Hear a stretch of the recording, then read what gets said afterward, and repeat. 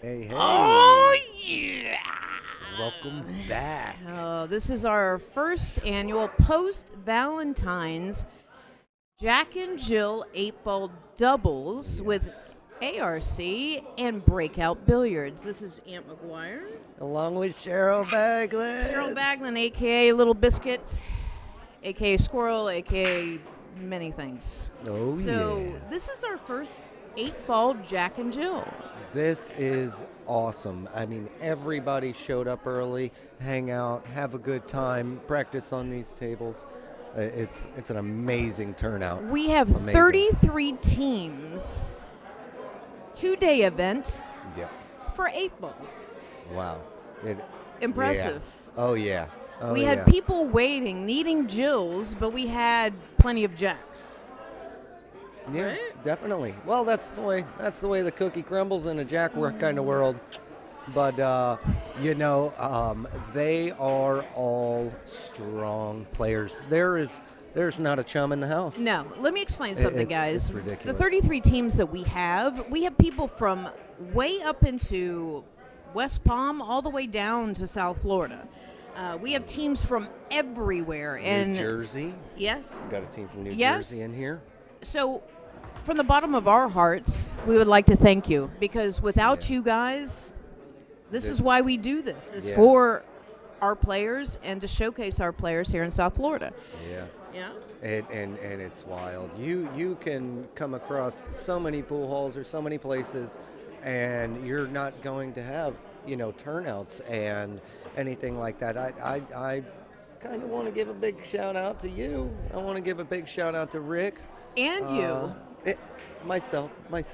Listen. But the biggest of shout outs, Breakout Billiards. This live stream is insane. And it's, brought to us HAC Lawn Service, full service landscaping, 1801 photography. Have you seen this guy's pictures? Listen, I fancy Ryan Acosta, and he'll be jumping in with us later. Yes. So, and we will roll certain pictures and such of the photography he does. As you guys can know, that me and Aunt and Rick have posted pictures that Rick has taken of us, and it's amazing. And guys, just so you know, we are live at Lucky 7 Billiards. Oh yeah! Oh, look at our first hey for the day, coming Sammy. from our own Sammy Shea. Sammy Shea, your mom is in this tournament, and we're super excited to have everyone here. So this is 8-ball Jack and Jill. Let's go over the rules a bit. All right, so most of the time in littler tournaments, we play you can't win or lose on the break just because they're, our tournaments, and this is how we rate people, that you go for all the gusto in the world. So we let it ride. We took it to 8 counts. You can win and lose on the break. Yep. There's only 4 teams that are a little bit tougher than others, so they do have a +1. There is a +1, which is an added game on top of that, which my team is that +1. I'm one of the 4 that are the +1. But all the +1s come out early, so people have the option, to jump in the tournament or not, because they know they're either going to go +1 or they're going to go regular. And yes, it's double elimination, tap rules, but also too off the break. If whatever balls you pocketed, it's open off of the break. There's only 1 timeout per rack. You cannot talk at the table. 8 counts as a win on the break. Yes. Okay. Yes. So this is going to be quite interesting. And remember, this is a 2-day event, so we're starting live now. We'll run through the evening, and then we're going to resume tomorrow at 12 noon. Nice. But so we do have stronger Jills than we do Jacks, and we have stronger Jacks than we do Jills. So the rule is 1 timeout per game. Correct. But so let's say in Pierre's case, we know he's the stronger player. We're talking about Pierre Palmieri, which is a beautiful person, and I mean he'll teach anybody how to play pool, hang out with you, and just run a few racks with you. But so like in his point, so you look at your next ball first, and you try to see where you want to line your cue ball up to. So if you can do that and your partner pays attention, they automatically know their next shot as the weaker player. henceforth the raised eyebrow. Yep. You gave the inside scoop there, eh? I'm loving it. I'm loving it, man. You know, I mean, everybody knows it. There's, you know, everybody has masks on, you know, so it's like, you know, you can't tell. So, hey, when you have the weaker player, that's I think what you do. But it's Jack and Jill, so you're going to see strong Jacks, strong Jills. Oh yeah. But who's our first match on live stream today, Aunt McGuire? We have Pierre and Stacy, and we also have Dave. Jana and Dave. Yes. They play out of Beyond. Yes, half and half. They actually play out of Luky and out of Beyond. Okay. Beyond Billiards in Davie, Florida, and we are live at Lucky 7 in Hollywood, Florida. Hollywood. Eric Schneider said, "Nice to see that pool is growing from where it once was. Great job, guys. Thank you very much." Thank you very much, sir. This is the reason we do it for viewers. Yep. Plenty of times during COVID, I logged onto the internet and I ran out of things to watch. None. I ran out of things to watch.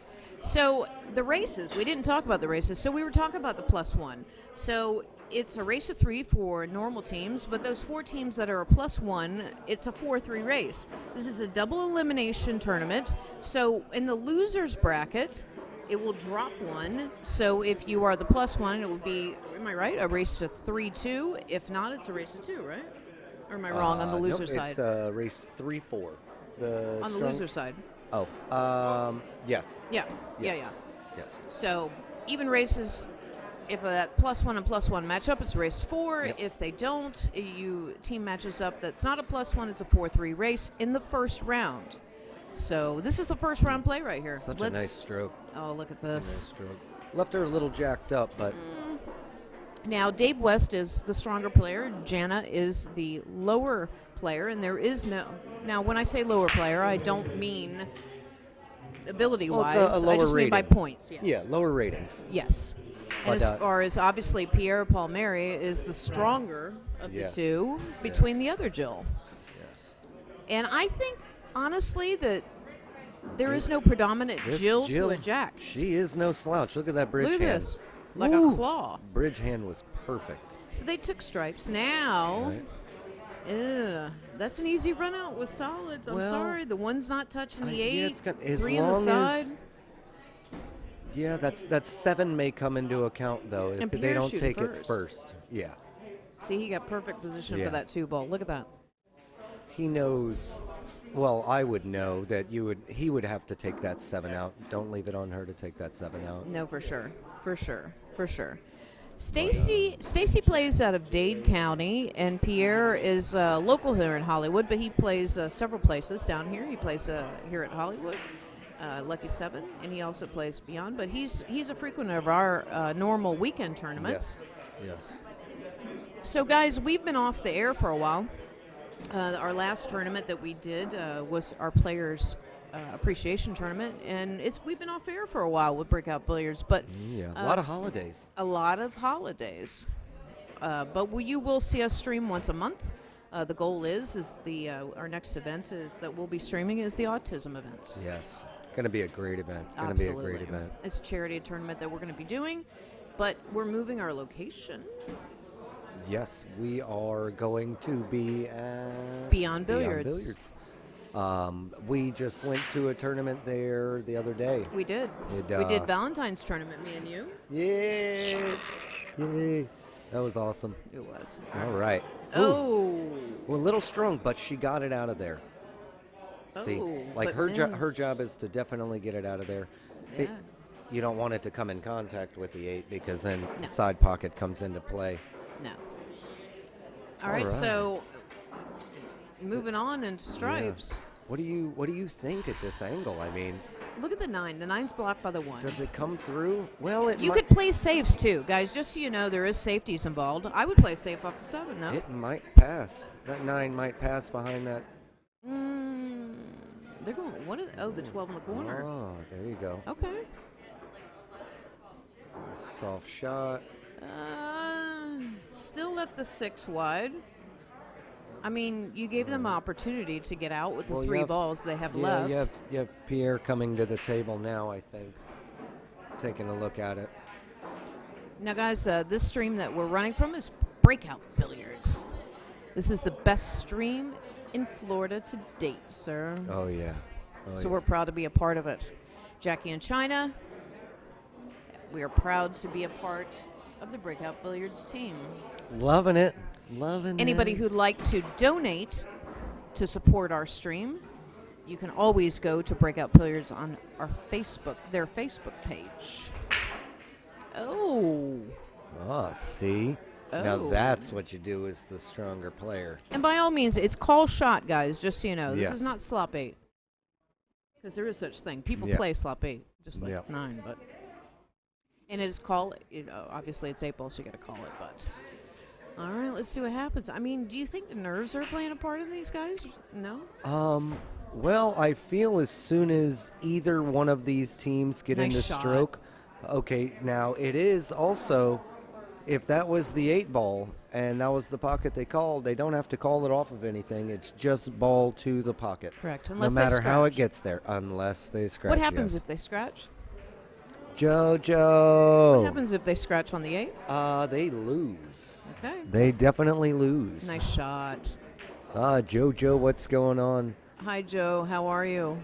I wish you were here with us as well. I know, such a lovely lady there. I love you. I played her in some crazy 8 the other day, Did you? and oh man, did she demolish me? Well, that's JoJo. We should give you that I look. love it. That was it.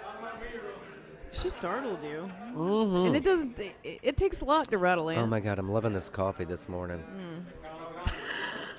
It's insanity. Okay, So Jana's up. They have stripes. holy, look at that moose knuckle they got there on the table. That is the Indeed That. right-sided bridge. Look at that. Have you ever used a bridge like that? I use a bridge 50% of the time, but not that one-sided.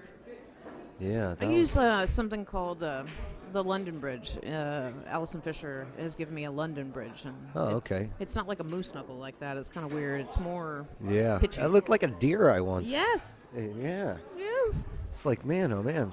So the 10 in the corner, set up for the 11. Dave is shooting this now. About 3 balls off. Ooh, if that can get in front of the one. Now this is what I find interesting, that most of these players, they're not doing offense defense. Right. So, but now, his last two-way shot, Pierre, so this will bring Stacy to the table. Yep. If I was her, I would shoot the 7. Nice and Yes. soft, leave it. He's going to put you on the 1 after he makes the 6. And then all you have to do is leave him a look at the 8, Or what do you have? I would shoot, because she is. I Give would her- make Stacy shoot the 1 and then make Pierre do all the work pocketing the 7 to hold for the 6. Okay, so just a little bottom, stop shot that. Yeah, she just needs to pocket the ball. If she Yeah. doesn't make it, it's offense defense. Well, she is a little taller, so I mean, past the half, right there, past the side pocket I think shouldn't she's go made the anywhere. moose knuckle though. Yeah, if I don't know, that thing was humongous. It was. I've never seen one like that. Oh. I've seen the clear ones lately. And I've they- seen the old ones that look like the bat ears. Oh, so he's just showing The her timeout. exactly how to shoot it. They took Yep. their one time out. All right. Oh, she looks a little off. She's off. Yeah, she's Come got to on, get that. straight, baby. Get away from that side pocket. There you go. She doesn't there like you it go. because she can't reach it. Yeah. Oh, she's still off. She's Well- still off right now. Oh, not a Not- bad outcome. Good leave. Not a bad outcome. I'll Good tell lead. you. Not too shabby. Not too shabby at all. All right, so here I think I safe behind the 11. Yes. You know, Or Give him a look at the 1 ball, but just kind of brush it up off the rail a little. I don't know. We're talking. Dave is a going under very it. strong. Oh, He was not trying bad. to get it behind the 1. Yeah, he's taking the easy ball away from them. All right, so now if they get back to the table. Safe. Just like that. Oh, See, frozen. Wow. Pierre froze that on there. All right. I'm sorry. Whoever you are from your opposing team, I would not Yeah. want to shoot that shot. Go to the long rail because it's behind the 1. straight up to the long rail behind the 8. At least try and get a hit, but man. Eric had said the 1 first draw it back. Well, remember, Eric, she was the lower number, so it was going to be difficult, and her reach. Yeah. So it would be difficult for her to draw Stacy back. would be. Nice oh, what hit. a beautiful hit! Look at this. What a beautiful hit! Ooh, all right. money. This All right. is a So good now match. it's on Pierre, though. Yeah. So I think he takes the 6, gives her the 7. She knows to leave him on anywhere on the rail for the 1. He can get it right back. Now, guys, you remember the 4 teams we were saying that it's a +1? Well, these are the 2 +1 teams out of the 4. Yes. So they're racing to 4. Her. Oof. Now, remember, guys, they're playing on a double shim table. It is one of the toughest tables in this room. So don't think, oh, the pockets look bigger than what they are. Nah, it's one of the tightest tables in the room. Oh, yeah. You played on it many a times. These are the tables that we practice on regularly, daily. Yep. And we have the double, we have the triple, and we have the quad shimmed here in Lucky. Yes, I practiced on the quad shim, and then I practiced on the triple shim last night. So hopefully today I can go make a ball in a regular pocket. I'm sure you will, dear. Dave's reaching over. He's definitely good for this. These are his shots. The guy can use some. Don't count him out. He left her a bank, though. I think she drills this all the way down. Remember, you can call it in that pocket and still make it off that 7 ball. It's good. She is a good cutter.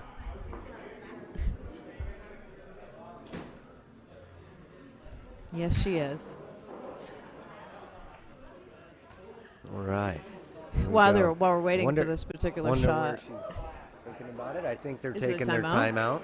While they're in the timeout, I do want to say that we here at ARC and Breakout Billiards, on behalf of things that happened this week, we would like to mention Jeanette Lee and her GoFundMe page. Oh, yes. And we are in full support of that and all of our players here. So for a legend female pool player that has done so much for this industry, we strongly suggest that everyone donate to the GoFundMe page and let's give back to her something that she gave us. Yeah, it's really big, you know, and I don't know if Kat ever told you, we were up at Shooters, and I'm in my match, and Kat says to me, she sends me a message, hey, this girl, you know, she's got some really great stilettos with spikes on them. I'm like, what? I turn around, and she's talking to Jeanette Lee, and she didn't even know it for about 2 hours. They were sitting there having a conversation. My wife says, do you even play pool? It was the greatest. Oh, she went for the greatest. bank. Everybody has Jeanette Lee stories, and throughout the world and throughout the country, and that's what made her the great pool player that she was. Oh, yeah. Jeanette Lee, she's still fighting, baby. Yeah. We got you. Down here in Florida, we support you. And we have some pro players jumping on the stream tomorrow in support for the donations for it, but we're moving on. All right. Just pocketed that 1 like nobody's business. Set up for the 6, 7. Use the rail to come back for the 8. Let's see what happens. Debbie Maskell. Nana. Hey, Aunt, and hey, Cheryl. Good morning, Nana. Good morning. Going for the 7. Oh, and kind of sold out. You hit it too hard. Gave him a shot on the 8. Oh. Man. Well, I mean. Well, that brings Pierre to the table. No. Oh, no. I mean Dave. I'm sorry. Dave, yeah. All right. Stacy was the one who missed that other pile. That's his wheelhouse right there. There it is. We got the first one up on the scoreboard. Macaroni. Yep. So they broke right. the first rack and broke the jitters. Yeah.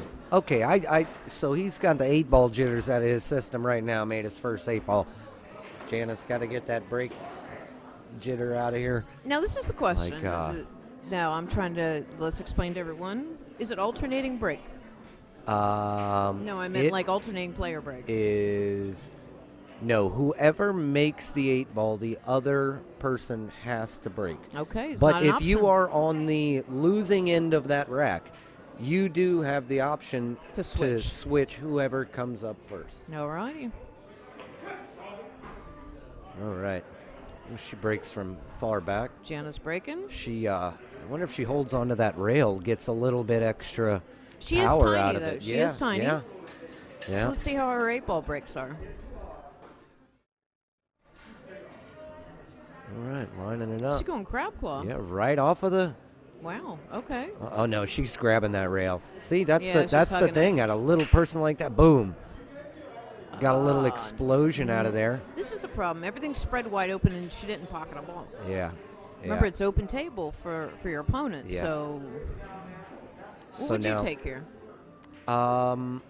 Knowing Pierre's coming up to the table, I would possibly take solids. The 4 first? I would take the 4. Because the 7 goes past the 10, I believe. No, I don't think so. I think it does. The shadow of the 10 is on the 7.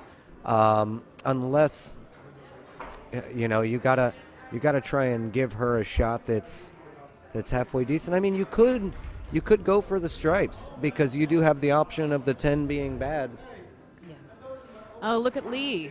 Now, for everybody, Lee Nathanson, they call him the tree for some godforsaken reason. He is here today, and after this round, or this match, he will be jumping on to commentate because me and Ant will be playing our matches. Yes. Lee is a very good shot, and I actually think that is a 1801 photography picture that he has. I believe so. Listen, Ryan Acosta makes everyone look good. I'm telling you. I didn't think his muscles were that big, I didn't think he had that many muscles. Oh, look at that. I'm telling you, if you want somebody to make you look even better, all you got to do is just hit up 1801 photography. Man, make you look. Missed that one ball. Actually overshot it. Ooh, that was a rough one. Yeah, that was a rough one. The leave's not bad, but the 14 goes in the corner. I would, if it was me and you, I would play it in the 1 in the back pocket and get the breakout on the 7 right away. That or shoot the 14 all the way up table. Well, actually, I think that's on the stripes because they just missed the 1. Dave is waiting for somebody to shoot in the table next to him. Nana said good luck to everyone, by the way. Thank you, Nana. Nana, always a great person. A lovely lady there. Yes. She is our biggest fans, I think. I'll tell you. Yes. Some of them. Have you ever had some of the cookies and stuff that she brings in? No, I missed it all. Nice shot. Goodness. Dave made a nice shot. 14 kind of left Jana in a bad little spot with that 15. Well, I would... Her job is just to pocket the ball, though. Yeah. Just hope she doesn't scratch. You can play safe. Yeah, in this instance, I put the 13 right into the rail. Yeah, I would. The 7 doesn't pass the 10. And the 5 but either. She is a ball maker. Like I said, she's all about the cuts. Wow. Oof. It's a fast table. Yes. Fast table. Yes. You gotta watch the speed on this table and you can't jam it in the pocket. That's the key too. Yeah. It's more finesse. It's a Brunswick. Any Brunswick Gold Crown that I've ever played on, if you play that ball too hard to that back pocket, boy, Stacy's it's going to sound like a 57 Chevy truck door closing on you. Wow. This is like the battle of the girls right here trying to, pocket a ball. Yeah. Now, Pierre, actually, that was Stacy that missed, so now Dave is back to the table. All right. And they are solidified stripes.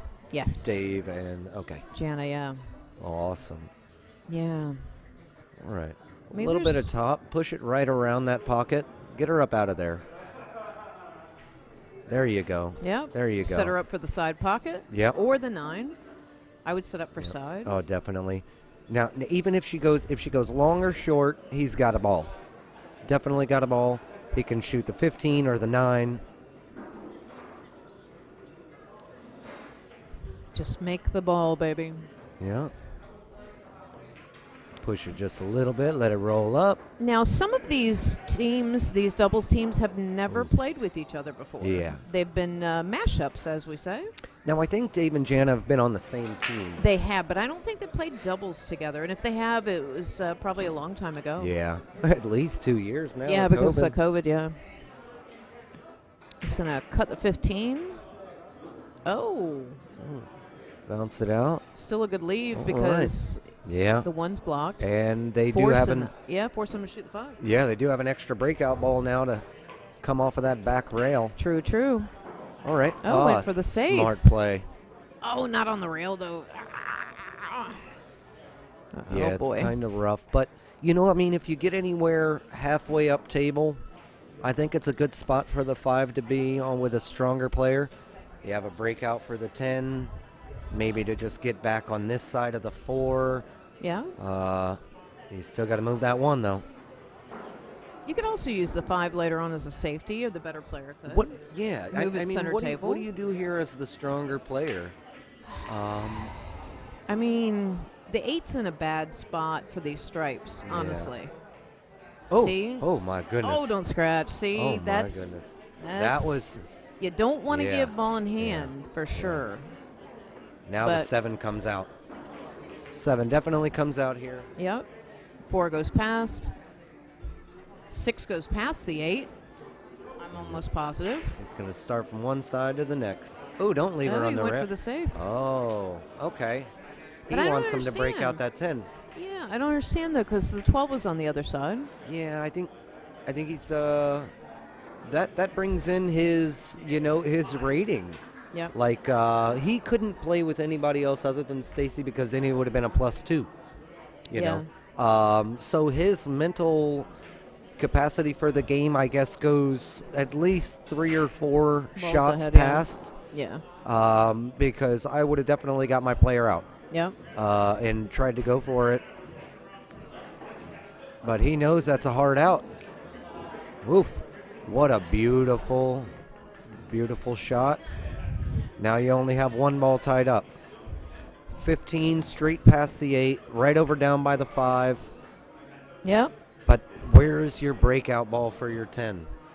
Where's your breakout ball? All these I see as defense right now. Yeah.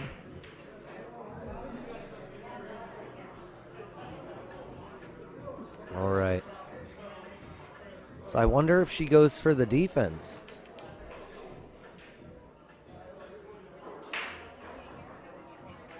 All right.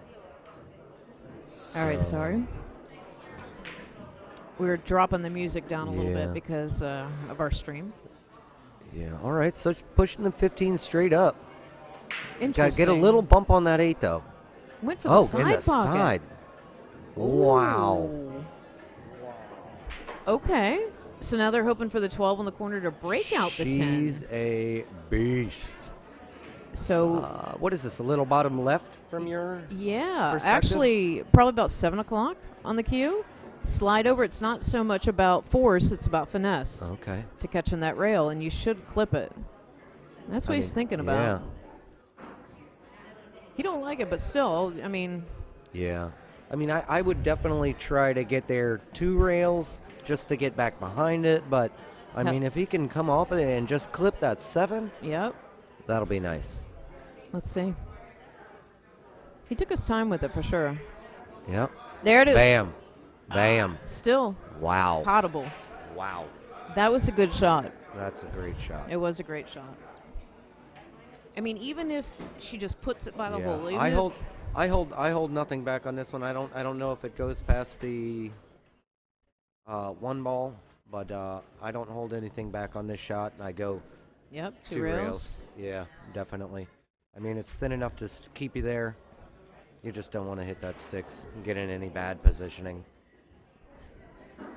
Here comes look at the that bridge. Monster moose. Wow, it's back. It just took up the whole screen. In 3D. I'll tell you though, but it's only one-sided. Look, and it has a little. It's like a big V. Yeah. You stand that thing up. Stand on it. Yeah. Why? Ooh, went to the bank. I think that they completely missed the cut and just came on the backside. I don't think that was the intention, guys. Honestly. Yeah. Because now everything's wide open, so that was unfortunate right there to come off the backside and not stronger player option. What do you do here? Because you're kind of safe. Because honestly, you could start shooting that 5 first. Because that 8 is blocking that 10, and you just make balls. Yeah. Start with the 5, the 4. You don't take the 1, 6. do you? Pierre has a theory behind it. I think Make it easier for her on the 5. You see that? Big bounce. Get off the rail. All right. She pockets it. Because Pierre can honestly, he can make pretty much anything on the table. Just a little draw shot. Leave him the 4 in the side. You know that's cuttable. Or the rail. It depends. I don't know how she used the rail. Okay, yep. Yeah. Nice. He's going to pocket the 4. This is the thing. You're leaving it up to her to draw back a little bit for that 6. Debbie, it is only timeouts. I don't know Moscone. It is not Moscone style. Okay. Debbie Smith. And thank you. But I would say me as a stronger player, I'm looking at my next ball that I would shoot if I'm with a weaker player being a +1. Yeah. Yes. But Debbie, to answer your question, no. They can only talk to each other off to the side when it is not their turn, or they can take that timeout. Yep. You get 1 timeout per rack. All right. We seen her miss this shot last time, being jacked up on that corner. Honestly, she just needs to make the ball instead of trying to leave him anything. Is she shooting with a break cue? It looked like it. It looked like it. It looked like she grabbed the wrong stick. Okay. No, unless it's... Finale tip. Okay. Wow, very That's nice. Shooting cue is a finale. Very nice. And the 8 ball does go in either pocket, so... I don't think he holds anything back here. I think he goes 2 rails on this one and sits back up behind the 8 where the 6 is now. I do... You know, it's hard to say what Pierre's going to do in 8 ball because in 9 ball I know that he plays a lot of safeties in 9 ball, but I think you're right. He's going to go for it and do it with the 2 rails and set her up. It's just a little bit of left-hand English, but yeah, he's putting a little left on there. Ooh, yep. That bridge is kind of sloppy.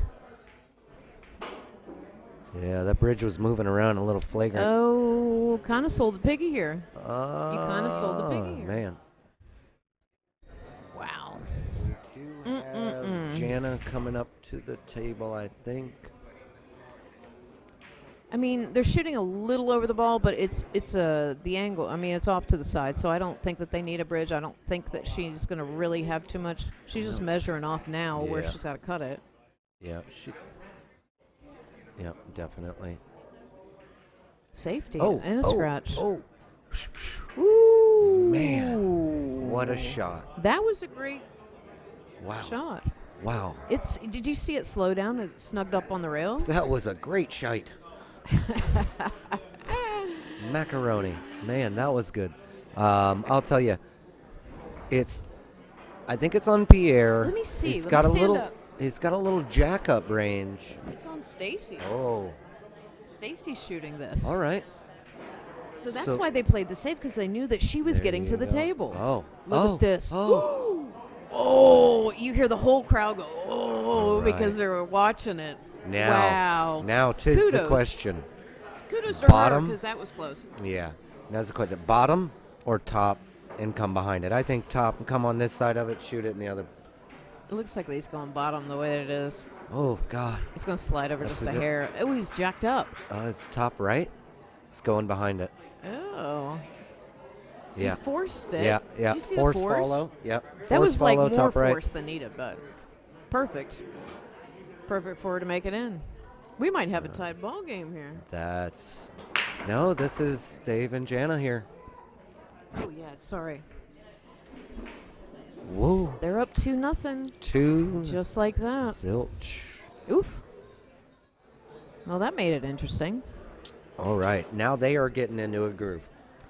Now it's happening. Oh, who is this lovely? Yeah. What up? Nicole and Tito. Nicole That's and Tito insane. in the house. That's cool. So while they're racking, Objects me bigger than maybe bigger than they appear. Lord of it. Huge shout out to Breakout Billiards and 1801 Photography, HAC Lawn Service for all of your full service landscaping needs. All right. And any event that you need, I don't care if you don't have anybody to even run your tournament. You hire Breakout Billiards, we come along with them. We do come with the package. So anytime that you guys have a tournament and any kind of event, reach out to Breakout Billiards. And we do. ARC comes along with a package. Oh, yeah. Promote your event. You know, I mean, it's wild. We go to some of these places, and people love it because now they just get to shoot pool. Yeah. You know, and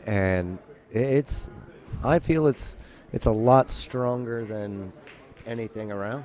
Correct. And we have been able to run tournaments that most people haven't been able to, and we're proud to be able to do that. And we do this for our players.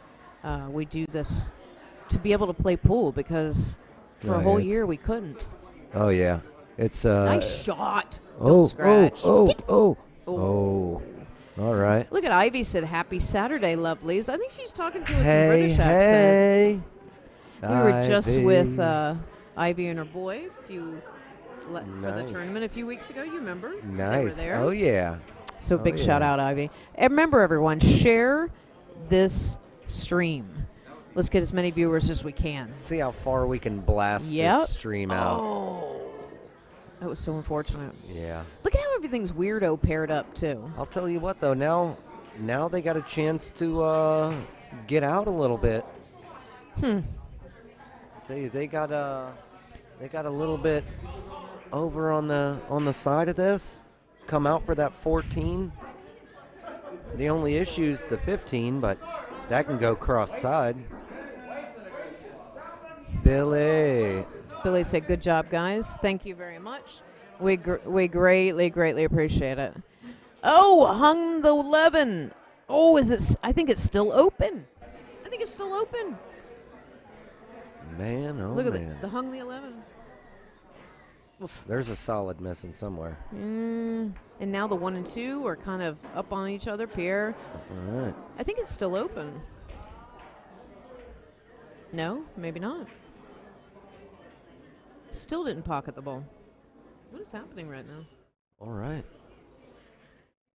I guess they're still working into their stroke, working into the shot. I'm not sure if that was strategic. You gotta play that one a little bit stronger. That was definitely a strategic shot. Yeah. But I really think that you got to put something on this. You got to get on the other side of that table. Off the rail, though. Yeah.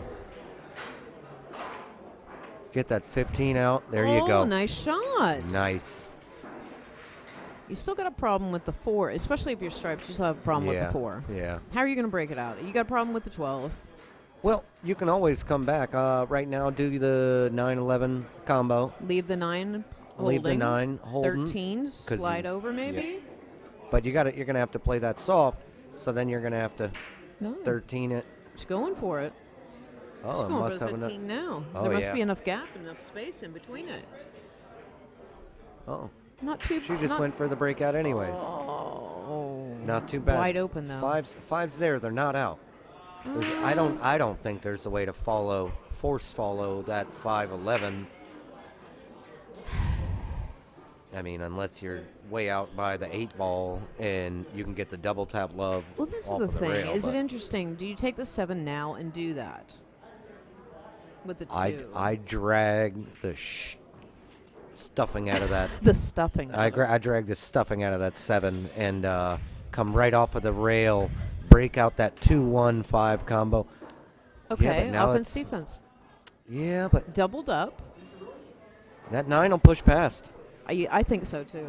I do. I see it. It's only halfway past that nipple. That 9 will push right past. And then this is going to be a good one. This is going to be interesting. The plot thickens. All right, I take the 3 here. They're on stripes. Who's up? Oh, sorry.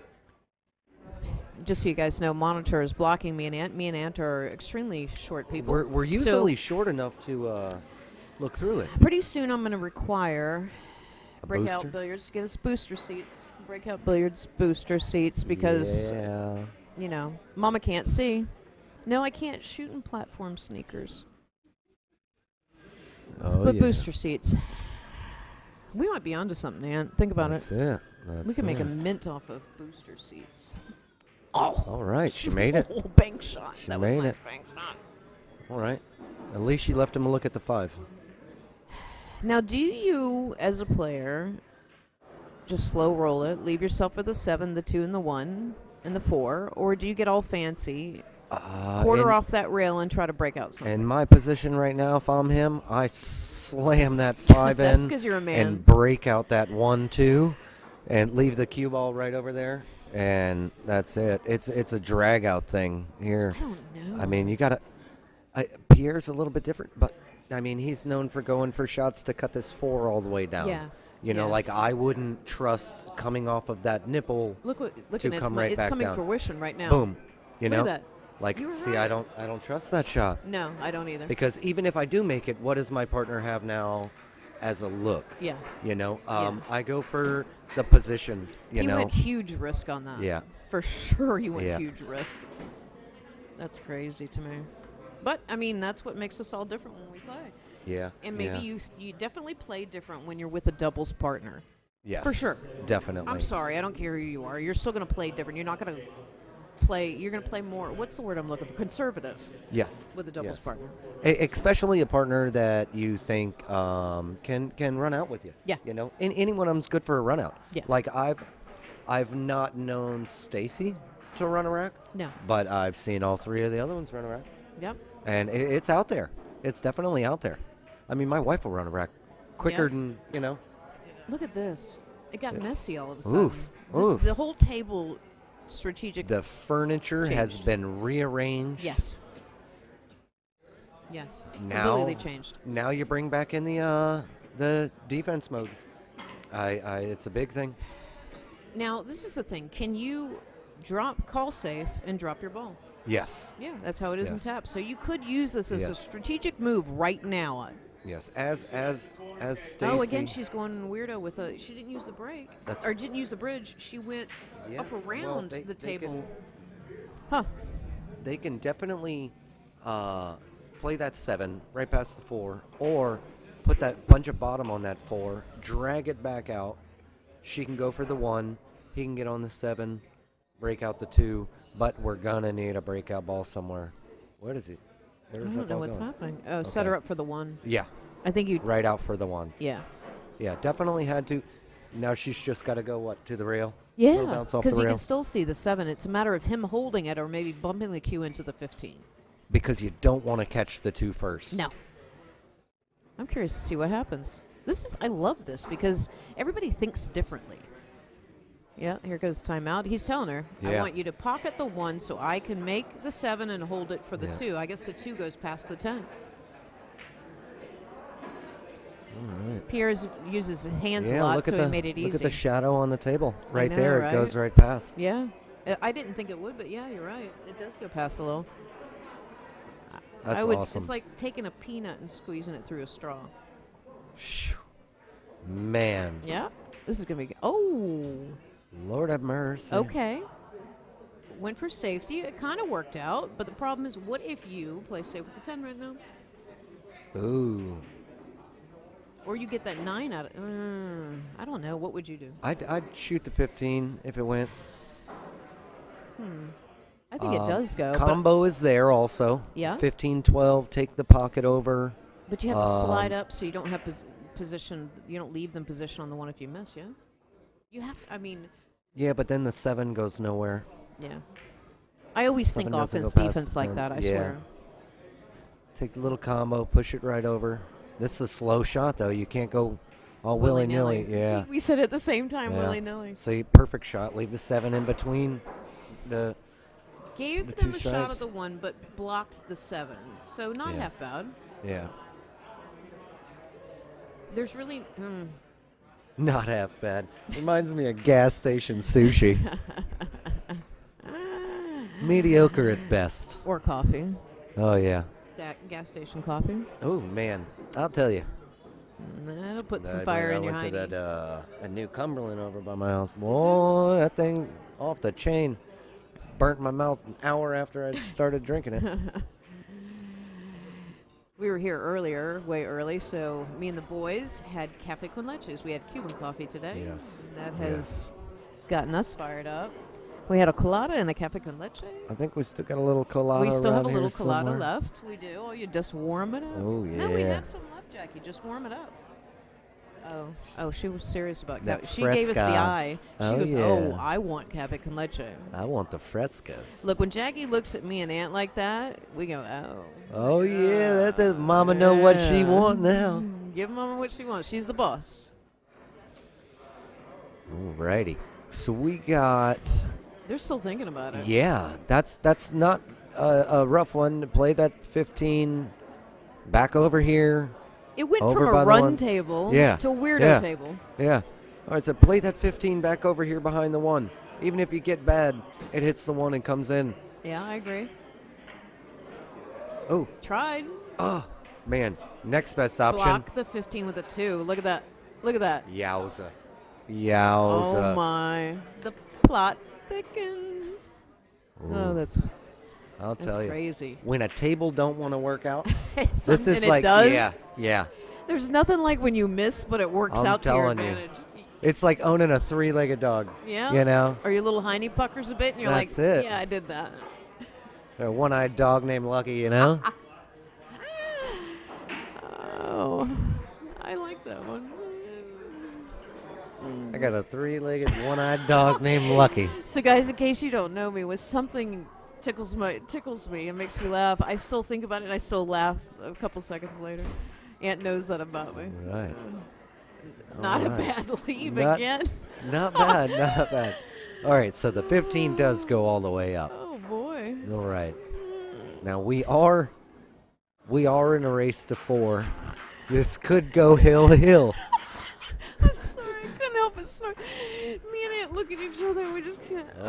All right, back on a run. Pocketed ball. All right. Oh, baby. Turning things around now. Turning it around. Turning it around, yeah. 7-Eleven coffee all day. Stop it. No. Oh, man, that's that hard. chipperkey. That's that tree bark, man. It is. You got to watch it. I would the rather. Chicory coffee, yeah. I'd rather drink that other stuff. Yeah. I'll take Folgers or Maxwell House over that. I don't fancy 7-Eleven coffee, but not to knock 7-Eleven. They are open 7 to 11. Yeah, that Wawa's good, but they got a little too many options, though. Yeah. Nice all right. shot. All right. Oh. Lord have mercy. Oh. You still didn't leave anything for stripes. This is like crazy to me. What is happening right now? So I play the 9 with bottom. I don't know what's happening. 7-10. All right. It's not a bad one. They got their ball out. Yeah. Got their ball out. Took the problem ball out. Now, what do you do if they roll the 9 up to your 7 here? Man. That's just dirty. See, I play nasty like that, too. I know you would, too. Oh, yeah. And give the ball in hand. Yeah, you got me by 2. Look. Every other shot's a defense. Let's see. Yeah. Oh, just missed it. Out of there. Kind of sold the piggy right there. Yep. I sold the piggy, but it was worth the effort. All right, here's the run. All right, Stacy should line up, take that 7 right out of there. Yep. Easy peasy. Not a hard shot. Oh, I don't like that bridge. I know There's no backhand on that bridge. Oh, she got it. She got it. He can see the 1, so it's good to go. A little bit of bottom left drag, bring it out. Nothing fancy though. You can't leave her long on that 2 ball. Yeah. Because she's having a problem. Yeah, that bridge was her bridge was definitely wobbly. Oh, taking the problem ball now. Oh, nice. Very nice. You're up 2-0. Why not, but right? You got to leave her on the right side of the 1. Just got to let her see the 1, honestly. Yeah. And leave her on the right side. There it is. The Frenchman. There it is. Knocks that shot out of the park. Yes. And just make the ball, Stacy. That's all she's a righty. She's a righty. She's good here. Little lean over the table. Just take your time and pocket the ball. Pierre's got this, but little bottom. It puts them on the board. Wrong side of it. Wrong side of it. No, it won't scratch. Oh, maybe. All right. Woof. Good. He's got more. He's got a little bit. He could put a little bottom on it. This shot. Little mid shot. This shot puts them on the board. Yep. Right there. Lined it up. Right. Shooting with that, what is that, the yellow one, the P2? Yeah. Predator 2? I don't even think that's his cue. I think, honestly, I don't think it's Pierre's cue. He is shooting with the Predator, but let's see. He's going for side pocket. And it's in there. Just like that, on the board. Very nice, very nice. 2-1 right now. Alrighty. 3-2 race. We knew this was going to be a good match, though, honestly. This is a good starter, a definite great starter. Yes. You know, and we do let everybody know that they have the option to play on the live stream. So, you know, you got to wear your mask. Yes. You know, every single time you're up there. Yes. You're not sitting down. You're wearing your mask. Yep. And if you can't adhere to that, no live stream. So they can already get the jitters out of their system by just saying either, I'd love to play on it, or no. Yep. Yep. But and we do also tell the players, just so you guys know, that if they do not want to be on live stream, they can tell us. Yes. We are not baggers like that. No sticklers to the rules unless they're made by Jackie. Yeah. That's about Jackie it. laughs. Nothing, ma'am. You're the boss. You're the boss. That's great. You're the brains behind it. We're just the cute ones. Ooh. We're just the cuties. All right, so if 4 balls don't hit a rail. It is option of re-rack, or they could. Or they could keep it? I don't know. I was looking They're asking somewhere right else. Now. I was making sure I wasn't in trouble. Most of the time, if 4 balls don't hit a rail, it's a re-rack. But I understand, too, that it is a choice, either re-rack or... They're talking about it now, so we'll see what the decision's going to be made upon. Because, I mean, in some leagues, league play, if 4 balls don't hit a rail, it's a re-rack, and you get one more crack at it. If you still do the same thing, then it goes to the other team or the other opponent to break. But there are also some tournaments and leagues that gives the opposing team the option. Now, personally, I would go for the re-rack because it's doubles. But if I was playing singles competitively, I would keep the rack as it is. I know it would take forever, but I love that stuff. All right. I think that they're still talking about it. So we will wait on that decision. We shall see. Yeah.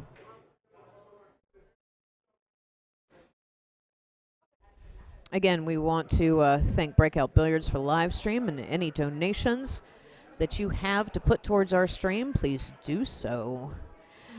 Lauren Picard would love to see a live bracket. Is it posted anywhere? Well, Lauren, normally we are doing this event on Brackelope. We have not yet posted anything, but Jackie had said that she will try to post the bracket. She's going to check into it for you, Lauren. So I do want to thank 1801 Photography. I want to thank Breakout Billiards, HAC Lawn Service, and Lucky 7 Billiards for the event today. This is a 2-day event, Jack and Jill 8-ball doubles. For the cash, it was a $60 entry and double elimination, 2-day event. Let's go, let's go, let's go. All right, we're breaking it up. So what was the determination, Ann? All right, so there was a foul break. 4 balls did not hit the rail. So our option to them was the next player or the last player that shot on their team could not break, which was Dave. Okay. So it was a re-rack. Yes. Okay. Not yet. But the next table that's available. Okay. All right. Ant's going to step away because he's going to play the next available table, and since we've been joining with you guys here, that he's going to take a little break before his match. So I am here.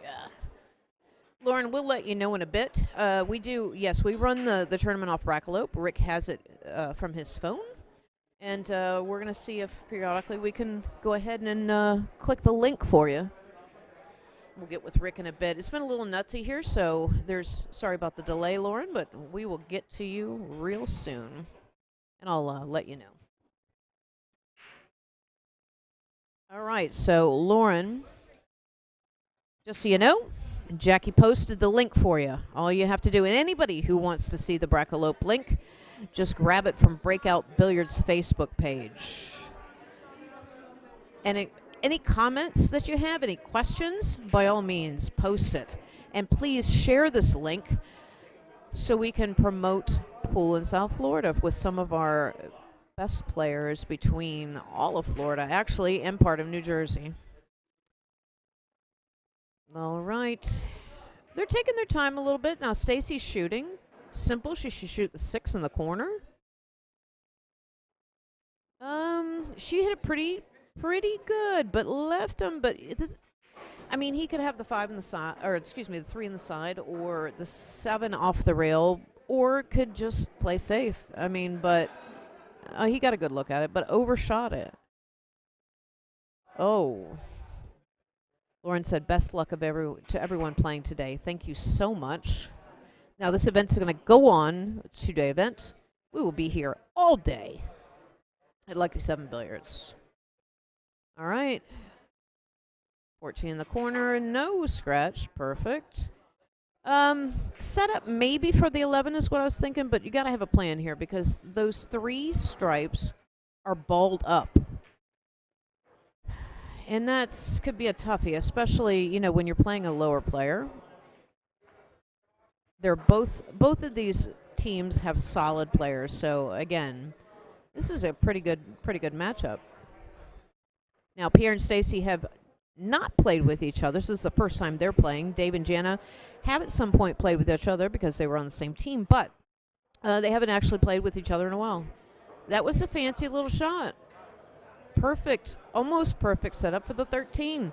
Now, this is the key. You have the angle for the 13 to pocket it and slide over and separate these balls a bit. Now, I'm curious to see if he's going to do that. Yep, I think so. I didn't think that was wanted to happen. All right. This is going to be interesting because, honestly, your solids are wide open. You have 2 solids, potentially 3 solids that you could break out that 2. So I'm curious to see how this is going to go down. I'm thinking the 5, pocket the 7, try for the breakout, or you could use the 3. I'm taking it for the next team that's coming to bat. Yeah, there was nothing Jana could really do. Now, again, we're going back to the theory that I was saying with solids. 5, 7. Do you utilize the 3 on the side to break out the 2? I mean, it's a toughie. It's a toughie. And again, this is a double shim table. She's reaching over again. Okay. Nice shot. Left a little bit of an angle for Pierre. I'm curious to see what Pierre does with this. I'm super curious to see.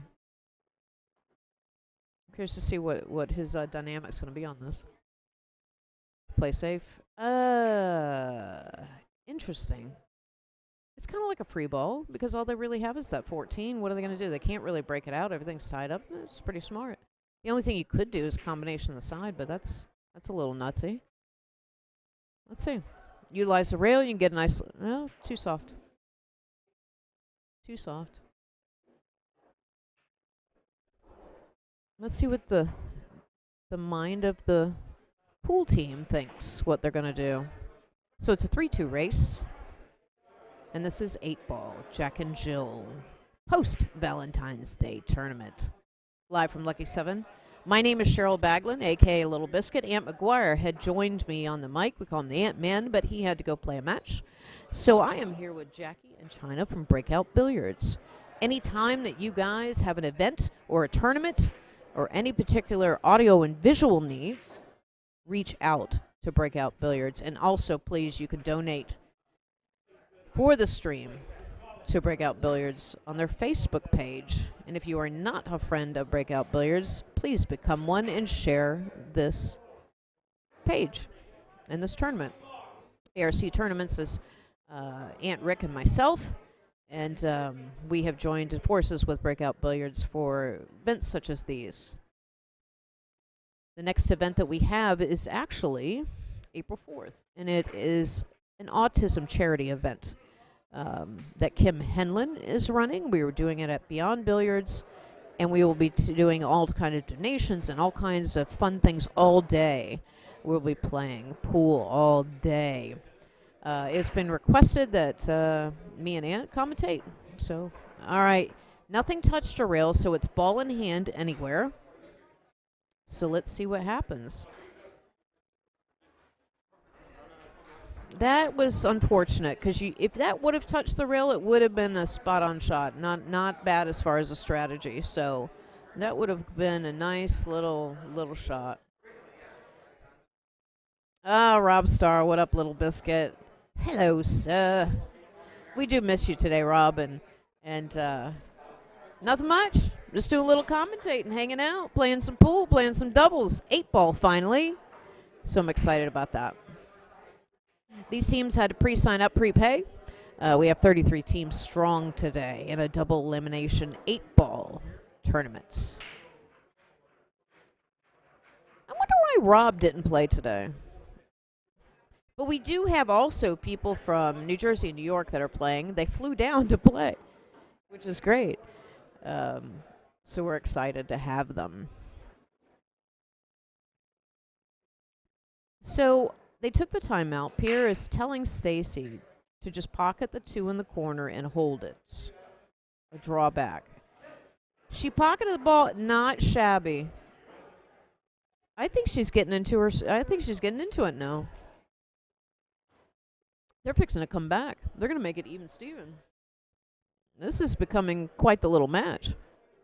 Not good for my bladder, but nonetheless, a really good match. This is a great start to it at the beginning of our day, Jackie.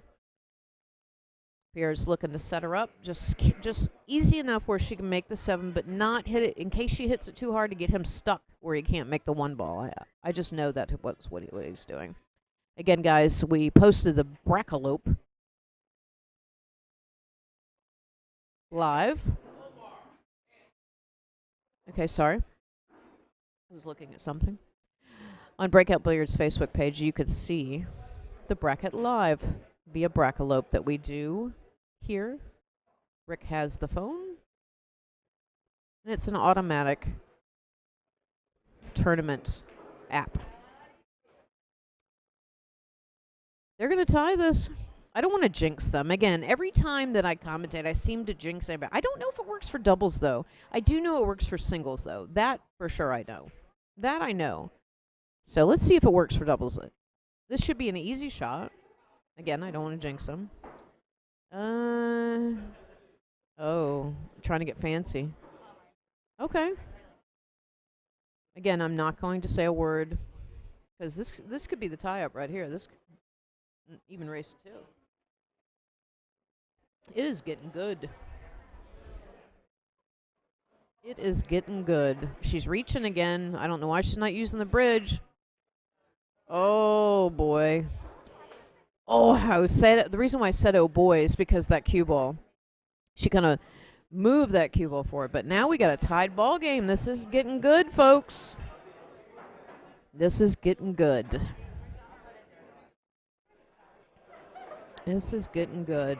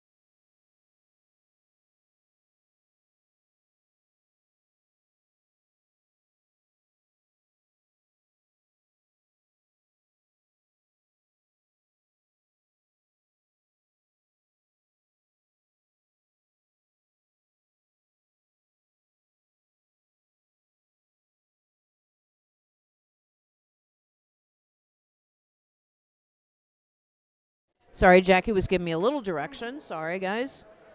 So this is what we're doing.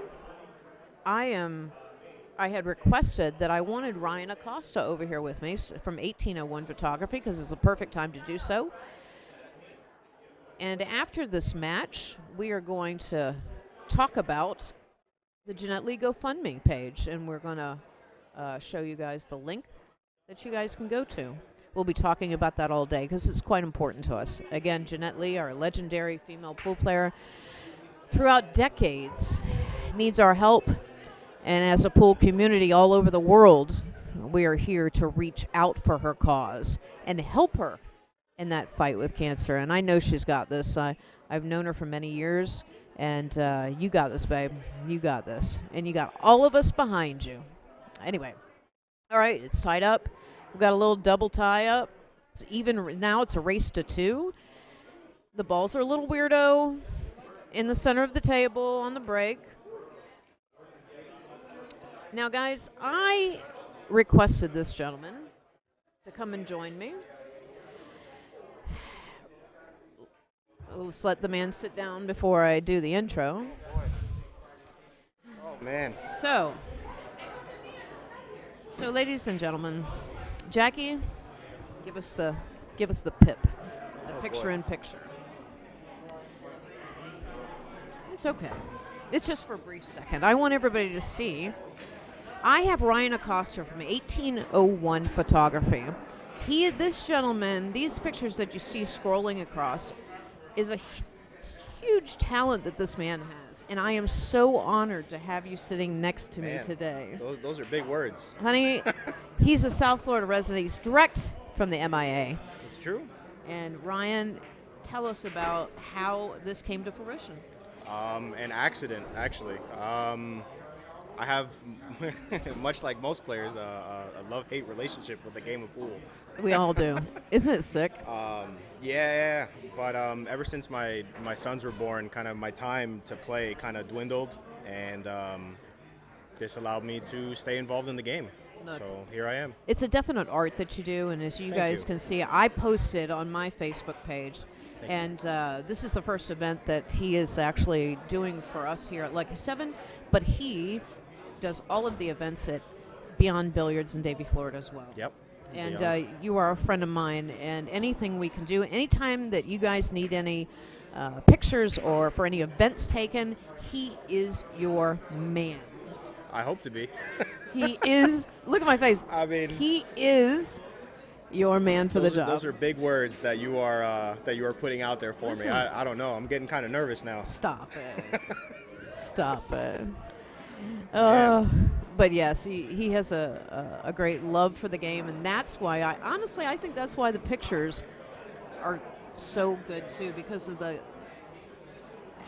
is the word I'm looking for? You get everybody's persona on the table. I try. You capture that. I try. Fortunately, like here today, there's a lot of players that I know, whether through personal means or through other events. So it's watching them interact now in a tandem fashion is different. It's different. But knowing their patterns or their persona, to use your word, on the table. Yep. Now, the more I see them, allows it to be easier for me. Yeah. So like I've said before, like to Ricky and to yourself, I just click the button. Like you guys do all the hard work, I just click the button. But you click the button really good. That's all I'm saying to you. You click that button really good. I mean, there's probably on my pictures, you probably spend 2 hours editing my photos. Because, I'm not, I'm adorable, but hey now, I have flaws. I mean, they might be, very minimal. Listen, this man has captured all of our South Florida players. He's actually been up north. He's been everywhere. He has been, shooters in Port St. Lucie. I mean, you're out of shooters in Kendall. You've been there. I mean, guys, we're representing something that the pool community has needed for a long time, and I think your expression of the art, of our talent, is amazing, sir. Well, thank you. It's weird hearing that, but I'm certainly very appreciative of that. I try to get around as much as I can. Yeah. Now, how do they reach out to you, Ryan? Facebook? Facebook, you can find me. Message them? You can message me. You can talk to Cheryl. You can talk to Ricky. Yep. You can talk to Anthony. You can talk to Luke. Anyone. I'm really easy to reach out to. I respond to everything. Yeah, it's just if you need them, you hi. let us know. Yeah, it's Ryan Acosta. So on Facebook, it's RyanAcosta. And anytime you need anything. And he is your man. Thank you. I love you, sir. I appreciate that. Thank you for being here for the event. Of course. Thank you for having me. Yeah, for supporting Breakout Billiards as well. Of course. I'm not going to go somewhere where I'm not invited. I know for a lot of players it's different having someone kind of roam the room. Yeah. But my job is to be as incognito as possible. Yeah, and guys, just so you know, when you're playing your match, he loves action shots. So all the pictures that you're seeing were actually in a match. He doesn't like predetermined pictures. It's really on the fly. So that is where his unique talent comes from. Being able to watch the game and knowing now for as being involved in the game for as many years as some of us have, it makes it, I don't want to say easy to predict, but you can kind of feel where the game is going. So you get an idea of what you want to look for and where it's going to happen. Yep. And you just watch. If you like to people watch, click a button. It'll be all right. I think anybody can do it. I'm just lucky enough to be able to do it. Yes. Yes. But we're glad to have you here today. Thank you. I'm happy to be here. It's been a really long time since I've been in this room. Yeah. A very long time. And he's a pool player, guys, just by the way. Just letting you know. And a not half bad one either. I saw you playing for Valentine's weekend. We were at Beyond Billiards. Yeah. He picked up the cue, guys. I'm better with the camera. Oh, don't let him be humble. Stop it. I am better with the camera. That is a fact. Ray Linares. Ray. The Ryan Acosta. Ray, when are we going liger hunting? That's all I want to know. Oh, that made me chuckle. That made me snort. Did you see that? The reason why it made me snort and chuckle because I know Ray and I know Ryan, and Lord only knows the liger. I want to know. I'm still waiting. Hey, Ray, when are you going to have Ryan come up over to Tampa and take some pictures? Now, this is the thing. Ray Linares has his own company too. He does? But it's more scenography, right? Yes. So I think you guys, Ray should collaborate with you. It's funny that we've talked about it a bit actually over probably the last little while. But he's got a kid. I've got a couple of my own. It makes life a little difficult, but it's in the works. Excellent. Ray says, I want to do a beard photo pool all around with you. See, everybody wants their picture taken with you now. Because you're the man behind the camera. And as you can see, look on Ray's profile. Yeah, but Ray's pic. Legit, though. Yeah, he's legit. He's movie cameraman. Yeah. Cenographer.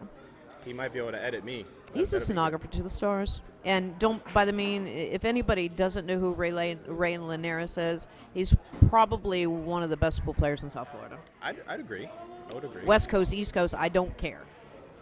That's all I'm saying. I love you, Bo. He is the liger of South Florida. Yeah. All right, so it still made me chuckle. All right, so what? I haven't even been watching. I've been blushing at your kind words. Thank you. Man. I love you. That's why, and I love what you do. It's tied. Actually, Dave and Jana were up 2-0. Pierre and Stacy came back to make it 2-2. And honestly, because I've been looking into your deep, dark eyes, boy. I haven't really been paying attention. But if I stand up, 3 on the side, that's Dave. So Dave and Jana can, as long as she pockets this ball, Dave will have a bank shot, for the 8. 11 looks deep enough in the pocket, too, depending if he wants to try to follow that ball in. And this is what we're talking about. This is what makes it so unique as being doubles. It's not like it's something totally different brain-wise that you gotta have to rewire your brain a little bit and trust your partner. Hey, there we go. All right, next week, Ray, I'll hit you up, man. Ray, it's glad that you're coming back home, Daddy. Oh no. Bring the wife and that hot-looking kid. You have some beautiful babies too. Thank you. I have twin boys. You too. I got lucky. Twins. Good Lord. Nice shot. That's the usual reaction that I get. Is good Lord.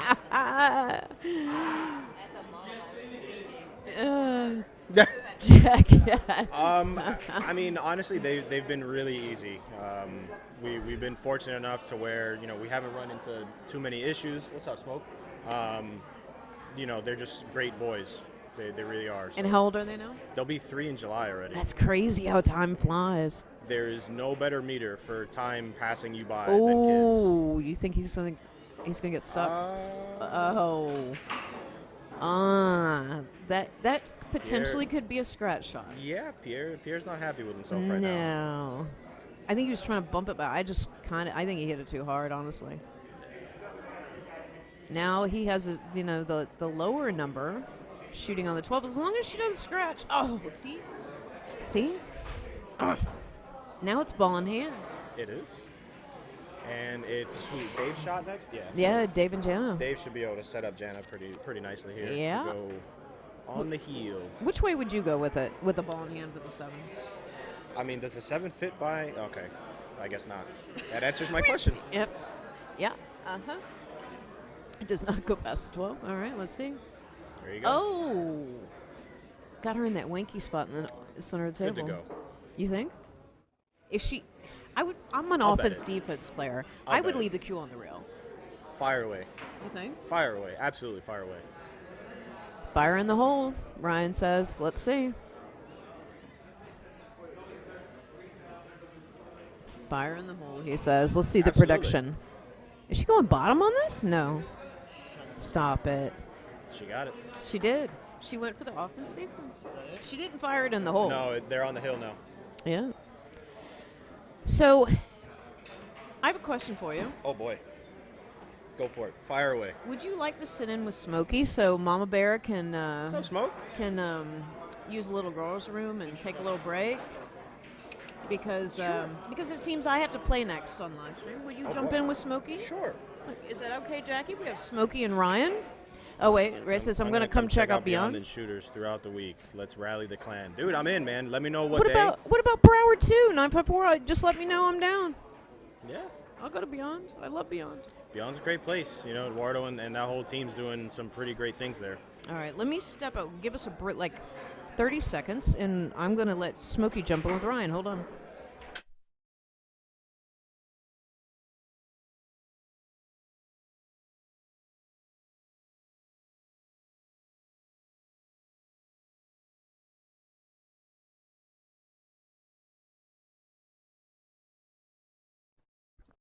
What's up, guys? Look at you. You're a pro. You know the little buttons here and everything, man. Jeez. I've done this once or twice. All right. It's been a minute. Well, I'm coming back. But it looks like we had a miscue off the break.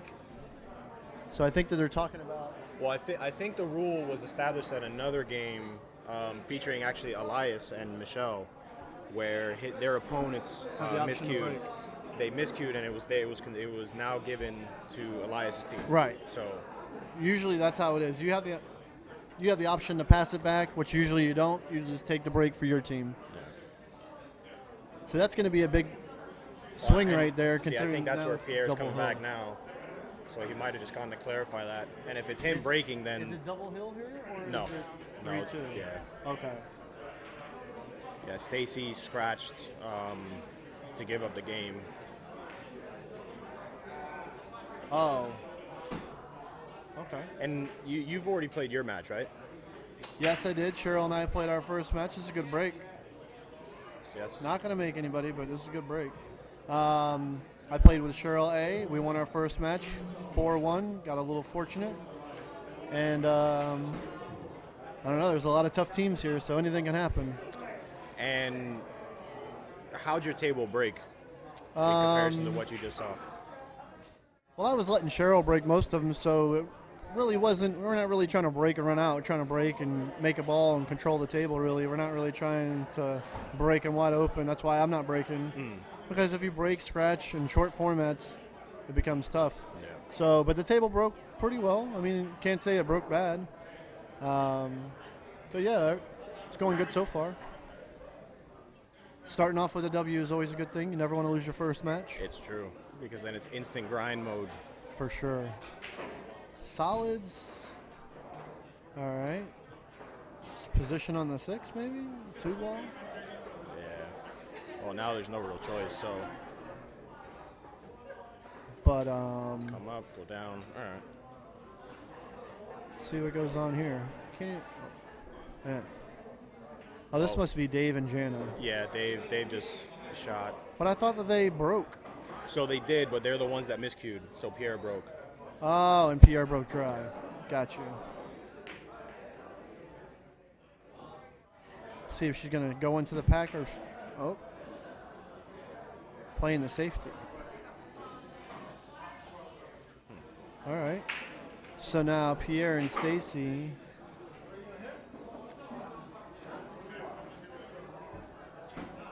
Oh, that's Stacy. Okay. Took me a second to realize what Stacy... Oh, okay. Yeah, there's a lot of names and faces I have to become familiar with in here. Well, that's actually a really good shot. It'll be interesting to see who can break up this cluster. Right. I mean, that's what really I was trying to do. I was trying to just leave my partner an easy shot to where, like, if he rolls the 11 in, he can leave her the 10, so she can set him up down here in the 13 maybe and let him blast into it.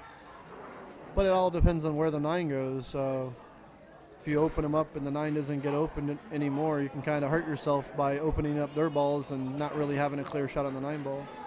I mean, the 9 goes by, right? Goes by the little cluster? 8? No, it doesn't go here. No, but I'm saying it fits, right? Yeah, if you get it goes in the enough, bottom left pocket. Yeah, but like I'm saying, you know what I mean? With the way that the ball, see, Pierre was just trying to move there. He's just trying to. But I don't really agree with that because now they have a stop shot on the 6 ball. You can shoot the 5, open up the 3, and leave yourself the 4 and have a good day. Well, I think it's Dave's shot now. I don't know if he necessarily wants Jana to break that open, but. Well, a lot of times that's what it comes down to is that you just got to put your partner in the best position and see. He might just overswing right here. No? He shot it right. Here we go. So now all she does do is make the ball, follow forward a little bit. She'll leave him either the 4 or the 3 as long as she follows the ball and doesn't stop the ball. It's kind of interesting, that choice of the shot, though, by Pierre. Yeah, right, but I mean, I think that he was just trying to take a little pressure off of his partner and just trying to move the balls around. You know what I mean? If he guards the pocket and doesn't bounce it up and it hangs in the pocket, that's a pretty big ball. But I feel like he just wasn't trying to put his partner in an offensive position when the balls were still tied up. So this is going to be the key of the game right here. So if she makes this, which she does, and he can shoot the 3 now if he wants, but still becomes tricky with the position. But probably take the 4 here, right? Better off to swing out. Yeah, but it depends on his control on what he likes to do. Because if you're going to shoot the 4 ball, you're either going to have to fan back and try to come bottom left or something like that, trying to come around the balls without touching anything, or just try to go center ball, go up to the 7 ball. But I don't know.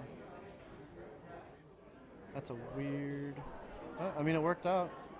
He didn't sell out.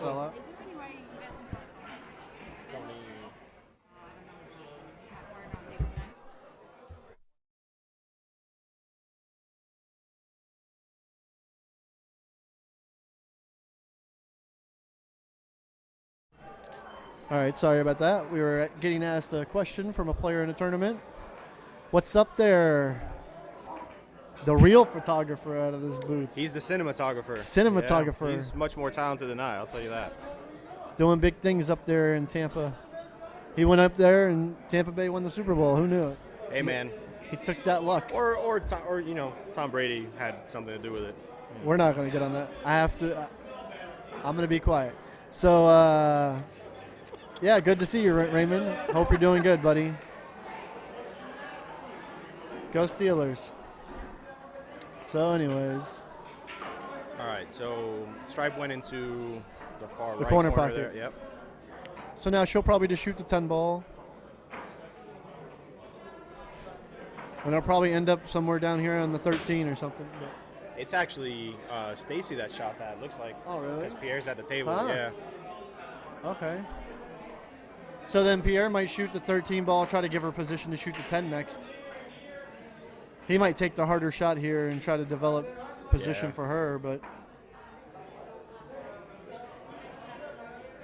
had to be able to cheat and, look over the monitor on the side.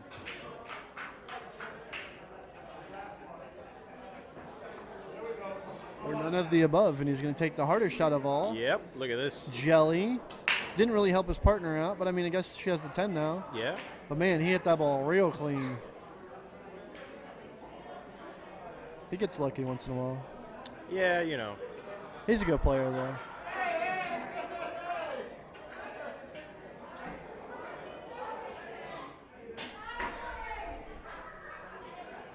Figure just slow roll a 10, no? Yeah, but float up. Yeah, but you and I aren't shooting here, so it's kind of. It depends on what she wants to do. She might just do that, but she also might try to squeeze one of those, the 13 ball or something. I don't know. It's a long. Oh, they're doing a timeout. Yeah. I was wondering what the delay was in between shots, but. You guys are giving one per game, no? Yeah, one timeout per game, yes. And obviously, when you come back to the chair, if you're not shooting, you can kind of talk about things, strategize a little bit. But really, that's the key. The teams that do that, I feel, are going to do the best. The teams that talk and try to have fun and blah, blah, blah, blah, blah, I feel like those teams won't really do as good because they're not really, I don't know. So it's there's a lot of strategy that goes with it. Oh, definitely. But you're not limited in speaking to your partner, strictly through the timeout. You can speak when it's not your inning. If you're not shooting, you can talk as much as you want. Okay. But if you're talking, if you're shooting, you can't talk at all. Silent as the unless you call timeout. All right. Pierre might shoot the 9 ball here.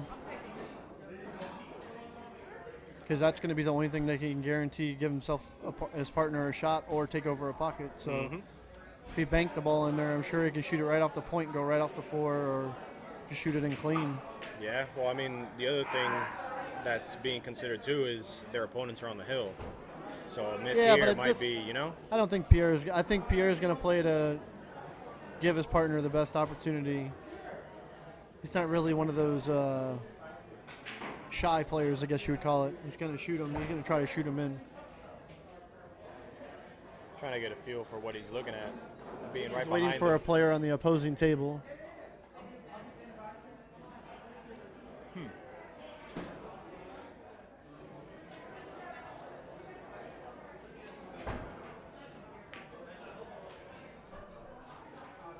So 9 ball it is. You called it. It's all right. Oh, that might hurt. All right, so now it's 7-5 or 7-3, 4. Have a good day. Yeah. I mean, you could shoot the 3 now with the 7 there, but I'd probably shoot the 7 and just try to come middle of the table, leave my partner an easy straight in shot, shoot into the pocket where they don't have to do much. Path of least resistance. All right, so it's Jana at the table.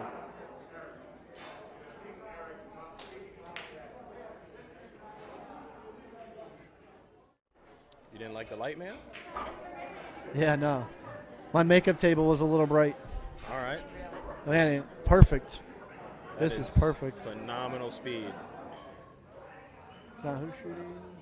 Jana, maybe? No, it should be Dave that's shooting right now. Well, she hit it pretty good. She did.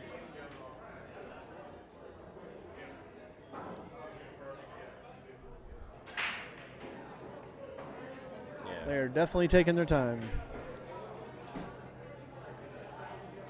All right, nothing to do here. Nice and forward, rolled in smooth. Oh, my goodness. He missed. Wow. Put some body English on it. So now she shoots or Pierre shoots? No, I believe it's Stacy that's shooting right now. Yeah. Well, the 13 doesn't go by the 8. No. So she's probably going to shoot the 9 in the corner. Now, if she makes this shot, this would be 3 shots in a row that she really kind of started carrying Pierre. So let's see if she can hit this one good. Wow, she does. Wow. Wow. She hit that ball real good. And now she's actually given Pierre a position to actually kind of give her a shot. Mm-hmm. But he's probably only going to be able to leave her the 13 in the corner or the side pocket. But He could probably just shoot the ball on the side with a little center right. But we'll see what he does. Could draw the ball back over to the side rail, get a little fancy too, but I think Pierre will just try to get to the short side of it. Yeah. Yeah, it was so bright. Oh, that's all right.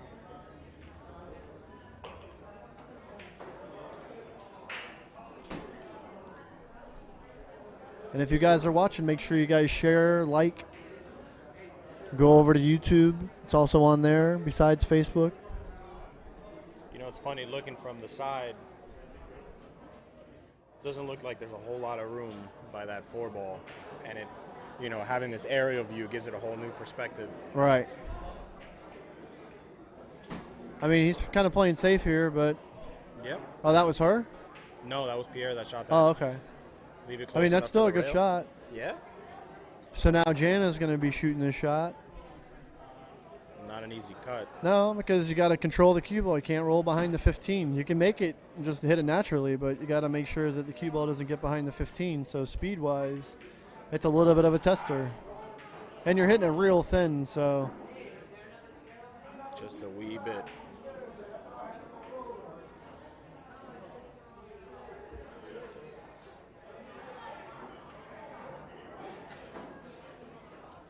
There it is. Let's see.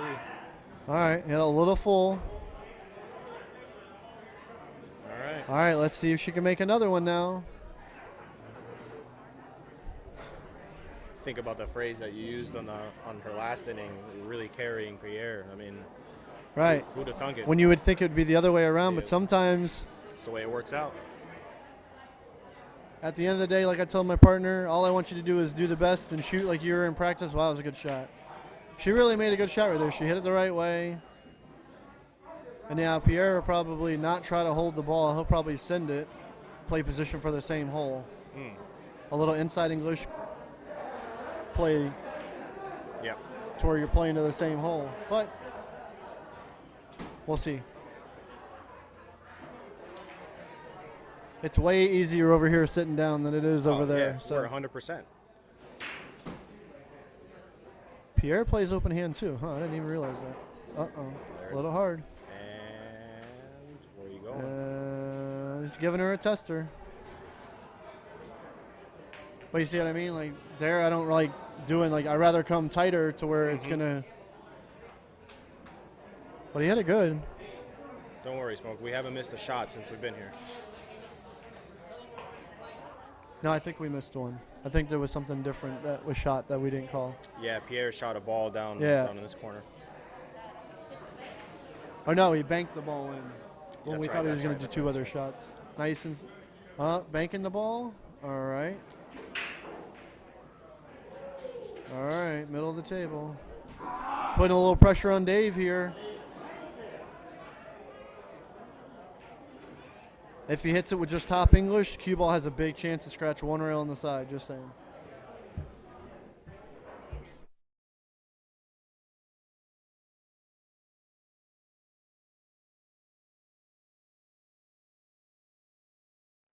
All right, so now Pierre's going to be licking his lips coming to this 8-ball. Hungry bear. No, absolutely not. You are wrong, sir. Hey, boo-boo. We had this debate, I guess, a few days ago, Ray, regarding Hungry Bear or Substantial. All right, Pierre. And, I still maintain my position there, Mr. Linares. Double hill. Gives Hungry Bear at least a ball. At least a ball. I have no idea what's going on with Hungry Bears, but if it's not Hungry a Golden Bear, Graham, I'm not eating it. Just saying. So Hungry Bear and Substantial. Well, Hungry Bear's still around. Substantial's no longer around. But Hungry Bear is a famous, at least in Miami, little sub shop. It's literally a hole in the wall that's across from the Miami-Dade campus. Okay. And they make some fire sandwiches. I'm not gonna lie, but I still think Substantial gives it at least a ball. Okay. I'll have to come down there. See, me, it's like steak bomb at Hungry Bear gives Substantial the 7. No way, dude. No. You go to Substantial, you get the chicken and steak, some honey mustard, do your thing. Let it. Honey mustard. You lost me at honey mustard. Or you can do mayo and mustard, your choice. Some cheese on there. Speaks for itself, Papa. Listen, man. One went out of business. Listen, while you're up here, there's actually a place that I guess it was an illegal break. Not enough balls hit a rail. Yeah. But while you're up here for like steak sandwiches, there's actually a place right here off of Griffin by the Turnpike at the Orange Grove stand. There's like a, have you seen where that is over there on Griffin? No, I don't. So to be perfectly honest with you, when I come up this way, I come to the pool room, do my work, and go home. Okay. So you remember the movie The Substitute that was filmed in Miami at the high school? Yes. With whatchamacallit? Mm-hmm. Okay, so at one point where they're talking to the Indian in the movie, they're in the fruit stand, which is right here off of Griffin and the Turnpike. Okay.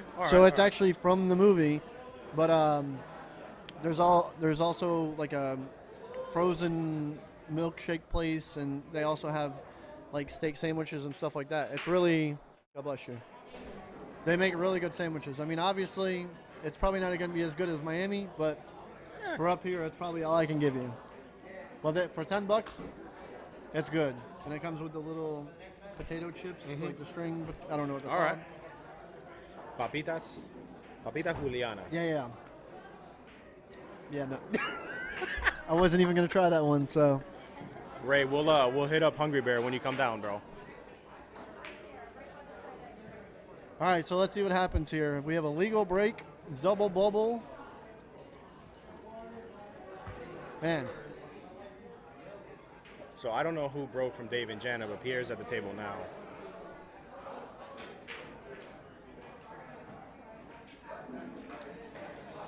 I mean, I kind of like solids, even though that the 3 ball is the only ball that's really kind of funky. 4 ball is a little touchy, but it goes on the side. Yeah, I think solids. I mean, yeah, I would take solids here too. I mean, you could take stripes, but you got to get good on the 10 ball quick, and it's kind of tough.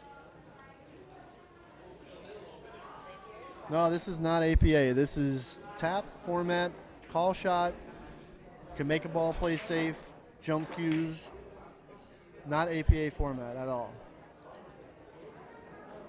But I appreciate the question, Corey. Anybody else has questions or wants to give a shout out to anybody that is a teammate or a friend or foe, anything like that? Feel free to chime in, say what's up. We're guaranteed to give you guys a shout out. This is a good shot to get on the 10 right here. Yes, it is. Somebody was paying attention. 10 ball forward to get on the 13 ball or whatever that is on the side. I think it's the 13. I think you're right. I think it might be the 13. And then it would be just 13 follow, 15, 14, have a good day. And you got the 9 up here too. I mean, easy enough. I really never noticed that Pierre plays that much open hand. Yeah. I play open hand a lot, so I don't really pay attention to a lot of other players. Well, you do a lot with your middle and your ring finger tucked in. I see that a lot from you. Where you do this kind of thing. You extend your index and your pinky. Yeah. I even do that when I'm like putting my hand on a table sometimes. This is weird. It's like once I learned how to stretch my fingers that far, it's just easy. See, I have difficulty doing any sort of like closed bridge. This might sound weird, but like I have like little Vienna sausage fingers, so for me to get around the cue is kind of difficult. Right, I get that. Like comfortably, you know. That just means you have to get a thinner shaft to where it becomes a little easier. Yeah. Like I went to an 11-8 and it feels like really small. I've usually played with a 12-4 most of my life. 12-6, 12-4. But when I went to the 11-8, it took me a little to get used to it. But man, I like love it. And it's the only carbon shaft that I've played with that I really care. Monster John. Shout out to Monster John. Man, talking about bringing up a legend. I don't know if that's who you were. What's that? OC, I was wondering the reason.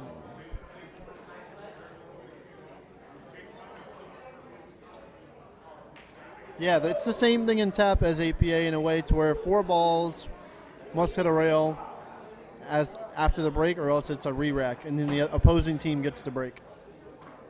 Oh, wow, that 3 ball hung up. Yeah. It looks like a big pocket. Yeah.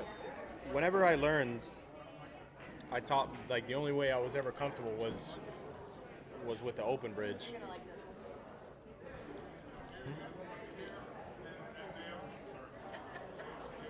That's good, Raymond. Point, Raymond. 15 love. I have no rebuttal for that, sir. None. You just get the nod of approval. That's Pierre is looking at the combo. That's crazy.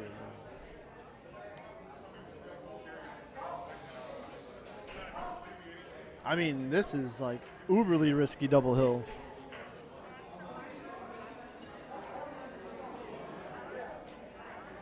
But we're going to see.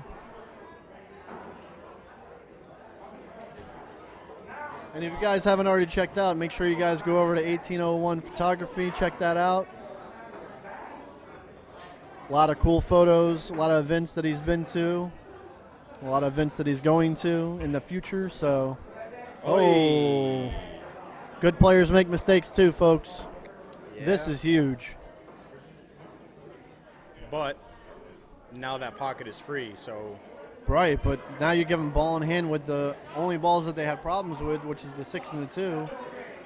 The 4 and the 1 are a little funky, but I mean, really, I don't see them fumbling from where the 5 and the 7 are. Yeah. So what do you start with, Ryan? Man, Raymond's watching now. I mean, he's listening. So I don't know. I don't have Hungry Bear in my system, so I might choose wrong here. You know, 6 ball's not a bad choice. I would probably get rid of my problem balls first, but. Oh, okay. Well, I mean, I don't mind the 6 ball. I mean, I might have shot the 4 in the side. That's what I was thinking. Shoot the 4, leave that, and then now you have the 1 up into the top corner. But you know, we're back here. But I probably would have shot the 4 to get them on the shot that it is shot with ball in hand. So this way you don't necessarily waste the ball in hand shot. Because now she can't really shoot the deuce, because if she does, she's going to go towards the pocket. So now it's 5, maybe the 4, 5. Maybe none of the above. All right, so the pressure's starting to set in here, folks. It's not that easy.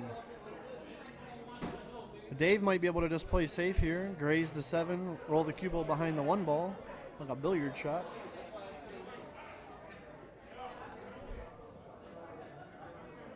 What's up, Ace Gallo? The 5 now.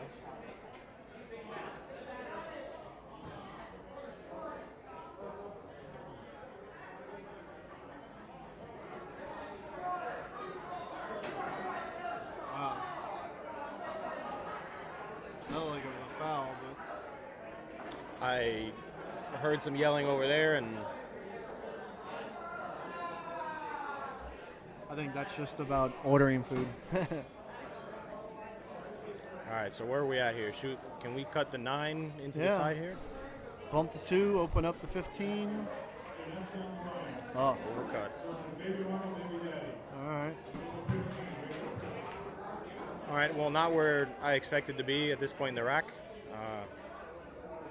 Now you're probably just shooting the 7 to get on the 4 or the 1. Yeah, I mean.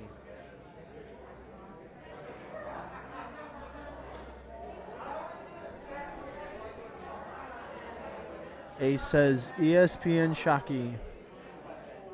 I'll leave that one to you. Yeah, like an ESPN shot, but that's like Flavio for Shocky. You know, make it the Shocky, man. No gamble, go home. Oh my goodness. All right. So does Pierre shoot now, I wonder? I think you still cut the 9, right? Yeah, Pierre's at the table, so it's going to be 13, 14, or 15 next. Or could be 13-9. Could shoot the 9 first, but. Oh, he could just go 9, 15. But I don't know if he wants to work away from the 8. I think he's just trying to figure out what's the easiest.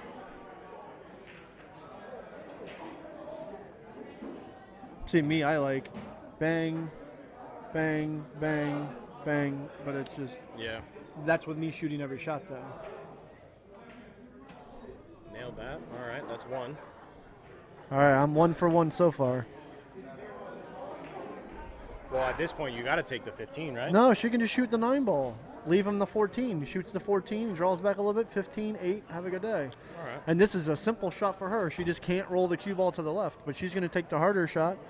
Hey, at this point, she's made some tough shots, so maybe this is what she's comfortable with. That's a good shot.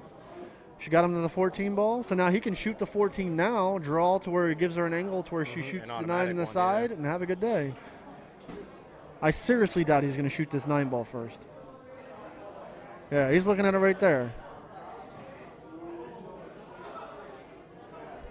And what's up, Big Rob Star? I saw you chime in before. I'm sorry, I just had a brain blip, but just wanted to say what's up, buddy. Ho Pelican. Oh, Pelican. Yeah.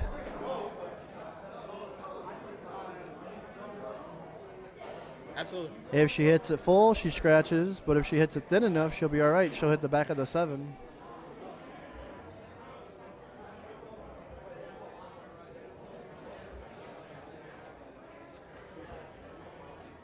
What do you think? How you shooting this ball? Real thin. I would defer to my partner here and let them tell Time me out. You exactly shoot this how one. to hit it. She missed. Yeah, that's how thin she had to hit it. She played safe, don't worry. Oh, maybe not. Ball in hand. We got Lee Majors over in the building. Lee Nathanson. This is a marathon. All right, so ball in hand. It yeah. is, man.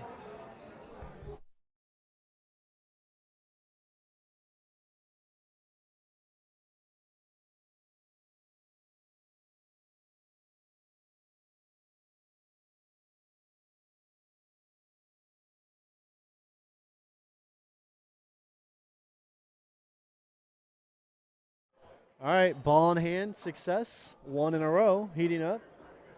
See how it goes here. Shout out again to Jackie in the booth, taking care of all this, making all these banners and making this tournament run smoothly.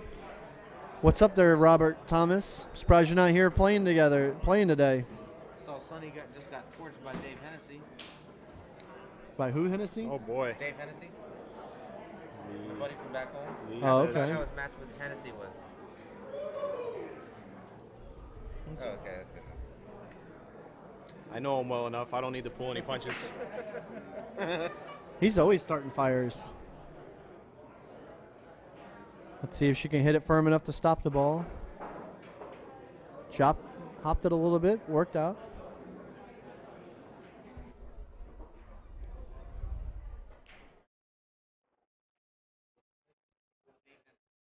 What's up, Chris Gaynor? Proud father of the number 65, starting center, captain of the team.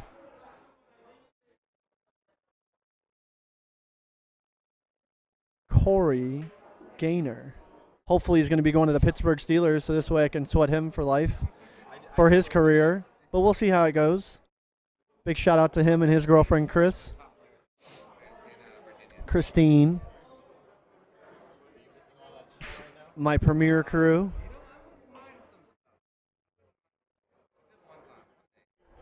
Chris is a real good guy. He runs a tournament on Tuesday nights over there at Premier Billiards. Race to 3 9-ball. Everybody plays even. Good $10 event. He runs a smooth tournament. This is a good shot by Jana. Hang it up, but good try. Well, that's a turn of events. That's really unfortunate. But, I mean, even then, that cut on the 8 ball is real tough. Yeah, but here all she has, if she's shooting now, all she has to do is make the ball and let Pierre shoot the 8. No, I mean, if she had made that cut on the 2 ball for right, but Dave, the position was still. Hey, hit it good. But now this is a lot of pressure for a low-skilled player, so let's see if she can come through here and make this ball. Double hill, battle back.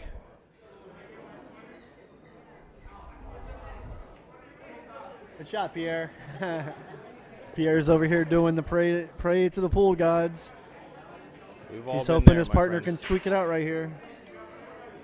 What is it? Dame. Oh, my partner comes through with some food to friends. I don't know and what it hung. Oh. Frozen on the rail, though. Anything can happen. Miscues happen when the ball's frozen on the rail. You can top the ball easy. They missed? No, they got it. Oh. It looked from the screen, it looked like it was trailing off. All right. We're going to hit it hard and scratch on the side, or we're going to hit it nice and easy? I mean, I'll bet you a French fry. What? The over or the under? Oh, no, he's going to make it. There's no He's scratch. He's going to hit it hard? Oh. Okay. All right.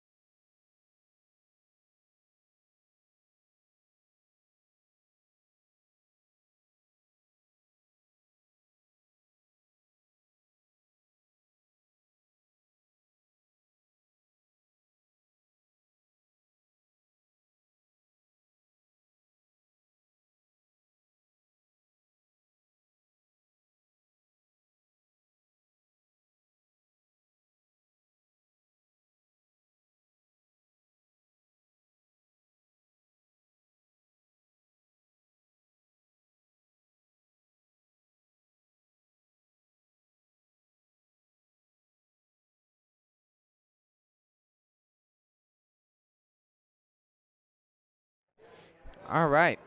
Who is the next matchup here? So we have, I know, Cheryl. And Cheryl's teammate. And Malinda and Enrique. Okay. Malinda runs tournaments up in West Palm Beach, correct? I'm talking to you like you're on the mic. Out of Grover's, yes.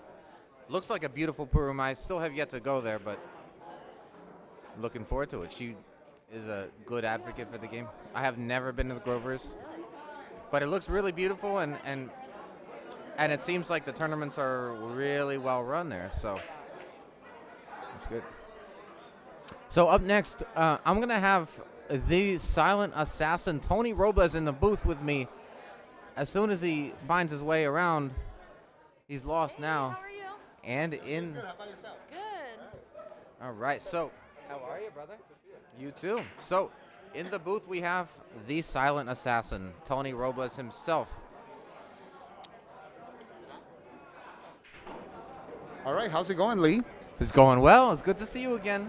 Oh, and glad that you were able to move down here. I'm glad you decided to make that move. Yeah, we're loving it here. We're loving it here. The people here have been so welcoming, and everyone's just so awesome. And, we're enjoying the weather, too. Oh, it's beautiful. The weather's been awesome. In New York, everyone keeps complaining about how much it snowed there so far. So, yeah, I mean, I'm from the D.C. area, so I moved down here about a year and a half ago, and they're getting hit real bad too, in Virginia, Northern Virginia. So, yeah, we love to have you down here. You're such an incredible ambassador for the sport. I really appreciate that, buddy. It's my absolute pleasure, and anything for Jeanette too, because we're trying to promote her GoFundMe. As most of you know, she's been diagnosed with stage 4 ovarian cancer, and it's just, I still can't believe it. It's a real shame. She's actually a very dear friend of mine. I've known her since before she ever even picked up a cue. And it's been heartbreaking. I can't imagine, but she is fighting still, as she always does. It's insane, and she cared so much about her fans, and anything that she could do for her fans, she did. So I want her to keep fighting. I know she's going to. Yeah, she's always been a champion on and off the table, so if anyone has a chance of beating this, it's her. Absolutely. Yeah, so I want, so Tony's going to talk a lot about that throughout this match and a little bit about himself as well. So here we have Cheryl and David against Malinda and Enrique. It's in the 4-3 race, correct? That is it a 4-3 race? Okay, so who goes to 4? Enrique and Malinda go to 4, right? No, Cheryl and David are going. Oh, Cheryl and David are going Cheryl to and 4. David going to Okay, all right. So Cheryl Baglin, little squirrel, right? Little biscuit, I'm sorry, or squirrel. Got the two nicknames confused. She's dear friends with Allison Fisher, and she is a WPBA player as well. And I hear David is a Seminole Chief. Mm-hmm. Has been for a long time, Has been for a long time. So it should be a good match. I've never watched David play, but I hear he's been a good ambassador for the sport as well. Yeah, I've seen David in pictures of him holding trophies for events that he's won. So he's pretty. I know he's excited to play in this. Fantastic. And I'm a little bit more familiar with Malinda and Enrique, good friends of mine, both good players. And Malinda runs tournaments up in Grover's in West Palm Beach. Thank you. And it's a beautiful pool room. So I encourage anybody in the area to come check that out. She live streams as well. And there's always a great tournament. Lots of great players. Anthony Maglino goes up there. A lot of local top players from down here. That's my teammate. That's my teammate, Jersey. All right, so we have begun, it looks like, and we are off to the races. So we are shooting stripes, and who is at the table currently? David Cypress. Okay, so Dave and Cheryl are shooting current. So looks like they're running all their open balls first. What do you think? How are they going to handle this 15 ball? You know, I'm a firm believer in that every ball that you have in 8 ball is a soldier that you need to use to win the battle. And if you kill off your soldiers too soon, now they have 7 soldiers against 2. The odds don't look good.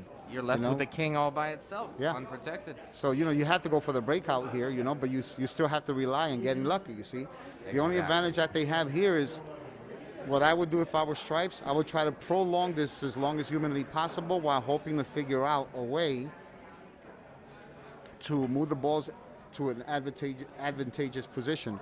But a lot of times when I'm in a situation like this, depending on the skill level I'm playing against, I will start pocketing solids and giving them ball in hand if I know they can't run out. See, that's why they try to make the 10 ball there. So that way they only have 1 soldier left. Exactly right. So but see, if they're not run out players, I would just pocket the 5 ball here and give them ball in hand because there's no 3 foul rule, correct? Correct. Have you played in any 8 ball tournaments where there is a 3 foul? The only one was Darren Appleton's WPS series. Okay. That was the only time I've ever played in an event. So it's very rare that you see anyone have those rules. Right. No, absolutely. So Tony makes obviously an excellent point. You don't want to run all your open balls, all your balls hanging in the pockets before you deal with your problem balls. The earlier you open up your balls, the more options you're going to have. And if I were Cheryl and Dave, I would leave that 10 ball in the pocket.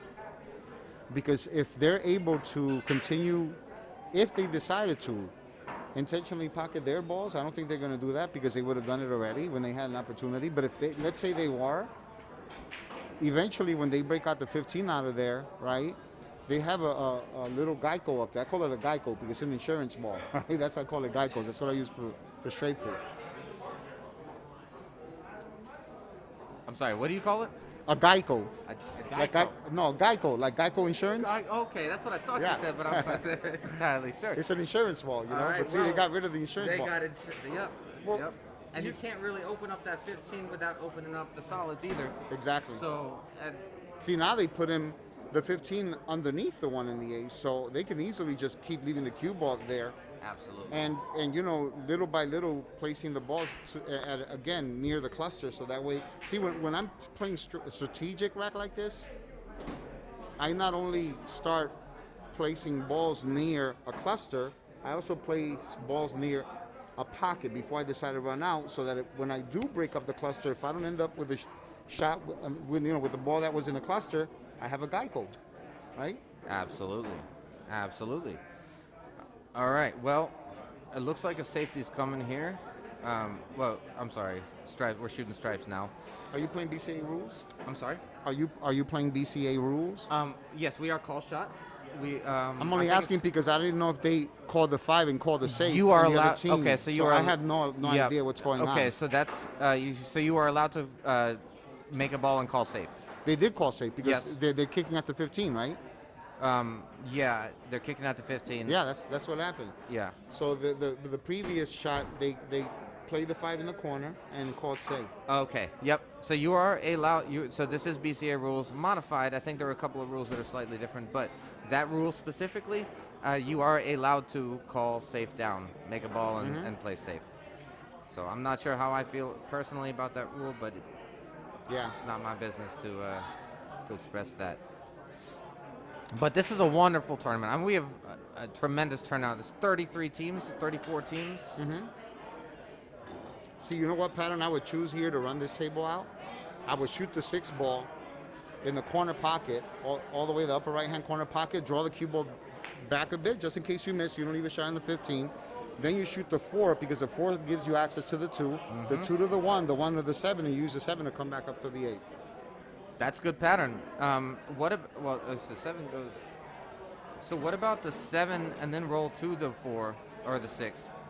But the 7 goes past the 15, it looks like. You could also do that as well. Yeah. Okay. Well, the 7 went past the... So that kind of changed the pattern. Okay. And you can also shoot the 6-4 combination, and then the 6, and then the 2-1-7 as well. There's different ways to go about it, as long as you know. The key is to minimize the movement of the cue ball. That's actually a nice shot that they selected there. The only thing is that now they got to work a little harder to get to the 6. Yeah. You see? They're trying probably to go back and forth to get to the 6, so they ran into the 1 ball. Exactly. And now they have a combination on the 1 ball. And a little bit tough. And if you cut this 2 ball thin, that 1's going towards that 8 where it's got no hole, right? Mm-hmm. So you got to how do you play this? Do you slow roll this? Do you play shape on the 6? What do you do here? You know, I might even, depending, again, everything depends on the skill level of my opponent. You know, I might go for the combination. I'm a straight pool player, so I know that I can't hit it too hard because I don't want the 1 to end up on the top rail. Then I got to work hard to make the 6 and come back for the 1. Exactly. But, you know, if it's someone that I know that runs out very easily, I'm going to play it safe on the 6 and leave the cue ball near the 8. All right, so they're ducking, and that's not a bad shot. That's actually pretty. Excellent. Yeah, can't hit that much better than that. Excellent. And I don't know if he can get in between the 2 and the 1 to hit 1 rail. Yeah. I think that is available. And if somehow they end up getting ball in hand lead, the pattern here is to leave the 2 for last because that's the closest one of the 8. 100%. But now, how do you get from the 6 to the 1? Because I don't think the 6 goes past the 15. So well, it all depends, you know. Well, okay. It was a good hit. That was an excellent hit because they left him with no shot. Right. Absolutely. Well, the 1 I think goes past the 8 in the corner. Mm-hmm. But then they're going to have to work backwards to get back on the 6. I might just do something like hit the 1, you know, like quarter of a ball, leave the cue ball by the nameplate, the Brunswick nameplate. Or I'm sorry, past the Brunswick nameplate, because the key here is if you're going to leave him long, leave him with an awkward angle that makes it more difficult to play position on the 8 ball. Right. If you happen to have, what's up, bro?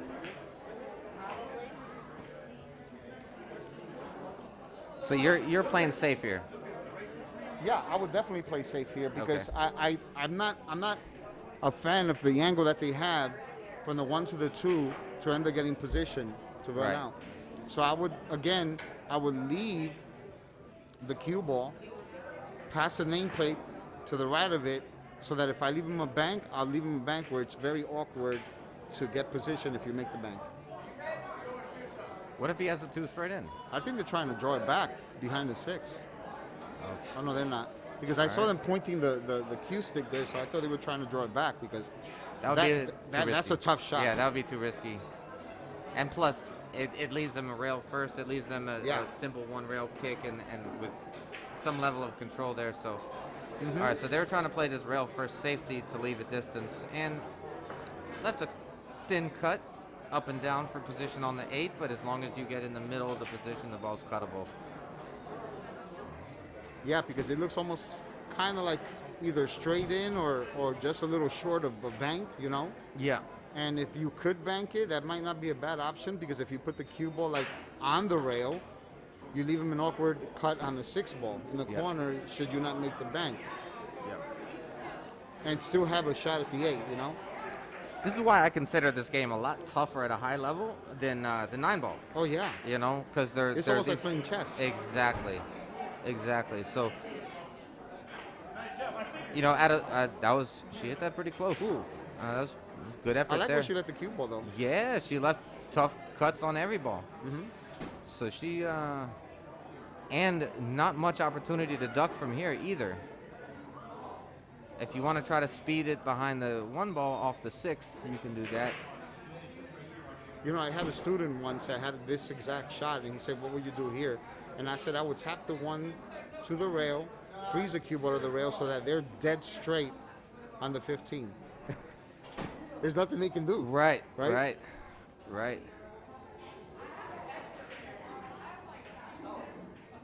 right, so she left the shot a little bit tough. Yeah, a little tricky. But it does offer natural position to the 8. I don't know how close they're coming to the side pocket with just natural roll speed. I think they're going past it. What do you think? Yeah, I think they can get away with follow, too. Yeah, that's what I mean. A little bit of follow, yeah. Yep, okay. They hit it well. Yeah, he just stun followed it a bit, you know? Yep. All right, so 1, 6, 2, 8 is your pattern? Mm-hmm. Or you can do the 1, 2, 6, 8. 1, 2, 6, 8, but right? that requires a little bit more movement. This is a preference. Right? This is one of those preference shots, you know? Yeah. Some people feel more comfortable shooting the 1 ball with draw as opposed to follow. Yeah. An inside spin, you know? Right. So they're going the 6th path, but just overcut it. All right. Stephanie Ann, thank you. All right, she's in the house. Yeah. And she just won her first match with Gio. Congrats to her. She's going to go on to win the whole thing. And for those of you who don't know who Stephanie Ann is, she is Lee's boss. That is correct. Yeah. That is correct. Believe me, I know who my boss is. Yes. I should say more like bosses because I have 2 boys. All right, well, I mean, you can't really place it better with ball in hand here. Yeah, no. So that was an amazing speed control. Great line that she took on that one to get right above that side pocket. Perfect.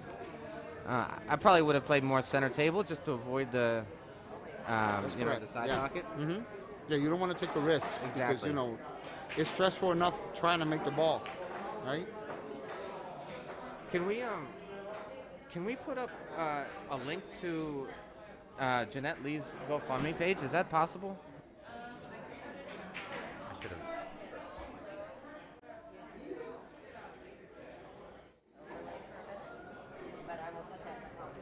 Awesome.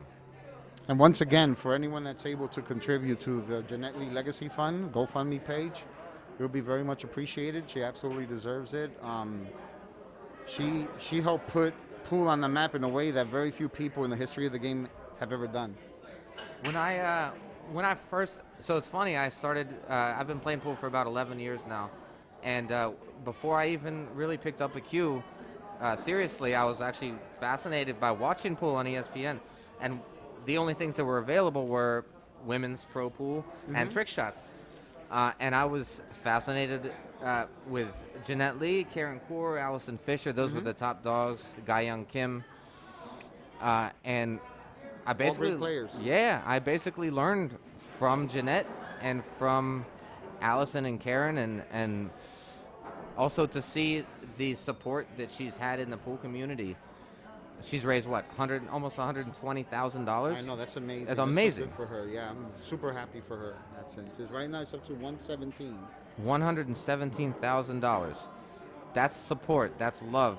We acknowledge what she's done for the sport, for the community. So, eternally grateful. And like I said, she's going to keep fighting. And just to see her when she's at events, whether it's in Vegas or tournaments, she'll just sit there and stand in line for photographs and autographs and she's always been very, very accessible. Exactly. Very accessible. Exactly.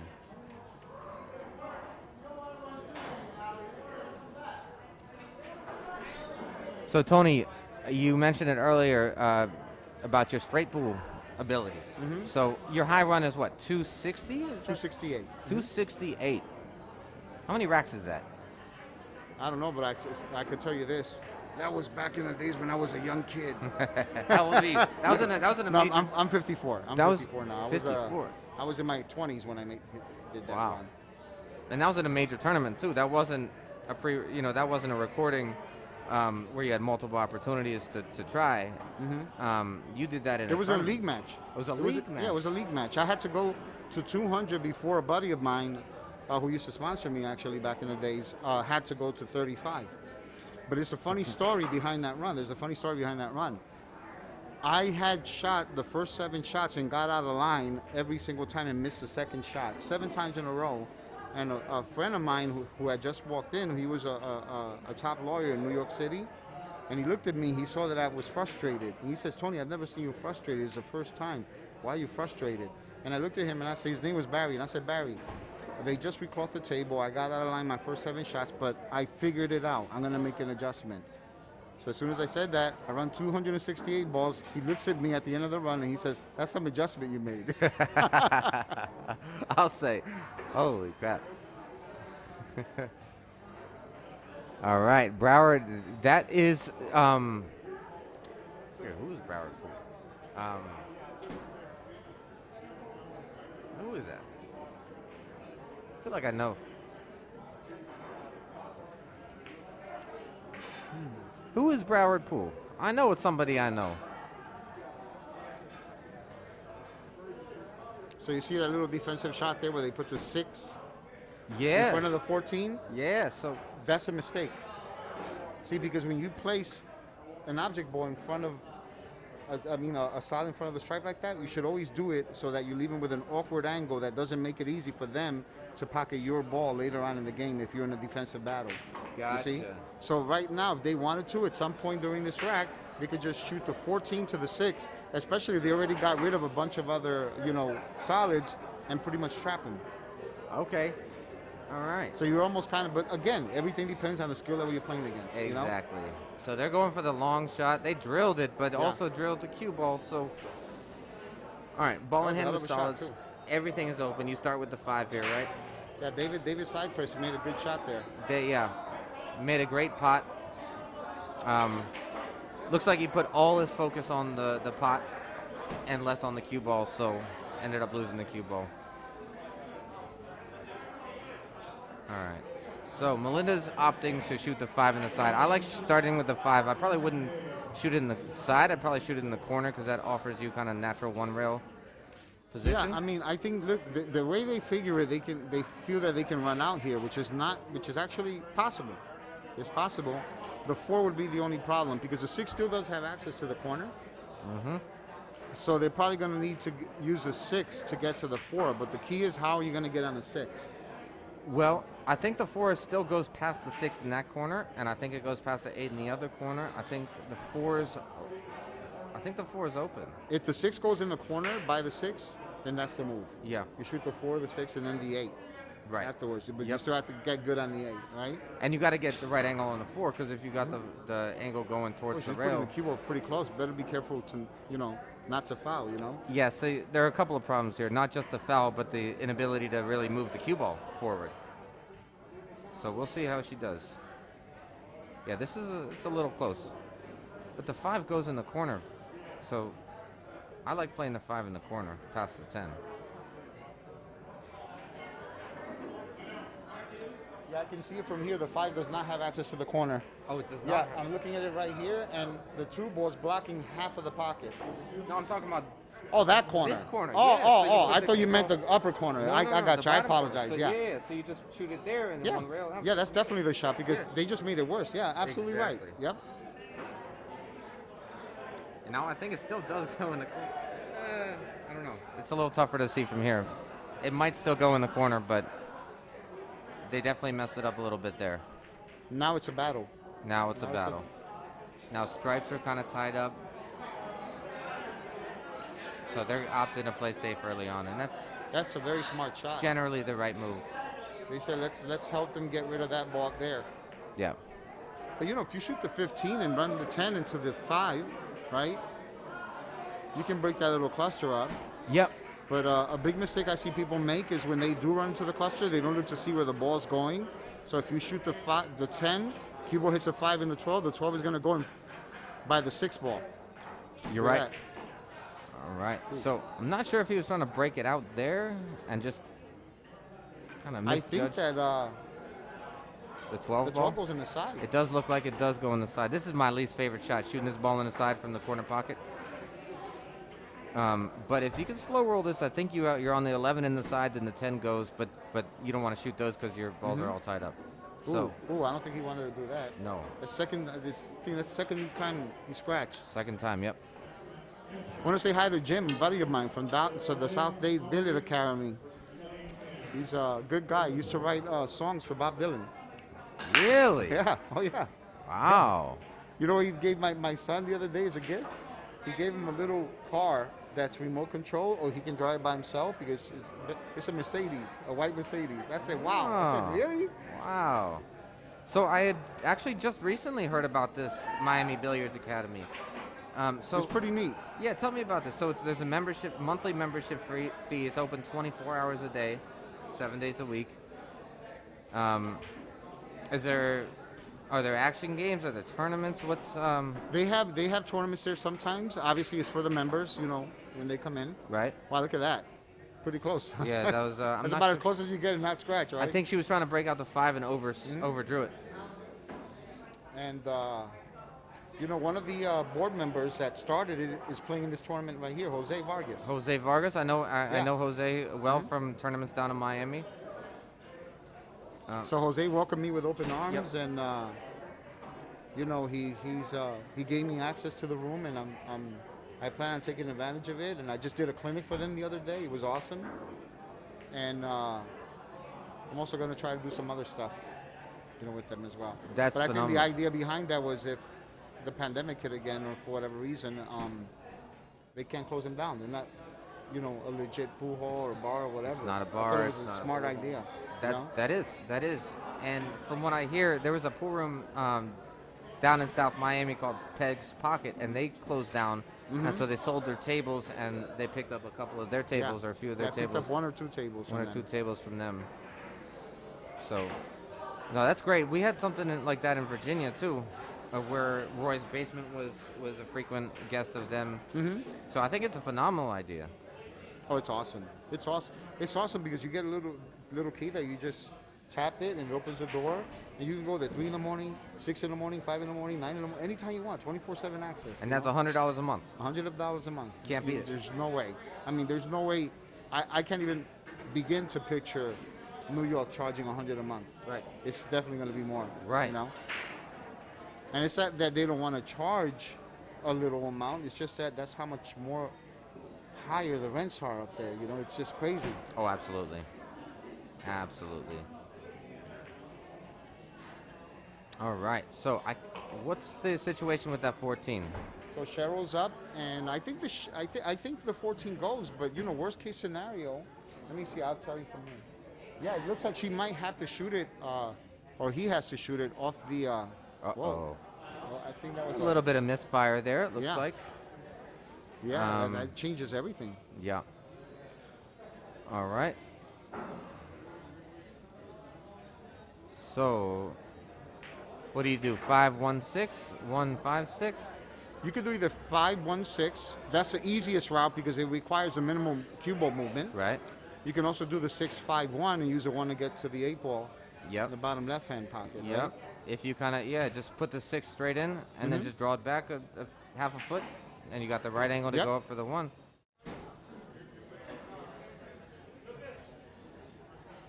Let's see it. Let's see what they decide. You run this any way you want. All right, so they're going the 5-1-6. It looks like based on the angle that they chose. Okay. See, now that one, when you shoot that shot, you're supposed to set up more of an angle and hit it with follow. Yep. So that way, worst case scenario, you get straight on the 1 because you want to make sure you get a decent angle on the 6. Right. I'm not saying they can't, but now you got to work a little harder. Right. And sometimes when you got to work a little harder, that's when you take a risk or the chance of getting behind the 14 or the 11 ball. Right. But they hit it correctly. They hit it correctly. But at some point, they're going to pay for that if you keep playing those patterns, is what I'm saying. You hear that at home, guys? Those are the small details that determine whether you get out 90% of the time or 60% of the time. Yeah. And sometimes that extra 30%, that's when you lose all the cash, you know. So very, very good advice. All right, so a little bit long, but they got this in the bag. Did perfect. All right. Okay, so the score is 1-0 Cheryl. So now it's an even race to 3. Cheryl and David. It was a 3-2 race now, right? No, it's a 3-3 race because Cheryl and David have to spot them 1 game. Oh, I see. Because I thought they had to go to 4. Yep. And they had to go to 3. So now Malinda and Enrique have 1, right? So they only need 2. Oh, I'm sorry. Oh no, because they didn't put the score up. That's what happened. Gotcha. Okay. Yeah. Yep. Okay, so it's 1-1. So now it's a 3-2 race. And that's another thing. I never think about the race, the score, or anything like that. You know, never. It's important to learn how to get into that type of mentality, where the score doesn't matter, the opponent doesn't matter, the run out doesn't matter, the shot doesn't matter. I'm not saying the shot doesn't matter, but don't sweat it. Don't think of it as being such a hard shot or a hard shot at all. You know, you got to get to a point where you got to let everything take care of itself on its own. If you focus on the shot goes in, the next one goes in, you win the rack. You win the rack, the score takes care of itself. When the score takes care of itself, the match takes care of itself, right? That's exactly right. Now, how easy is that to do when you're down 6-1 in a race to? Well, you know, it all depends on your mentality. The people that have that are great thinkers like that really do have that type of attitude, they definitely have more of a possibility, a possible chance to come back in a match like that. But you still have to have a little luck and hope that you have the opportunity. Absolutely. Because if you're down 6-1 and it's your opponent's turn to break and they have an easy run out, well, you're not going to get that chance. That's exactly right. That's exactly right. And Tony's been winning every single tournament he's been playing in down here. So congrats to him for snapping off that very difficult Beyond tournament we had a few weeks ago. I had a lot of fun. I mean, I didn't really officially win it. I like to say that Randy won it. I really would, you know. Randy beat me 7-5. Never heard of the guy, never watched him play. Very few times in my career that I ever played a match where I lost. And as I was losing before I lost a match, I was actually enjoying the match because that's how well he played. And you know who also did that to me in the second round? Sam Cantar. Sam Cantar. I'm not sure who that is. He played him to say he just played so perfect too. So you know what happened in the final is Randy asked me if I want to chop it up. And I said, if we chop it up, who gets the trophy? He said, you can have the trophy. And I said, done. So, you know, I'm not going to say no to that. Right. So Randy Epperson. So he's been around the scene for a long time. He was a big money player back in his younger days. It shows. He's very experienced, you know. Yeah. You know, I won't talk necessarily negative about anybody here. Sometimes people like to pull moves. It didn't look like he did against you, which is good. What was that? I said some people like to pull moves. Yeah. And he is known a little bit to pull some moves, but you know, it didn't look like he really did that too much against you. I don't know. He Gotcha. just looked like he just kind of ran out.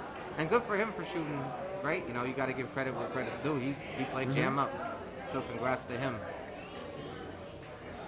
But that tournament was tough. We had Anthony McLeano, we had Mika Immonen, and then basically all the champions from Miami and Fort Lauderdale and Broward County as well. Yeah, they said one of the owners, Eduardo Gomez, said that it was the best field he's ever had since he took over ownership. So I was pretty happy to hear that. You know? Yes. And we're talking about Beyond Billiards, by the way. It's in Davie, Florida. I highly recommend you guys, if you're in town, check it out. Right now we are at Lucky 7 Billiards in Hollywood, and you are watching a live stream by ARC and Breakout Billiards. And if you want to, if I don't know if we can get a back here view of what's going on, the operation, but we got like 4 or 5 different screens. Every one of them is doing something different. So, and we got Jana and his lovely wife. Hi guys. They don't know that, brother? back home. Yeah. Yep. So China and Jackie are the masterminds behind this stream. So Malinda's up now. I'm looking around the room right now, and everyone here is so focused. It's just so good to see. Yep. You know? Yep. Everyone wants to win, you know? Everybody wants to win. And this payout is no joke. The average, so we had a player auction, a team auction actually in this case, and the average was 140. The average bid was like 140, 160. That's pretty strong. A couple teams That's went awesome. for 260, close to 300. And when we got 32 teams, that's going to add up. So it will be a good payday for the team that wins. All right, so she clipped off the ball and scratched. And so now we got Cheryl. David has ball in hand on solids. Okay, so what is he playing this one off of the 9? Tried to, I guess. Tried to squeeze it behind the 9, hit the 9 first, so that wasn't going to go. Now they should hit the 9 and pocket the 1, right? Yeah, that would leave no shot. Maybe a long straight shot on the 3, but other than that, yeah. I think they're going to shoot a combination to it. But that's going to send the cue ball flying. Oh, no. Oh, no, They okay. got That's the a little, right? Yep, Like they were aiming away from it. Okay, so I think they're blocked on the 3, so what do you do from here? You try to freeze to the 15. It's always tough to freeze to the ball that your opponent's going to shoot at next. Yeah, so Cheryl's up, right? Yeah. But I mean, I don't feel like they're in any danger of having their opponents run out. So I would definitely try to use the 12 to break out the 15.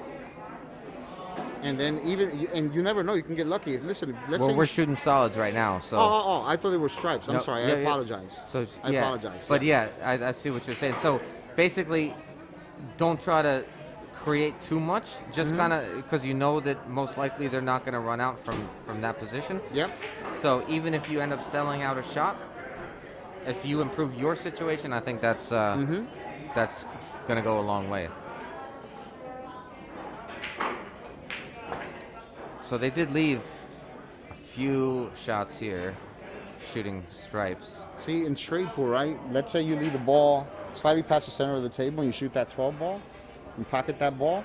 If you hit it just right and hit the cushion before the 15, not only will you move the 15 out of the way, but the cue ball will carry them off the 15 and break that out as well.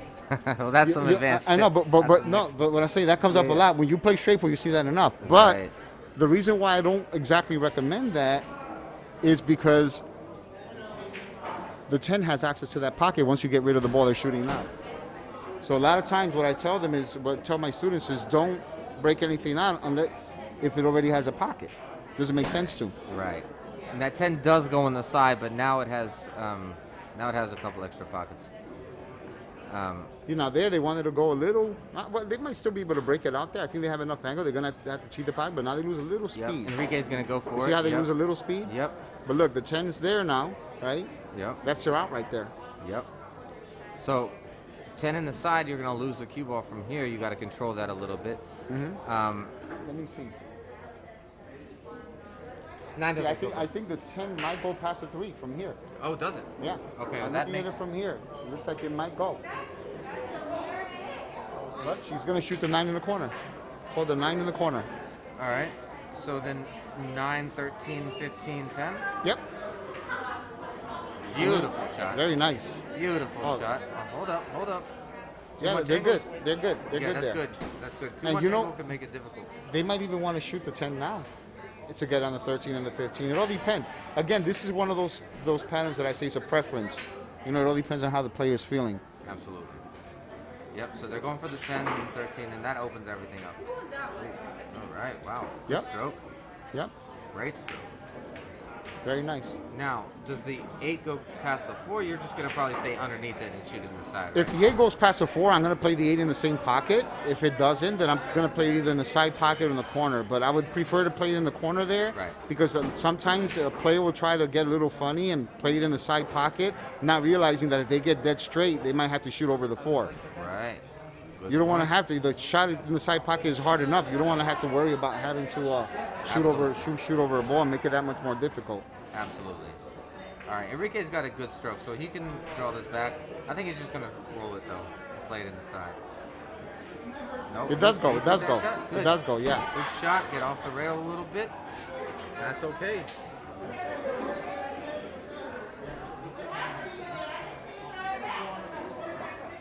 All right. And if Malinda can pull this off, she'll be on the hill. Oh, wow. Oh. All right, well, hit it straight into the 4 ball. So now solids are open, but they still got to make the balls. Mm-hmm. So. And I like leaving the 4 for last. Yeah. For the 8 ball, you know? Yeah. Yeah, especially with the 6 right now there. they hit that one a little too hard, so they might not like that now. But you know. Yeah. So, do you shoot the 3 and then the 5, or you shoot the 5 and then the 3? Either way, getting on that 7 could be the toughest part. 7 in the side, yeah. Yeah, the 7 can go in the side, but she got perfect on the 7. Better, yeah. Good shot. All right. Your second match? We took the first match. We took the first match. Nice. Good job. All right. So 7, 3, 4, and 8. That's it. Right? That is it. Okay, a little steep, but very manageable. Yeah, definitely didn't mean to leave it there, but yeah. You know, that's what's good about leaving the 4 though. You can always slow roll this with a touch of right and try to leave it frozen to the long rail. You know, the opposite rail, because that way, if you somehow happen to miss a 3, you're leaving them a really difficult shot on the 8. Right? Check it. They're shooting a 4 ball. Yeah. Wow. Well, you know, this happens, you know, sometimes when you have a lack of confidence for a certain shot, you know? And, you know, Cheryl probably didn't feel comfortable with the 3, you know? That's fair. And I always tell people that, you know, even if you feel like you're shooting the wrong shot, you have to shoot what you're comfortable with. Yeah. Yeah. Now, shooting the 3, there was a level of safe considering where the 8 was and the 4 was, so. Well, Lee, unfortunately, I have to go. I was hoping to stay for the entire match, but I have a 3:30 appointment, and then after that, I have a private event that I'm doing tonight here in Davie, Florida. That's kind of the reason why I came here early. What kind of event, if you don't mind? You know, I think I don't know if you know, but I did a lot of television work with a lot of actors in New York. So I did, you know, Boardwalk Empire for HBO, Marvel's Daredevil, Marvel's Punisher, Limitless. I did a number of White Collar. I did Billions, Showtime's Billions, and the people that are having the private party today are having a Boardwalk Empire themed birthday party to celebrate their son's 45th birthday. Wow. So I was able to get in touch with the actor that I used to give lessons to, and he's going to do a Zoom call. They have no idea that this is happening. He's going to do a Zoom call to wish him a happy birthday. So it's pretty cool. Phenomenal. Yeah. Phenomenal. Tony, thank you so much for stopping by, and thank you so much for just being such a great sport. It's always a pleasure seeing you guys. So when I told people from back home that you were in town, they're like, everybody's like, this is the nicest dude I've ever met.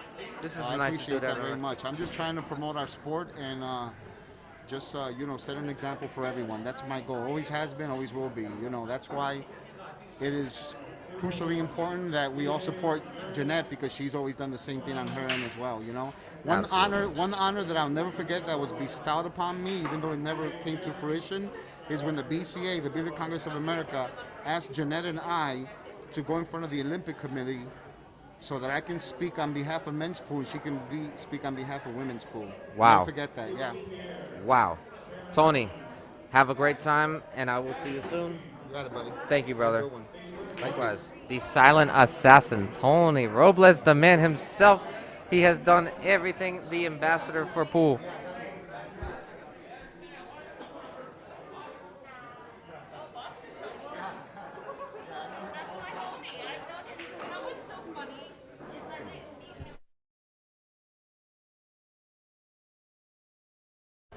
Oh my God, Ramsey, I'm so sorry. I knew that was you. Why did I forget that was you, Ramsey? Ramsey, where you at?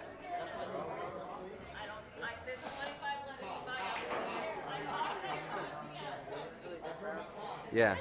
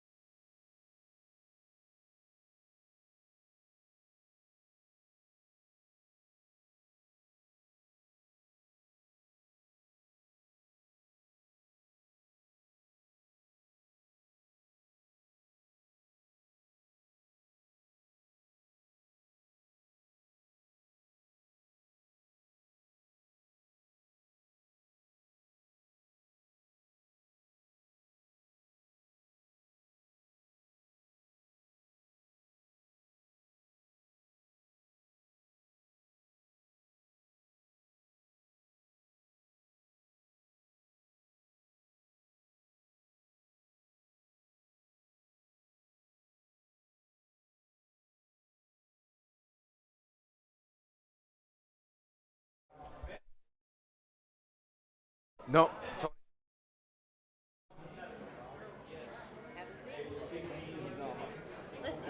did that auction, I would good. love to sit down right now. It'd be perfect time. I'm gonna ask Ricky. Oh, but he's on the hill though. This is on the hill. You did that auction really good. You liked it? I was waiting for my friend that I asked to critique me.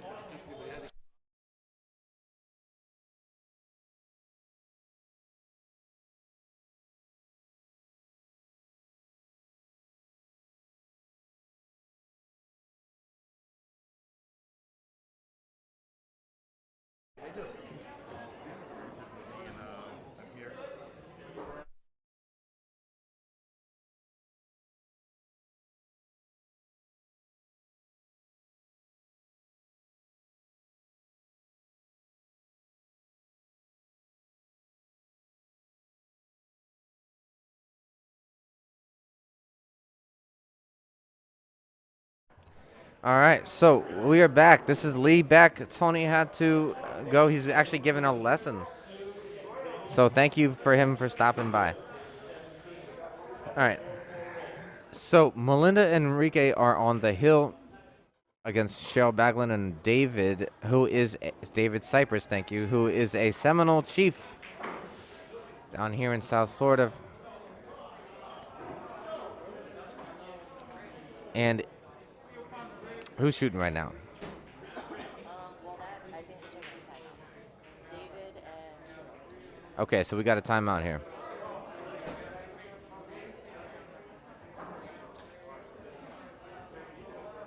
All right, so David is shooting the 10 and makes it.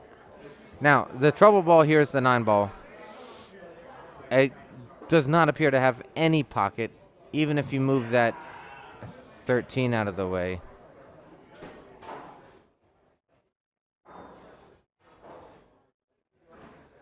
All right, so they're going to shoot this now, and I think they're going to try to break it out here.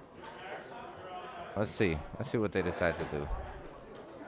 Yep, it went at it, overspun it, and in typical fashion, you tie up the ball, you miss, and that happens way too often. You miss a ball you shouldn't miss, and then it always gets tied up. All right, so I think that was kind of a two-way shot.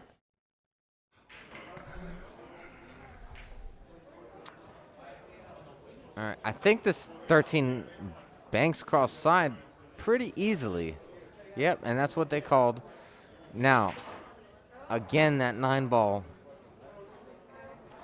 So they might be better served, as Tony was saying, to actually just go for a safety here.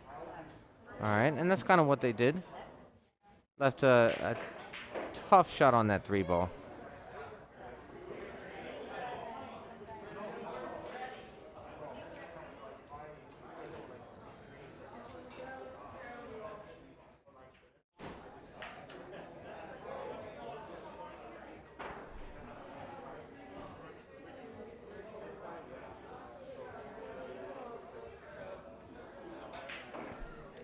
Wow.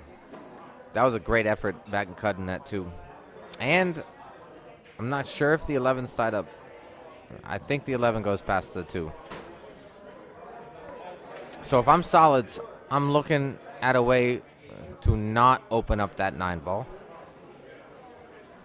Because once you clear out the 4 ball, the 1 ball goes past the 9, it appears, in the corner pocket. So solids, it also goes in the side pocket. So solids are in a much better position than stripes are, specifically because of that 9 ball. Again, we are here at Lucky 7 Billiards in Hollywood, Florida. Very nice pool room. A lot of great players. This is a Jack and Jill tournament. There are a couple of teams that have to give a little bit of a weight. They don't say you can't play with 2 better players, but they will handicap you. So they try to keep it fair.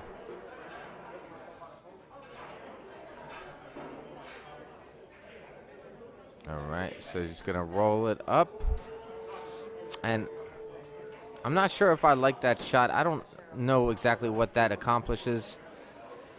It keeps that 11 still tied up, but also sells out a shot on the 3.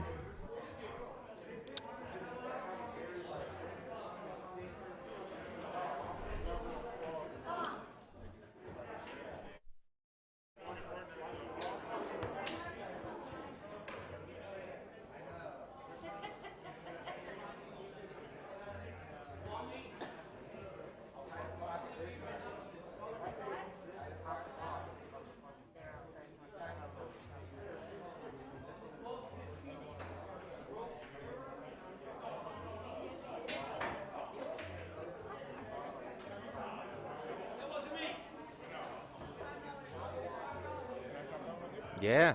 All right. So in the house, we got Lucas De Dominicis. De Dominicis. All right. Who's playing right now? Oh. All right. So we got Cheryl Baglin and David Cypress versus Malinda Vasquez and Enrique Betancourt. So Cheryl and David have to spot them a game, but it does look like the Malinda and Enrique might not need that spot. So it'll be interesting next game. Yeah. So they both have trouble balls. The 1 and the 9 are now tied up completely. That was wow. That was a good shot. Yeah. Because now, now if I'm solids, I'm probably trying to play the carom off of the 4 and make the 13. Yeah. I don't think you can see enough of the 2 ball past the 11. Yeah, and I'm not sure if that really offers much of a reward, even if you make it, because it opens up their. Okay, so they're gonna roll up on the 7 ball. That's a good shot too. Yeah. The only problem now is the 11. You left an 11 ball shot, but. Yep. So there's a cross bank, but that position on the 13 is not easy, and then breaking out the 9 is not easy. Yeah. So I might just try to open up this 11, maybe freeze him to the back of the 2, or just send the cue ball up table and leave them long. That could work.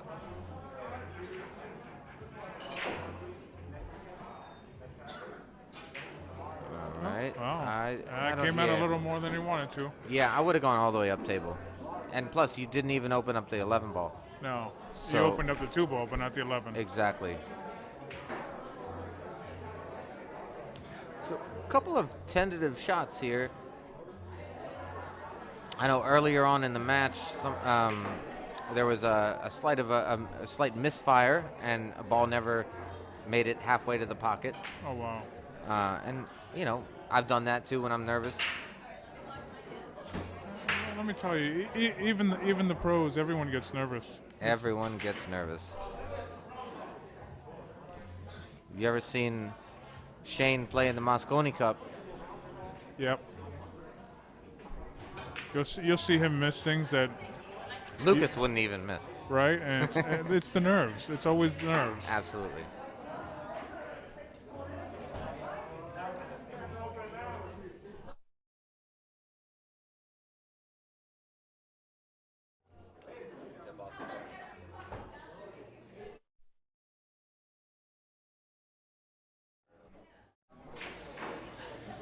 was a great save. Left the cue ball all the way up. That was a good shot. So now they got to shoot the 5 from here. Wait. No, it's there's stripes. Yeah. Nope. There's wow. Wow. It's a great shot. I mean.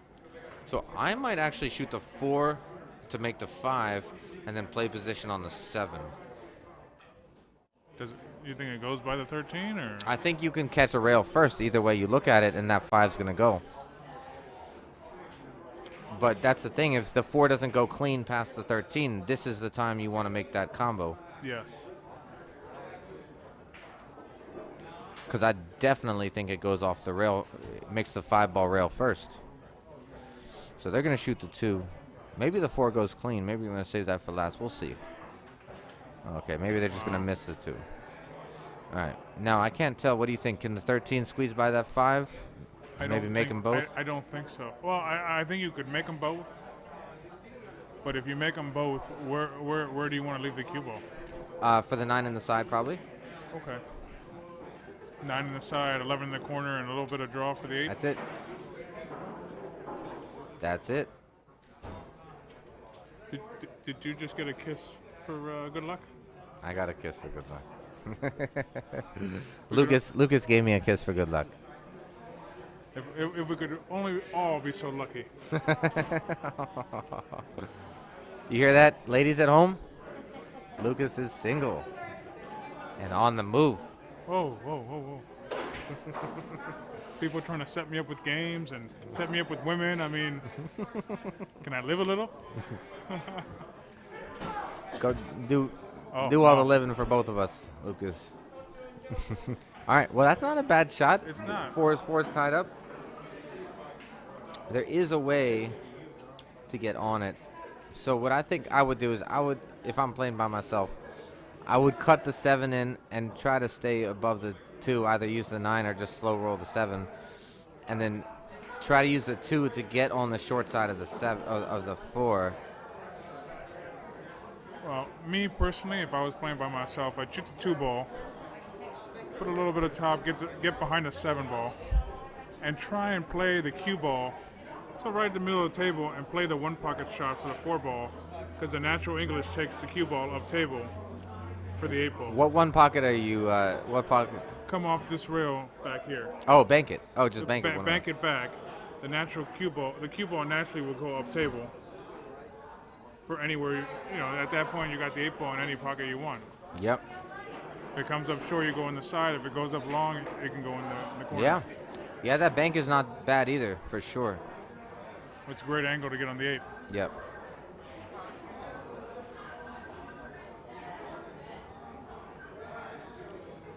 All right, so we'll see the pattern that you choose. Now, this is Scotch doubles, so they're not playing by themselves. No.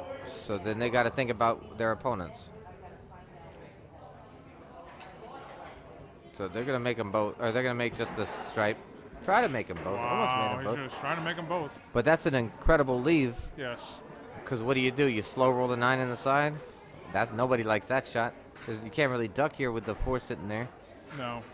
And the 2 sitting there. And the 8 ball's blocking the bank. Yeah, this is a tough spot. I think you got to try to slow roll that 1 in the side. I know she was trying to make the ball. It would have been a great shot, but I think she ended up with a better shot by not making it. I think she shot the wrong shot. I think so too. But with the end result, it's not a bad shot. Now, they still got to run out. Yes. So. Oh, wow. I did not see that. Oh. Wow. She caught the point. That was an excellent effort. A really great shot. Okay, so now the 2, 4, 7, 8 looks like the order. Roll the 2 in, roll the 4 in. Make sure you clip the side of that 4 to give yourself an angle on the 7. Very important. All right, Enrique stuck behind the 9. All right, he's okay. Good shot. All right, so. It's very important. She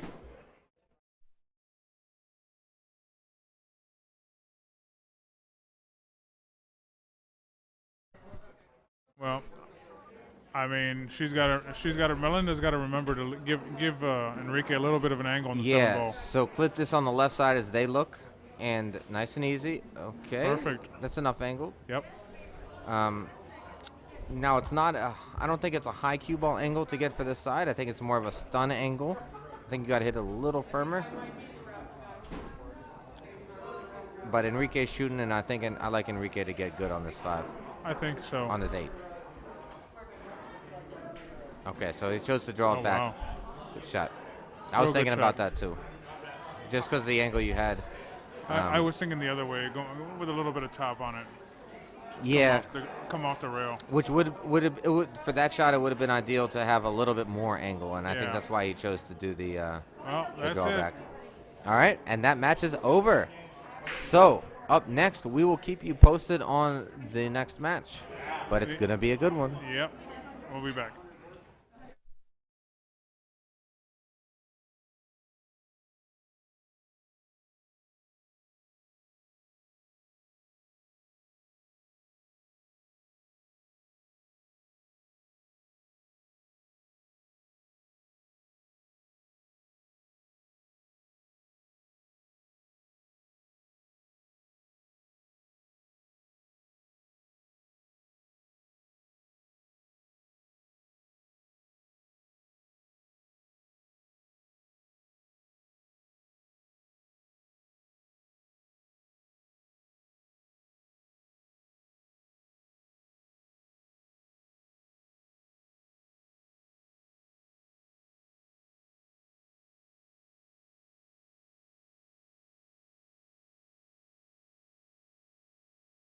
We'll be back.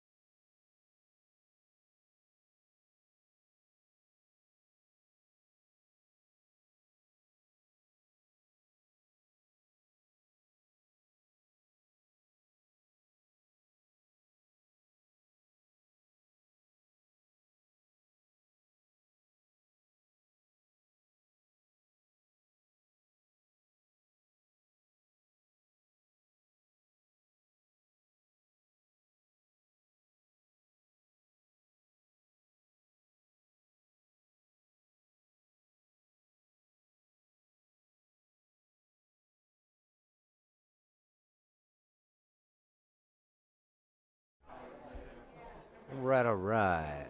Got a new match going on here. Misha and Luky and Tom Malinda.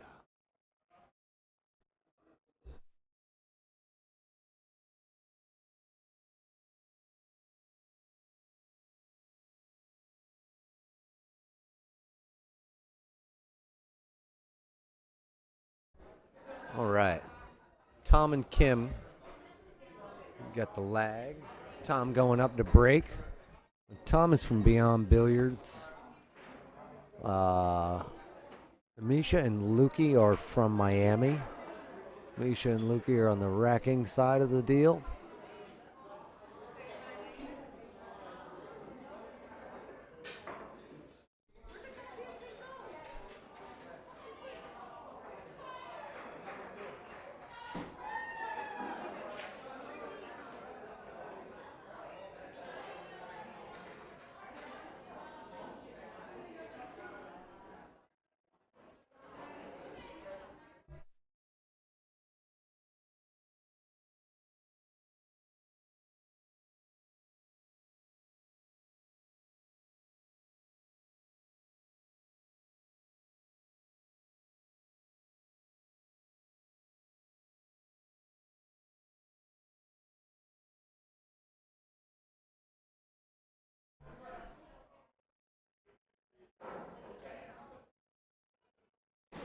And opting to go for the stripes.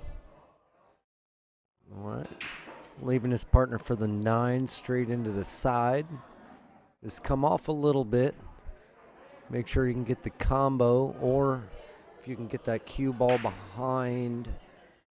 Go 2 rails, get it behind the 9 by the 7. Should be good. Definitely putting a little bit of top right on there. Get right up behind it. Big bounce. There you go. That's not. You cleared it up. All right. So this is not the actual race that you see above. Oh yeah, that will be updated here shortly. All right, so we got Tom back up to look at the next shot. 11 seems kind of frozen.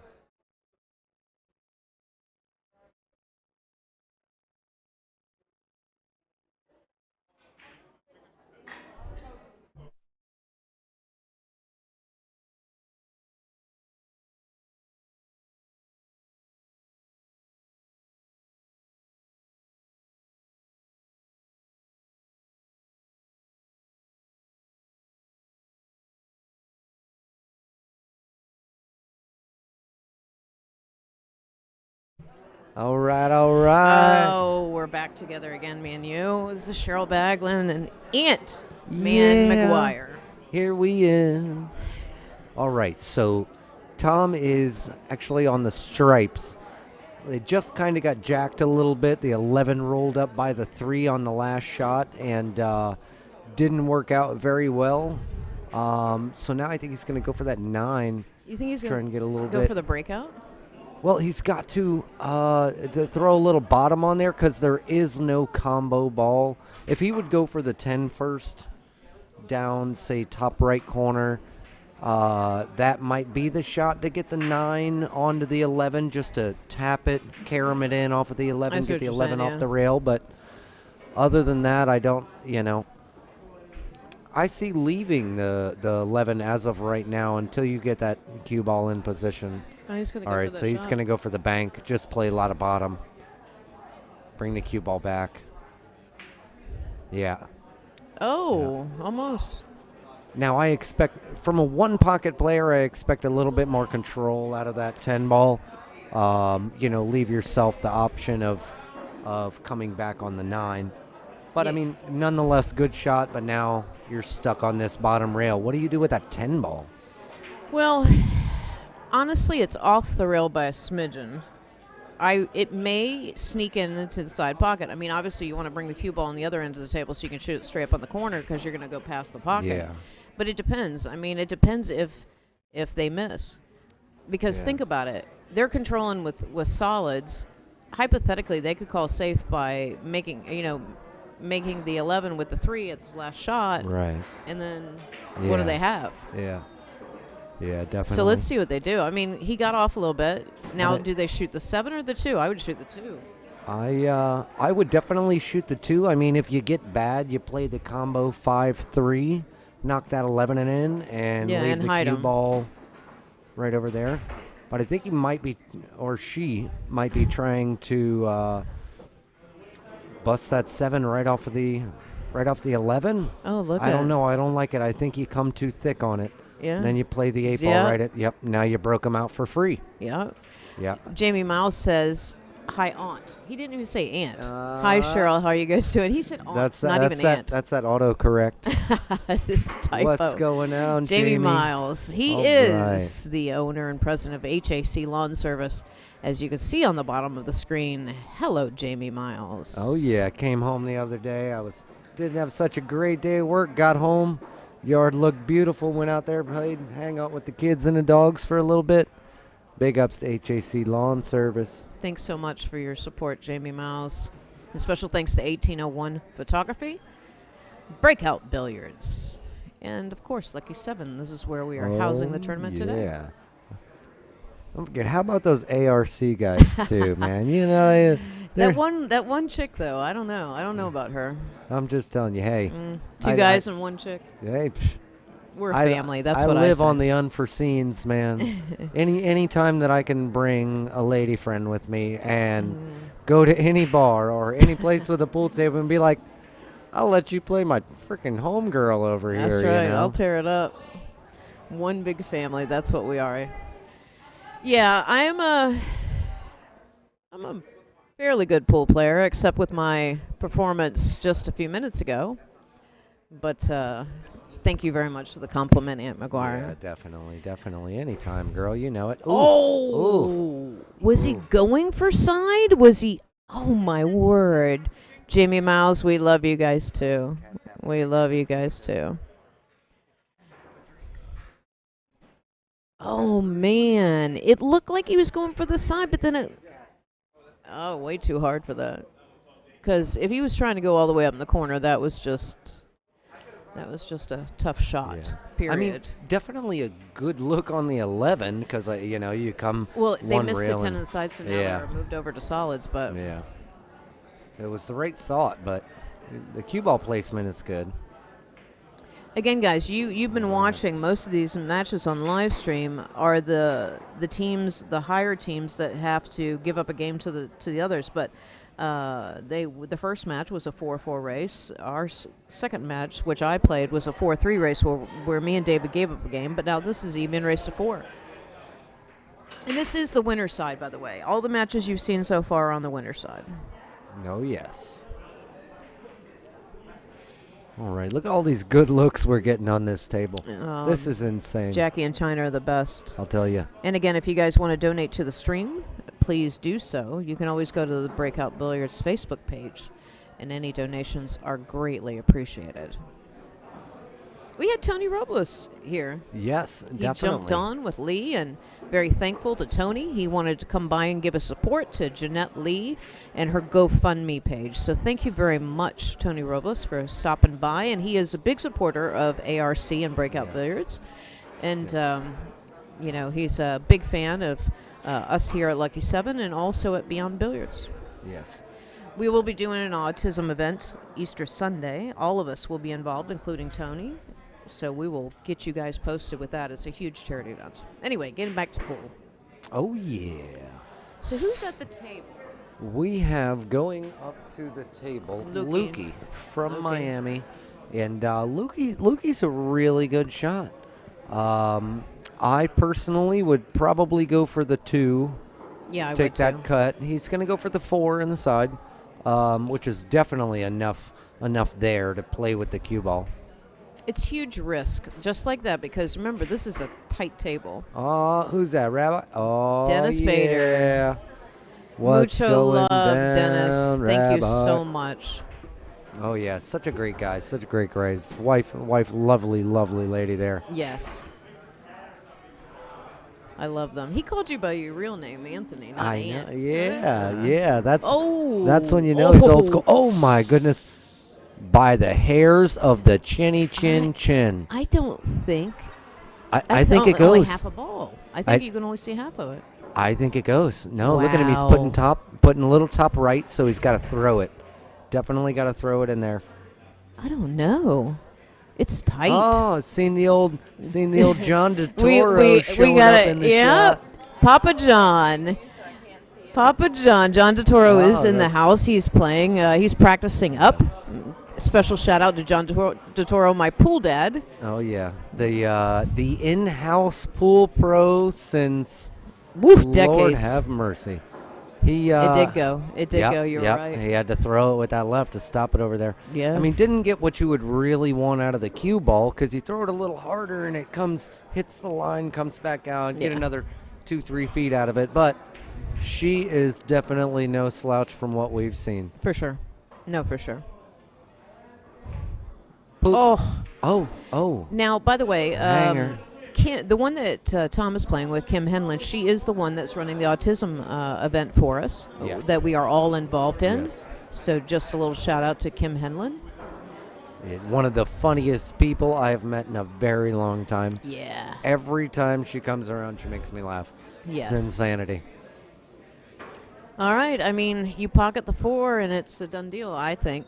Yeah, you got to get there. All right. Slow it down. Slow it down. Shoot the 5, the 2, All right. the 8. Yeah, just throw a little bottom on here, come off of that rail, right over by the dot. You know, as soon as you're right on the spot, shoot that 2, 8 follows. Just don't hit it too hard and go too far. Yeah, you know? yeah. Well, it's a pocket speed shot if you're shooting it, you know, just at that stop bottom, just to come off of the rail, about 1.5 feet, maybe 2 feet towards the center. Yep, perfect. Man, this guy looks like Chris Rock shooting. All the bling. Luky and Misha are from Miami. They're Miami players, and Tom and Kim are Broward players. What a shot. Ooh, what a shot. He went too a little far. See? A little far. Now she's going to have to pocket this 2 and go around table. No, I think. Or bank it. Well, yeah, she does look a little closer. Oof. This is going to be this is where the decision making is tough. Well, she'll willy-nilly it. She's going to go around table. So how about some left-hand English here? Shoot it then a little left. And come off the rail, pull it back. Come right off the rail, sit by the dot. Yeah, she just wanted to pocket the ball for him, but maybe she it's cuttable. Angle. Yeah. Oh, it is cuttable. That was a great shot. Perfect spot. Great shot. Perfect spot. And the white spot on that 8 ball is a key factor in my life right now. For sure. That is for sure. You don't see a scratch in the top right. I mean, you'd have to put something on it. You'd have to throw some funk on it and hit it really hard. I mean, this is a fast table, but I don't think so. But then again, what do I know? He was. I think he was worried so much about holding the cue. Yeah. Wow. You should just let that cue ride at that speed. Trust me, I made those mistakes for sure. I made 2 of those tonight. Yeah, I did it on this table. Nice shot. All right. All right. 1-0. So Tom and Kim go up 1-0. They do indeed. This is a great match, actually. This is a great matchup. All right, so that was Tom with the 8 ball, so it's Kim's break. Yep. Kim has a very decent break. She gets a lot of motion out of that 8 ball. Yes. Hopefully I didn't just bad luck her. I know. Oh, man. But, she gets a good roll off of that 8. Oh, boy. We always worry about the commentator curse. I'm telling you, the commentating curse. At least if you say it before they even get to the table, it's got to be good. Yeah. Oh, boy. Okie dokie. All right. Hi, Easy Nicole. chicken going to sleep over here. Nicole Tito, what's going down, girl? She keeps putting pictures up. We can't see the pictures now. We can't see the picture, so I mean, because it would go so big on the screen. So just like verbally say something. Takes up a big half a page. Yeah. I'm loving it. Are you falling asleep here? Well, we can only commentate on what the match gives us. All right, let's see this break that Kim has. Boom, shakalaka. Nothing pocketed, but the 6. No. Commentator's curse. I am sorry, Kim. I'm sorry. Well, they were up 1-0. So do you see a run here? The 1 I think is blocked by the 14. I would definitely take stripes. Yeah. It's an open table off the break if you don't pocket a ball, just by the way. And you can play safes. It is ball in hand. We work off ball in hand. It's pretty much tap rules. If you make the 8 on the break, it's a win. You got to call pocket. Oh, yeah. So you can win and lose on the break here. At the same time. Oh, yeah, at the Explain same that. time. Explain I had that. a guy do it to me 3 times in a row. Had the biggest break I've ever seen. Smashes the cue. 8 ball goes into the side pocket off of a bunch of crazy nonsense. Scratches. 2 rails in the corner. 3 times in a row. I won that match. Or actually, I won that set. But I gave him all the breaks. Why not take it? Oh, man. Actually, I think that 8 ball didn't move a smidgen. No. Not a speckle. They missed that. Still open. They missed still that open. straight in 7. All right, little angle. We got Nicole in the house with the sleeping chicken. Sleeping sleeping chicken. All right, here's Tom. Tom's gonna wake us up. He's reaching for it too. Tom does not like to use the bridge. He's a very tall man, by the way, but still, nice shot. Yeah, when you're 7 foot nothing, you better not even need that bridge. Somebody won something exciting. Somebody made a halfway decent shot over there. No. All right, Kim's going to shoot the 3 in the corner. Roll it right on up. Nice shot. Boop.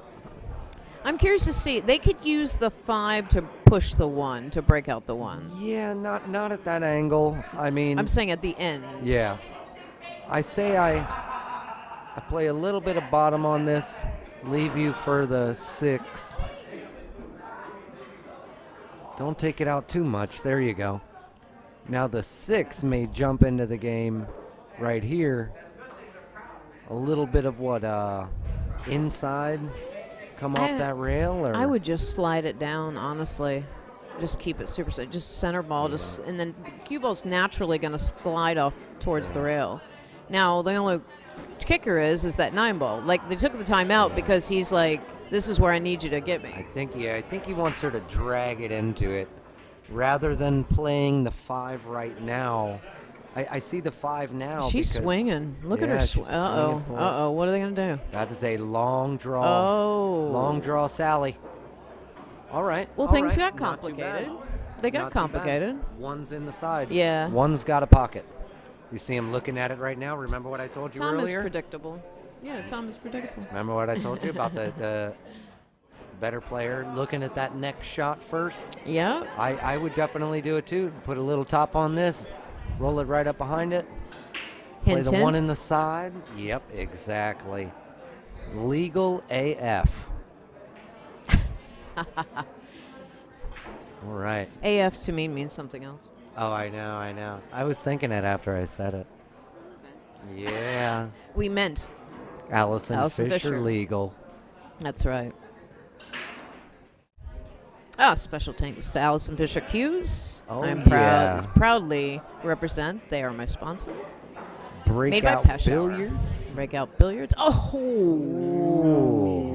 1801 photography. 18. HAC Ryan. service. Ryan did jump on for a while, and he commentated. Did he did. You know, we were over Grover's, and we were having a good old time. We all jumped down and had some Mexican food right next door. Camera in front of him. I didn't even know he was the camera guy. You didn't know Ryan was a photographer? I've always seen him, but I never really met him because he's so ninja about it. He is. He got a couple pictures of me the other day I didn't even know he took. And that's from right in front of me. That's what we talked about when he was commentating, and we were talking about his company, is that he tries to be where nobody sees him, and you really don't. He should call himself incognito. Yep. He has a zoom lens. He could be halfway across the room and still take a great picture of you. Yeah, I told him he should have been in Miami. Would have got the same pictures. He lives in Miami. Lens he's got on that thing, man. He does live in Miami. He could have got us. He could have got us from the 305 today. All right. So, I mean, I don't see taking the 10. Yeah, get on this side. Take the 9. Push it on up. There you go. Oh. Little bounce didn't hurt much. Doubled up though a little bit. I'm leaving this. Past. I'm leaving this. Whatever it is up here, 13, 11. 11. I'm going for the 12. Get on the other side. 15. Get a little closer. Yeah. Let you get me closer. You know, just make the easiest, closest ball. Leave your partner something. Worst case, if you ever shoot it, you can pocket the 10 in the corner, come around for the 11. Yes. Let's see what happens. Oh, it's him shooting for her. Yeah, it's Luky. Okay. Misha just made that last shot. Oof. Man. Oof. Oh, get up on it. Oh, look at this. Oh. The plot thickens again. That was a great shot. Huh. That was a great shot. He's overshooting things a bit. He is overshooting things just a tiny bit. And it could be the jitters, you know, the match jitters, so we don't know. Oh, kicking at it. Oh, yeah. Kicking shotting it. It's all right. Jackie, it's okay. We you don't have to I kind of I like to look better off of the short rail. Yeah. But it's over a ball. It's kind of weird. Oh. Tom hits. No, he missed it. Nathan's. Nice try, sir. Especially over a ball like that. That's crazy. I think he may be. This could hurt a little bit. Yeah. This could put some salt in the wound. This could change things a little bit. Yeah. What do you start off with here? I think I start off with the 11. It's tough. It depends on your teammate. I would personally go for the 15 first in the side. Back over here on this side? Yeah. Work up and back. And then you can pocket the 13 inside, pocket the 12, come back for the 11-10, or, you know, there's so many options. Yeah. When you look at it, how many options do you see? I see like 3, but. I see where she's trying to get afterwards, yeah. but I she would needs to just pocket the ball. Yeah. To play it straight down into the corner, bottom left this corner. other way. And don't make that cue ball work. Let it work for you. And she's reaching just a little. Yeah. Misha's reaching just a little. Uh-oh. That's why I don't want to shoot it over there. Wow. There's too much in between it if you're not drawing it back, you know? Yeah. Just center ball. Yeah. She slid over on that. Yeah. Because, again, Watch this is a that fast replay. table, guys. I Ooh, don't think you understand, but this is a fast She stood table. right up. I'm watching the replay now. She stood up before that ball even got to the 11. Yeah. It's tough, man. This table is fast. Yeah. Fast as glass. But she did make the ball. I think in this opportunity, I may play the defense on the 10 or the 15. Shoot the 15 right past the 5. Looks like he's going for the 13 in the corner. No? No way. Oh, there we go. All right. Not bad. Left him a look, but not bad. Yeah. Oof. I agree with the sleepy chicken emoji.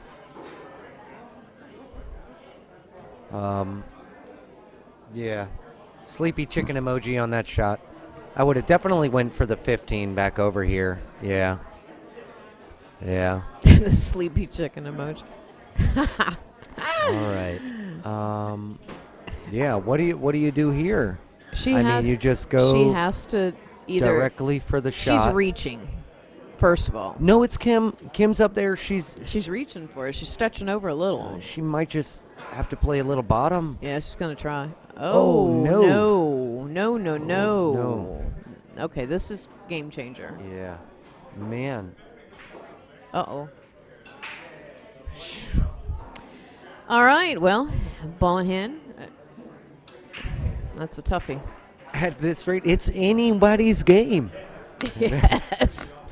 It's been like that, like weirdly enough on live stream today. Yeah. It's lasted forever. I mean, everybody's on a roll, but come to think, none of these players have really played with each other ever, unless you came here with somebody. I mean, I've played Jack and Jill with my wife. I have no excuse. I've been playing with David Cypress for 5 years. I mean, this is the first time we played in literally a year and a half. Who did you play? We played Enrique and Malinda. That was a great match. That's not we a gave him a slouch game. Team. We had to give him a game. Oh, good leave nonetheless. A two-way shot right there. Yep. But Tom's at the table. Now, Tom is a one-pocket player. Yes. I think that he goes... I think that he masses around this a little bit and shoots that 5 to the corner. You think? No matter what, you're going to leave them a shot. There's 4 balls on the table. There's nothing to hide behind. You play a little bit of left on this, come around that 8 ball, and just clip that 5. Tom's thinking about it. Unless you have a timing shot that you can leave yourself and get that 5 to come back and hit the cue ball back towards the 12. Yeah. He went to take over the pocket. All right. That's very impressive. Not a bad shot. That's impressive. Not a bad shot. Yeah. 10 still goes. Very thin, but it goes. But he left it dead nuts on the rail. Yep.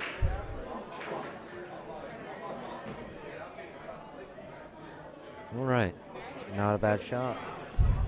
Not a bad shot. Big shout out to Rosemary walking around at 50-50. With a 50-50 raffle. Oh, yeah. Yes. We're doing a 50-50 raffle. Why, Aunt McGuire? So that way, Breakout Billiards can make a little bit of food money for the babies. Be more specific? Oh, yeah. So 50% goes to the player who draws the ticket that wins it. 50% of that goes straight to Breakout Billiards for their free stream that they so kindly provide us with. And given recognition to everybody that is, down with the Breakout Billiards. Yes. Lucky 7, HAC Lawn Service, 1801 Photography. And Allison Fisher Hughes. Allison Fisher Hughes. But the point is that it's everybody's here in the tournament with the 50-50 raffle, enjoys the stream and wants to support Breakout Billiards, so that's why a 50-50. Benny Chang said, Lee's boss, that's awesome. I'm not sure what Benny Chang means. Benny, please be more specific. Lee's boss. I don't know. Oh, yeah. I don't know what he's talking about. I really don't know what he's talking about. I'm getting showing the love to the commentator booth. I'm being ear fondled. Oh my God! And that took me by surprise. You were almost Brian. You were almost choked by a mic there for a second. Brian said he has an ear fetish, and Brian Seglerick and Michelle Seglerick here. That is my pool husband. Which is beautiful, Michelle's husband. Thank you, Brian. Thank you so much. All right. Well, I'm going to let you jump on this for a second real quick. Yeah, that was... Okay, no problem. Let me let Ann out. Give me a brief second. I got to go get prepared for my next match coming right up.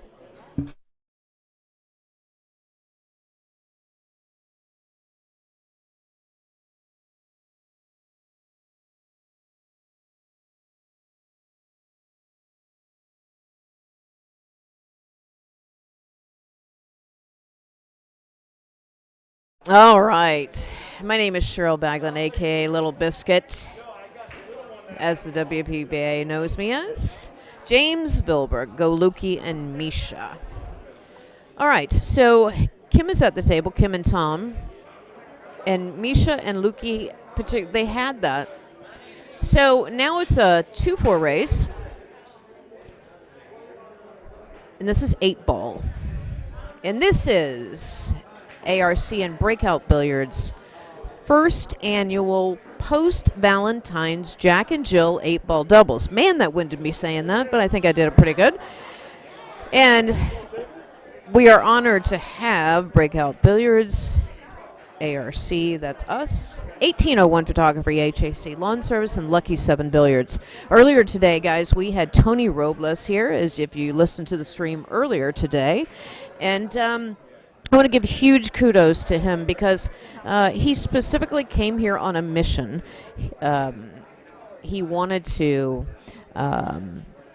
somehow, in his own way, for his dearest friend Jeanette Lee, promote the GoFundMe, Jeanette Lee's GoFundMe page. As pool players, as pro pool players, she gave so much to the pool community, and she's a legend in her own right, that we wanted to do the same in return. So everybody joined together and keep this going and build up that GoFundMe page for her cause. And Jeanette Lee, you got this, babe. You got this. All right. So this is still the winner's side of Jack and Jill 8-ball doubles. 8-ball counts on the break. It's open after the break if you pocket a ball, or either if you don't pocket the ball, goes to your opponent. There is safeties involved. 1 timeout per rack. You cannot talk to your teammate at the table, only away. And Breakout Billiards has definitely just now posted on the the comment section of our stream, the Jeanette Lee Legacy Fund. Even if it's $1 to whatever you can give, it makes a difference. All right, let's see how it goes. Okay, Brian's back with the ear thing. He says, I've known him for 6 years, and now all of a sudden he has an ear fetish with my little monkey ears.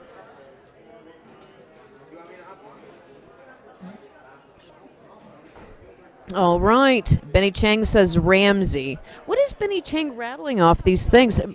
Listen, Benny, we don't know code. I really don't. I don't know what's happening, but it does seem that we don't know what you're talking about. So if you could be more specific, dear, that'd be great.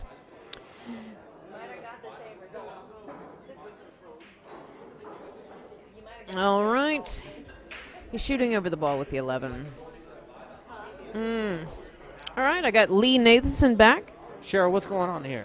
Well, it's 2-0. Even raised to 4, so all right. They're down. And it's been back and forth. It was actually been quite a great match.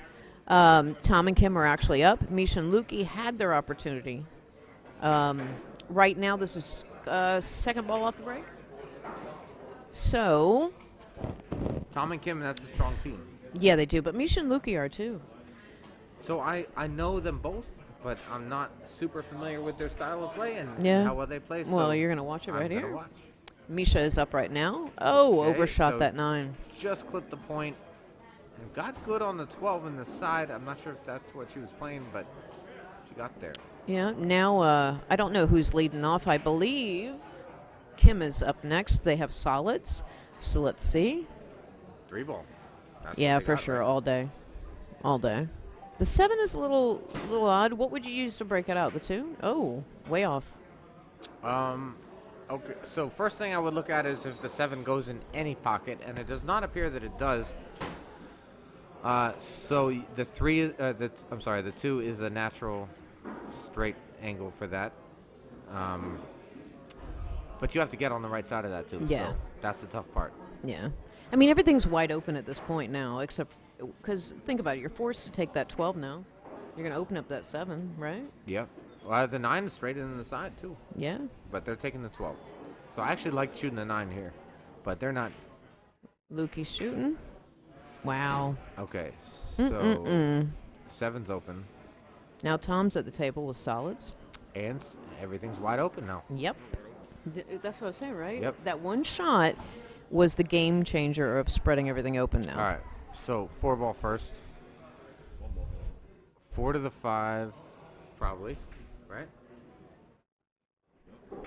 4. Ooh. Where are you going? Wow. Okay, so what? They're okay if the 5 ball goes on the side, because they can shoot the 1 and get easy on the 5. And I think it does. I think the 5 ball goes clean on the side. It's always tough to tell from here. I would let Tom take over that shooting that 5. I would just simply make that 3 and come around, you know? She can get stuck. We'll see. See, she would have gotten stuck. See? Okay. You are.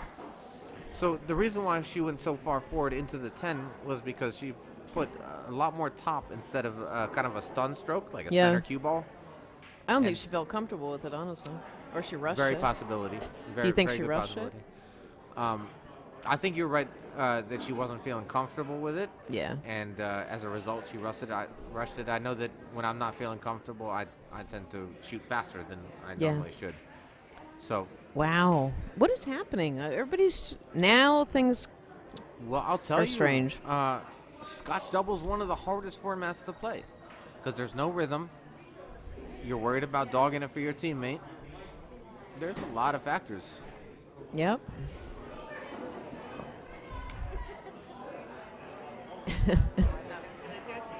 I know. I thought so. I thought Brian's back with the ear thing. Ear massage. An ear massage. Lee calls it ear massage. Oh, boy. I always wake up on the wrong side of my ear, so that needs massaging. All right, so combination and close. So what are we going to do with that 12 ball? Go off the 6. It could. That's actually a very good possibility. How Right? much of that pocket is that 3 Half. taking up? I see half available. So that is a very good possibility. Right? Now, do you see where that line is separating the Jill and the tournament? Yes. That's exactly where you want to be to make that in the other corner. Yeah. So, can they get there? I don't know. Let's find out. Or you shoot the 14 and go into the 6. You're golden on the 12. I don't want to give the commentator jinx. So. Well, I didn't say that he's guaranteed to make. So, set up for the 9. I didn't see that. I don't think they did either. I think they went too far. I mean, think they went too far. Wow. This is a fast table, guys, just so you know. But it is tight pockets. Yeah, so this is slightly tighter than the other pockets. Yes. And this table plays great. What is happening? What is Generally Misha going to do? She's going to try to take over the pocket. I don't feel comfortable with that. Now you have an out with solids, easy peasy. Yeah. Just So- push that 14 out with the. Yeah, so they're going to shoot this combo and open everything up. Probably Yeah, just really like hard. that. And open up everything and hope nothing else ties Wow. up. And nothing else did. Honestly, that was a great shot. That was a great shot. So shoot the 5. Even if they hit the 6, they got the 2 right there in the side, then the 7. Yeah. Yeah, this should be. Oh, where are you Good going? Lord, what is happening? Everybody's shooting so hard. All right, got the 2 ball. That was though. Kim. Got the 2 ball slow roll for the 7, I think, because I don't think you can hold it on the angle for the 6. The What do you 6 think? now. No. So I think you slow roll this for the 7 ball, and then you got to come back for the 8 after the 6. Yeah. So it's not a gimme run out by any means. No, you got to earn it, but it could be worse. Couldn't see anything. Okay. Okay. Well, short side of the 6. Okay. That's actually. So considering that they got perfect on that 6. Tom's.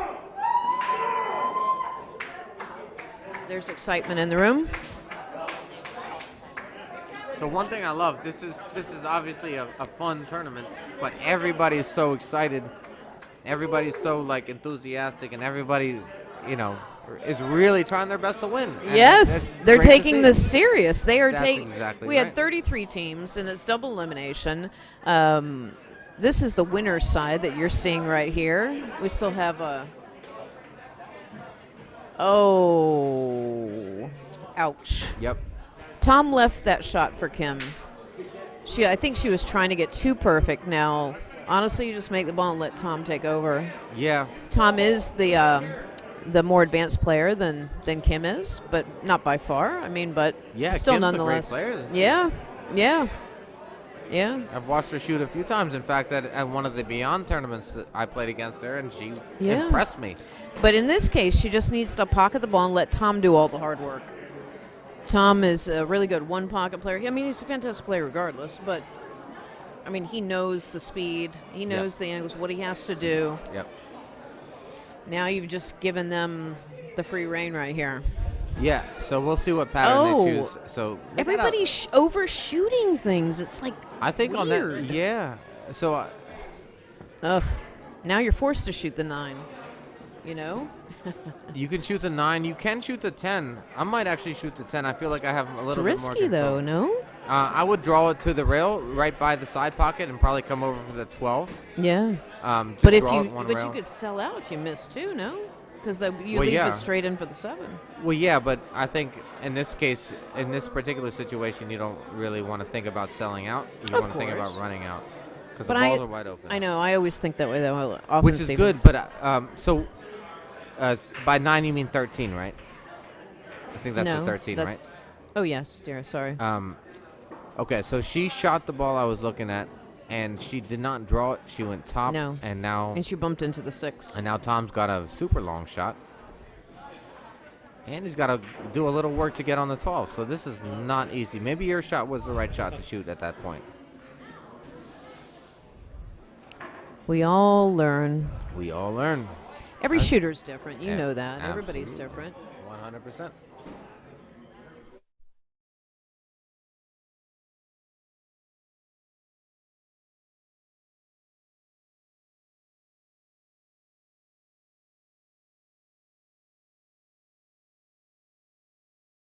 All right, so I have to go play a match. So, Lee, you're going to be on your own. All right.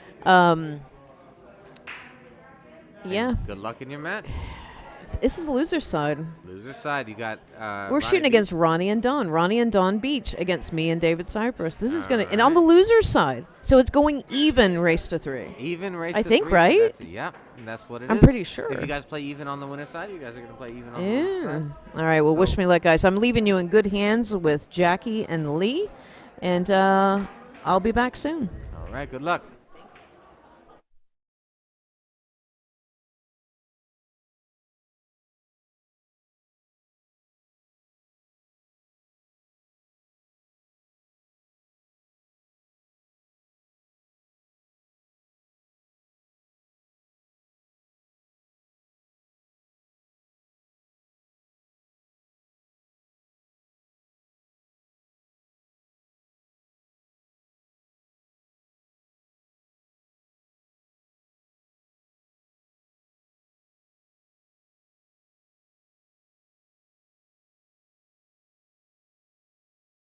That's right. All right, we are back. This is Lee Nathanson, Lee Nate the Great, as I call myself.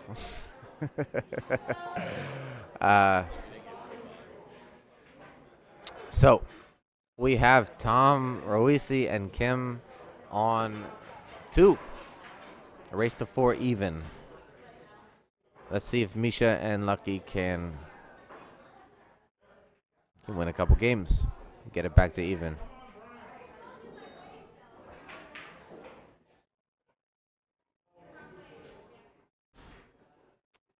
All right, where is the cue ball going? We gonna get the halfway house? We got the halfway house, but this isn't bad actually. So I like cutting this ball in a corner, and you go 3 rails, and I think it's natural, just a little bit of right spin.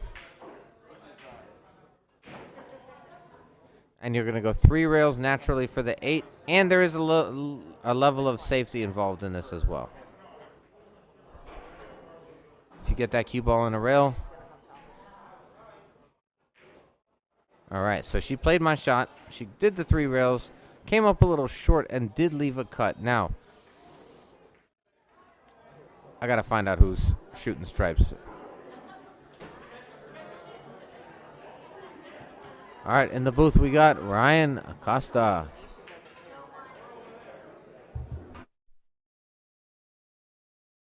Okay, so Misha's at the table. So Misha and Luky are stripes, and Misha doesn't quite get that. An unfortunate clip on that point. We got Ryan Acosta in the booth now. What's going on? Not too much. Glasses on, see if it can't help me see better.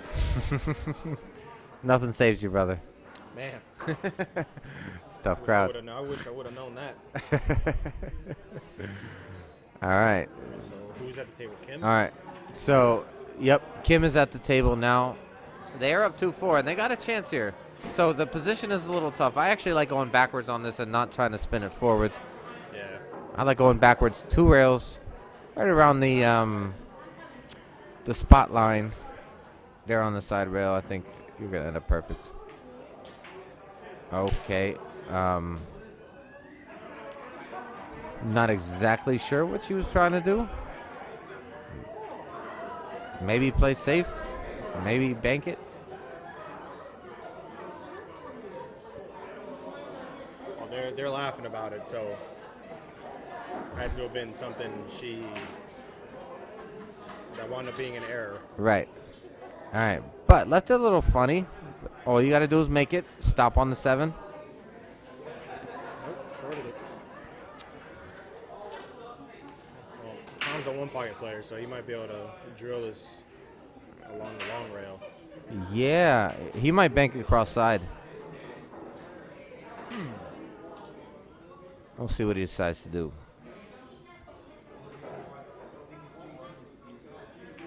So, Ryan, I've been seeing a lot of your photography. I think you took a couple of me, and I appreciate that. Yeah, man. So, it's phenomenal work you do. I appreciate that. Thank you. I'm looking at your camera right now. Was that a Canon? Canon 80D. It looks like no joke. Is he going? He's going to cross-side this, or just play safe. No, he's cross-cornering it. So I think that was part of the two-way. If you cross-side it, you have to lose the cue ball a little bit. Yeah. So now, he got unfortunate that the 7 ended up frozen to the rail because that leaves a free bank at this 13. So they can. I think it's Luky shooting right now. Misha had a 50-50 chance there. So Misha's shooting, so she has a free bank if she hits it soft.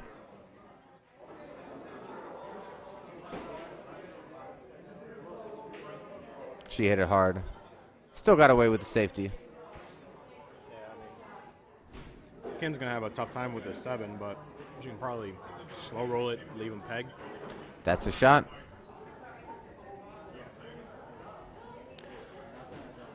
If I'm shooting, I want to leave that 7 ball. I would probably hit the left side of this, leave it as close to the pocket as possible, but hit it as soft as possible. She hit it a little firm, it looks like. Yeah, she hit it a little firmer.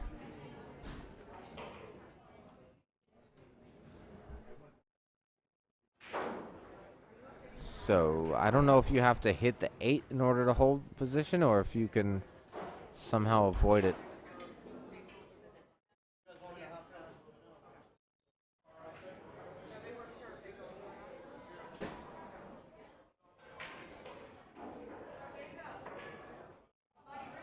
All right. Left a shot, but this is no easy feat here. See if Tom can come with it here. I mean, what do? Do you spin this with extreme inside and try to go 3 rails? You try to draw it back 2 rails, zigzag it? This is no, do you try to bank it? He might try to bank this cross corner, knowing Tom. He might do that because I don't think he has the stroke to get all the way back for the 8. So he might actually try to bank this cross side and just send the cue ball back up to the rail. Yeah, I was kind of thinking along the same lines, watching Tom play. I don't know if he's ever really been that loose to just let it out. Yeah, I think he's banking. I think he's a one pocket player, so he shoots these banks all the time. So I think he's going to go for the cross corner bank with a level of 2-way, send the cue ball, primarily focused on that cue ball, getting it back up to that rail where the 8 is.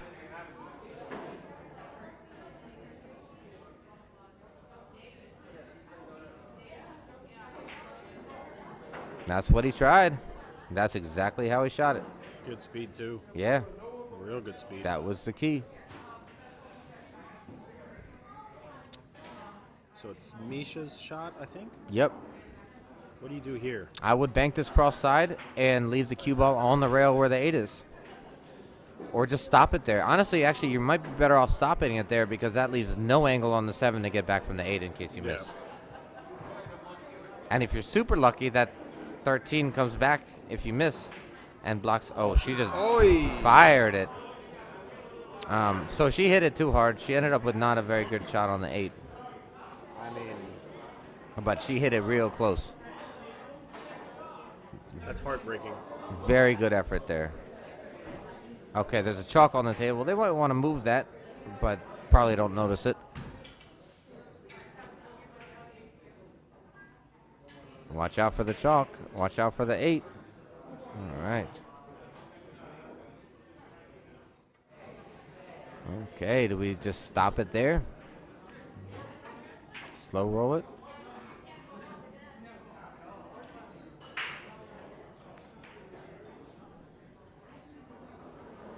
Looks like she's winding up. All right, good shot.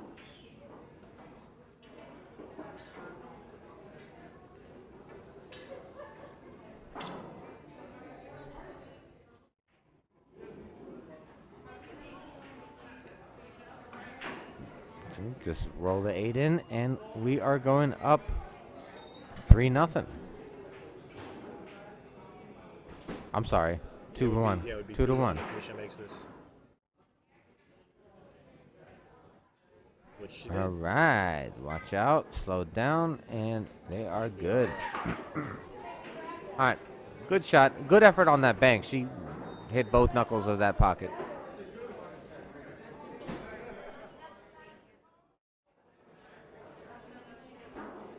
Again, we are here at Lucky 7 Billiards in Hollywood, Florida.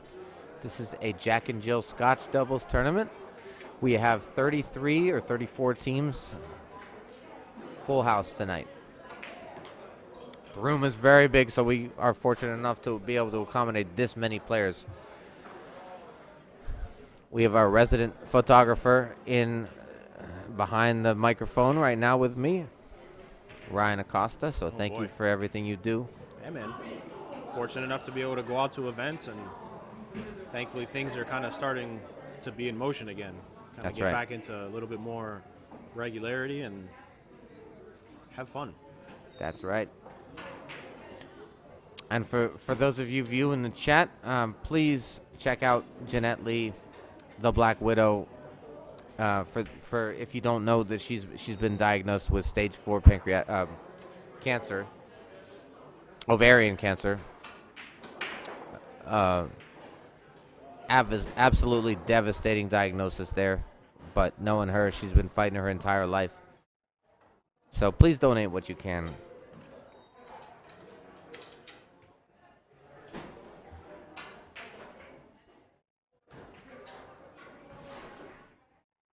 All right, so this table looks a little more open than most tables have this time. So what are our problem balls?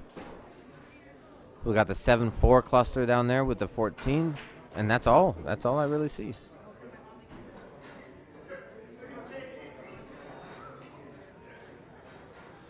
But the 4 looks like it goes. It definitely looks like that. And even being able to see a piece of it here, it definitely looks like it does. Yeah. Now that was a little bit loose with the cue ball there.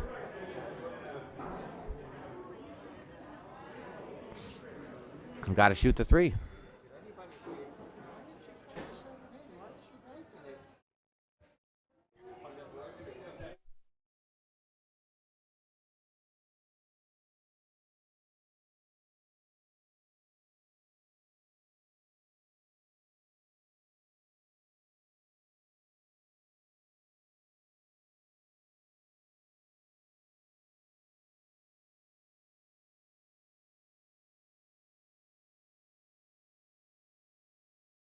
Oh boy, Tiger out, calling you Handsome Lee. That's me. What's up, Tiger? Thank you for joining us.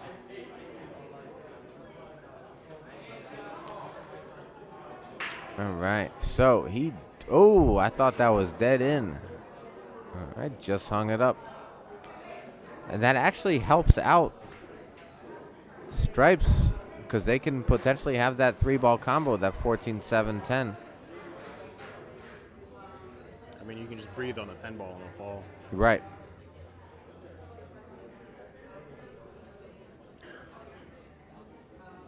Okay. So we're shooting the 5 here now. We're playing great shape on that 2-ball. But how are we going to deal with that 7-4? Because now that 10's stuck, you got to do something about it. You got no choice. You can't keep making your open balls if you're not going to deal with the problem balls until last. Ain't that the truth? So, but they're going to keep making their open balls.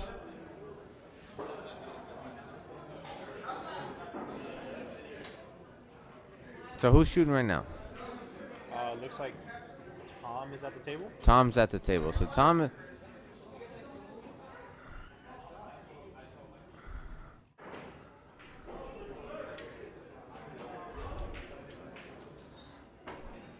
So judging where that 11 is, I might actually try to shoot the 4-10 combo from here. I'm sorry, the 14. Judging where the 14 is. But Tom's got other plans in mind. I'm good.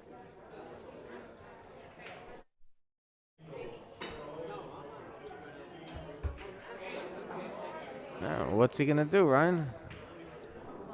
She's got a tough shot here. I mean, she's just gonna send it at the 10. Oh boy, that's okay. The 1 is makeable. The 1's makeable. The 4 is makeable. Not now, but once you make the 1, the 4 is makeable. But you got to assume that you're gonna have some kind of angle somewhere around here. I mean, wouldn't you, if you have to cut in the 1, just kind of bump these 2 automatically? Yeah. So, I mean, who knows? Yeah. So if I'm shooting this ball, because if I'm stripes, my 9's tied up, my 14's tied up. I'm shooting this ball going into the stack. I'm drawing this back, low left spin, trying to hit that stack. Let's see what he does. Nope, he just rolled it in. It's kind of in the middle of nowhere right now. Yeah, I think that was focused on making the ball, and that's it. So now I think you play safe. I think you roll up on the 13 and play safe. Yeah.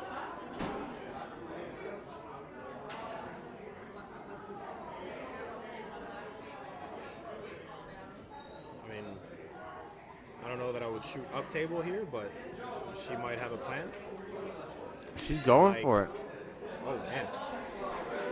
But she got the 2-way. Well, here's that shot kind of alluded to a couple minutes ago. That angle now, I mean, if you hit it right. Can she see the 1? Does she have to go rail first to make the 1? Oh, yeah, 100% rail yeah? first. 100%. Because that can be difficult. Because I don't think that 1's frozen to the rail. It's close.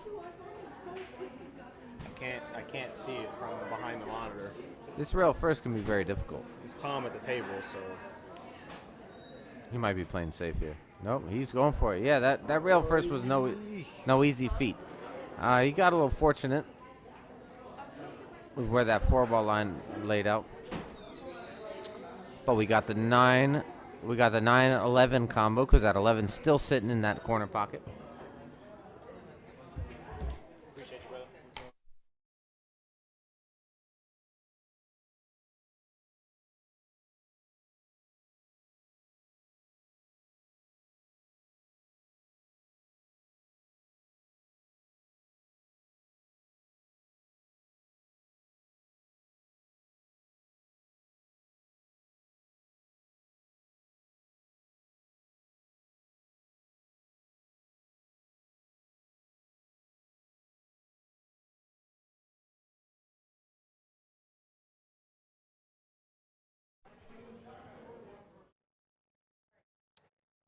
All right.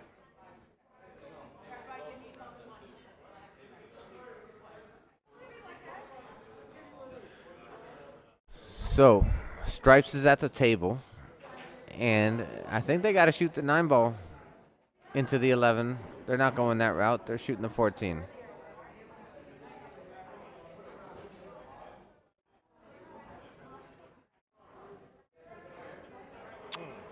Okay, I mean,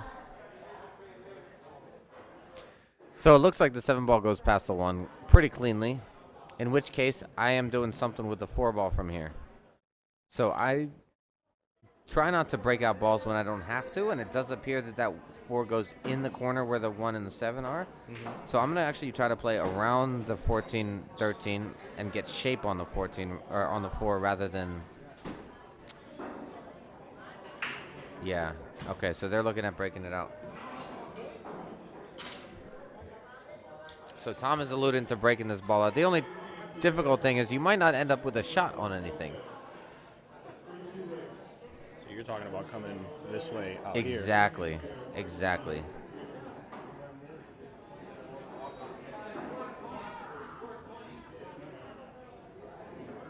Let me see what she does. Wow. Well, I will tell you, though, clipping that 1 ball saved her. Now, that last shot you hit with what? With a little bit of draw and some right-hand side? Low right, exactly. Just low right would get you there. Yeah, low outside would get you there. He can't see the 1. Oh, okay, never mind. So the 4 goes, I think, past the 1. And so it's a thin back cut, but oh my goodness. So that was just a misjudgment of the cue ball path. And I know Tom does think about the cue ball path a lot. So I would chalk that up just to a misjudgment, which happens, miscalculation.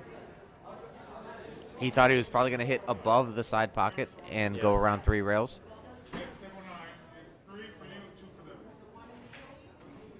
So Stripes now has to, I think this is Lucky at the table. Yep, so it's the right pattern.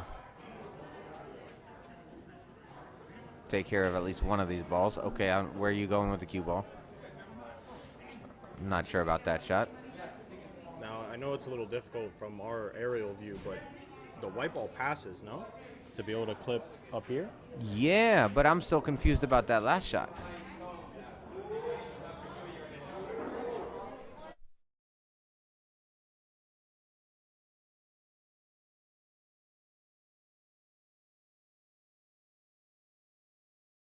You just come back?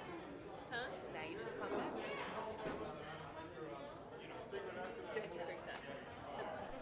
Allergic to some? No, because sometimes he drinks Jameson and Jameson gives me heartburn.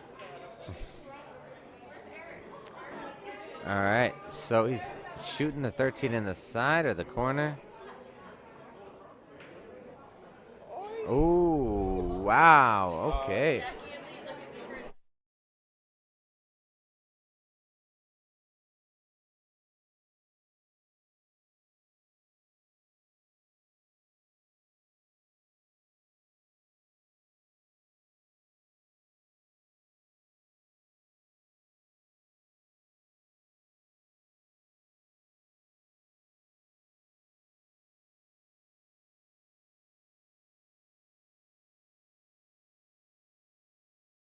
Kim's shooting.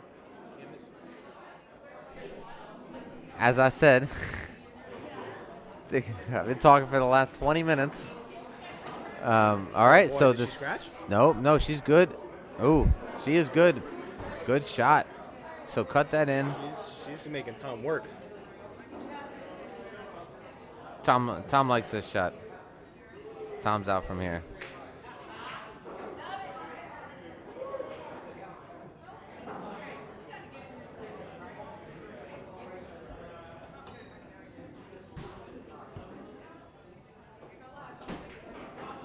Ooh, he babied it.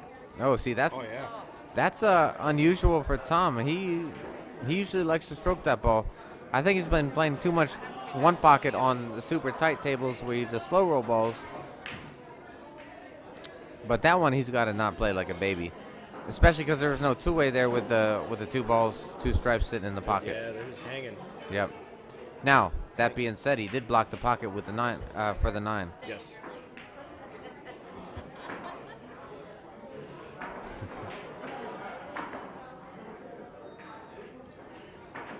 All right, so 13, and got perfect on the combination. Oh, my God, you could not hit that any better.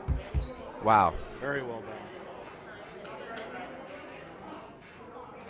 All right, so shoot the combination. You don't want to play position for the 9 ball because you don't know where it's going to necessarily lie, but you can roll forward for the 14 ball and then play position after that. So just nice and easy, roll forward for the 14 ball. Let's see what they do. Okay. Oh, boy. Oh. Wow. Just misaiming there. Oh, yeah. I'm looking at it now in the playback. Yeah. And she's taking a hard cut there. Yep. So she cut that ball significantly. And she's clearly not happy about that. I don't blame her. That's rough. Yeah, that is rough. That is rough because that previous ball was hit perfect. And they were in golden position to take that game.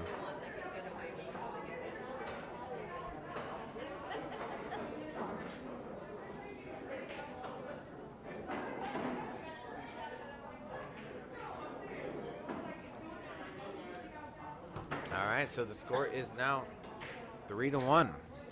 So Tom and Kim are on the hill. They escaped certain death on that one. Oh,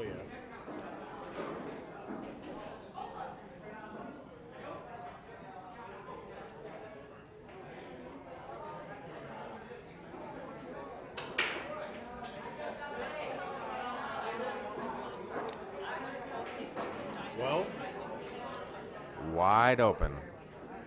Solids are looking real good here. Oh yeah. 4 goes, 6 goes. There's no problem areas. No problem areas. You just got to get good on the 1-2, and I think actually you take care of them now. I would. I think you go 4, 2, and 1, or somewhere along those lines. Yeah, 4, 2, 1. And then 6, and then work your way up, and then you got to work your way back down. I think that's the easiest pattern. Yeah, this should be. That I don't know who broke between the two of them, but when you're on the hill, it's a good way to start it. Yeah, I think Tom broke those balls because Kim just shot that ball, and then now Tom's shooting again. Oh, what was that? You're supposed to draw that ball and play the one in the same pocket. But that's okay.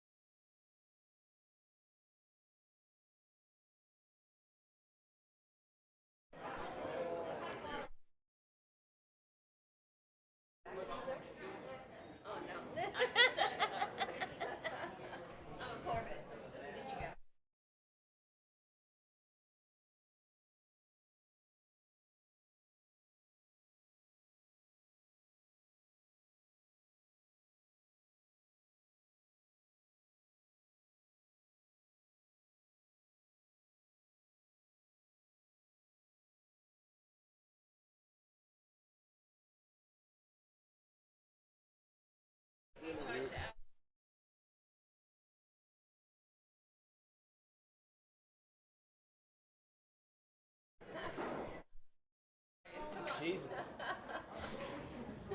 Oh, boy, that's a tough miss. Yes. Okay, so got the 6. I don't think they got the 1. They got the 6. Now, how do we get back on the 3-5? Now, the 3 goes past the 12, so if you can get a good angle on the 1, if you can shoot the 6 and get the angle on the 1 to come in between the 11 and the 14, you can spin this ball up for position on that 3 ball. If you know what I'm saying. So you cut the 6 there, come up here, spin that way. Not easy. Not easy. Not easy.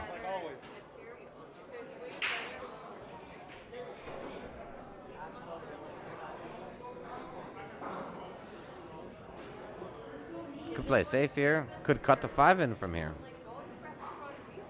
Tom might cut the 5 in from here.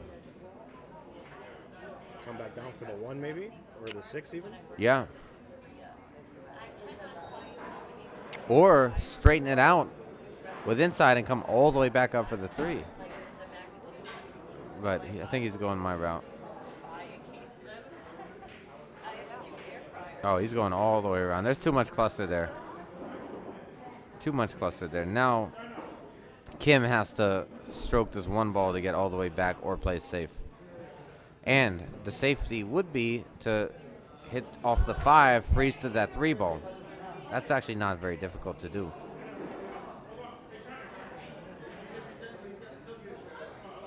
Soft with lots of spin. Yep, that's the shot.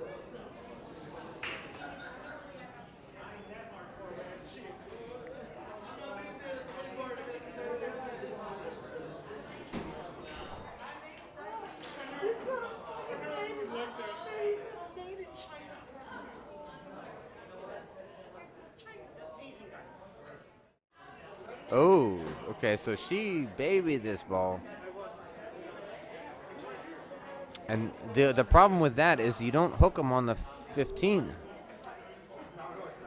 Well, it might be a case of knowing your opponent. Now you're leaving Misha hampered over the 5.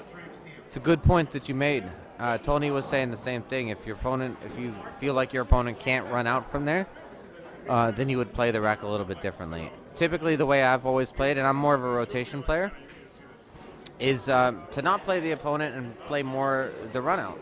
And I would play the same way I play against Jackie over here that I would play against Mika. Well, maybe not the same, but yeah. How's the commentating booth coming? It's good. What's that? I can go and sit it with Lee if you would let me sit with Lee for a little bit. By all means. I love that. But 8 balls. Tom. I like Tom. Tom's my good friend. I don't know you. I'm Craig. Right? Oh, you're the He's the photographer? one who takes the good pictures. Just for the event. 8 balls a little bit different though.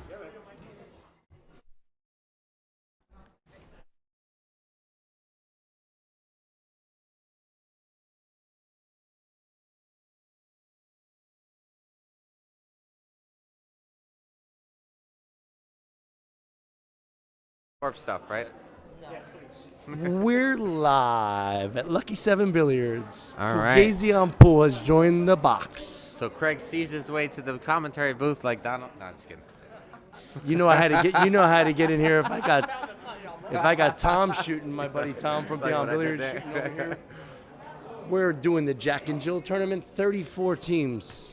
Unbelievable. What do you think, Lee? 34 teams for Jack and Jill. 34 teams. That's a tremendous. That's 34 times 2 is 85. Did I do that right? Well, do the math to figure 34. out what's the prize money. I'm wondering. 34 times 2. Are you calculating? 85. No. 34. I'm just messing with you guys. Sounds like 68 to me.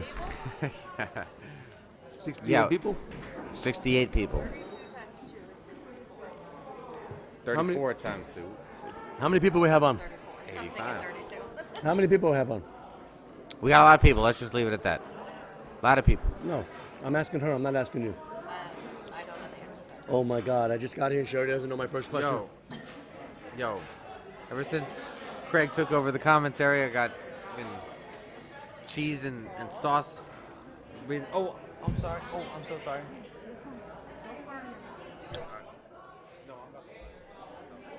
So it looks like they have a pretty open table here. This should be out. This should be over right here. I got here just in time to watch the end of this match. Kim's in a pocket this 5 ball. Tom's in a pocket the 3 ball. Kim's in a pocket the 1 ball. Hopefully Tom gets her a nice little angle on this one, making it easier to get on the 8 ball. But either way, bad time to get in the box unless he misses this. Somehow hooks her. Oh man, he almost missed it. Wow. All right, man. Craig Daly that stroke over there. Yeah, that was definitely that one with jumping up on that one. Yeah, no, he left her a little straight, so let's see how she gets on the 8 ball. Nice. She came around it, but she bumped it. And she bumped it so thin that she still gave him a pretty decent shot. He is close to the rail. Let's see if he dogs this. If he jumps like he jumped on the last one, he's gonna dog this one. If he stays down, strokes it in, they should be moving on the winner's side.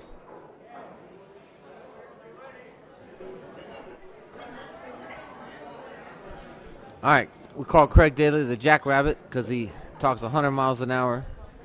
We're going to see how he hits it. Let's see how he hits it. And it looks good-ish. He did hang it, Lee. Wow. Did they have a shot in the 9 and break the 14 out right here and they got a chance to run out? Yeah, that's a shot. The 9 ball is a little thin. And I hit this with a little bit of pace because you really want to get movement on that 14. Yeah, you want it out of there. And you're guaranteed to get a shot either on the 15 or the 14 after that. So you got to hit this one with a little. But be careful. Do not hit thin on the 14. And make the 8. And make the 8, exactly. So. And he missed the whole ball, but he made the shot. He left a really good bank. I mean, that looks pretty good, but it's on the rail, but a stop shot bank would get him out. There's a lot of issues here. He could play a little bit off the right side of this stripe that's down the table and play a safety, but it's an easy kick. But who knows? You might kick it and scratch. Well, when you're that distance is not that easy of a kick, so I think that's probably the right shot. He's shooting this 15 ball. 15 ball, yeah. So he's going all in on this ball. And I think if you're going all in, Yeah, but look now. Oh, well, you know no, what? this is good. This 15 ball cut This and is get on fine. the 14 ball. Yeah, this almost is fine. natural angle if you can control the speed. This is fine. He did good with that one.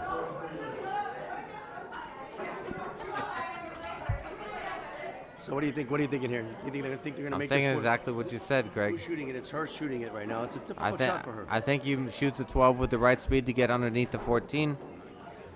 Unless she's the 6 or the 7, I don't know these Misha and Luky. They're from Miami. So Misha used to be one of the main heads at Peg's Pocket down in South Miami before they shut down. And actually they opened up this pool academy down there. For what, children? No. For anybody that wants to spend a $100 membership, 24/7 access, gold crowns. You just go in whenever. Swipe key, pool tables, 24/7.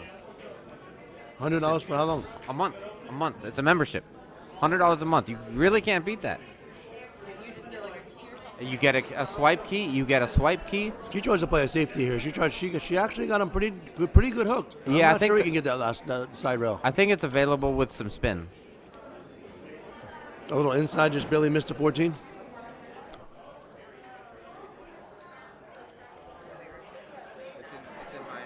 The one rail kick is definitely there. The one rail or 2 rails could come either way. Looks like she's going to try to come rail first over here inside the 14. Can't really see if she has enough rail, but it looks like she does. Looks like she's using a little inside if you're watching the... She hit it perfect. She hit it perfect. Looks like Thomas is moving on. Thomas and Kim moving on the winner's side. Man, I feel like I'm commentating with an auctioneer over here. It was a pleasure joining you. I'm Fagazzziii on pool. I'm out.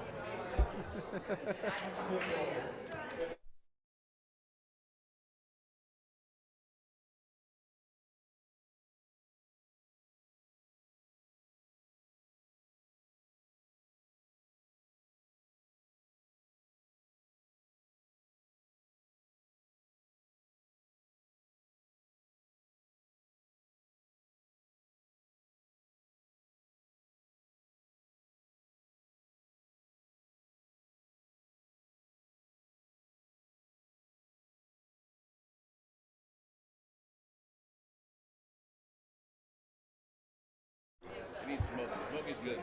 Smokey, yeah.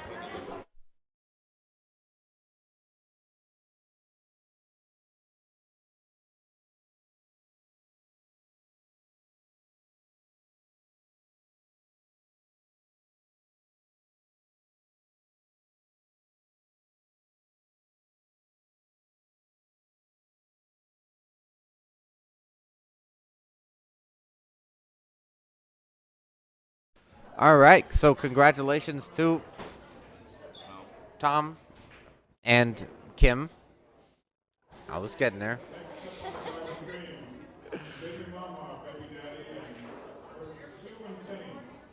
On the stream table, we got Eric Spiller and his lovely wife. And Lucas. Not Lucas.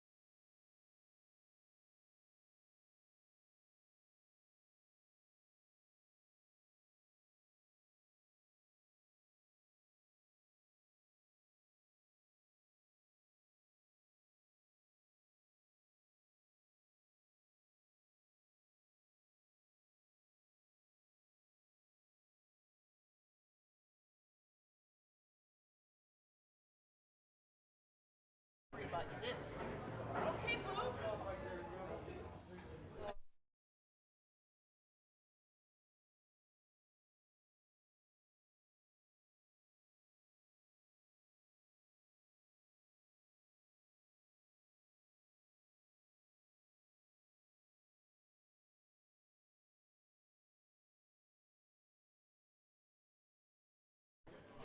All right, we got Stephanie in the booth here on the microphone. Hi, friends.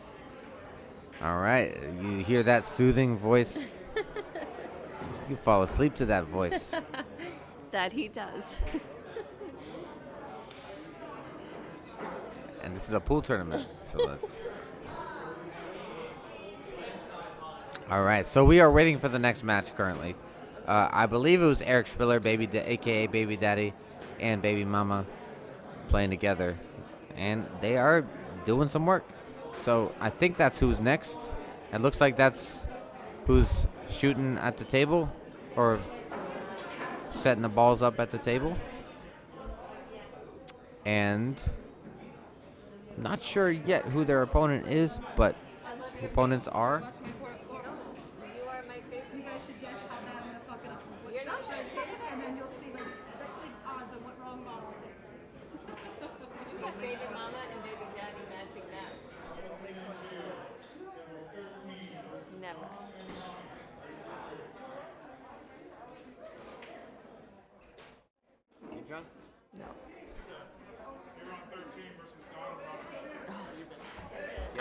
I'm about to be knocked out. Get him.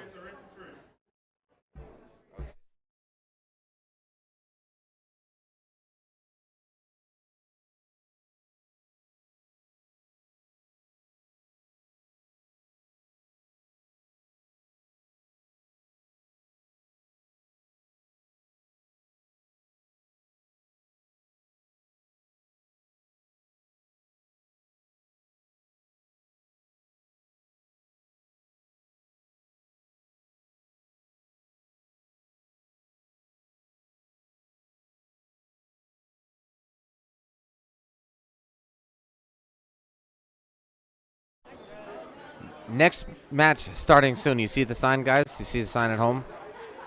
It says next match starting soon. This is Breakout Billiards.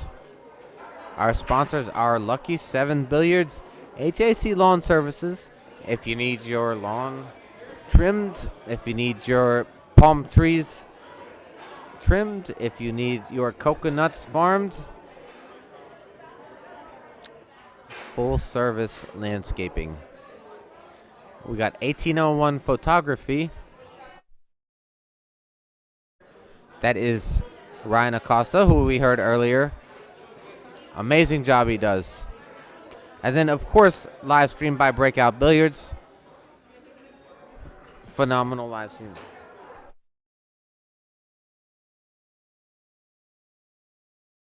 I'm going to go pee and she's going to go smoke. I'd be right back.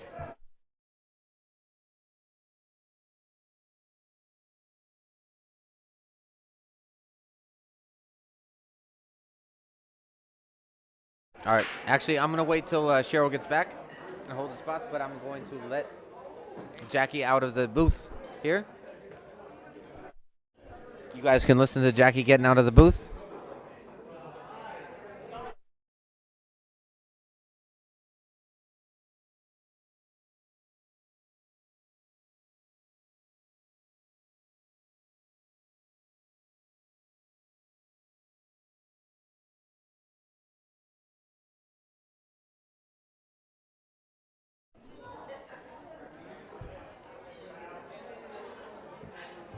Allie Peters, we're working on that currently. Let me find that out for you.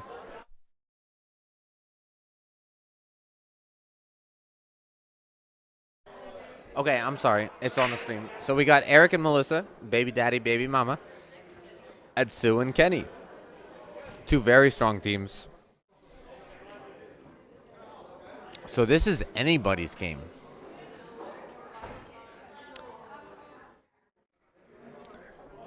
Kenny has been winning some tournaments lately, so he's in the zone.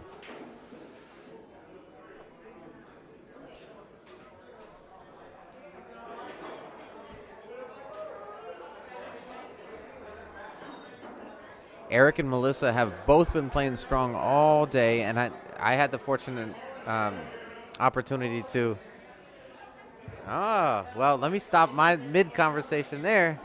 and say what's up to Tiger. Hey, everybody. This is the famous Tiger from stream fame, from comment fame. Well, so what we got here? So welcome, Tiger. Right, so we got Eric and Melisa, baby daddy, baby mama. Oh, okay. And we got Sue and Kenny. Kenny C. Yeah, so it's it could go either way. I know that Eric and Melisa are playing actually pretty well together. Okay. I haven't watched any of Kenny's matches, but Kenny's always a danger to play. Oh, yeah, for sure. So. Absolutely. This should be a great match. And one thing about Scotch doubles, there's no rhythm, right? So it really doesn't matter how good one person plays. Right. Can they sync up? Can they sync up? Exactly right. So, can they sync up here for the stream, the pressure? I mean, this is equivalent to the Mosconi Cup here. Trying to kill me, right? So, we got baby mama Melisa at the table, drilling that 11 ball in the pocket and coming out perfect for options. Yep. Very good. Yeah, options. He can roll. So Eric can roll the 13 in to play for the 12. I think that's what that is. Yep. He can roll the. No, I'm sorry. The 12 is down there in the corner. The 12 is there. 13. I can't tell what. 10 ball. 10 ball. Okay. No, that can't be the 10 ball. Yeah, 10 ball's over there. I can't tell. It's a full moon. Yep. So whatever that ball is there by the 13.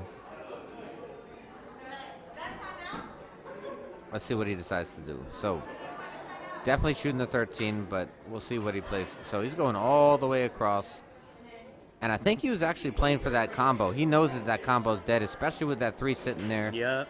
That's a big pocket. Yep. That's right. Yep. And she doesn't have to hit it that hard either because, she's in position for the 12. Right. Exactly right. Now, they want to open up that 15. They don't necessarily want that 15 to stick there. Right. Ooh. Just caught that point. If you had any thinner or any thicker, it would have gone. Thinner, it would have gone straight, clean, and thicker, it would have gone off of the 3.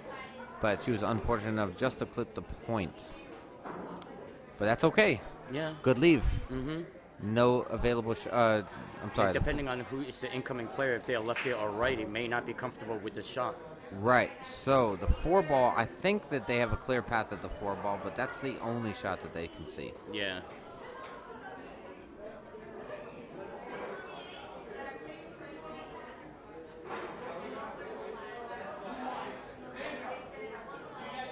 I think they gotta shoot the 4.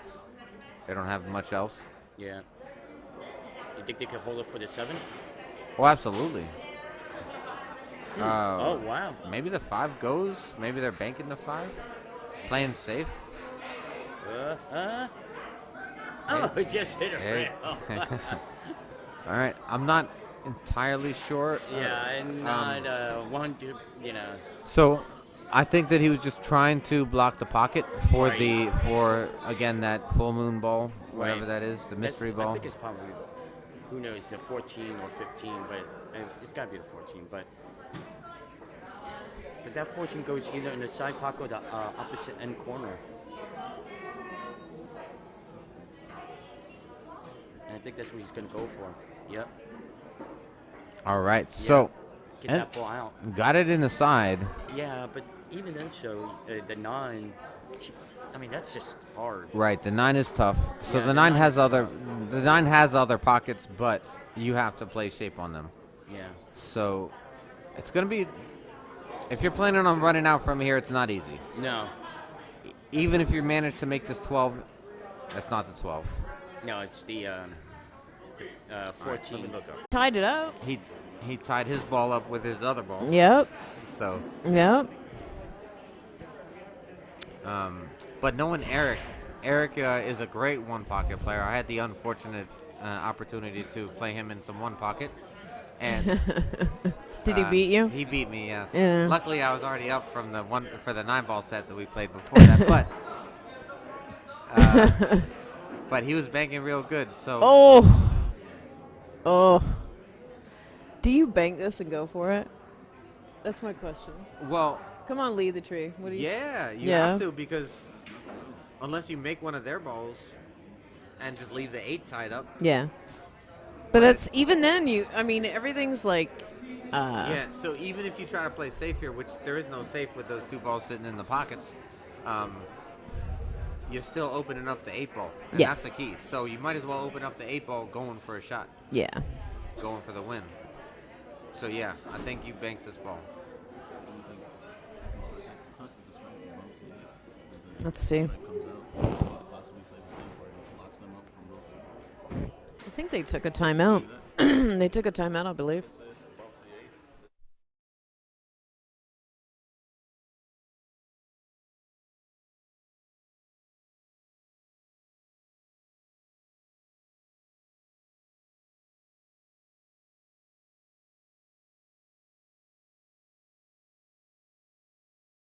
All right, so now we wait. During a timeout, they took a quick little timeout. Yeah, this is tough. This is tough. Now, just so you guys know what happened, we had to reset the stream, so we are back and live for part 2. You guys please share this link.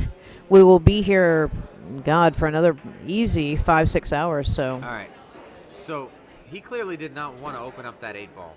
So he chose to make one of their balls. And that's okay. It's ball in hand that you gave. But,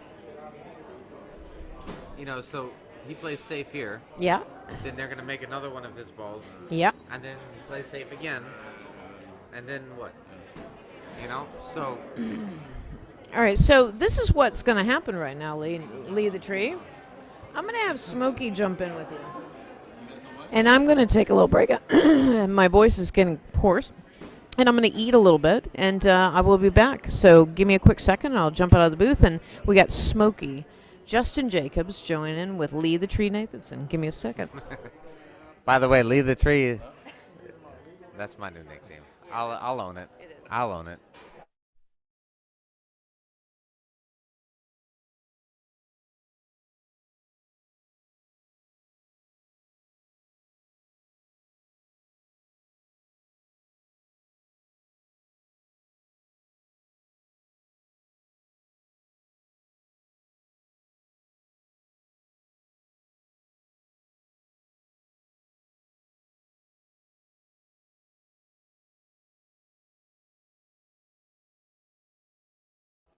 And barbecue sauce and ketchup. All right, guys. Wow, what a shot. Wow, what the hell? I missed that. Hold on. That's why we got shot. another stream. I don't know who was shooting that. Okay, so I missed it. I was ordering food, Eric, but I can see it again baby here daddy. on the stream. Let's see. He banks this ball. Yeah. Finally makes a bank. Yeah, but look at this bank. And it has to be the toughest bank he's shot all night long. Okay. Now can baby mama make the 8 off the 1. Unreal, that shot. That was a good shot right there. Unreal. Good shot, He had Eric. to shoot at it. He had to shoot at it. Yeah, the 1's hanging. I mean, it's not like he could do a lot. Yeah. I'm just wondering if she's going to go for the side or the corner. Got to roll this in the side. Oh, she went for the bank? I think she was trying to make it in the side, just undercut it. All right. It's okay. So, getting on from the 1 to the 7, or do you back cut the 7? Depends who's shooting. I mean, you almost get a 2-for-1 if you shoot the 7, because if you make it, you make the 1 probably with the cue ball. Well, if you miss it, you can hang the 7. That's a good shot. Yeah, that's perfect. Just cut this in, and you're out. Don't hit it too full, and make sure you hit it thin enough so it comes up, doesn't go towards the 8. Smokey, how you doing in the tournament? Doing all right. Got a little unfortunate on the winner's side. That's a good shot there by Sue. Unfortunate that you dogged it? No. We were up 3-2, and it went double hill, and then they made the 8 on the break to beat us. And that double counts? hill. Yep. See, and that's the first time that it's counted in this tournament. So for me, I didn't think that we lost to it, but then they told me afterwards, because I didn't listen to the players' meeting, that they did count. Meanwhile, I would have been breaking from the second ball the whole time, trying to swing at the 8 ball. Right. So it is what it is. I mean, at the end of the day, luck got us, and you know what I mean. You can't beat a home run. I was talking about the rules in this tournament, and we use BCA rules here, and I did mention these aren't BCA rules though. Well, I mentioned that there was a couple rules that are different, and that is one of them. I don't know any other rules that are different. These are tap rules, so because they're playing tap rules, you can win or lose on the break. But the whole thing is that it's like BCA in a way, but if you scratch off the break in BCA, it's ball in hand anywhere. If you're playing tap, it's behind the line. Okay. So that's the real only difference in between the two is ball in hand after the break if you scratch. Gotcha. So here, as long as you make a completed ball, you are what you are, and you can make a ball, play safe, yada yada yada. Okay, so we are not open after the break. Right. So it's still open after the break if you make a ball, correct. It's not like APA, but BCA makes it to where if you have break ball in hand, you have anywhere on the table versus in the kitchen. Right. So that's really the only I'm sorry. difference. Gotcha. No, I mean, you're fine. You don't really play that league, so you don't really know those rules. I've played BCA singles. I think my issue with behind the line after the break is that you can possibly be rewarded for scratching on the break. You know, so that's my biggest issue with behind the line after the break is you can be rewarded for scratching on the break. You know, if you can't make any balls from behind the line, and that happens way too often. Well, I mean, I'll still take ball in hand after the break with the ball behind the line versus breaking dry or being stuck somewhere. Well, sure. All right, so back to the match. Solids. So cut the one, go up to the 2-ball because the cue ball hits the 13 and stops for auto shape on the 1, but that's just me. I might cut the 1, go up for the 7. Well, I mean, that's not bad, too. It just depends on who's shooting and how they're feeling at the moment, I guess. 3 ball is a big ball, so obviously we're not moving that. She's shooting at the 4. 4 ball. Does it go in the side? Yeah. It does. All right, and got up for the 7. That must have been Kenny shooting. Great shot. That was Kenny shooting. It's a good shot by Kenny. Well, I'm not saying that Sue is incapable No, of I'm not that saying that. I'm just saying the delivery is – I couldn't see the body, but I could see the cue. It was a smooth stroke. Kenny's got a smooth stroke, and Kenny's been playing real good lately. Yeah, he's working on his game. He's been working on his game. Yep. He's been a teammate of mine on a lot of different nationals and stuff like that throughout the years, so it's nice to see him getting better. Yeah. And he snapped off that big win. Where was that, in West Palm Beach? I think that was over at I want to say it was Sanford. Where he won the Fargo. Yeah, the Fargo 550 or 599 or under. Oh, he's out? It's my cue. Is he out? Yeah, he's out, yeah. Oh. Pierre is exiting the tournament. And Kenny just got second place at Grover's. Oh, Kenny got second place at Grover's in a doubles tournament? Oh, yeah, that's right. Over the last, the blind draw Scotch doubles. All right. Yeah, he played as a B. Wow. Yeah, oops. All right, baby daddy taking swings. All right, so the 2-1 got a little tied up here. Two's there to break it out if they need it. Lee's like, I cut the 2. From here? I cut the 2. I might shoot. You could bank the 1 too, but I would probably shoot the 3 and draw it straight back for a I might better bank angle the on 1 only because I'm pushing the 2 to my hole also, and if I miss, I'm not really giving up a lot. That's the only reason I kind of like this shot. It's all right. Kenny likes it too. You tied up the 2 a little bit, but Yeah, the it's 3's not there bad. to get shape on the 2 in the other pocket. 8 ball's a little. Yeah, little so funky. one thing I learned from commentating with Tony Robles is that with 8 ball, you play more of your opponent on these. You know, if they can't run out, you don't necessarily want to open everything up for them to Correct. potentially run out. But sometimes that'll definitely backfire on you because if you sleep and think that, okay, well, we can leave them an open shot because they're not going to run X amount of balls, well, I can tell you, and I can attest to, that people definitely sometimes surprise you. Yes, indeed. So you gotta treat everything as the same kind of threat. Yes, indeed. All right, But, so let's see what happens here. Straight baby in mama. on that 7. I don't know. We got some angle, but she needs to come down to the middle of the table, shoot the 1. I think she's just gonna leave him a peek in between the 10 and the 9, shooting the 1. Now, does that 8 ball goes, right? No, I don't. I mean, it's real close. It might go in the side where the 1 is, but I don't think it goes on the corner. Okay, well, we'll see how they do. She left him on the rail, so this could be a little tough because she's going into. He might have to shoot the deuce here. I mean, I feel like you have to shoot the deuce here because if you shoot the 1, you run into the 13, you push the 13 up towards the 3, you probably don't leave her a good shot.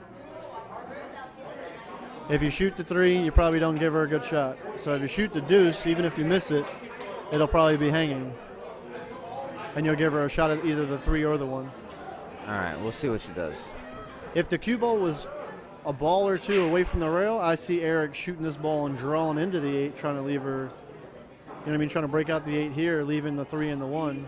But I on think the the rail, 8, I think the 8's makeable in the corner, but I could be mistaken.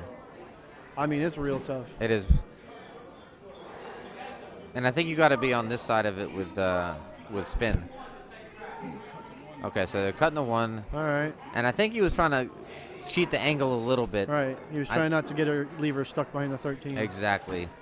So I think your shot was right on that one. Cut the 2, but does the 2 go past the?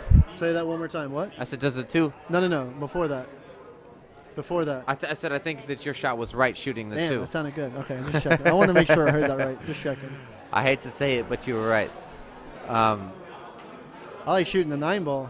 Yeah, that's what it goes. Oh, yeah. Well, give me that angle then. Let me see it. All right. Let me get a blink look at it. So what's the path here? 9 in the side? Let me get a little quick blink 9? at it. Nope. No, 9 in the other side. That's not too bad. Yeah, I want to see it. I want to see the angle. It doesn't go. That goes with spin. Man, you got to hit that ball real good. You can go back. That goes with spin. You got to hit that ball real good. You Either got to way, put so much inside on the ball and not touch the 14. I don't like it. Either way, it's tight. So Yeah. we'll wait to see how it's dealt with. But what we do know is that the 14 does not go. Right. So they got to do something with the 14.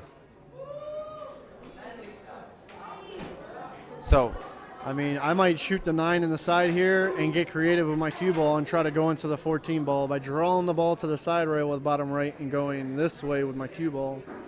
But that's just me. Well, that's just Smokey. That's just what I like. Smokey Ray is talking about That's his. just what I like. I'm just telling you. Like, that's how I look at it when I'm at the table. Like Smokey Strickland talking about his path of those shooting this ball. are the things I'm looking at. Draw, spinning at 3 rails. Hoo-wah. Take it for a ride. Lee always kind of picks on me sometimes when I play safe. I'm like, I'm playing safe there. He's like, oh, I just run out. Well, that's why I haven't won a tournament in a while. I'm just saying, sometimes. See, he's looking at it like he wants to do it, but he might just lay up. So I would actually try to get under the 14 and play it in the top corner. So I try not to break out balls if they don't need to be broken out. This really isn't horrible, except for the fact that they're giving a good shot from the 1 to break out the 8 right here and leave the deuce 3. Because even if you touch the 8 and 14 at all, you're going to slow the cue ball down. So who's shooting right now? Sandy, I believe. Sandy? Oh, no, it's Kitty.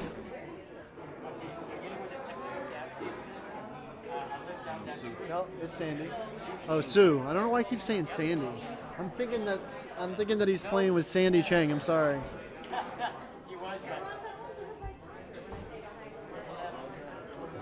Sue is actually the person that bought Cheryl and I for the second blind bid in the tournament. How much you go for? We went for 160. That's a good team. You and Cheryl was a good team. Yeah, I mean it's tough that we're on the lost side, but at least as long as we can battle back and kind of make it till tomorrow, I think we'll have a chance because we'll stay warm on the lost side, and being races to 3, hopefully it'll keep us in a little bit of a gear, but we'll see how it goes. Absolutely. I've won a lot of events from the lost side, even though I didn't like it when I first got there. You just got to get comfortable and make balls. Yeah, no question. See, he's telling her right here, if you shoot the 1 and you... Yeah, I think you go for it. I think you go for everything. Oh, Kenny's giving her the swing. All right.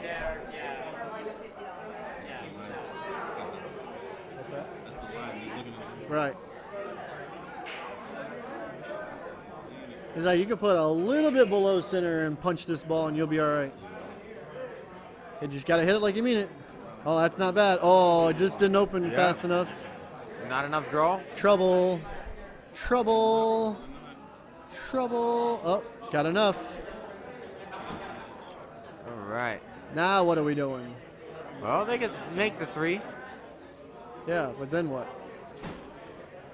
Bump the 2, and then hopefully end up. The 8 does go in the side. How about this one? Playing 8 ball, I kind of like overcutting the 3 here and letting the cue ball try to just bump the 12, freeze it, the 12 on the top rail, and just try to stick him behind the 2.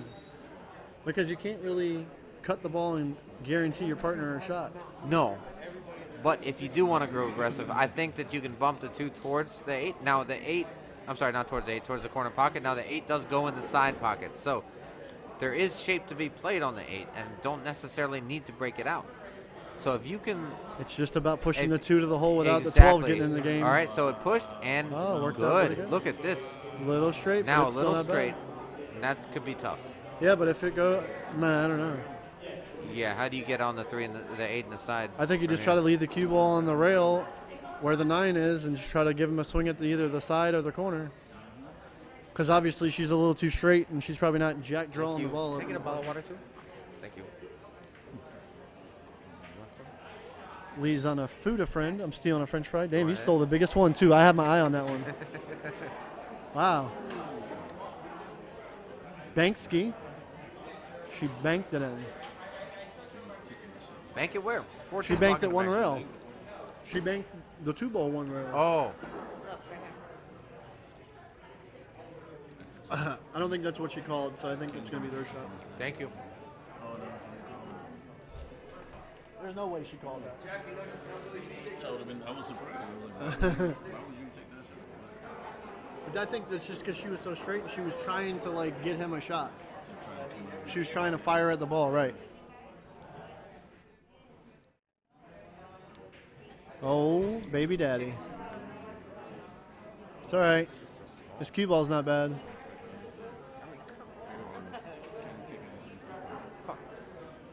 I mean, here's another one where you can thin the 8 ball and stick them right on the back of the 14 ball. Just let the cue ball go thin and just try to stick them right on the top side of the 14 ball.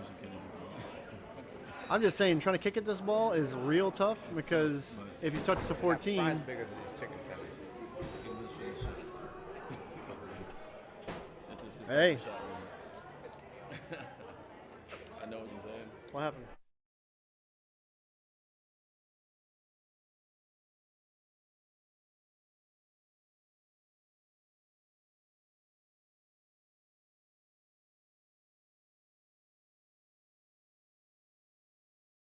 Nice shot, Kenny C. What a kick. Da-na-na. Hey, and Sean Blaine is in my ear calling it. He's like, he's kicking it in. Don't worry, he's kicking it dead in. This is his wheelhouse. I'm like, okay, man, it's thin. Great shot, Kenny.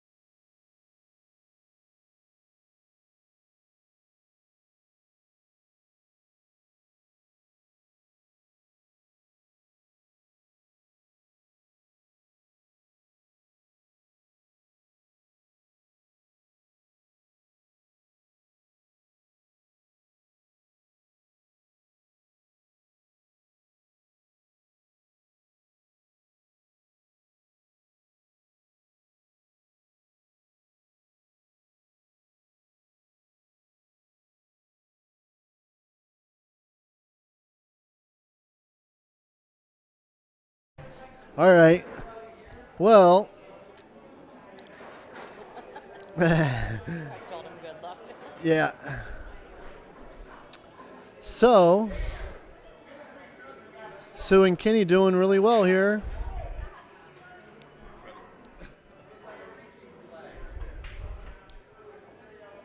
Good shot.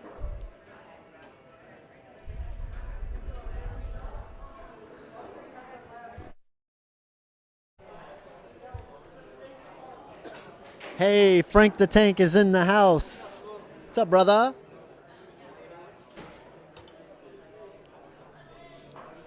Malinda's husband, Frank, saying what's up to him. That was a good shot. Oh, it was close. Almost a bad hit, but it was a good hit.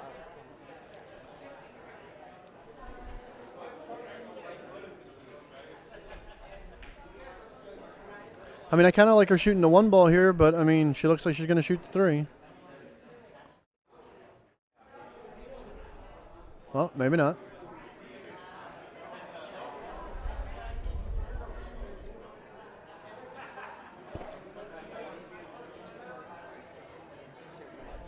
What? She went up today.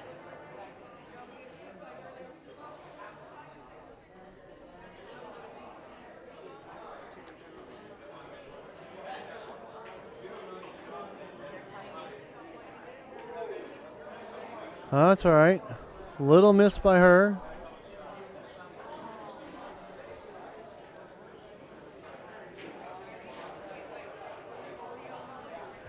You gotta love the life.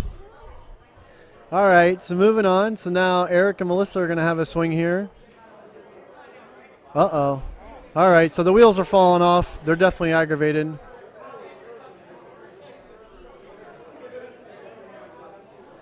Definitely a little frustration kicking in.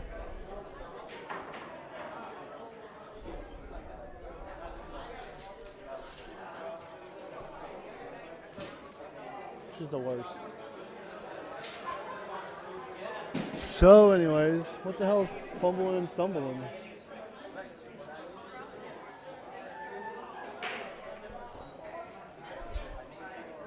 Oh, that was an unexpected miss.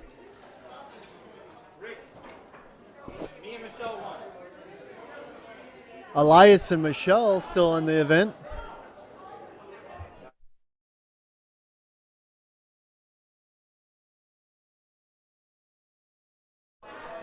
All right, so Elias and Michelle are still on the winner's side. Congratulations to them. I just want to know what the rumbling is. What is that?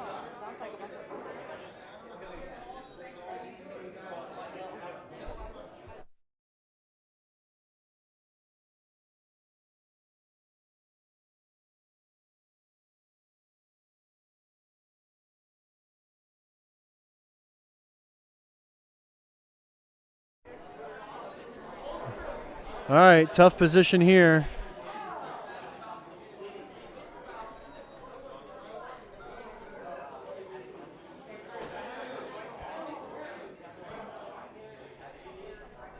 At least he tied the ball up.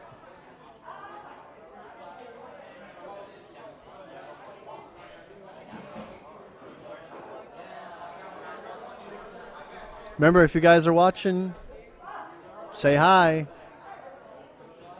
Like, share, subscribe.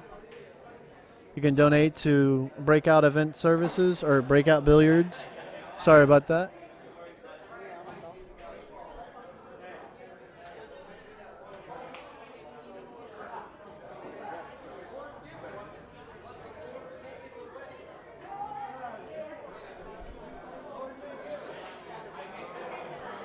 Good shot there. Sue made a good shot. Now I'm wondering if Kenny can go off the 11 here, or the 15. It's the 11. The 6 off the 11 to open up the 3 ball. What's up, Tiger? No. Oh, man, he hit it good. Good shot, Kenny. He is definitely seeing the ball good right now. And I don't know if she can get him to the 7, but it'd be real nice if she could shoot this with like a flat ball and just follow forward a little bit. She tried to, but jumped up a little bit. It's all right. 9's still a little touchy. But that was a good shot by Kenny to give them a swing. All right, let's see if Baby Mama can get something going here.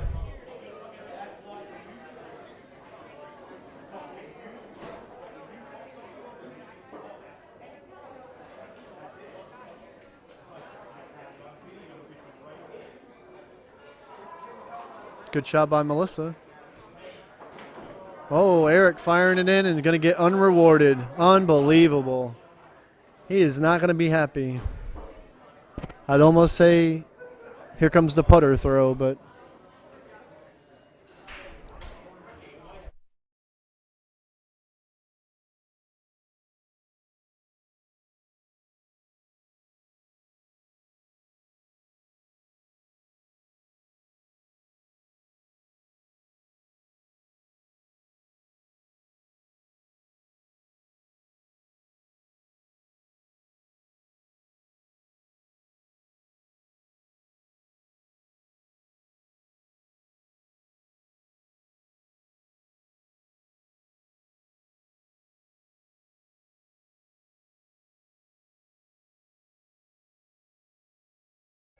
anyways, we are back. That was a great shot. I am back. Smokey's been here the whole time. What'd I miss? I believe this is going to be the last game.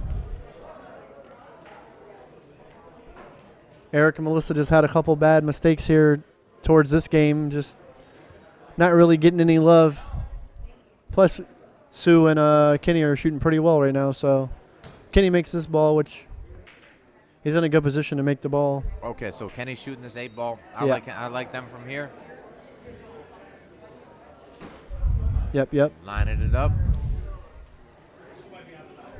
Eric, just concentrate on making the ball. Don't overcut it.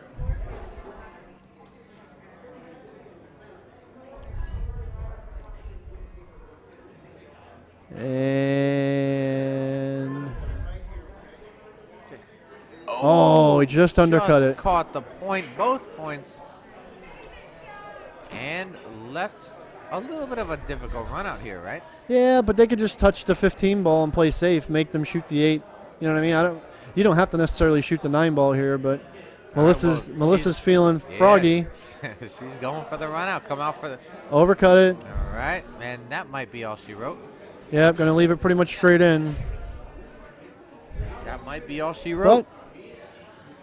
But it's not over till the fat lady sings. Who's the fat lady?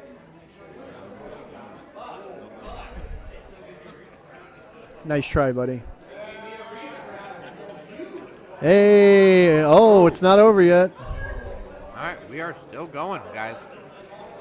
All right. Now, 9 ball. What if Eric and Melisa win from here? I mean, it's tough, man. It's not about your shot. All right, so 9 ball, and actually, I probably swing around for the 12 in the side pocket, kind of where the cue ball is now. I probably just shoot this ball and naturally try to just go 2 rails so I give either the 10 or the 15 ball at a long shot. I'm sorry, that's the. Because if you draw the ball over and you get a little funky in between both of them. No, I don't draw this ball. I go forward with high right and around to the other side of the 10. Yeah, as long as you don't undercut it, you won't scratch. So if you make the ball, you 90% of the time will not scratch. You're not scratching here. There's no scratch. If you shoot it dead straight, cue ball goes dead in the drink. But if you hit it hard with center ball.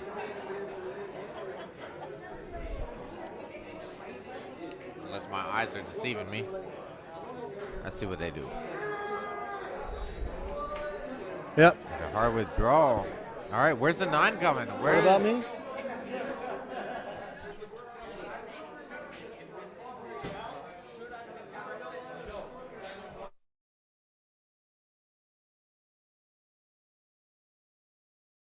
Kenny's going to get a swing at this 8 ball. Oh, he does it. Crowd goes wild. All right, good shooting, Kenny and Sue. 4-0 sweep over Baby Mama, Baby Daddy. And we will be back after this match, or after this message from our commercial. Yeah, you can tell I don't do this. The commercial breaks. a word from our sponsor right now. There we go.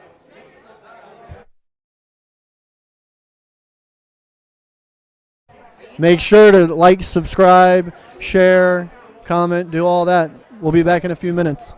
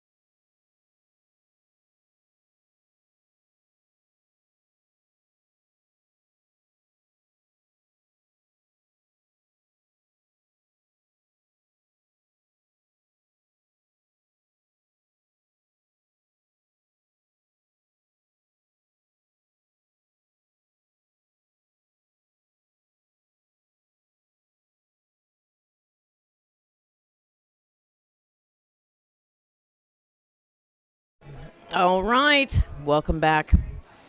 Welcome back to the first annual post-Valentine's Day Jack and Jill 8-ball doubles Jack and Jill tournament. My name is Cheryl Baglin, a.k.a. Little Biscuit.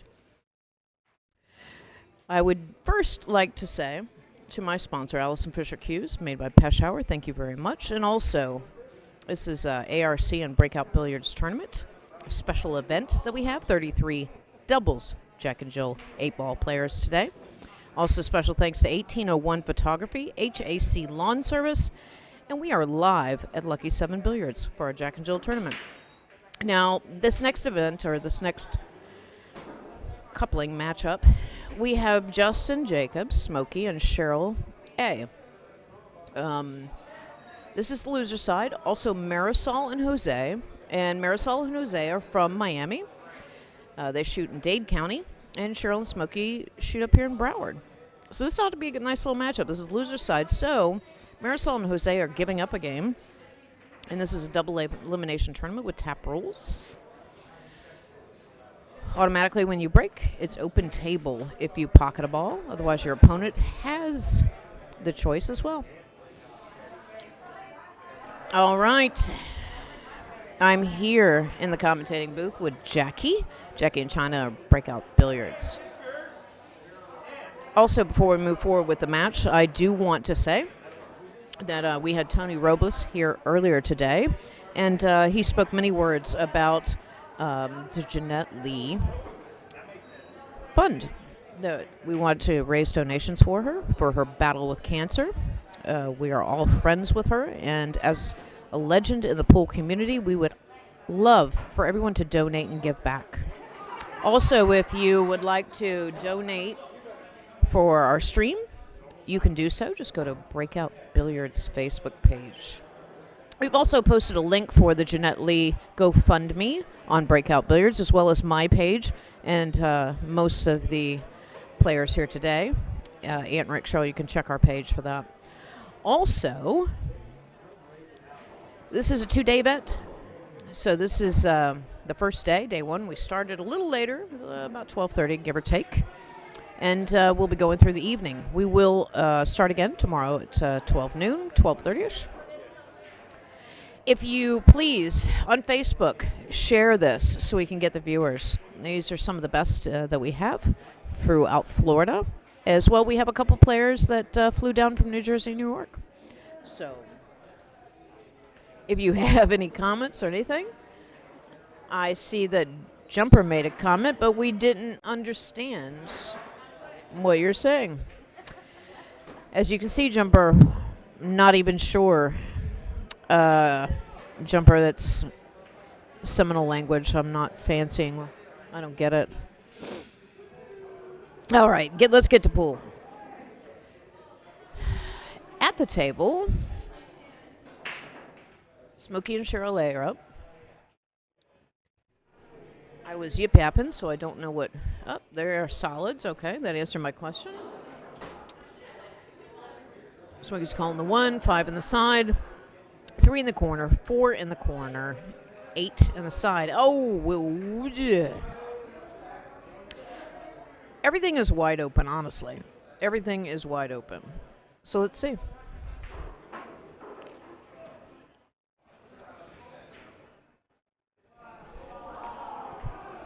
Nice shot. Oh. Oh. Jumper says that's what it means when all is good. Jumper, I miss you, boo. I miss you. You and Netters. Let's see. Any comments, any questions that you have, by all means, please send them on through. I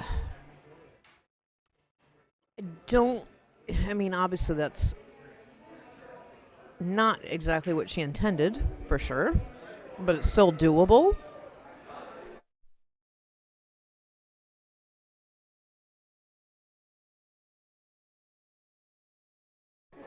Okay. All right. I don't know why he's taking his time with that, but understood. Are they on a timeout? Let me see. No, he's just taking his time. Okay, maybe there was a player next to him. All right.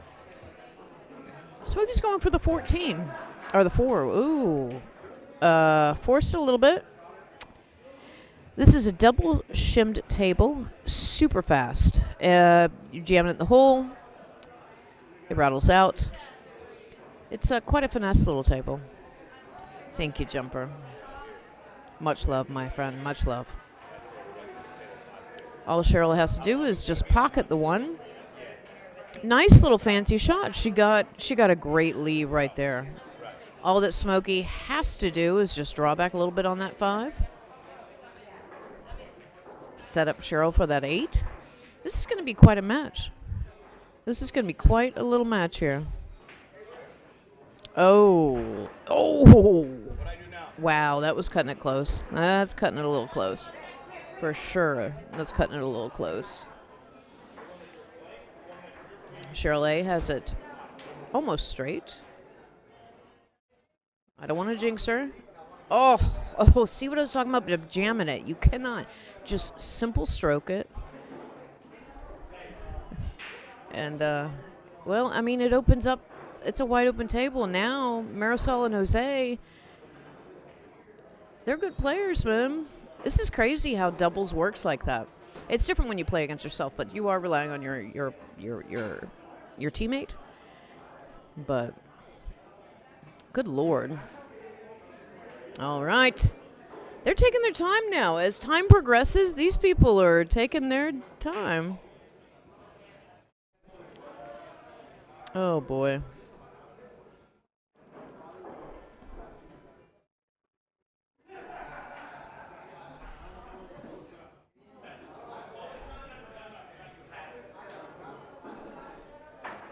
Sorry when you see me with that brief pause.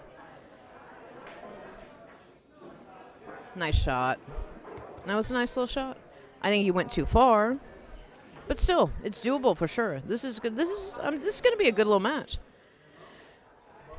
for a loser side match.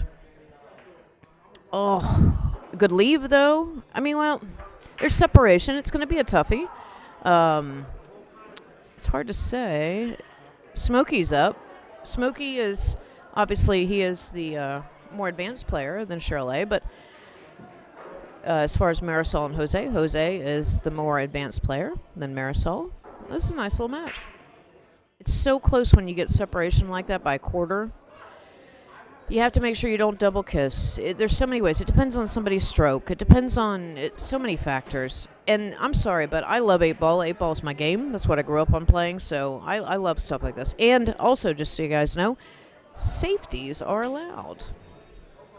You can also play safe by pocketing your ball as a strategy. That's the allowance of tap rules. He's taking his time. Everybody's taking their time. He's going to come off at an angle so he doesn't get double kiss. Oh, money. That's a nice little fancy shot. Nice, nice. Now they're on the hill.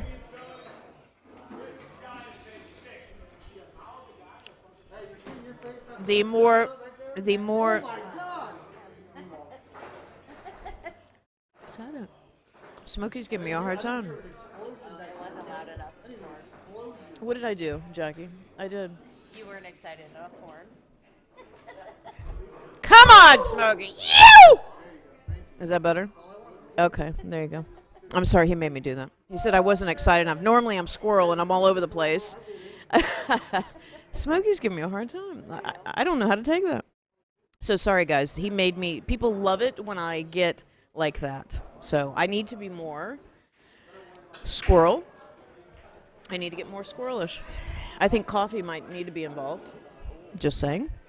I have had not cafe con leche. Oh my God, who can we send? Don the painter, man. He's here. We have many people that are here watching. Some people have gotten bumped out of the tournament. So we have people taking selfies. I mean, you guys can't see that because we have different views, but out of the corner of my eye, I see a selfie being taken. But in front of the table, why didn't I do that? Hell, I should have done that. Yeah. Oh, God, that's hilarious. Selfies in front of the stream, and they don't even know that the camera's not on. Oh, that's great. Sorry, guys. I'm sorry. We have a good time here. We are live from Lucky 7 Billiards. All made possible by Breakout Billiards. ARC, I mean, we're all right. But 1801 photography, Ryan Acosta was in the booth. He's fantastic. We also had Tony Robles here earlier today, and he is just amazing. And so thank you so much, Tony, for your time. And he wanted to make sure that it was an effort. Jumper says, slow down, squirrel. I'm not in squirrel mode yet, but it's obvious that Smokey wants me to be. Bad scratch. Oof, oof. All right, people want more peppy? You got it, people. But special thanks to Tony Robles for coming by. It was important that he and myself, as close friends of Jeanette Lee, wanted to make sure that you guys support her GoFundMe. We have pro players from all over the world, and also celebrities from all over the world, and pool players from all over the world donating and supporting her cause and her fight in cancer. So, Jeanette Lee, we love you, babe, and you got this. You got this, and if you don't, we got you. Just remember that. Yeah. Big shout out to Breakout Billiards, Allison Fisher Hughes, HAC Lawn Service, 1801 Photography, Lucky 7 Billiards, ARC. Thank you. That was Aunt McGuire. Giving shout out to all the sponsors. All right, so ball in hand. Smokey's at the table. They are on the hill. This is like nuts. This whole weight thing. It's interesting for sure. Interesting. There's a little bit of mashup in the pair ups, but honestly, they should be out here. Solids is obviously the greatest choice. I mean, either way, both sets of balls. A special thanks also to, I'm out of the tournament, but my doubles partner resurfaced. A special thanks to David Cypress. David Cypress with the Seminole Tribe. That was my partner in crime. I've missed him. We've shot together for 5 or so years, so thank you very much for attending, David Cypress, on behalf of all of us. All right, back to pool. So, a little wanky, the leave. Still, so many options. I mean, you really do. Do you pocket the 6? Do you pocket the 4, 3? Blah, blah, blah. There's so many options. And that's the thing about 8-ball, is that's why I love the game so much, because of the options. Smokey's going to go with the 6. Oh, this is actually a great shot. It's actually a great shot. Wow. Smokey his game excels the later it gets. You know? I think he's finally into it. You know? Even though this is the loser side. Listen, half of these teams that we've had here, the 33 teams that we've had here, it's like fantastic. It's great. I love this Jack and Jill format. Cheryl A pocketed the 4, but kind of moved the 3 with her little fingy. But it's not considered a foul unless you do it on the cue ball.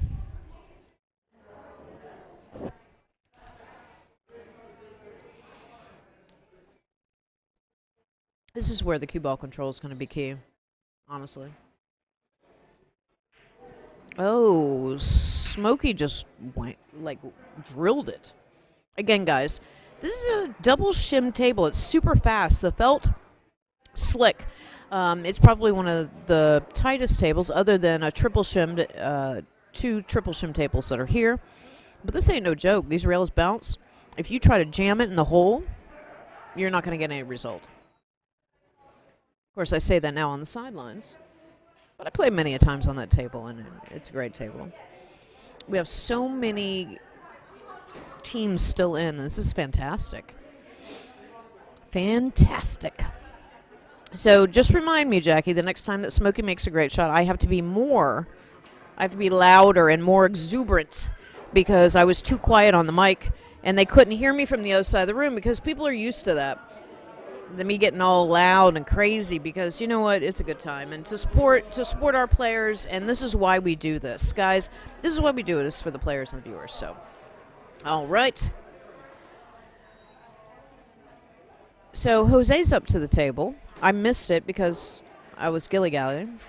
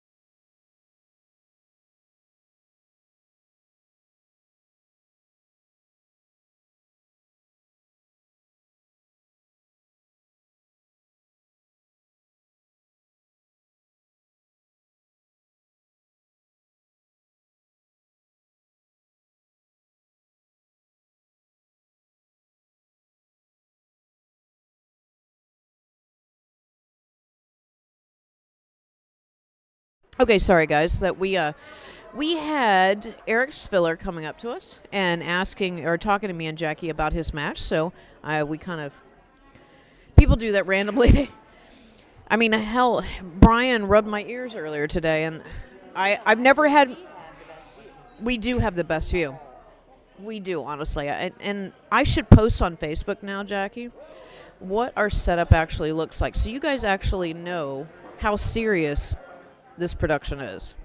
So I'm going to go ahead, for you viewers out there,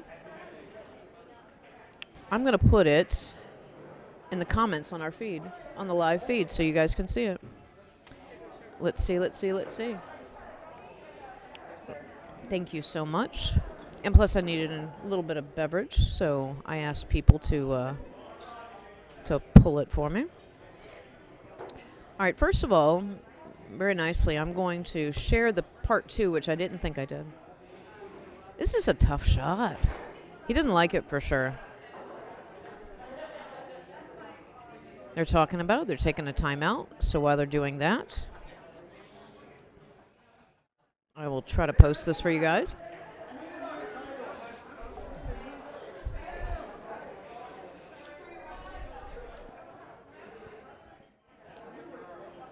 I think that that's not necessarily what they wanted for sure.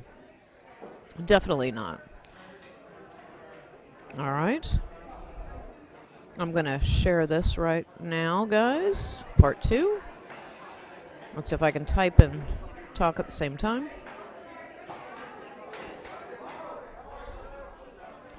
Okay. And I'm going to post this picture.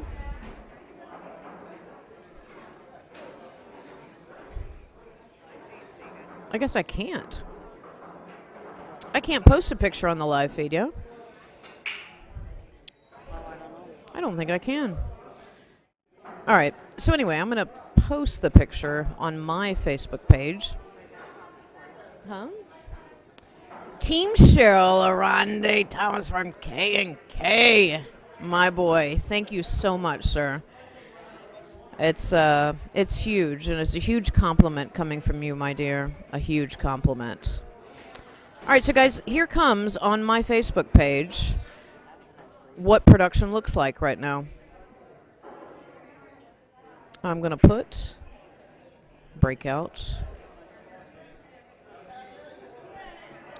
You notice I'm talking as I'm typing, which is like idiotic.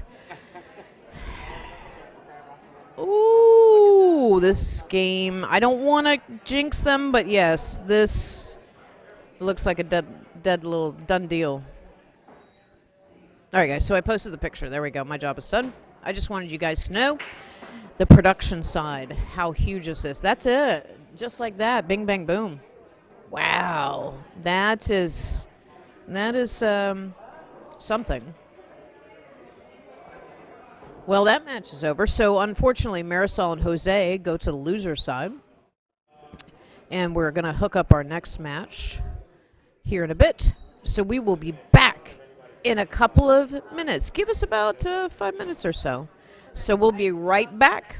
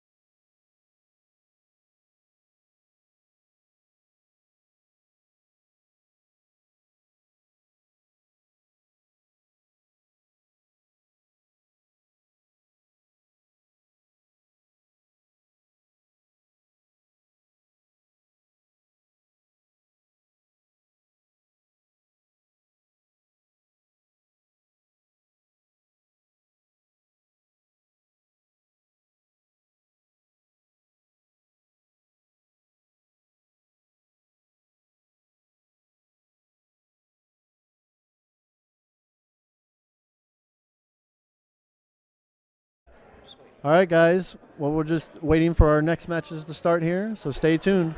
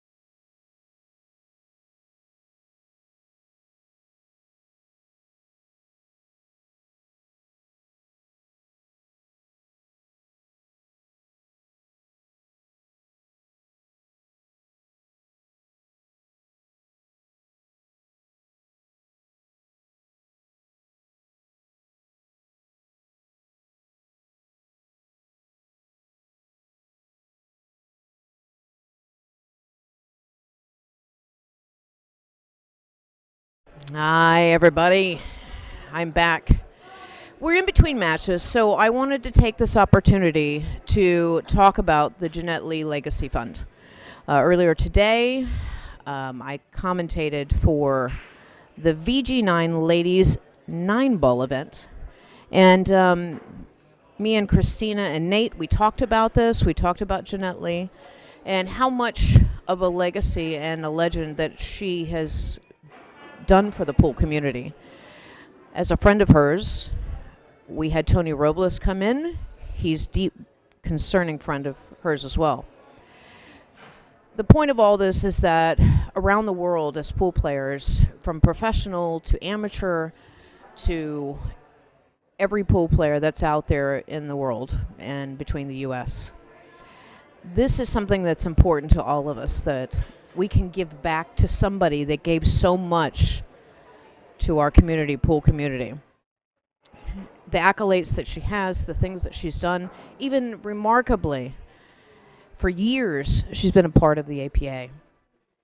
So we want to definitely push this Jeanette Lee Legacy Fund. Let's give back to something that she gave so much of to us. Even if it's $1 or anything, this legacy fund is important for the cause that she has asked us as spectators, as fans, as viewers, to help her out. So as a community, pool community, you're going to see various charity tournaments throughout the world. And me, myself, personally, I'm a part of anything, any charity event, just like Tony Robles, anything that we can do to help her beat this. And absolutely supportive from this pool community. And even here, with Breakout Billiards, and here live at Lucky 7, 1801 Photography, HAC Lawn Service, and personally Allison Fisher Cues. That is my sponsor, made by Peshawar. Stay strong, baby. And by all means, Jeanette Lee, you've done a lot for us, and we're honored to do this for you. So please, anyone go to the GoFundMe account. You can see it on our post right here on the live page. And yeah, by all means, we definitely wanted to make sure that everybody shares this, and let's get this going. Keep it going. I said that on my Facebook page a few days ago. And from all of us here, it means so much. Also, too, outside of that, we had a little bit of time. So the next event, we used to stream every weekend. What we decided is we're doing special events. This is a special event that we did for a Jack and Jill 8-ball doubles that you don't really see, and we like to do that. Now, what's also near and dear to us is that Easter Sunday, we are also doing a special event for autism. Kim Henlon, which is currently in our tournament, she's playing with Tom Ruisi. She is starting this charity event. She's running this tournament. And it's something so simple, guys, as the local school that her son goes to. Kim Henlon's a very dear friend of ours and part of our pool family, and her son is autistic. Their local school, the reason why we're doing this tournament is to raise funds for their local school. What's important why we're doing that is because something so simple as a trampoline is broken at their school and they can't afford it. So again, this is a great cause, and we truly believe in supporting causes such like this. You're going to see tournaments, charity tournaments all over the world, because during this whole COVID thing, it's something that's necessary. And now that, you know, the world is coming and starting to open back up, it's the least that we can do to bring pool back into this community. So again, we're going to do it live from Beyond Billiards, and we are so honored to do so. Pro players, our local pool pro players, and we've been asked, myself and Aunt McGuire, to commentate. We will have Tony Robles there. We're giving away and we're actually raffling off stuff and doing donations for that particular autistic cause. We're going to have all kinds of stuff, and we're going to have actually the kids come in, and you'll see a few of those kids jump on live with us, because it's important that you guys understand what we're doing. The autism event, we're so very, very excited about, because we have donations coming around from everywhere. Now, I do know that tomorrow on this stream, we actually have Jeannie Seaver and Sonia Chaib that's going to join us in the cause for Jeanette Lee. They're going to run a charity event on the west coast of Florida. All the Florida girls are representing. And all of the WPBA players from all over the world are representing and stepping up to the plate to do something so great for a great cause. So those two events, just like this fund and Jeannie's tournament that she's going to talk about, that she's going to want to do, any donations are needed. Gift cards, anything that you guys can give away that they can raffle off, anything that you guys can donate for most of these charity events, you can reach out to Breakout Billiards or myself or Aunt or Rick on our Facebook page. But anything you can do for great causes, we greatly appreciate that, because as players and as the pool community, we are so grateful and honored to do events like this. So the point is that we used to run the tournaments every weekend. Now we're doing it for great causes.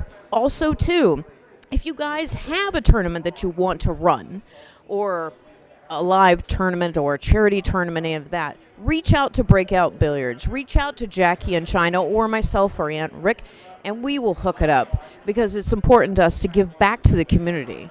We don't do this for a fee. We do this because of the pool community, for the players, because for so long, we all, for 8 months, weren't able to play. Now we have the ability to do so. We're lucky in Florida to do so. But as I'm rattling off, the point is that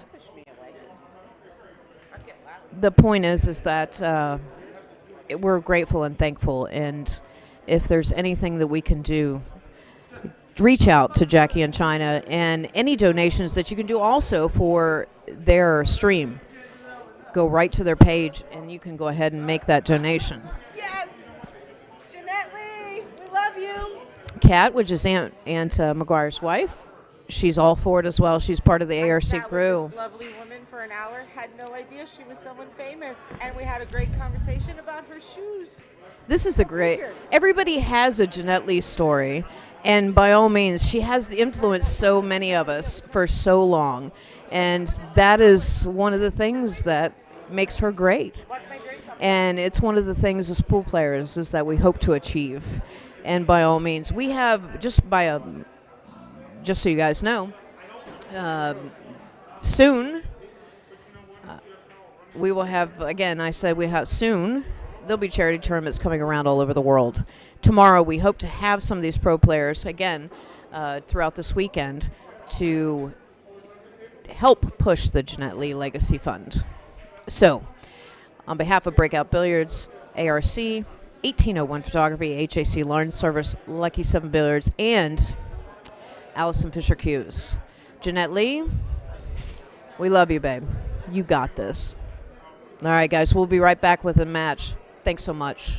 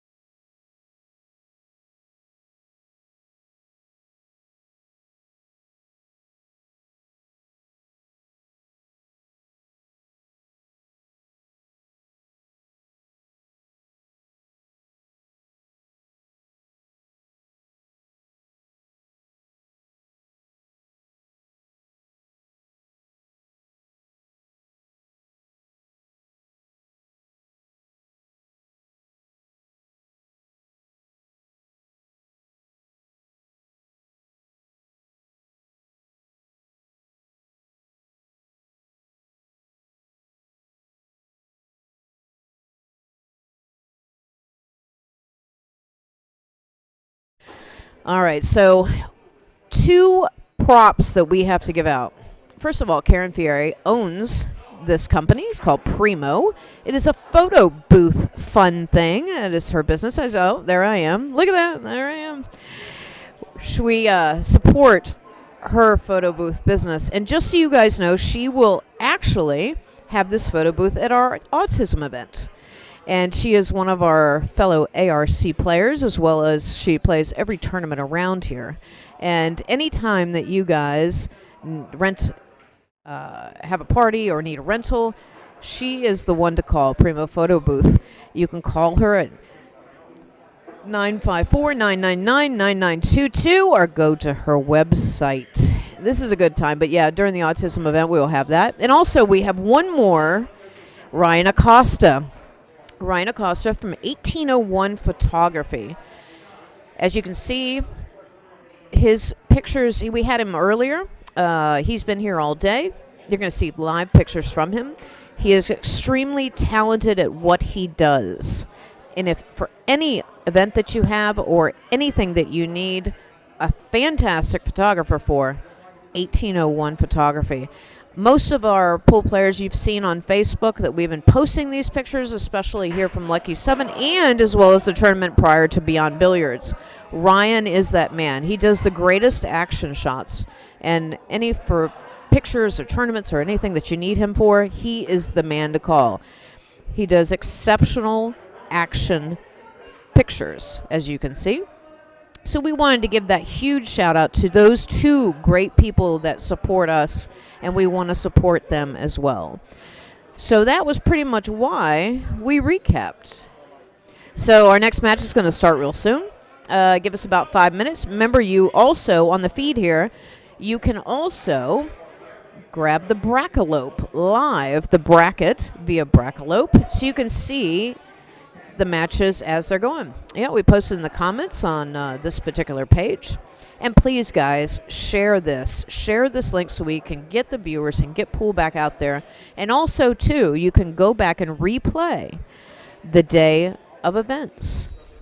So the next matchup is going to be Kat, which is Kat that you heard her just briefly, Ann McGuire's wife, that she was talking about Jeanette Lee, that Jeanette Lee definitely made an impression in her life. And Cristobal. So this is going to be a great match because Sandra and Rick, it's Rick from ARC, and ironically, Ant, the A in ARC, his wife Kat. Sandra is also one of our players, our ARC supporters, and she plays tournaments all over Florida. But these are two local Broward peeps. So we'll start it off in a minute. I'll be right back.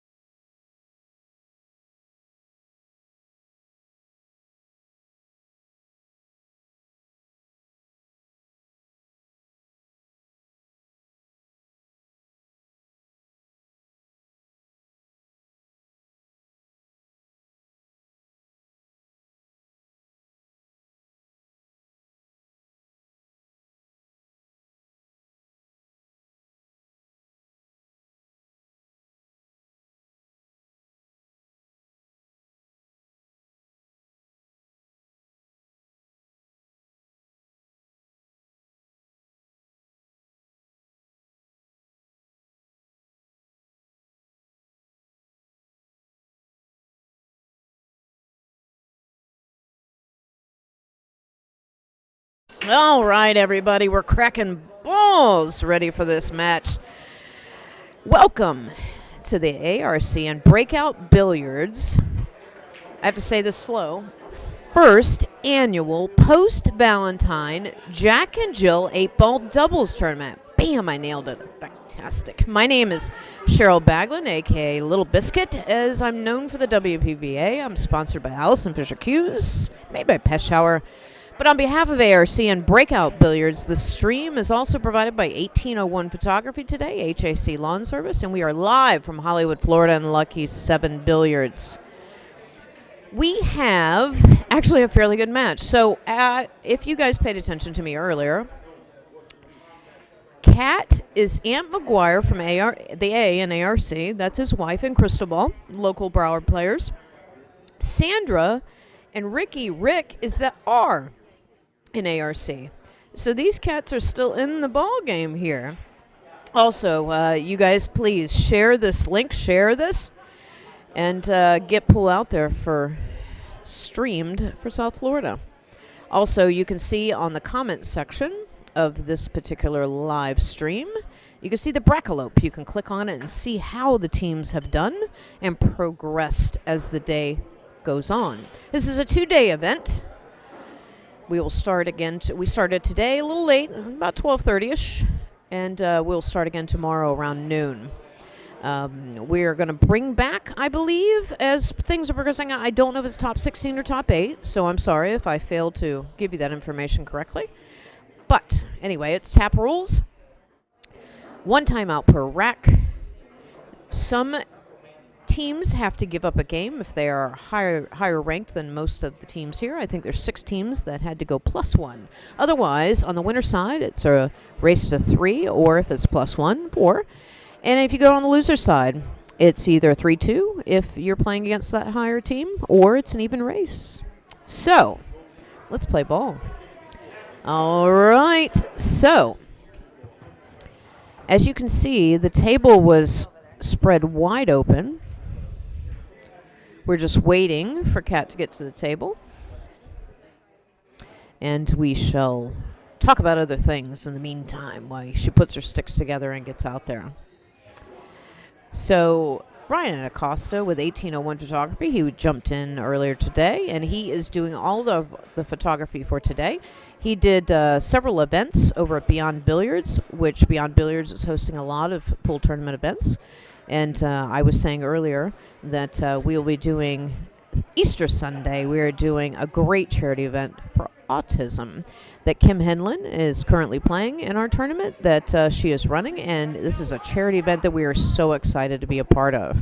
Also, too, I just wanted to let you guys know, we talked about the Jeanette Lee Legacy Fund. Please, it's on all of our pages. Please click on that link, and even if you have a little bit, anything, $1 makes a difference for her cause and her fight against cancer, and we are truly honored to be able to do that for her. Tony Robles was here earlier today. Tomorrow, we are going to be joined live with 2 female WPBA pro players, other than myself. Jeannie Seaver, which you could have seen all of us, and Sonia Chabib, that Jeannie Seaver actually did really good for the WPBA Ghost earlier last year. We were all a part of, and we're proud to have them join us tomorrow. They have a few things they want to talk about for the Jeanette Lee Fund, that they're going to be running a charity event. Also, too, I do know that there's other charity events that are going to be happening. I do know that Bev Ashton and Joe Ashton, the Ashton Twins Classic they normally run with the WPBA. They are WPBA pro players. They're going to be doing a charity event at the Hidden Spot up in Canada for the Jeanette Lee Legacy Fund. All of us have been touched by that, and we are proud and to promote it. And that's what we'll be doing from here and moving forward. So, let's get to playing pool. Kind of a weird pairing. There was a timeout, so we will see. Kat is up to bat. They didn't take the timeout, no? Okay. Gotcha. Rick Miller and Kat McGuire. So are playing against Sandra and Ricky. Sandra and Ricky are actually pretty good. She is going to wait for the table behind her to be able to play. We're dwindling down. We actually moved pretty good. This tournament is moving along. All right, she's going to shoot at it. I believe that she's going to shoot at that 15, or the 12, excuse me, the 12. Now, remember, you can play safes in this event. Oh, don't scratch, Mama. All right. All right, well, she shot stripes, but the issue is that you left Sandra and Ricky wide open here. So let's see. Honestly, I would take. It's tough to say what I would do as sitting on the sidelines, but I would take that 5 out now. Make position for the 1. Jumper, hello, Jumper. Jumper said, "Get it, Cat." Overshot the 1. Oh, it's not a bad. Went for the breakout. That's pretty smart. But you overshoot the shot. It's not a bad position. Rick is up to bat. And also, too, the winners, if you win a particular game, you have to go in rotation. Nice shot in the side pocket. If you do not pocket a ball, then your opponent can switch partners depending upon for that first shot. So that was a nice 15 inside. I think personally I would shoot the 9. Use a little bit of bottom, use the rail, come around the backside for the 11. 14 on the side. 15 all the way down. Roll up for the 13, 12, 8. But again, that's me sitting on the sideline, but let's see what happens. Kat is shooting.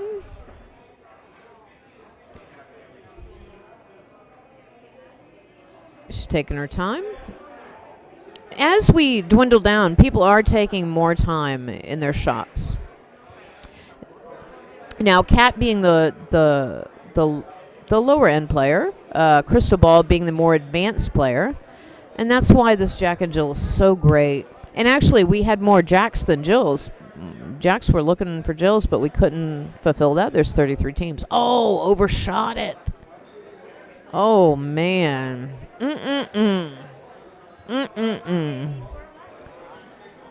All right, so now solids is going to be in the game. Everybody gets excited and tells me and Jackie about the win. And they actually go to Jackie, and they're talking about the match. It's fantastic. It is funny. Of all people, they go to Jackie. Everybody gets so excited to tell you things. You know, it's the greatest part, and that's what makes it great. As a, pool family down here. All right, so Sandra missed that shot. Kat is up to bat again. They got stripes. Let's see what happens. She's taking her time. Now remember, you only get 1 timeout per rack. So this is key. If you take it too early, it could hurt you in the end. Kat's going to shoot that 14 in the corner. Oh, don't scratch, Mama. Oh. All right, so that's ball in hand anywhere. I mean, the furniture's been rearranged a bit, so I don't think it necessarily hurt that bad by giving ball in hand. Obviously, you don't want to, but it doesn't hurt in a particular way. So I'm curious to see what they come up with, what Rick decides to do here with ball in hand. All of these players are league players. They all play APA and TAP League. Lucky 7 and Beyond Billiards. And Billiard Club as well, Billiard Club and Davy. All right, so Rick's going for the 3 inside. That is his problem ball. If he can roll up just a bit. Came a little short. If he could have rolled up a little bit further, it would have been easier to shoot the 1 in the corner and the 6 all the way up. It just depends. I mean, Sandra is a good skilled player as well, so as long as she doesn't go all kind of wanky on the cue ball and hit too hard and get that pocket speed, she should be okay to get him that position on the backside of that 6. A little hard. But it's no harm, no foul. You have 2 ducks in the pocket, but now it makes it a little bit difficult going off with the 6. Now, you never want to leave your 6 as that last ball. Jumper said slow down. Yeah, they were rushing a bit. Rick and Sandra definitely are rushing a bit. Kat is taking her time. And again, that's important. So Jumper, very good. Yes, slow down for sure. So let's see what happens.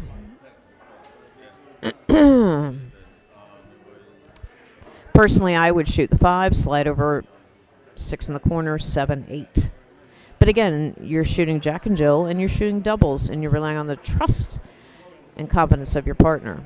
But this tournament's been going on a good 7 hours strong. We had the doors opened at 10, but we didn't start till about 12:30. So people are all been here all day and having a good time. They took a timeout, so we will wait and see what the master plan is for these two players. Bridge must be used by Rick Miller. Just watch your speed, buddy. Just watch your speed on that. You got to slide over. Come on. Oh, too hard. Way too hard. Oh, it might get it. Oh. I mean, it's not what it was anticipated, but a 6 in the corner is a nice little shot because Sandra can make that. I would not leave. You almost have to shoot that 6 in the corner. I would not shoot that 7 right now. He got it pretty good considering. Way to go, Rick Miller. All right, Sandra's going to take her time. 6 in the corner, but don't get him stuck behind the 8. Oh. That happens when you don't take your time. You don't get on that final stroke. You don't get ready. Trust me, I did it today too. I did this almost the same exact thing, so I feel you. It happens. That's when your form is not in place, when your movement's not there. You have to have that stroke down in time. But ball in hand right here, Cristobal is going to manipulate that for that one problem ball with the 12. Now, one of two things. He's going to try to come off. He's either going to block the hole or he's going to bump out that 7, which is probably the smartest thing to do, and that's exactly what he's going to attempt. Oh, he hit it too hard. Way too hard. Honestly, I would have played safety a different way, but that is the difference between us as players. This 8-ball event is something that not a lot of people stream 8-ball. Nonetheless, Jack and Jill and doubles, so this is something we pride ourselves. Oh, this is why you got to watch your speed, people. Watch your speed. This is a fast table, double shim table. It's one of the toughest tables in this room. Come on now. It could be several things, several factors, obviously. I don't think it's nerves at this point, honestly. I really don't, because we've been playing all day. But the factor of stream table could maybe. So, let's see. All right. You get ball in hand. There's excitement. Somebody won. We're a great shot.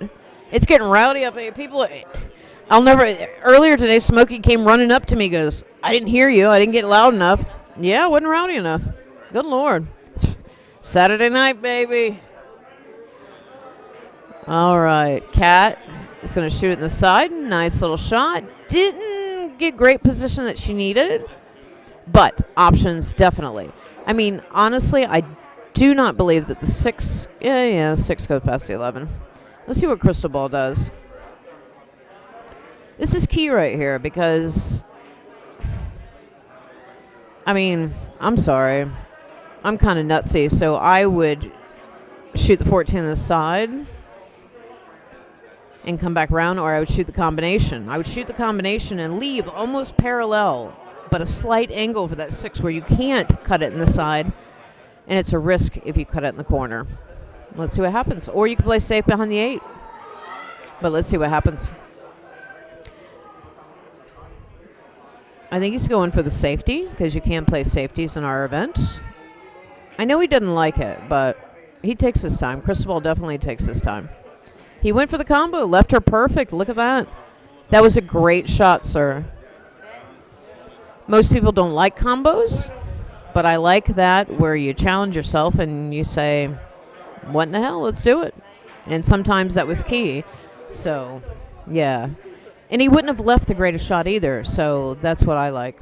That's what I like. Offense, defense, people. Offense, defense. All righty. They're taking their time, so I'm just waiting.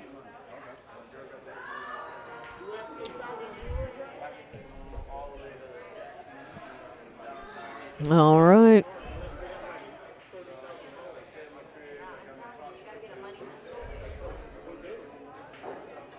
All right. So Kat, all she has to do is pocket the 13.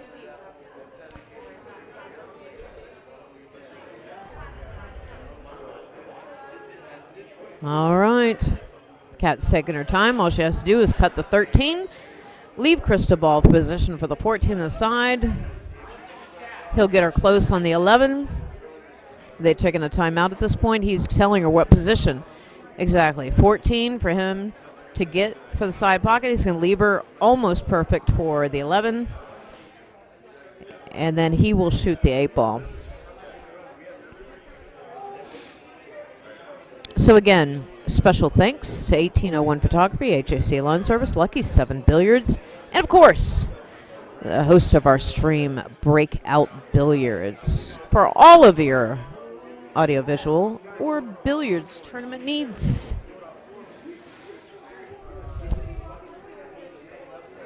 They're taking their time.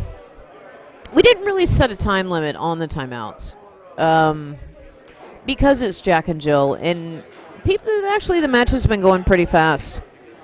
And again, you guys can see in the comments section of this stream the link for the Brackelope, so you can see the bracket live. All right, so Kat's going to get down and shoot this 13.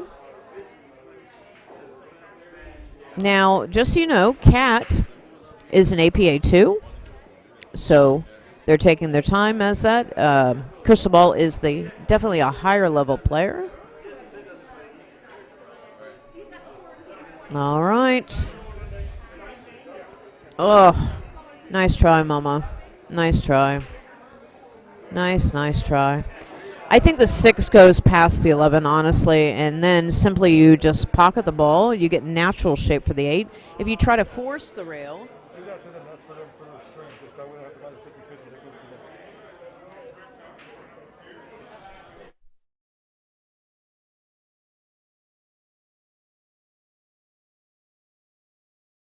All right, sorry about that. We had a donation for Breakout Billiards that somebody handed me, one of the players here. Ronnie Beach, thank you very much. Okay, so Sandra went for a cross bank, but honestly, I really thought that the 6 went past the 11 in the corner, and you just kind of pocket speed and get it there. All right, side pocket. 11, 9, 8 in the corner. Bing, bang, boom, as I say it. I never want to jinx them. I'm like, you can see it when you're sitting here commentating, but you don't want to jinx them. I hate the commentator curse. It works for singles, but it hasn't really, I mean, it worked a couple times on doubles, but God, I feel bad. All right, so Kat's up to bat on that 11. All she has to do is just pocket it, or naturally let the cue ball go down table, offense, defense. Cristobal would be able to pocket the 9. Just like that. Not necessarily leave him on the rail, but her job as a doubles partner is just to pocket the ball. Let him take care of the rest. He is the well-seasoned player. Let him take care of the strategy.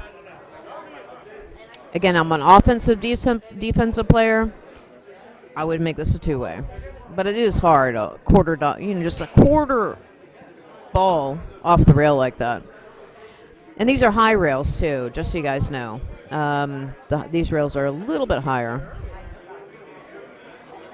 All right. Let's see what he does. He's taking his time with his stroke. Oh, too hard. Too hard. A lot of people are scared to go pocket speed. They're afraid to get that nice, even slow roll. And that's just, confidence, and also you're putting, the reality of the pressure on you're trying to alleviate the pressure off of your doubles partner, especially if they are the lower number. All right, so Rick is shooting the 6.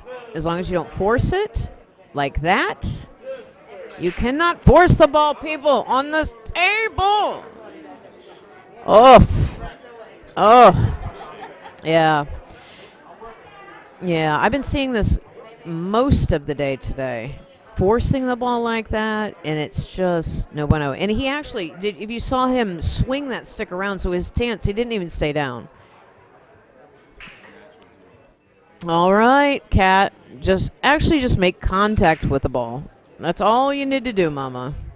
And let the rest take care of itself. So, let's see. Let's see.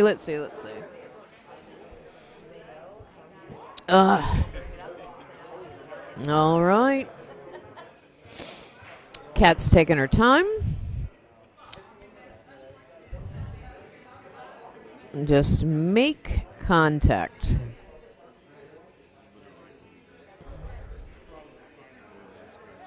Come on, Mama. She don't like it at all.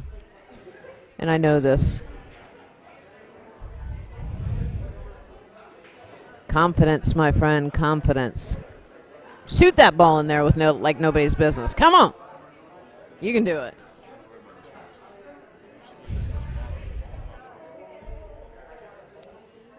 As I'm silent, because I don't want to jinx her. I just don't want to jinx her. I really don't.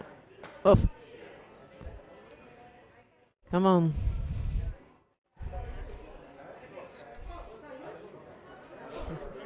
All right. Oh, that was a good shot. Maybe behind the edge. Oh. Oh. Man, if she would have pocketed that, she left Cristobal perfect. I mean, this ain't no joke. There's almost straight in on the 6. This is tough. I don't care who you are. You can either come off the rail. You can try to cheat the pocket. If you stop it right there, you're leaving your opponent a very long shot, which, it's not half bad, but she went off the rail. Come around. Nice shot. Nice shot. It kind of lollygagged on the way back, but yeah, it looked good. It looked good. All right, so Rick Miller is going to call the 8 in the right corner. Let's see, Rick. Nice shot. Nice shot on the board. They are on the board. Sandra and Rick. On the board. This could take a while for a race to 3. Yeah. Yeah. I'm thinking so. We are in it for the long haul. Again, everybody, special thanks to Breakout Billiards. And by all means, this stream, if you'd like to donate towards our stream, please go to Breakout Billiards Facebook page and donate today. If you have an event or anything that any tournament or any audiovisual needs, that is what they specialize in. 1801 Photography, HAC Lawn Service, and Lucky 7 Billiards, as well as Allison Fisher Cues made by Pesh Hour. Thanks so much, Allison Fisher, for making me a part of the family. All right, what you guys don't know if you're just tuning in, this is the first annual post-Valentine's ARC and Breakout Billiards Jack and Jill 8-ball doubles event. All right, in case you don't know who I am, my name is Cheryl Baglin. I'm sitting here with Jackie and China from Breakout Billiards. All right, crack open them balls. All right. All right. So, Sandra's breaking. Because, again, in doubles, in this particular doubles event, whoever didn't pocket whoever pocketed the 8, your opponent or your teammate actually has to break. All right. Open table off the break. They go by tap rules here. Open table. It's not a bad break. Nothing fell, but that's the problem. Cristobal, roll up for that. It's still good. 4 on the side, bump off 13 a little bit, 3. And Kat McGuire is going to step up to the plate. You only get 1 timeout per rack, so it's kind of tough when you play with a lower player. But it makes it exciting. You know, that's the key. Make it exciting. All right. As the night progresses, the slower people are taking, which is fine. But earlier today, they were just like shooting. But as the night progresses, of course, it takes its toll on you. She's not going for the 4 inside. She's going to go for the 3. Gotta pocket a ball, baby. Yeah. It gives Sandra and Rick an advantage here, honestly, with stripes. The only issue would be the 14. But again, you can utilize that with the 13 if you really wanted to. All right. And guys, please share this link. And you can always go back and replay and rewatch all of our events off of Breakout Billiards Facebook page. Rick's shooting over a ball. Oh, daddy. Rick is rushing a lot. He is rushing a lot. He was shooting over balls, I give it that. He's shooting a little hard, both him and Sandra, but overall. All right. We're waiting for Sandra to get to the table. She's taking a look. She's looking at the 15, but you really have to be, you're going to have to use bottom on it. Otherwise, you're going to get stuck unless you push off the 6 for him to shoot it for the 13. Let's see what she does. That's exactly what I said. Nice little shot. Nice little shot, ma'am. Honestly, yeah, I would shoot the 13 at this point. Set her up for the 11 in the side. Somehow you got to make a move on that 14. You got to make a move. The 9 goes in the corner.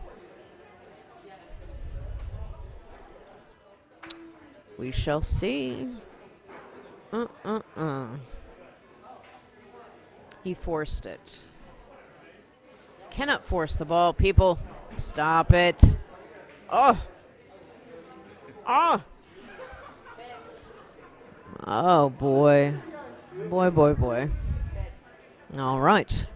If you guys have any comments or anything that you would like to know, come on now. Speak up. All right, Cristobal. Let's see. He went for the 4 on the side and overshot it. So tough. I mean, not a bad, snazzy little leave, honestly. If you swing, if you try to pocket that 10, you can easily go in between all those balls and scratch in the corner. I'm letting you know this right now. If you go straight at it like that, you have to come off with bottom or some kind of spin, honey. Let's see. Oh! Oh, my God. All right, so I'm going to take a little break, and I'm going to have Aunt McGuire and Blaine jump in the booth. Yeah. All right, hang on, guys. All right.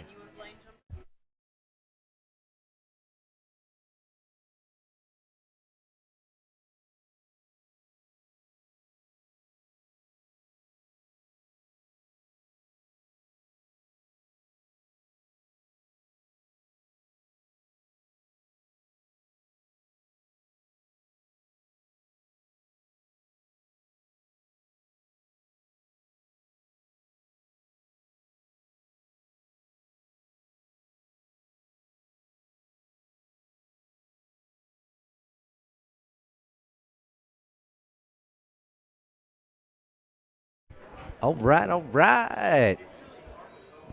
Jack and Jill tournament.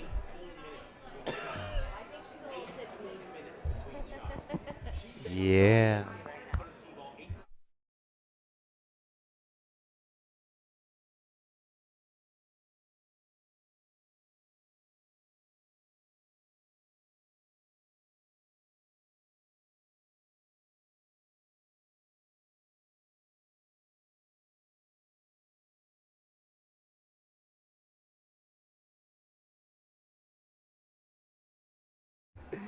All right. We got Kat and Cristobal against Sandra and Ricky.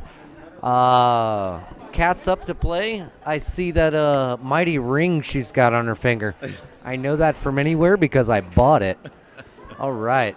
Definitely made the 6 ball. That's a good shot. All right. I'm here joined with my boy Blaine, Sniper Blaine. How you guys doing? That's it. Big boy Salt in the house. What do you think you shoot next? Do you go for the 3, try and push the 2 out? 3 is a better shot, just to be able to try to open that up. The 1 is the only other shot they would have, and that's not going to help them at all to get another shot. The 5's your savior right now, you know. That's actually. Oh, all right, not too shabby. I think Cat will shoot this 1 with a little bit of left. Try and break that 14-5 out. Yep, right on the money. All right, Cristobal being the higher-rated player, Cat being my wife. Yeah. All right. And we also come to support the venue that we're shooting out of, Lucky 7 Billiards. Big shout out to HAC Lawn Service, 1801 Photography. HAC Lawn Care is like insanity. Come hook your stuff up right away. Kind of mishit that, but what a great leave, though. Oh, yeah. That's Live stream. That's going to be tough for them to pull off right here. Yeah, I think it's frozen. It's frozen on there. Definitely frozen. Can't see any balls right there. Well, he might be. What do you think about this 11-10 combo? I don't think you can see that 11 at all. I'm not seeing that. I don't know. He's going to try to push that. We're a little bright. Ball. Yeah. Probably just run up the table. Ooh. Okay. Almost. Sold the farm right there, though. 5 is still in no man's land.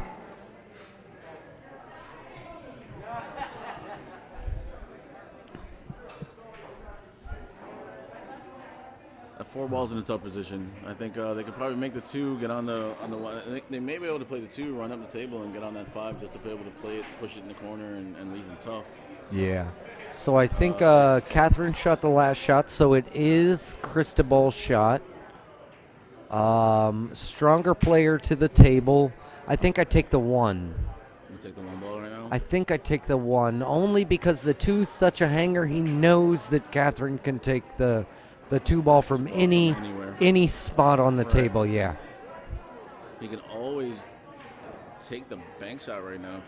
If you could take that 4 ball and make that, then it gives you an option to play that 2 ball, and then he can play the 1 and come around. But I'm thinking he is going for the 1. Yeah, at this angle, you can definitely put that 4 in off of the 10 ball. Shoot it straight, hard, bottom, center.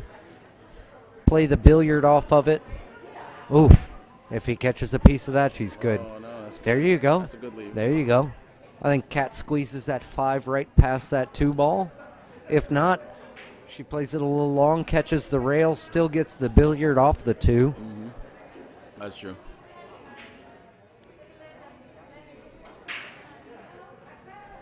Yeah, the only problem they're having right now is that 4 ball. That 4 ball is in a tough position. She called the timeout, which is a perfect timeout in this position because he's gonna have to leave her on the 8 ball. If she makes this 5, he makes the 2 or the 4. She makes the next ball. She inevitably gets left on the 8 ball, and he has to leave her over by that 10 ball, I'd say, to make the 8 straight in the corner. That 4 ball is a tough shot, though. Yeah. I mean, even if you're lined up for it, it's gonna have to be a pop, like a pop shot. Yeah, off that 10 to slide into he's that side definitely gonna have to leave her good for the 2 to get back on that 4. I would love to be left anywhere on the bottom right-hand side of the screen. Get a little angle. Yeah, get that angle on the 10. Drag that 4 ball into the side. Man, I am loving this stream. Like, you can see every ball crisp and clean. That's great. The angles are great, too. Big shout out to Breakout Billiards for this stream. She went straight down. Just stopped it there. That's not a bad shot, actually. Not bad at all. It doesn't leave him anything simple. Yep. They can possibly get the 14 in the side pocket.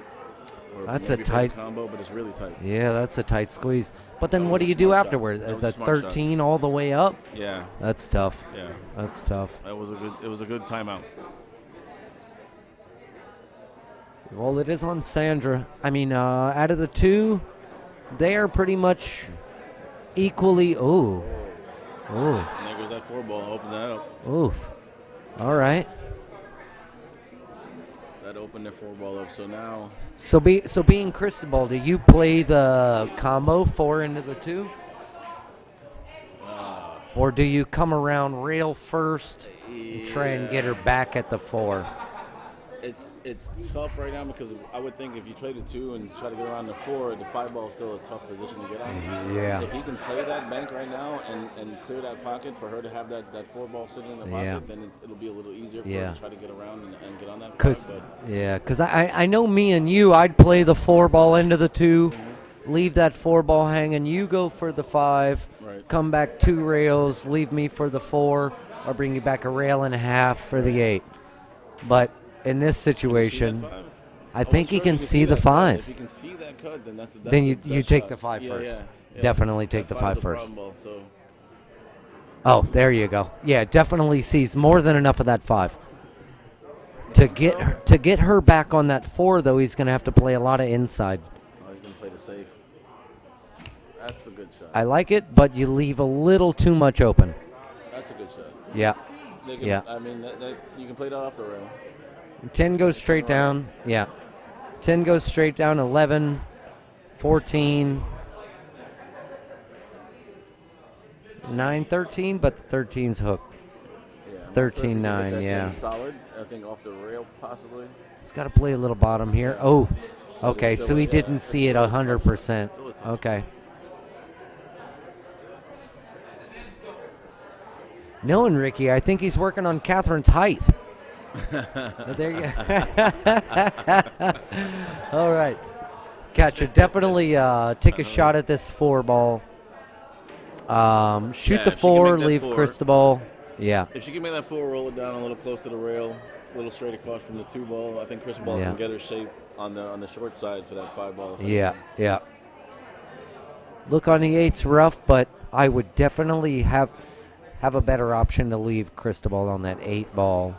You can go 1 pocket, 1 rail, side pocket. You have at least 3 pockets. There's a few different shots that you can get out of it. If she can just make that 5-ball and get him to see that 8 away from that 9, then lined up pretty decent. Man, look at the rock on that finger. Boy, big shout outs to the guy who put the rock on that finger. I'm telling you, I know guys with machetes that love to chop that hand off. But good Lord. It's my beautiful wife there shooting. I'm sorry. Check it out. Boom. Get it in there, boo. Oh, I love watching the replay screen at the same time. Helps us with shots that we can't really see from here. If we need a double look, we just look over here to our right. It's got this total option screen is what I call it, you know. Like if I don't think that I think that was a good shot, I'd look at the options screen and say you could have played it this way. I think he's looking at coming off the rail. Yes. 2-ball to come up the table. Now, do you drag this off of the rail to try and come long ways? Oh yeah, look, he's putting that bottom right on there, dragging it right off. Yeah, he's trying to see. He's checking the angle to slide up the table and come around for that 5-ball. But the 5-ball is a tough position. Oh, and he gets the breakout. Oh, a little bit. Oh, and the breakout. Not a bad. All right. Not a bad shot. Tough lead. I definitely feel that she makes the cut on this. You think she'll make that cut? I think she'll make that cut. The problem is the leave, though. I mean, after that, it's behind that. Yeah, she's got to get to it quick. If she don't jump to that quick and she second guesses it, she may go for the bank, and that will leave her bad. There you go. She sees it automatically, right there at the edge of that 5 where it meets the orange on the top side of it. Thin to win, girl. Thin to win. Now, this is a rough match for me. We're talking Kat versus Ricky. We're talking my wife versus my best friend here. Now this is a wild one, and my best friend stole my doubles partner, and my wife didn't want to shoot. She wanted to shoot with Cristobal. I still think this is a tough leave, though. I mean, even if she makes this shot, it's gonna leave him rough. It's a wild shot because if you don't scratch, you're gonna leave the cue ball at least minimal by the break box, middle of the break box in the kitchen, guaranteed. If she can leave him on the right side of the ball, he has an option to possibly kick that towards the side pocket. At least. So they took the timeout because that's Cristobal's stick on the table right there. I think he's going to get her. He's looking at the bank. Yeah, to go for the bank. Yeah, the bank leaves him on the right side of the ball. Yeah. And gives him a chance to do something with that 8-ball. Yeah. And if not, makes him do something fancy with the cue ball. Right. Try and get past that 10-14. Nice and easy. She doesn't want to scratch. She just wants to kind of follow through on this. You see the shadow on that cue ball. Right below that corner pocket. Anything other than center, she'll be good. Perfect. That's the try right good there. shot. Great Good try. shot. Yeah, see, with the left center of the table. Center of the table. He's got 5 pockets as of right now, and to leave her on that 8-ball. That's a great shot.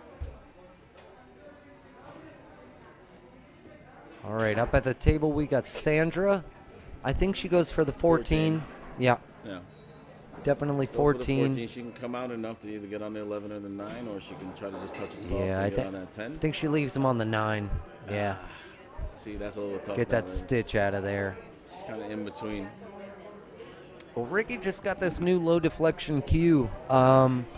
He's been playing a lot more bottom with it, dragging it out lately. So I think he. 9-ball is a good shot. Yeah. Oh, he's going for the long. He's trying to leave it safe. Yeah. Okay. Yeah, he hit that. Really, with Cristobal coming to the table, you got to be more solidified with that defense. You gotta take it a little slower. I think that bridge was a little too fast. That stroke was a little too fast for it. Definitely, he should have took a little more time on that. Yeah. It wasn't a tough save. He just hit it in the wrong spot and just rolled out. Now, do you play the one rail, being the higher rated player? Not really to make it, because you only have this small gap of where you can make that 8-ball from. I think I play the one rail down to the end. I mean, he could play. But the 10's rough. Yeah, that's tight. If he plays that one whatever ball to it is, the right he's pocket, he can come around and get got to shaped put for bottom on that 8-ball. Yeah, got to put bottom no matter what he's playing. Got to get low enough to drag it back out. There he goes. Come around and Look at the beautiful leave. That's the side that would have been a beautiful leave right there. Right. Wow. Big ups. To get to, but he had to punch it to get there. Yeah. I think the other angle, if he played it to the right pocket. I know. Can you hear him from here? Cat's over there hyping him up like, that's where I wanted to be. If he played to the right that pocket, was he could perfect. Possibly just got a natural angle coming around the table for that. Yeah. It was a tough shot, but it was a great leave. That was awesome. I am telling you. No, this is a scary shot. She's got to play it soft, just trying to save him. Yeah, being that close to the rail, I don't think I play that shot. I think I play it a little bit harder, try and leave him behind the 11, because as of right now, it's a 13-8 split. It's only 6 inches off the rail, so you go 6 inches behind the rail, you get the hit, and you may make it. So close to the rail, you may make a shot like that. Call it back down here. Yeah, right between the 13 and 8. That's what I would do. A little bit of right hand English. You cut the distance. Definitely get the hit. I don't know about the make, but I call that shot. Back down here to the right. Left. If you can get through that, you need some left just to pop it. Oh, see, and it was tight. It was cat shot. You needed a little more left on there. Yep, it was definitely cat shot. You heard a little hoot and hollering afterwards. She might have played the top on there and cut down the angle. If she played just left on it, though, she probably would have got a piece of it. First ball I play here is the 9. Play the 9 behind the 5, then the 13. 11, 10, 8. Oh, okay. Just got on it. Man, that was a close one. The 9's still in a decent position. I mean, yeah. They can get shape on that. Yeah, it was either 9-13 or 13-9. Let me see that straight. Can she make that shot? Oh, yeah. She's lined up on that bad boy. She can definitely pocket it. Nice shot. Oh, a little too shallow. A little tight here. If he can play this at a slow enough speed, a little inside English, hold that cue ball. Play the side pocket, a little inside. Well, just lining that up right there, I think he goes further. He's got to play top. Decent amount of inside. He's got to come back to get on that inside. Yeah, yeah. Oh, it's all right. Sold the farm. You know, Cristobal's going to put this into the rail, play the cue ball right behind the 8, make him work for it. Still a good lead. They're going to have to bank this out. They're going to have to try to touch it soft and try to hide him. Big shout out, Big Daddy Don in the house. Oh, yeah. Old school Crazy 8, inventor of Crazy 8, the game that we all love to play. If anybody ever wants any action, remember, there's no weight in Crazy 8, baby. Tough safe. Oh, sold a piggy. Yep. Sold the whole pig for some bacon fat just then. Man, oh man. It's still anybody's game. Yeah, but they have a good chance right now. Early on, Sandra's a great shot. She can make this 10 ball. You gotta go for the 10. Him up for that 11. Yeah, gotta go for the 10 first. Good shot. Perfect. Float it out. Yeah. A little bit of bottom. Shot, he's not gonna try to follow straight up. He's gonna try to pop it and slide out to get the same pocket. Yep. See that bottom he's putting on there. There's no shadow on it, so.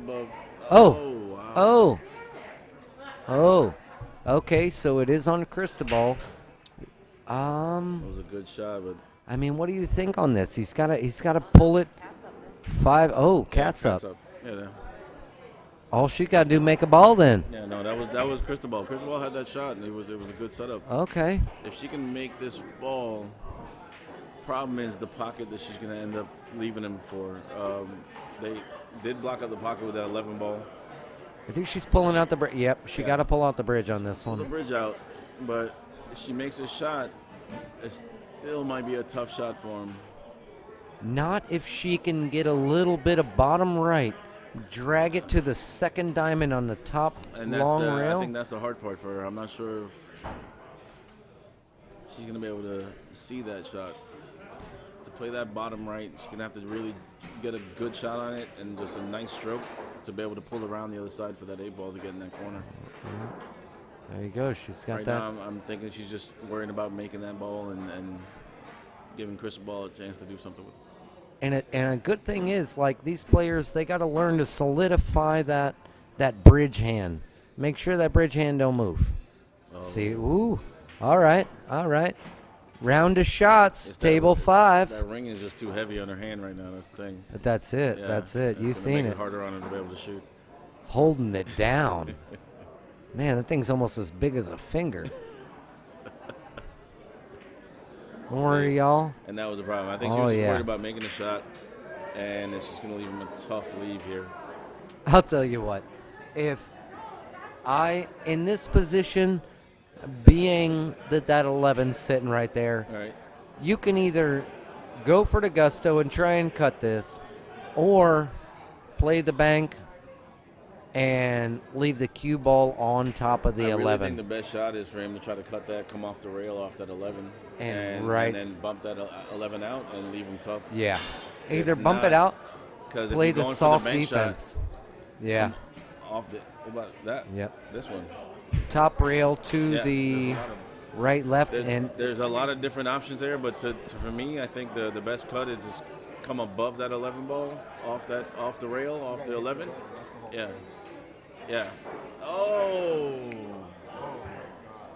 I'm not sure if he was trying to follow it in, but that was a great attempt though. You make him shoot it, no matter what. Oh yeah. But that was a tough out. Yeah. If he came above it, I think, off that rail, he would have bumped that 11. Yeah. Bump the 11 ball over here, you might make the 8 number 1. Right. Worst case, the 11 ball's here, and the 8 ball's sitting in the Yeah. You had the right shot. Right. That would have been a good shot. Right, Sandra on the 8. Yeah, Sandra's pretty solid here, so I think she should be good. Yep. Great angle. Great angle. All right. That was a little tight. That was a good Sandra match. and Ricky on the hill. That was a good match.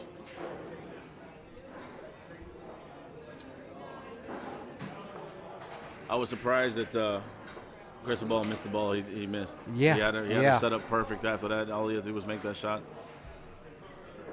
That was a little rougher than rough. That's not something he normally misses. I don't know why he played the 8 into the 11, but 6 a little loose. See if that takes into account right here. Ooh. Oh, 6 almost went straight in. Second ball break, though. That was nice. You know, I haven't learned that second ball break yet. I feel if I ever tried the second ball break, I'd throw the cue ball right off the table. Really? I don't have any. I feel when it comes to breaking, I'm putting everything into it. No, I think he'd be capable of doing that. You just got to slow it down and touch. Whoa. Man, whose bridge was that? Boy, did you see that? Did you see that Filipino stroke coming into play over that top? Ball shooting right now. Okay. It's gonna roll that in and just get okay. over on that 10 ball. I'm so glad he slowed that down, man, because that was 142 mile an hour. Yeah, I think he was just checking his shot. That's all. Gotcha. Scared me to death. Follow through with that one. Then we went into fast forward for a second. He left it at 10. She could possibly follow this around past that 6 ball. It's just the shape that she's going to get. That's the tough part.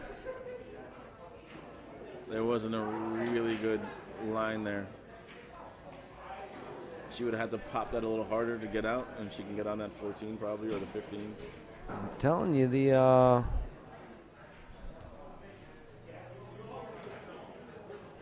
purple stripe 12 looks like it definitely goes 2 rails in the side. That is an option. You gotta think out of the box, man. Yeah. Definitely gotta think out of the box in this option. In this or do you go? situation, yeah. I mean, when you're down. Yeah. 2 games. Yeah. And sometimes it's time to pull those things out. I don't think there's a defense available. Well, no, there is actually a defense available. Yeah. I feel you can put the 12 over by the 12. 4. Yeah. You can follow that 12 soft, sit on 13, and just get that. If you get that 12 to block that 5 ball straight down, then that would be an option. But he's playing the jump. He is a jump kind of guy. Yeah.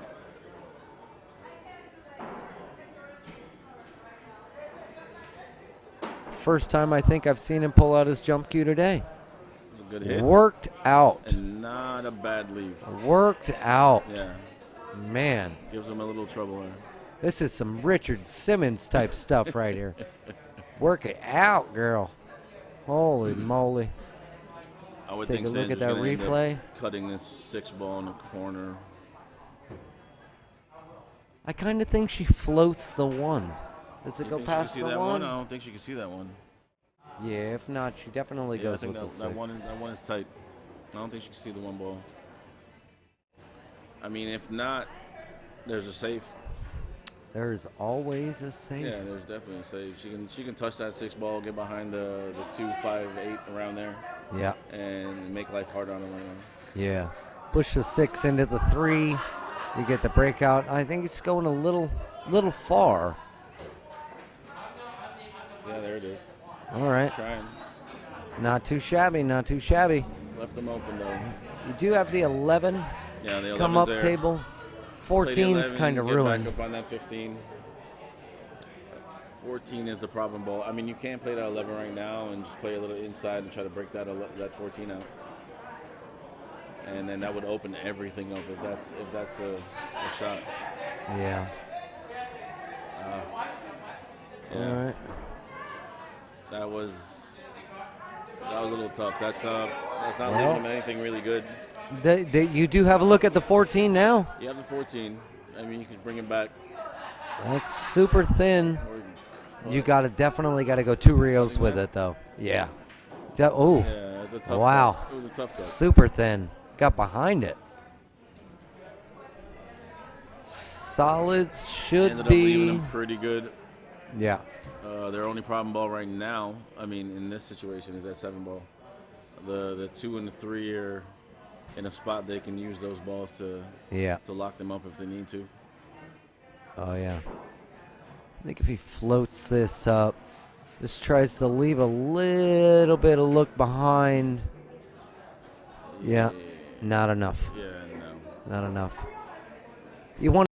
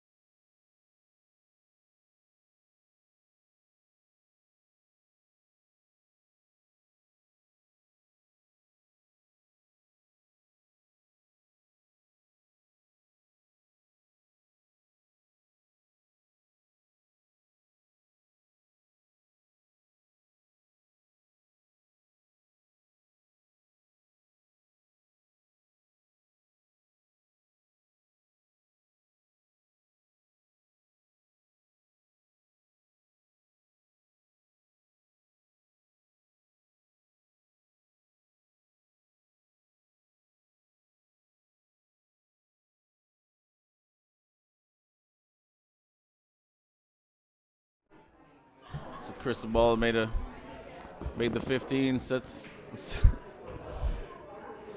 it up for the 14. That's a good shot. Oh, yeah. He's going to want to roll forward and get shape. Definite. So you just play this pocket speed, a little bit of top, come back out. As long as he gets past that spot, gets right past that cue ball. Yeah, and then all depending on the angle that's left, you can either play the 13 or the 12 ball. Yeah, definitely.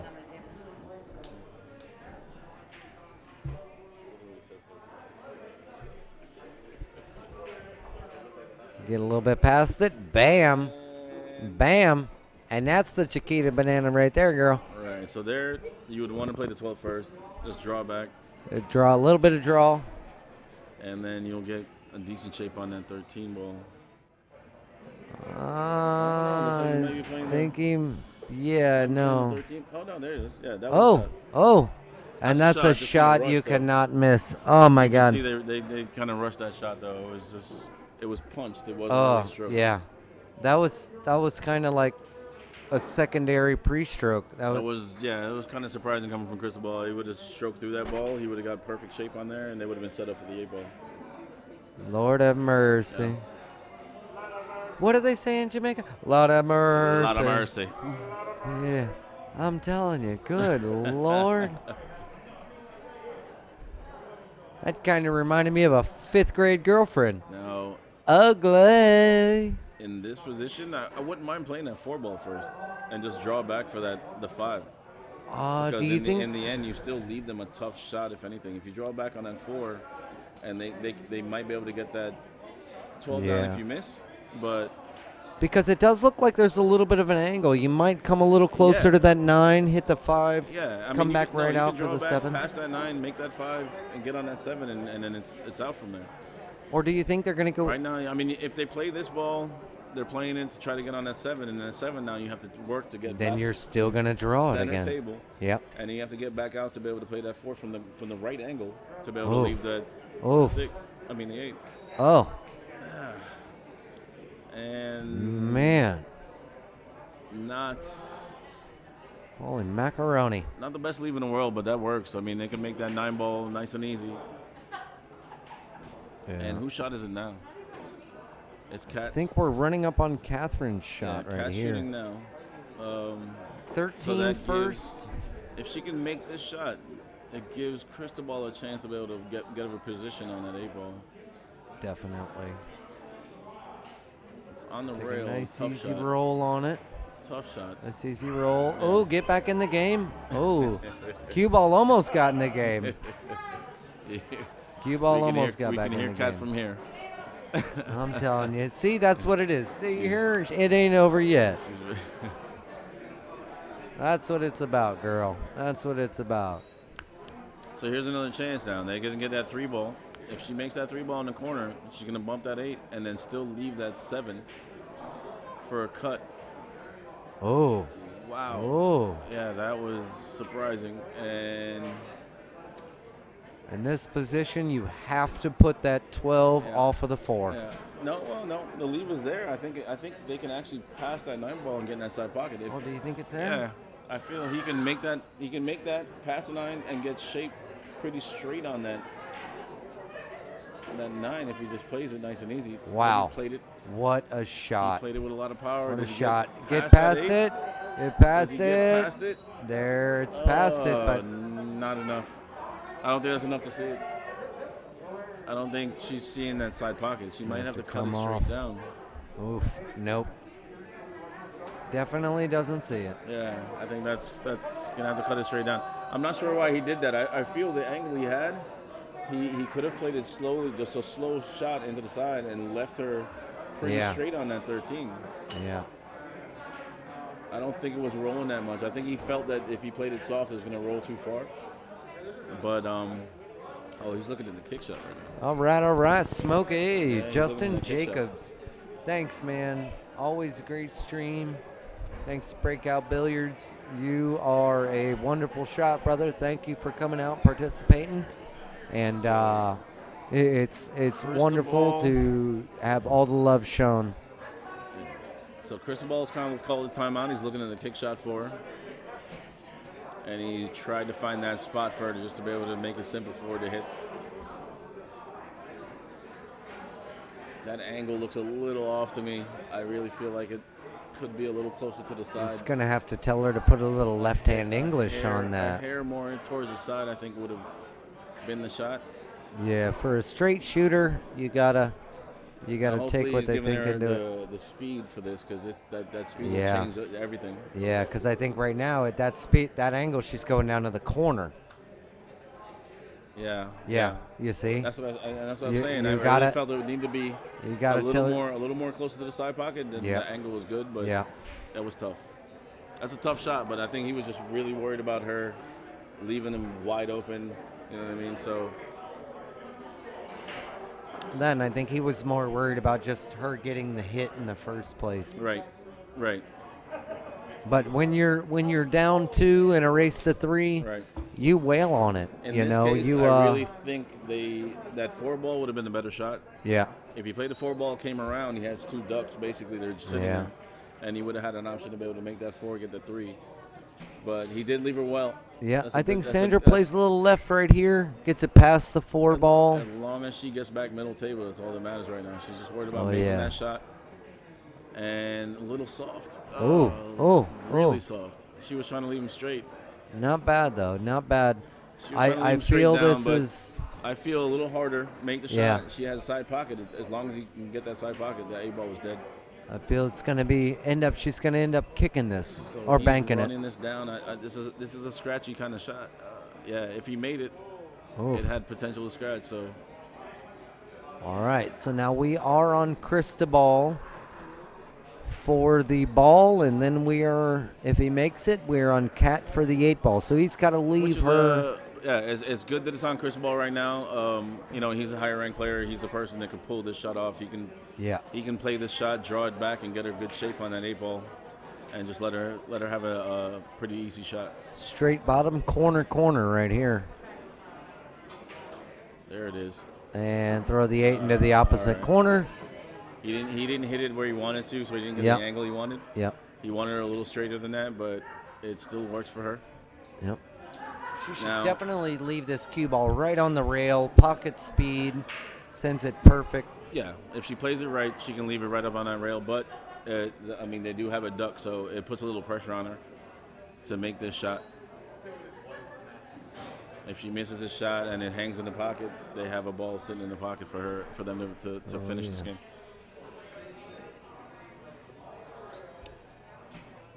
All right, here But I've seen Kat do better than this, so this is a shot she can definitely make. She just needs to take her time and focus, and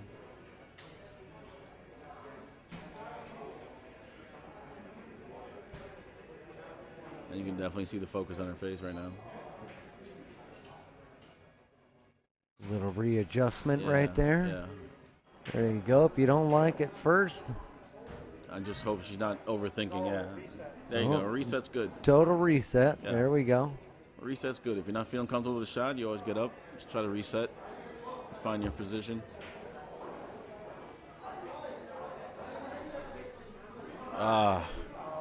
Try.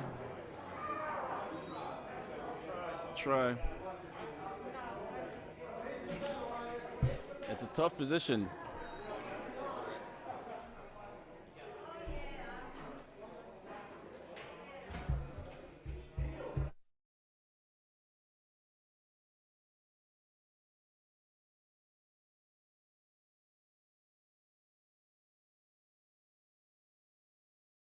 Sandra follows the ball in and Holy macaroni. Cat and Cristobal on the board. The ball in hand for the 8-ball, and they gave them the game. Oh, and then he threw it in. Them the game. No. Wow. That was crazy. I was surprised. Holy that's not something macaroni. that Sandra would normally. Wow. At least we know Sandra loves Cat and Cristobal. That was a big swing right there. Holy moly. All right, well, I got to get ready for a match over here. I will be back. We will be back. Yeah.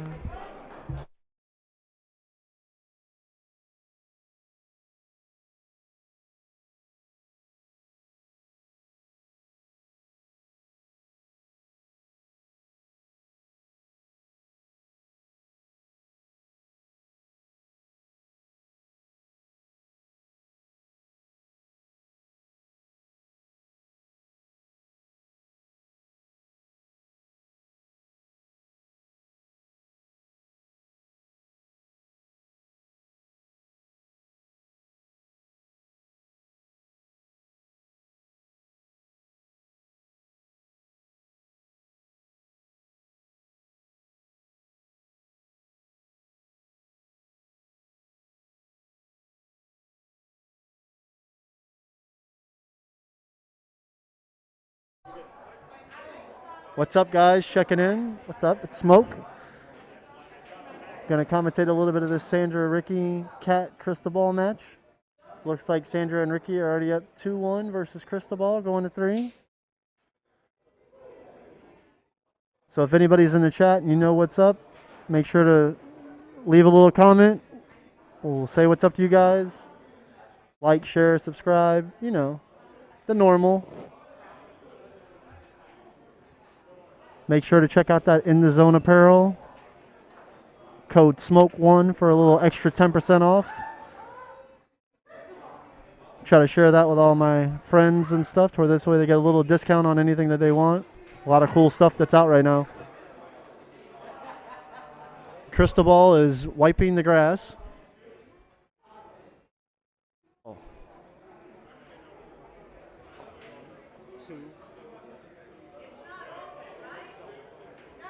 All right, so let's see what Cristobal does here.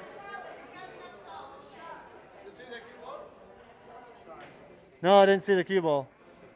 What happened? Oh, I don't know. All right, guys.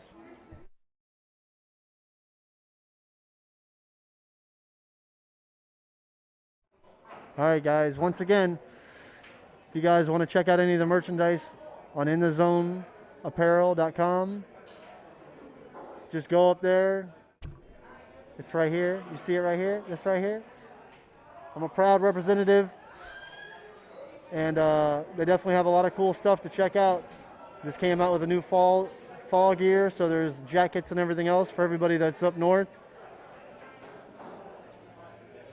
And just make sure that you use that code SMOKE1, and it's pinned inside the comments if you guys want to look. If you guys forget or anything else, you want to go back and use the code at a later time, you can go back and look. But anyways, yeah, everything's going good here so far. Cheryl and I are still in the tournament. We're in the final 8 of the tournament so far. There's still people playing to catch up, so it's gonna be a little while still, but everything's running real smooth. But all right, guys, we're gonna go back to the match and see how it goes. My ugly ass face. Ugh.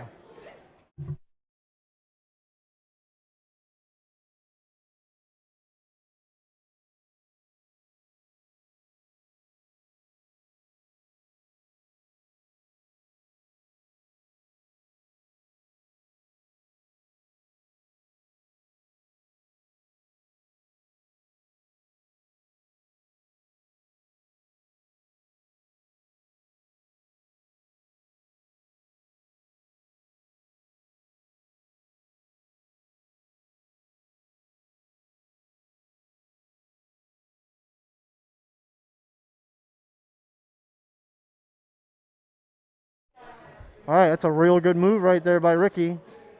Took over the pocket.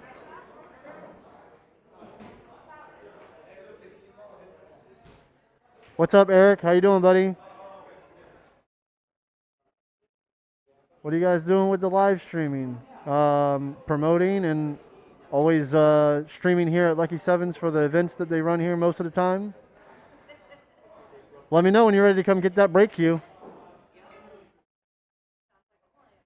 No, we didn't link up this week, but I still got it for you. I'm at Lucky Sevens now if you want to come by. You know where I'm at. But again, a big shout out to China, Jackie, everybody here for the Breakout Billiards, all the commentators that are doing stuff while obviously I'm playing or others are playing. Cheryl's doing a great job. We've actually had some fill-ins that have done good. Sean Blaine, Anthony. So shout out to those guys too. You know what I mean? It's a good family environment here playing in these events with these guys. All right, she just missed that one. I like Sandra's shirt. She got the little hustling wings. Yeah, Eric, no worries, buddy. End of this week, whenever. You got my number, you just let me know. What's up, Mike Bly? My boy. Mikey the bus driver.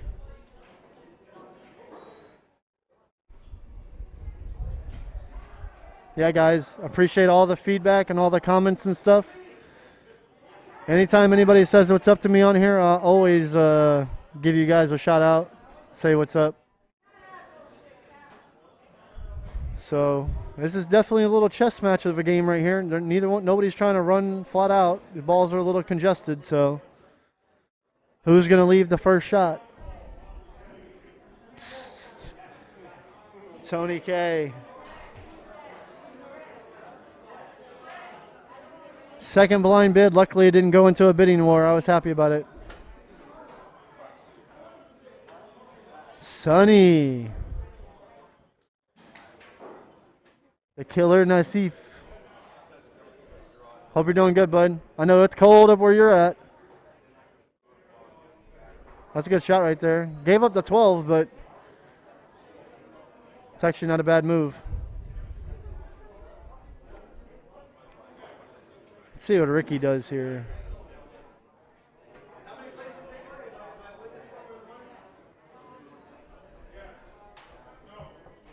That's awesome. It was nice meeting your daughter, and I hope she does well in her first couple matches, because you know it's always a little tough in the beginning when you're not used to it. Get a little nervous. Jeez, snow and ice, Sonny says. Yep, that's why I live in Florida. It might be expensive, but it's warm. Might have a lot of old people, but it's warm.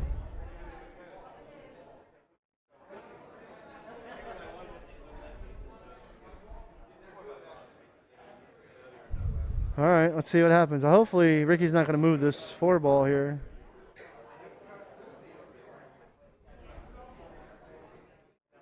Yo, you're...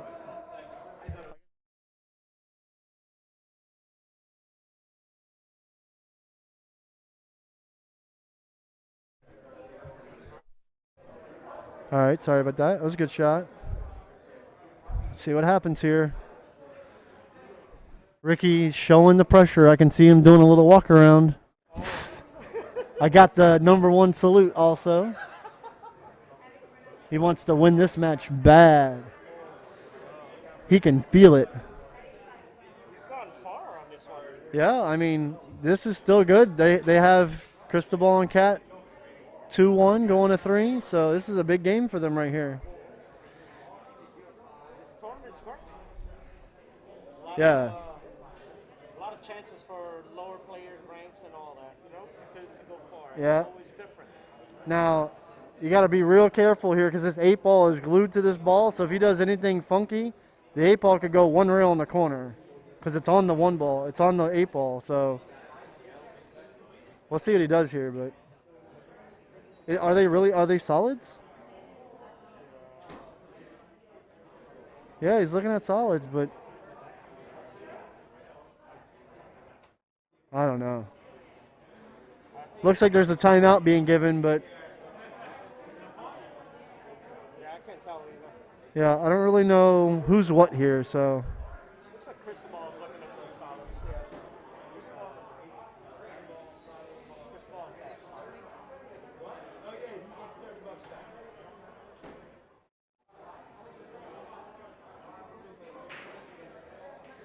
All I know is that if you hit the 1-ball too full, that 8-ball is rolling.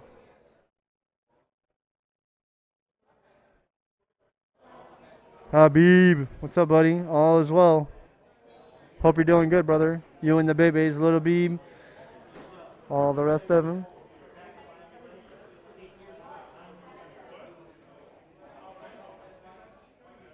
Glad to see everybody checking in that's watching.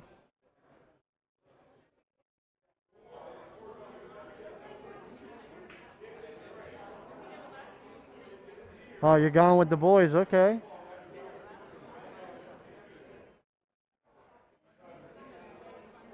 This is actually a pretty good shot. I mean, you're only going to give up the 10-ball cross side bank. And I mean, you really got to hit this ball pretty good to come around and get position on the 13, so it's a good try. I told you that 8-ball was going to be live a little bit. Thanks, Habib. Can't thank Jackie and China enough for running all this, and believe me, without them, we wouldn't have anything, so we definitely try to promote and do everything we can for these guys. So if you guys really like the stream and everything else, make sure to hit that that link, so this way you guys can donate to the stream, so this way we'll keep doing this, and We can keep going. Oh, it's a good try, Ricky. Good try. Wasn't an easy shot. All right.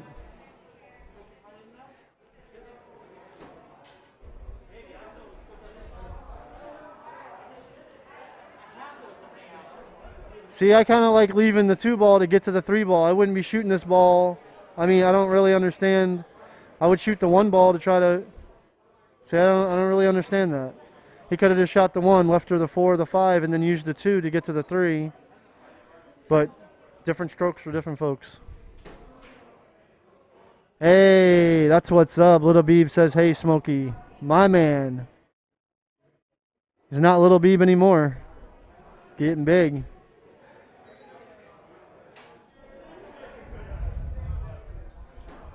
Enjoy that daddy daycare, chilling at the house.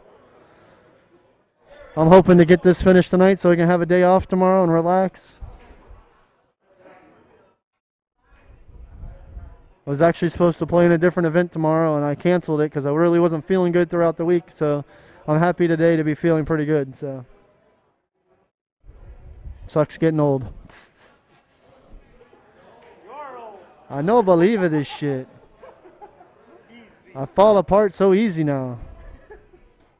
A little shaky, shaky, a little makey, makey. Hey.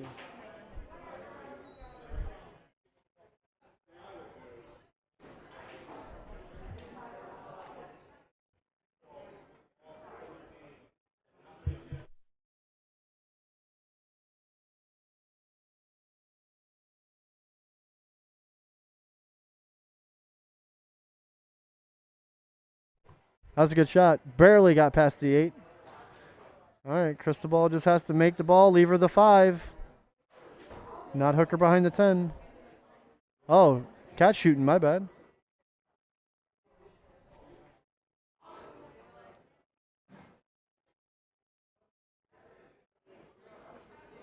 A little beam, rooting for Ricky.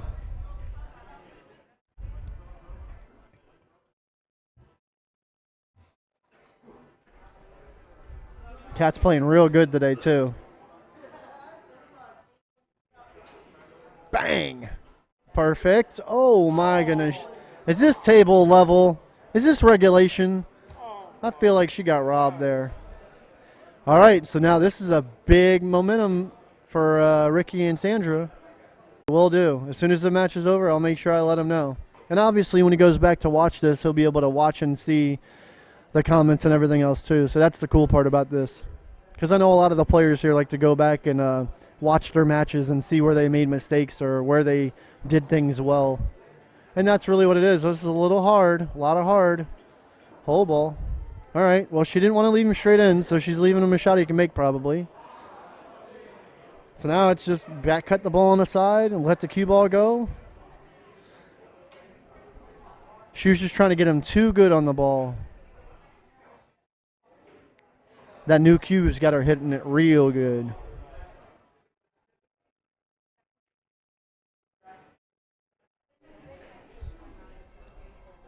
I think Ricky makes this one.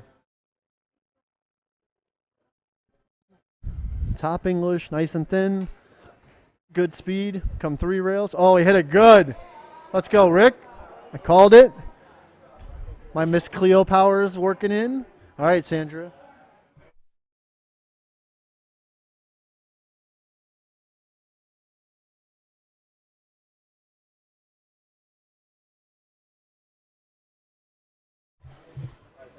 Here we go, guys. All right. Come on, Sandra. One time. For the... Oh, she overcut it. Oh, my goodness. Afraid to shoot it. Just overcut it. Ah, that's a heartbreaker right there. Cristobal is going to shoot the 5. I highly doubt he's going to shoot the 3 to draw up the table. I would just want to give my partner the ball ducked in the pocket. Oh. All right, this ball's a little deep in the pocket. It can come off weird. Let's take a look at that. Here we go. I'm just saying. Oh, my goodness. Oh! See what I mean? It's going to work out, but man, that was some high karate craziness.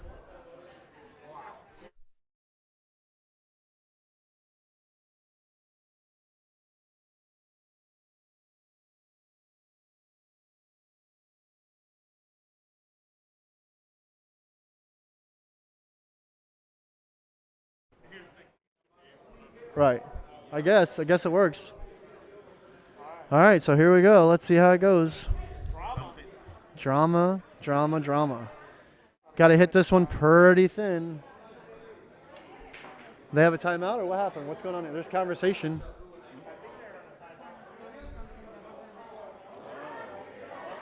I don't know. Looks like there's. Okay.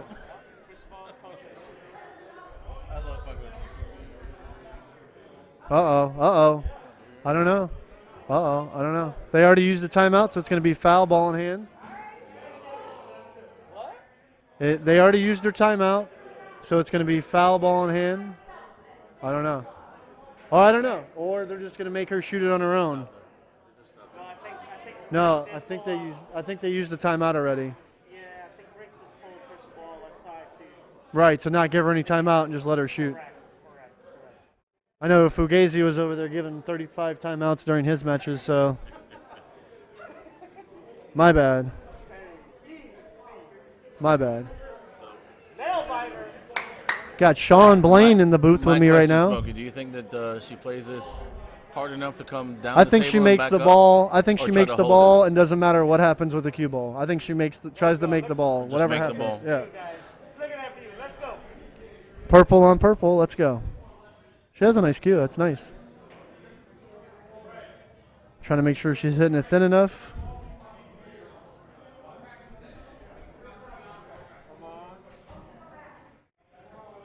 Oh, too thin. There you go. See that all right, so it still didn't duck it up, right. But I mean. My question was if he had either played hard enough to get back up on that 8, or played soft to try to hold it. And yeah, I like her just making the ball, and even if it gets far enough down, he can make the bank because it's Cristobal shooting. So right. Instead of trying to get this position and miss, you know what I mean? Agreed. Let's see. Agreed. Oh my God. That was a tough shot. Wow. All right, so we got some pressure here. Well, who wants to win? It's on Cristobal now. Is Cristobal going to fumble, or is Cristobal going to make it? No pressure. He doesn't have to do anything. No pressure. Oh. My God. Good player. Good player here. Pressure bust pipes, folks. Are they going to make him shoot it? Are they going to make them shoot it? I don't think they're going to make them. I don't know. They're going to make them shoot it, and they're dancing in front of the pocket. I don't know what's going on here. It's a little gamesmanship in front of the pocket. Come on, Sandra. Sandra's got this. Oh, Sandra and Enrique advance. 3-1. Wow. That was a heck of a last game. Look at the love right here. Look at the love on camera. They don't even know it. They don't even know it, but that was great sportsmanship by both teams. So you can't get mad about it. It happens. All right, guys, so we're going to take a little break here. We're going to go to our next match. We'll see who's coming up next on the stream table, and we will be back. Stay tuned.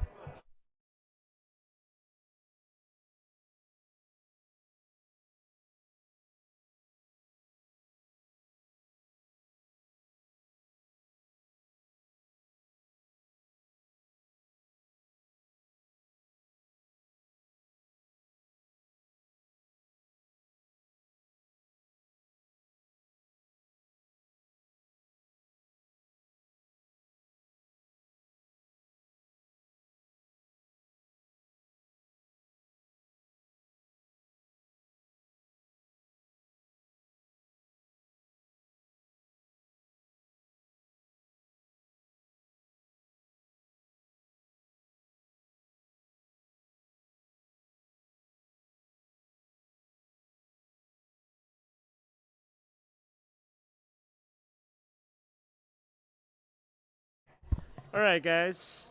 We will be back in about 5 to 7 minutes with a new match for you guys. So hang tight. And if you have to go to the bathroom or you have to get anything from the snacks, go get it now. Get your popcorns out, guys, because it's about to get exciting.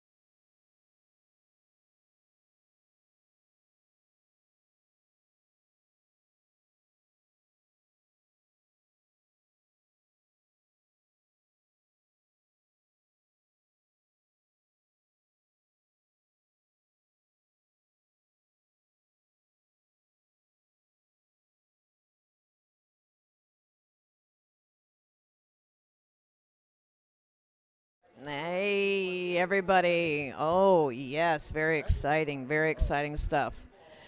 So, we're at near the end, I believe, of the top 12 at this point for the first annual ARC post-Valentine's Jack and Jill 8-ball doubles that we've been streaming all day. We've also had special guests of Tony Robles that came in today. So it's important for me to say this.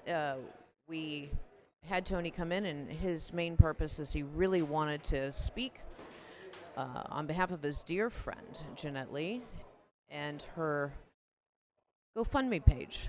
As pool players, this legendary female pro player with her accolades that truly exceed what she has achieved for us as pool players, needs our help for a great cause.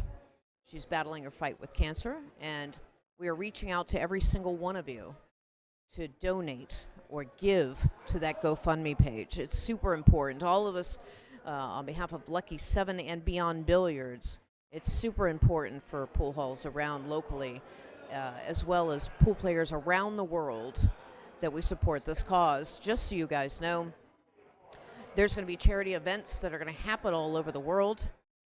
And on behalf of ARC and Breakout Billiards, as well as Allison Fisher Cues made by Peshawar, we ask that if you need any event or anything that we can help with in this cause, we are available.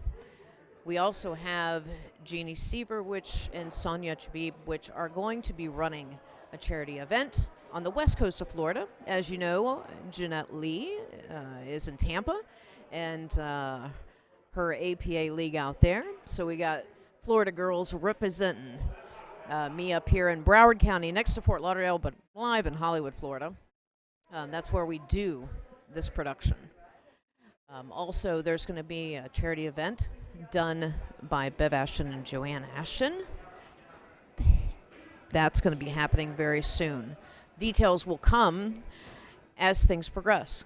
Also, too, I commentated earlier today for the Predator VG9 event, which we had some of the best world professional women players, and I was honored to do that. And we mentioned that about the Jeanette Lee GoFundMe page, and we will go live with that again tomorrow at 9 a.m., and we will again talk about that. So this is a common thing, and this is not something that is just going to happen over a weekend. We have lots of charity events that we move on to as well. Going into Easter Sunday, live from Beyond Billiards, we're doing an autism event that is going to be hosted by ARC, by Beyond Billiards, and Breakout Billiards. Lots of charity events that are happening for great causes. Something as simple as making a difference, whether it be $1 or $10, $20, $100, whatever we can afford. We all must band together and help out for all of our causes. And so that's why we do this. This is why we do this stream. And by all means, again, this is a free stream, and this is something that we do of our own time. So if you guys would like to donate to our stream as well, just go to Breakout Billiards on their Facebook page, click on the link, and we ask also as viewers to share this link, and you can go back and watch these players and play. Over the number of months, Breakout Billiards and ARC have joined forces, and we've done tournaments all over Florida as Florida opened up, right down from Grover's. There's Paradise Billiards that's going to be doing events. I mean, events are going to be happening, and it's for a great cause. So please, everyone, if you could step up and build up the pool community, we greatly appreciate it. So, in case you don't know, my name is Cheryl Baglin, a.k.a. Little Biscuit. And all of us as pool players, let's join together for all of these great causes. And if you have an event or a charity event that you need our assistance with, we are available. Just contact Jackie in China. So we're going into another match here. And by the way, just so you guys know, you can always check on the comments. You can see that we have the bracket. We have the link for the donations. And also we want to thank our sponsors, AFQs. Allison Fisher Cues made by Peshawar. Thank you very much. 1801 Photography, HAC Lawn Care Service, and we are live from Lucky 7. So, we're getting down to the nitty-gritty, I think. Jackie is going to throw up here the score. And who was up? Let me take a quickie look. So, we have Sandra and Ricky. Sandra, Rick Miller. We also have Misha and Luky. At this point, I'm not sure. This is on the loser side. We're trying to finish off the loser side bracket. We had 33 Jack and Jill teams for 8-ball. The rules are as follows. It is 8-ball. You get 1 timeout per rack. 8 on the break counts. You can play safe. Call shot, obviously, because it's 8-ball. And I think that's pretty much the gist of it. Jump shots are allowed. I don't think I've said that most of today. But, yeah, there we are. There is ball in hand involved, too. You can play safe. You can pocket your ball strategically. You can call safe by pocketing your ball as well. Yeah. So we started the event a little bit later today, so our apologies. But we meant to have a go time of 12 noon. Now it's at 12:30. So here are the races. Sandra and Rick Miller, 3. Misha and Luky are going to 3. Now, this is the loser side. We started off on the winner side. We had some teams that gave up a game. Some had to go 4-3. This is the loser side. So normally it's a race to 3. If you're giving up the game, but I don't think we have. Pretty much everybody is evened out. So I don't think we're going to have any 3-2 races, honestly. But, all right. So as pool continues, let's see what happens. It looks like a nice little run here. Got to clip a piece of the 2. That's super tight. You're going in between balls. Oh. People don't get to see our reactions, so we're keeping the pip up, the picture-in-picture, because a lot of people love to see our faces. All right. So, whiffed at the 2. Honestly, the stripes, the only doubled-up pairing, the only issue ball could potentially be between the 9 and the 11. Or is that the 13 and the 11? I'm so sorry. Most 8-ball players in this doubles tournament, I was watching that they a little offense-defense. But again, as we're getting down to the nitty-gritty, a lot more safeties are going to be played as a strategy, just like that. Honestly, I would have pocketed a few balls. But again, sitting on the sidelines, I'm not one to say. I do want to say special thanks to my doubles partner, David Cypress, for choosing me as the chosen one. But I had a good time. And that's what it's about. We had 33 teams here, and this is double elimination tournament. All right. Can't see the 2-ball. You can clip a piece of it. Honestly, wide open table. This is going to be interesting because you can't necessarily pocket the ball. At least, you could. You could sneak it past a little bit of left. But, yes, that's what happens. Now, with ball in hand, you should be able to run out the whole table because now that problem ball, 13 and 11, are not a problem anymore. Just saying. I think I look a little ghostly, so let me turn me down a little bit. A little bit better, Jackie. I don't look so ghostly. I am a little pale, but all right. Ball in hand. Let's see what Rick Miller chooses. For me, honestly, I'd be starting off with that 13. Start off with 13, 14, 11. 10 inside. Work down table for the 15, 9, 12, 8 ball. Not the greatest position. Did not definitely get where he needed to be. Now you're almost forced to shoot the 10 with a little stop shot, little hide and seek. Or you can play safe with the 12. We have to see what happens. this Jack and Jill event we were so excited to put together because it's definitely different. Just like I said, play a little safe, try to get that ball in hand again. But, again, you have to go up and down the table. Again, more of the teams are taking their time and shooting a bit slower. Their game has changed. Their stroke has changed, obviously, over the number of hours because you have to have stamina. Jackie didn't like that one. Normally, I make her laugh. Oh, I snorted again. I'm sorry. When I get to a point, I snort because of Jackie's reaction. Anyway, we had some great commentators today with us as this game's going on. I do want to thank them as well. Tony Robles came in and jumped in. Lee Nathanson, Lee the Tree, as we call him. We had Justin Jacobs, was just Smokey.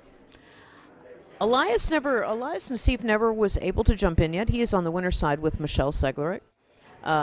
We had Craig Daly that jumped in here briefly. We had Blaine and our very own Ryan Acosta from 1801 Photography. He's still here taking live action pictures, and he makes amazing. We made him jump in too, and he actually did fantastic. So we try to give that opportunity. We also promoted Karen Fieri's company, Premo Photo Booths.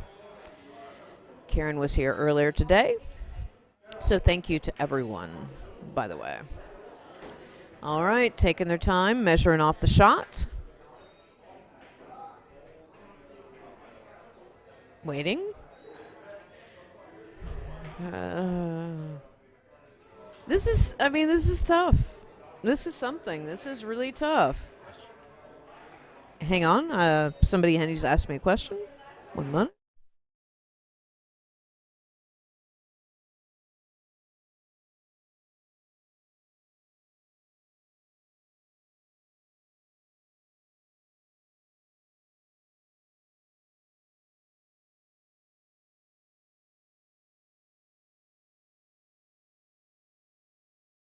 As you can see, people saw me verbally mouthing. We also had a 50-50 raffle, just so you guys know. Cash raffle. 50% of the proceeds will go to the winner of the winning ticket. We sold 5 tickets for $20. And we actually... How many tickets we sold?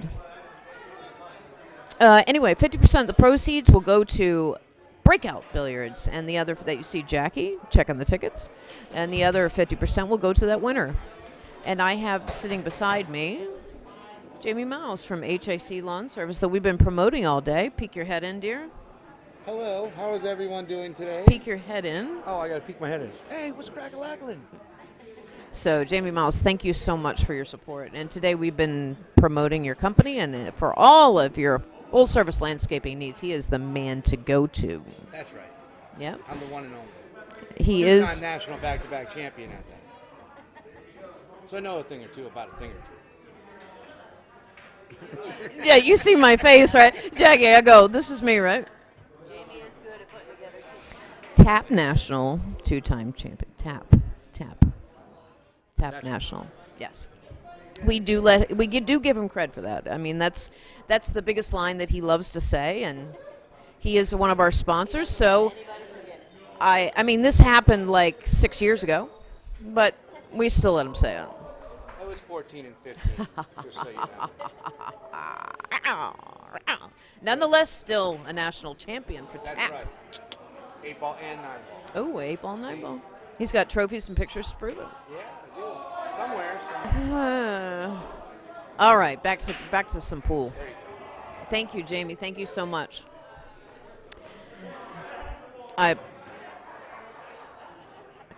This is how it happens.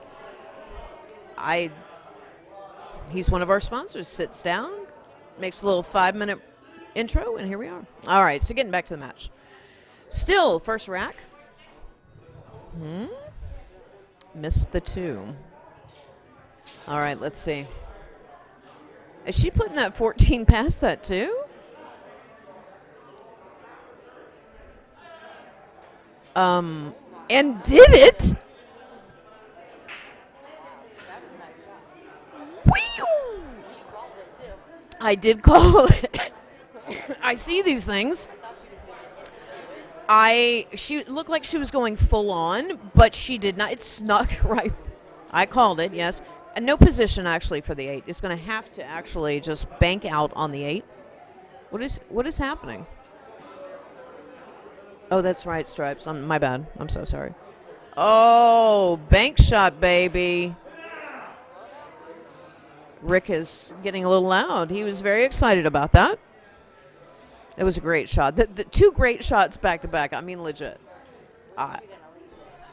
Use the rail a little bit. Jackie is asking me questions. Where it's going to go? Use the rail, just natural. Bloop. Comes back for the 8 in the same corner. Yep, same pocket. Same pocket. Not like that. Okay. But again, that other ball went past the 2, so this could go past the 2. You just don't want to get it, clip it. You got to hit the right side. You got to hit the good part of it. And it is difficult. It's almost like a combo shot. So let's see what Rick does. Made it right off the ball. Just like that. Bling, bling. First game in the bag. All right, so now it's a 3-2 race. Talk about stamina. Give it that. Sandra and Rick making a go at it. I love that. I truly, truly love that. We've had people pop in here or there that have not been in the tournament to watch the live action as it happens. Something exciting else happened. All right. So the place gets a little rowdy after a little bit. So it's excitement. It's the excitement as it gets closer, as the wind gets closer. All right, we're crack-a-lacking on this. So on this, the particular rules for this too is that if you are the winner of that particular rack, what happens is that whoever made the 8, your other team member has to break. If you are the opponent that lost that particular game, what happens is that you have the option for your team member, whichever team member, to change up the rotation. All right, nothing pocketed. Everything's paired up in the center, almost diagonal. Almost like a drill.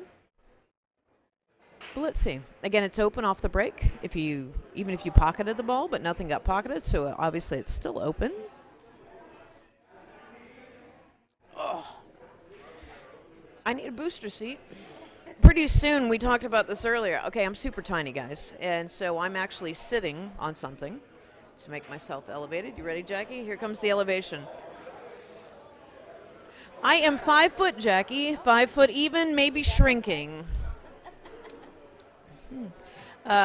Pretty soon, Breakout Billiards is going to have booster seats for me and Aunt McGuire. It's just a joke. No, I'm super short. So if I did not sit on something, this is what would happen. No, I'm just kidding. All right, back to the match. They're going to make a nice little go at it. Luky is going to choose the 5 in the corner. Oh, Jesus. Smokey does not need a booster seat. He's like 20 feet tall. We're talking about me being elevated. No, I'm sitting on something. We're going to make, do you know that we're going to, Breakout Billiards is going to have booster seats for me and Aunt McGuire? I might need one too. Then you'd be 24 feet tall. No, never. All right, so you missed out. What did I miss out? The first rack took about 20 minutes, but they battled it off. Sandra and Rick made 3 great shots to the win, and now this was off the break, and I don't know what the holdup is, honestly. Nothing pocketed, except they get the ball in hand. So, this is Smokey, Justin Jacobs. I did mention that you were part of the commentating team. Elias is too, but he has not been able to jump in. He's been too busy on the winner's side. Yalla, yalla. On the winner's side. That's the code for Elias. Yalla, yalla. It means let's go. Let's go. All right, balls in hand scheme. It's taken them a bit for Rick to make a decision. But what are they, stripes or solids here? It's open. Open. With ball in hand. Right. So I would see him shooting the 7 the other way. But, I mean, I guess if he's just going to open this up. I was saying the weirdo pattern. It's a diagonal weirdo, like almost a drill, how the balls ended up. Yeah. That would be not good, what happened right there. I mean, he has kind of the best balls right now. His stripes are a little funky with the 5-ball and the 3-ball. Yeah. So let's see. Coming off the last win match that they had, so. JoJo said, good job, Sandra and Rick. Thank you guys for commenting. That's JoJo. JoJo. Scoot in a little bit. You want to come to you? Yeah. That way you can get in the frame. I mean, I'm tall, so I can do this. Yeah, let's move over. Better. Oh. How's that? Wait, gotta come a little bit more. Yeah. We're gonna go to the Smokey view. There we go. That's better. All right, there we go. Excellent. Now we're in the box. I'm ugly, so I keep the mask on. He is not. He's handsome. He's a tall drink of water. That is true. All right. I've known Smokey about 20 years. I love him. I do love him. Long time. Teammate, everything. All right. So let's see. There's 5 to get on the 7 here. Ooh, little Finsky. Oh, look at this. Look at it. Stop. Dave Westy. Stop. You do not want to hit that hard, honestly. You don't want to force it. You do not want to force that. And it went way down table. People don't understand double shim table. It is a fast table. Yep. The rails are bouncy. Smokey has played on it many a times. Yeah. So for these lower skilled players, they're still getting a feel of it. I mean, you can't. I mean, and it's also, they're not really used to playing on the stream table. They're not used to playing in on a double like shim table. Yeah. I mean, the double shim table, to them, it doesn't really show up because, I mean, everything's kind of a tight table in a way, if you think about it. You know what I mean? The tighter the pockets get, the better players kind of recognize and they understand, okay, softer, harder. But I feel like when you're just playing regular league and you just go from table to table, you don't really think about it as much as the better players do, I guess, in a way. As long as you hit center, you aim for center pocket, it doesn't matter the size, honestly. But I mean, what I feel like, if you can play on this table, you can play on anything. You can play anywhere. Exactly. So it's definitely an equalizer. That's a good shot to get behind the 10 here. Look at this. this. Really good shot. Look at that. That was pretty solid. I was looking at that. That was pretty solid. I was trying to make it in the side, too, so it worked out. That was pretty snazzy, honestly. I like that. Marisol. I like that. That was pretty sassy. Oh. Wanted by the FBI. I can't say hi to her. All right, so let's see what happens here. Probably going to kick at the 3-ball. What would you do? Whoa. Oh, she's going over a ball? No. I mean, this is just... You come off the backside. Well, it's tough. The cue ball is close to the 10 ball, so it's not super easy. You don't want to get ball in hand shooting over a ball. I'm sorry. I mean, if she wanted to give up ball in hand, you just push the 10 to the 8 right here and clumped up all 4 of those balls, 5 balls, and give them ball in hand versus swinging at a ball. But I think she's shooting the right shot now. Missed. Yeah, she made a good hit.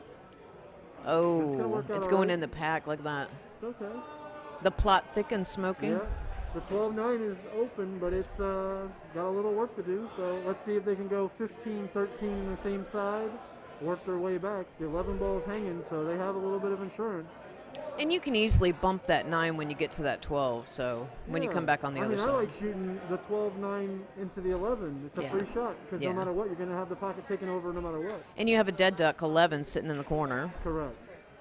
So that's why I say if you shoot the 12-9 towards the 11, if the 11 doesn't go in, you still have the pocket taken over. So let's see what happens here. That's a nice watch. Luky has pinky ring and all. That's a nice pinky ring. I ain't seen one of those since like the 90s. That's nice though. Stop it. I don't even know this guy. Oh, Luky. Luky. Yeah, Luky. He shoots with Misha down south. I know Misha, but I don't know Luky. Luky has been around. He came up here a couple times for an ARC tournament, but yeah, they played way down south. Yeah, back, what was it? Peg's Pockets. Peg's Pockets. I used to go to their tournaments on Friday nights sometimes. Yeah, Peg's Pockets, deep into Miami. Yes. Deep. I never left there until like Cutler Bay, right? I never left there till it was like 4 a.m. or more. Oh. Might be all right, though. Now here you're just going to have to surrender and make the 7 or the 1 into the 11. I love how you say surrender. Yeah, I love it. sometimes you got to give up a ball. Sometimes you're going to have to give them another shot. I'm just saying that verbiage. I haven't heard that. That's awesome. Surrender the shot. Like so. Sometimes you got to give to receive. So everybody wants to win everything in one shot, but. Correct. But I like the way that everything's working out here, and I'm trying to keep this. We're doing great. We're doing great. On what's at hand here. So I don't like this shot. I'm sorry. Is he shooting the stripes? Or Rick is shooting solids. I thought that's not a bad shot. Oh. The 9 doesn't really go. The 9 might go, but it might not go. No, I don't go. Let me look from this view. Hold on. No, I was trying to look over here. Jackie, can we get a second view on this? Please? Anything will work. It's still iffy. I don't think so. I like the little. Maybe it does. He's looking at it. Oh. Luky's getting ready to give it a swing. He is. is. The ball a little bit. He's going to set her up for 14. It did go clean. Wow. I didn't think it went. All right, let's see what happens here. Misha can shoot the 14 ball, or whichever that ball is on the rail, I believe it is. The 14. He got her great on that. A little bit of an angle. Does she set up for the 13 or no? Afraid to shoot. 14 ball, draw the ball a little bit, leave your partner the 12. In worst case, you have the 13 in the corner if things go awry. She's stretching a little bit, so. Use the bridge. You gotta just make sure you get enough on it so it comes back. You don't want it to. Don't want to do that. He has a peek at the 13 ball though, and if he doesn't like it, he can still use the cue ball to hide behind the 8. Yeah. So they do have defensive safe. shots, but hell, you could even pull it all the way down and hide in between the 8 and the 9. Slide down a little bit off that. But let's see what happens. And that's the greatest part about, a Jack and Jill doubles. It's different. For sure. And dynamic is totally different. Skill levels. I mean, everybody wants to play with people that don't miss. I mean, that doesn't always happen. So sometimes you got to just one shot at a time and make the best of your opportunities. Yeah. And it is a great opportunity for these women to be able to get in the action and play with some great players. I was happy to give Cheryl a wedding. Cheryl A. Cheryl A. My partner, when we won our match on the stream table, I told her, I said, finally you get a wedding on tape instead of a funeral. And she started laughing at me. She's like, what do you mean? And I was like, well, since you've been playing on the stream table, a couple times we've had to play each other on the stream table. So obviously it went my way. Yeah. So for me, it's finally a victory tape where she does everything right. Yeah. And it's good for her to see. Because sometimes people just need to see it and just make it to where once you see it and you know you can do it once, you make your correction over and over again. Yeah. That's what makes the good guys good, is that we do the same thing over and over again because we're just used to doing that. Correct. So Sandra just rattled it. No. All right. They're batting around back and forth. I think stamina and everybody just playing all day, I think it has a lot to do with it. I like shooting the 1 ball here. I don't like the combo, No. Yep. Too soft. That's why. I mean, if you shoot the 1 by itself, you could have come up in between the 3 and the 7 and guaranteed to give yourself a partner another shot. But I'm sure he thought he was going to make the ball. Yes. So now it's 12 on the side, 10 on the opposite side. And ideally, 13 on the opposite side, 8 on the opposite side. You don't even go past the side pockets here, but that's just how I look at it. You just have to pocket balls because everything's wide open. If you miss, they're out with solids. Pinky ring is really out there. Hold on. Nice and smooth. Nice and easy, buddy. Yeah. Now he gets a 3-way combination. But, I mean, he would have left his partner a good shot if had he made it. But correct. Sandra with the nice fingernails. I'm like a hand model or something. I see it. Shoes and hands. You love shoes and hands. I don't like feet, though. But, anyways, moving on. That's why you have shoes. So nice and easy. Good. Nice. Good shot. Nice shot. Now Ricky gets another combo. You just got to make sure you hit it full enough so the 3 moves up and you don't leave it on the rail. But 8 balls are going to be a little touchy. I would imagine you're probably going to play for either the side pocket or the top right corner. What do you think, Cheryl? He needs to slow roll this, honestly. Don't go rail first. No. Oh, that's all right. That's good. That's good. He almost went rail and ball. Like, it was weird. I yeah. could see as soon as before he went down, that's why I was like, don't go. Don't Look, go me rail and you first. were like, Yeah. So here now it's just Sandra. Position. Don't let your cue ball get away from you. Even if you just hit it real thin and let it come up in the middle of the table, you'll be able to shoot the ball. Just don't try to. See, that's not bad. I don't care. Just it might pocket the look ball. Like she tried to do too much, but there she gives her partner a real good shot to look at the ball, and all they have to do is follow it to the head string if they miss. You're leaving hardly anything. So really, it's just concentrate on making the ball. Don't try to stop the cue ball here. Correct. Pocket the ball. Yeah, nice and smooth. Oh, we're doing the raffle for the winner for the 50-50? Hit it good. Nice. Hit it good. But That- you know what I mean with the cue ball? Look at the position. Right. So it's really, if you're not going to make the ball, you want to leave it like that. So that's a really good shot. Offense, defense, baby. That was Ricky Offense, shooting? defense. Offense, defense. That was Ricky shooting. Yeah. Holy shit. Good shot, Ricky. Offense, defense. That's a good shot, Ricky. It was a good shot. It was a fantastic shot. All right, so Ricky, you're going to take the lead 2-0 over Misha and Luky. And this is, this is great little teams. Great little teams. It doesn't matter how it looks on paper. It's how it really you do. doesn't matter how it looks on paper. It's all about how you play when you get an opportunity. Yeah. Yeah. Anybody can beat anybody in this game. That's what I love. Mountain Dew, if you want to sponsor me, I'll probably be a beverage. I have Dr. Pepper. Because I'm a pepper too. I'm a pepper, you're a pepper. I used to drink a lot of Dr. Pepper. What made you switch to Mountain Dew? I'm just curious. I drank Mountain Dew a lot longer than I ever drank Dr. Pepper. When I actually first started drinking Dr. Pepper, it's because I used to hang around Hollywood James too much. And they didn't have Mountain Dew at scratch. Hollywood Billiards. Scratch. So I would drink Dr. Pepper. Gotcha. Long hours of pool, caffeinated. Because back then, they didn't have Red Bull or anything like that, honestly.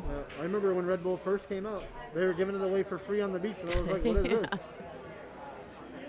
The memories. So they scratched on the break. The split did not really happen. Everything's. But now it's going to be ball in hand behind the line, not ball in hand anywhere. So Yes. that does make a difference. Somebody was actually talking about that earlier in the chat about being like BCA where it's ball in hand anywhere or behind the line. It was when I was commentating with Lee. Gotcha. And I explained to him really the only difference in the rules in between BCA and TAP is if you make the 8 on the break and win on the break, you can win or lose on the break versus BCA which you can't and everything else.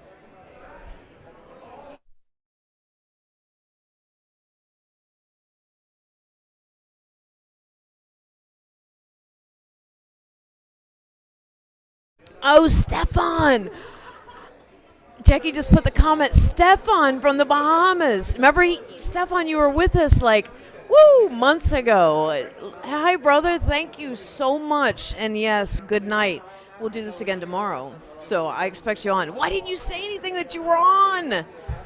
Hi, Stefan. Thank you so much. That's awesome. Good night, dear. Good night. Oh. That's great. I love that. Stefan came back to us. He was one of our viewers when we first started, and from the Bahamas, and he stuck with us. So good night, my dear. Good night. Oh, that was great. That was great. You made my day, Jackie. I forgot about Stefan. Ah! I love him. I love it. All right. As you saw the break, scratched off the break. It's a little strange. Everything is glumped up. Glump is not even a word, but everything's glumped up in the center of the table. It's like mashed potatoes. It's lumpy. Not creamy mashed potatoes. I mean, lumpy. here you could really shoot the 5 ball aggressively and really just center ball, just shoot the ball, hit it real thin, and blast it. Blast it wide open. Yeah. And the one's opening up. So But he drew the ball. But it's didn't still get there. okay because their balls control everything. So now Sandra can just, I kind of like her just banking the 3 ball towards this pocket down here and just playing safe behind the 7. Because obviously you're not running out, so what's the point of starting to run a bunch of balls? I think they can actually get out from here.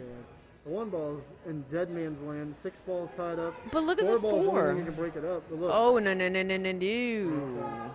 Oh, way overshot that 3 in the side. You understand what I'm saying? But I if do. the 3 ball goes back down here or something like that, or the 5 ball, whichever that was. But playing 8 ball, that's just the things that I think about. I'm just trying to make it something more for them to think about while they're at the table versus 5 shots out. Shot, and now you get a couple of free swings at some stuff. Yeah. And even if you don't make it, you're almost playing safe. Yeah. Part of my problem when it comes to 8 ball is I'm out. I'm looking 5 shots ahead. Right. And Scotch doubles, it 1 ball at a It time. changes every shot sometimes. Yeah. You're absolutely right. It's different playing by yourself. All right. Everybody's getting a little rowdy because the 50-50 raffle is going to be happening.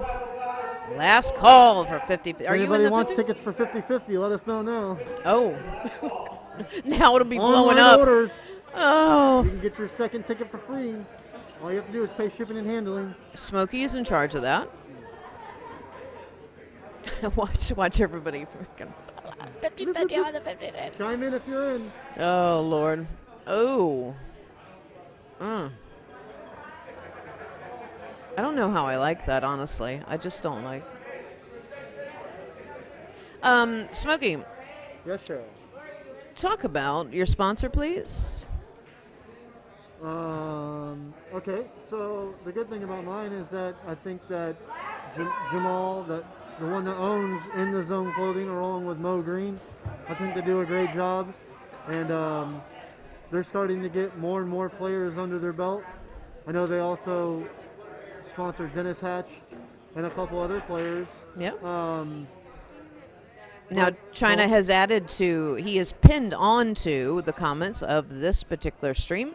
He is pinned up for in the NZone. In the zone, apparel.com. And then all you have to use is that smoke one for an extra 10% off any of your orders. And I mean, all the quality, I mean, I wear it all the time, and I never have to worry about it fading, ripping, anything like that. So. And I should also say, actually, Jake Lawson, which is in charge of Breakout Billiards apparel, which is the old Lights Out apparel. I spoke to him, and anybody that goes on to Breakout Billiards apparel and puts AF15 for Allison Fisher 15, AF15, you get that percentage off. Oh, that's awesome. I didn't even know you guys were doing that. Yeah, a couple people asked me for Allison Fisher swag, and that's where you go. I mean, you can see me, I have it on my shirt. I mean. Yep, so very thankful, and we're grateful for our sponsors. Me and Smokey are. For sure. I also want to send a shout out to Gene over there at Grover's. He's also a part of my affiliation and everything else. He's definitely he's affiliated with me in Breakout Billiards, and I appreciate all the things he's doing for me. So a little special shout out to Gene. And then also we're just seeing what else is going on here. So I do want to be very distinctive that when I said Breakout Billiards Apparel Company, owned by Jake Lawson, has no incorporation with Breakout Billiards on the AV visual side or the production side. But, so there is no ties between the two. It's just apparent. I happen to be a part of both entities, ventures, and we're blessed to have that, so. Cheryl, hey, what's up there, William Audrey? It's B.A. Oh, that's who it is. I was like, I don't know you by your legal name. I was like, who's this guy? B.A. I didn't know you by your legal name. What's up, brother? How you doing? Thank you so much. He said, we do a good job. Hey, yeah. That's what we try for. Overshot it. Obviously, her and I have known each other for probably one of the longer groups. I mean, Ronnie, Alfredo, those are some of the people that I probably... No, I've known you longer than I've known Ronnie. Yeah. But I've known Alfredo the longest. And that does determine our age. It's definitely, we're 30s. Mid-30s, don't worry. My birthday just actually passed, so. Yeah, a few weeks ago. Yeah, January 26th. It's been a little bit, but it was good times. Yeah. Had a little get together, nothing crazy. No bounce houses. No, they won't allow it. No bubble fights, nothing like that. No breaking good bones. Times. No breaking bones. Hey man, it's all about living young. I don't want to get old, so. YOLO. Until I'm absolutely made to get old, it's never going to happen. Yep. All right, they're taking their time with this match. Here, I kind of like shooting the ball on the side. I think it's the 3 ball, and just topping, which let the ball come 2 rails into the pack. What are they shooting? That's just me. I think What we're just is playing that? safe, bumping the 6, letting the 6 bump the 8, and then cue ball bounces back up. Or, I mean, that's still not bad. He opened his balls up and didn't give up much, so. It's a little strategery going on. Strategery. Is that even Sandy. a word? Is that even a word? It is It is now. right now. Sandy Chang over here Smokology. in the It's booth. smokology. All right, shooting over a ball. What would you do? Honestly, I mean, I would. Honestly, I'm a little gangbuster. I would put the 9 in the corner. I'd say shoot it. I don't think it goes by the 8. In the 9. I don't think it goes by the 8. I think it's on the 8 on the 8. I think there's separation. The way that I mean, Luky's shooting it. Oh, that's a good try. That was a ballsy move. Cue ball's going to work out okay. Holy moly. That was like Yeah. risky. He's looking in further ahead, so that's good. Bless his heart. Now here, if you're solids and you're not running out, you could just play an easy safe with the 4 ball. But You don't want to sell out at this point. well, you just don't want to get the 4, 6, 5, 2 off the table and get stuck with the 1 and the 8. Yeah. So you really just want to take your time and just pick out what's the best strategy right here, because shooting the 3 first and then the 2, well, your cue ball is going to stop because you're going to hit the stripe. You shoot the 2 first, you're going to have to shoot the ball in the corner. So we'll see what happens. They're going for it. Good shot. Nice shot. Tough action. Didn't leave much. So now here, you just go back to playing safe. Bump On the the 4, try to cue ball behind the 6. Yeah, we said the same thing. And Ricky's going to do it because he's not even trying to be aggressive, I'm sure. Yeah, he's hitting the wrong side of the ball, Wrong but side. it's okay. He didn't give up the 12. She's going to have to move the 9. Little so double kiss, If the why 9 not? does go, we're going to find out right now. Yeah. Unless she clips the 15, but that would be a little crazy. Well, I don't think they'd do that, considering that would be the only thing holding the. Right. But you never know. You know what I mean? Anything can happen. She could pull out the jump cue. Does she even jump? I don't know. We're going to You find out. Can't doubt nobody. I Anything mean, can at this happen. point, I don't know. Thank you, Nicole. Nicole. It's been a while since I've seen you. Missed your face out here. Amazing tournament tonight. Yes, it was. Thank you very much. It's still going. Yes. Still happening.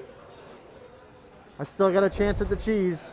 Cheryl A and I are still in it. Stepan is from the Bahamas, and I was saying that in the beginning, he jumped on our stream from the Bahamas, and he's been following us ever since, and I had no idea he was on, and he actually said goodnight, but now he said we sound like pros. Well, Appreciate it, Stefan. we are. We are. We try. We do the best we are can. pros. But thank you so much. And just think, we do it for free. We're not asking for anything. We do it because this is what we like to do, and this is what we love to do. So Yes. And the commentating and everything else is just a bonus for you guys. So it's not just watching somebody just hit balls, because there's plenty of those out there where you can just watch people hit balls and there's no commentary, or you don't know the score or this, that, or the other. So I feel like the more you're informed and the more people explain what's going on, sometimes people learn just by watching because somebody's giving them, oh, okay, they could just do nice this. shot. Nice shot. So, but I appreciate your shot out there, Stefan. Stefan. Love you, babe. Habib saying what's up to you. Habib, hey. Second time he's chiming in. He said what's up earlier. Yeah. Now here I like shooting a 6 and putting a little top on the ball, bump the 12, leave the 4, and you also open up the 8. Oh. See? But now she's going to have to probably shoot the 1 on the side. And draw back. No, you don't have to put no bottom on it. You can just follow the ball right. I think it's going to be wanky, though. No, just top English, come 1 rail over. Give them. But what's the 8 ball going to do is the problem. Yeah. Beeb. Hi, honey. All is well. Thank you very much. I hope all is well with you and the kids. We miss you too. Miss you too, brother. We do. Beeb is one of our. He was giving me he was telling me Little Beeb was giving me a shout out earlier, and he told me that I had to say that Little Beeb was rooting for Ricky in his match, but Ricky wound up having to play back-to-back matches. See, that was a good try though. But look, yeah, you're and right. She just rolled it in. So it wound up being pretty good. So her missing it is better than her making it right here. And she put it in front of the hole. Right. So. All right. Now what do you do? Thin the 15, try to get the cue ball behind the 13. Hit the right side of the 15, try to get the cue ball down here. Try to not give up the 1 or the 4. Because if the cue ball is anywhere by the 13 over here, they're in jail because they can't do anything. I would be sneaky, and I would play safe by putting the cue right here. I just don't like letting them see the ball. I try to put a little extra pressure by trying to hide the ball. So even if you can see a piece of it, it's a piece that I want you to see, not the piece that you want to see. Correct. I'm not really sure. I don't know. It looks like he's.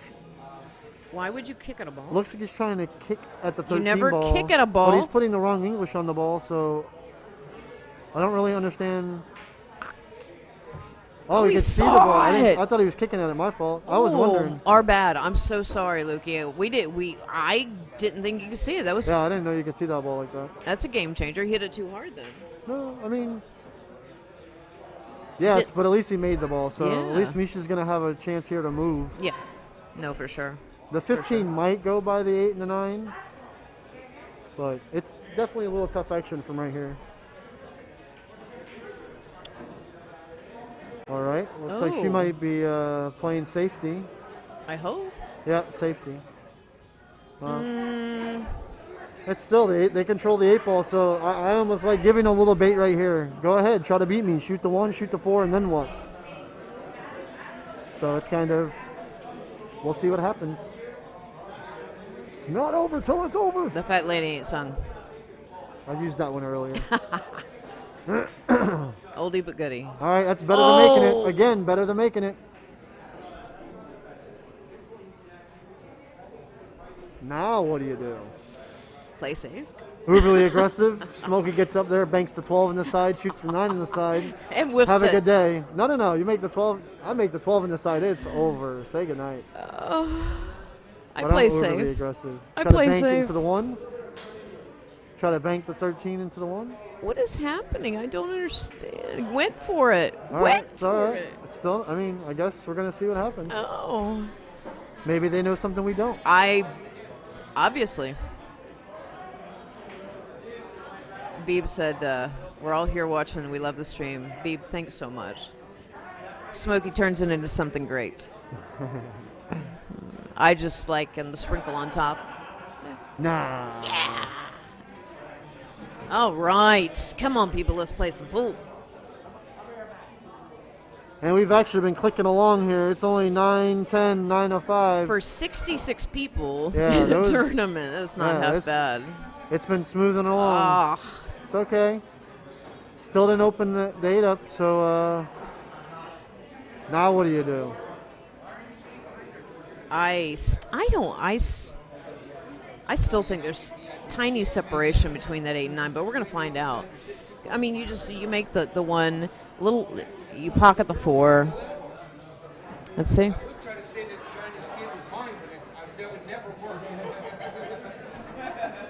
It's gonna be all right. A little tight. It's gonna be all right, but I just like trying to play safe here. I don't like trying to make the ball, because if you're gonna bank the ball, you got to get a shot. Yep. I think all you can do here is try to shoot the 4 into the 15, let the cue ball roll up behind the 4 after it hits And leave the it for a 15. duck. Yeah. So you have the opportunity to break out if you really just wanted to. Don't give up the 15. But anything can happen. Anywho. All right. I'm curious to see what Rick's going to do. What it? I don't know. 8 off the 15. You gotta watch the white ball. Gotta watch the cue ball. It could happen though, because look, if she hits it thin enough to where it hits the front of the 15, it goes to the hole, and the cue ball hits the 9. Hit. As long as she doesn't pound it. Oh, she made it clean. Wow. I am blind. That's it. Wow. That was a great shot. Wow. Is that it? 3-0? Yeah. Wow. Good shooting. Yeah. Shocked the world. I didn't know that ball went. So I want to give a shout out to our sponsors. Special thanks to Breakout Billiards for the stream. Again, if you want to make a donation for the stream, you can see in the comment section. Just click on the link and donate if need be. Also, 1801 Photography, HAC Lawn Service. We are live from Lucky 7 Billiards, and special thanks to Allison Fisher Hughes, made by Peshawar, and for this particular stream. We got the next match rolling up. They're going to tell us what it is. If you'd like to watch this live bracket, we've also pinned onto the stream, onto the comment section, the Breakout bracket that you just click on and you can watch the live results. For sure. It's definitely a cool feature. Yeah. Keeps you informed.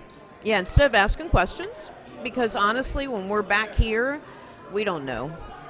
For sure. Yeah, it's too difficult, especially when we're playing and trying to commentate at the same time. It's too difficult. But yeah, we love it, Breakout, the app that people can follow, and I think it's a fantastic invention. All right. We still have matches that are going on right now. Yes. And we are definitely waiting to see who's going to be up on the next stream match. So we will be back. Give us a few. We're starting to get into the thick of it, so it's going to be some good teams coming on here soon. So stay tuned. It should be good. All right. We'll talk to you guys in a bit. We'll be back about 5-7 minutes. All right.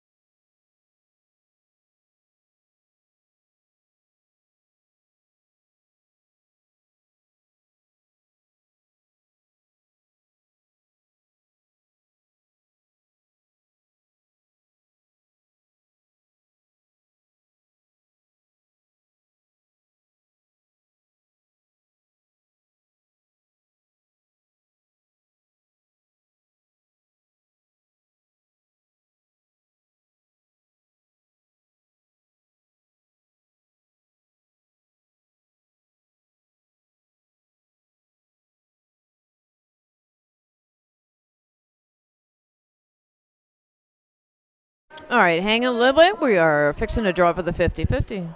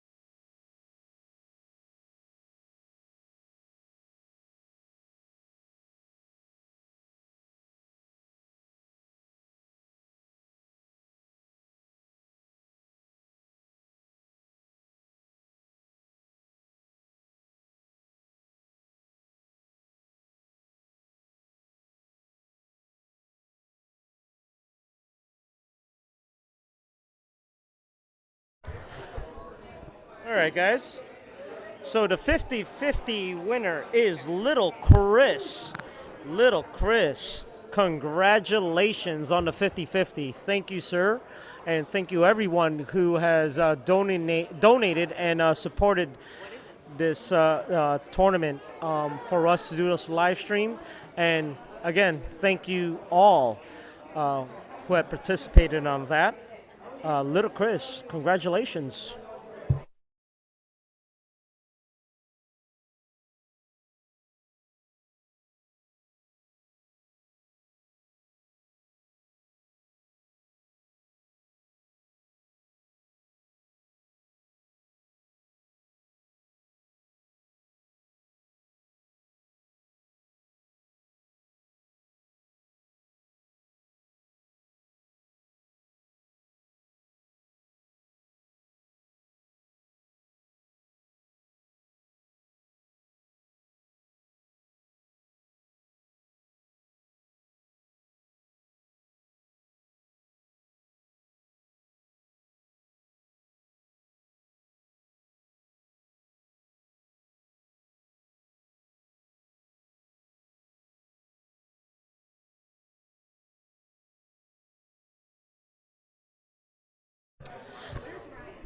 And guys, congratulations to Kim Henlon. She won the consolation prize of the bottle, the Hard Rock bottle of good alcohol. I don't know what it was. That was really, really good. I think there was a different type of alcohol on the top than there was on the bottom. I don't know, but it looked really good. Oh, yeah. It was a great prize. Big shout out to Little Chris who won the 50-50. Little Chris, come get your prize, brother.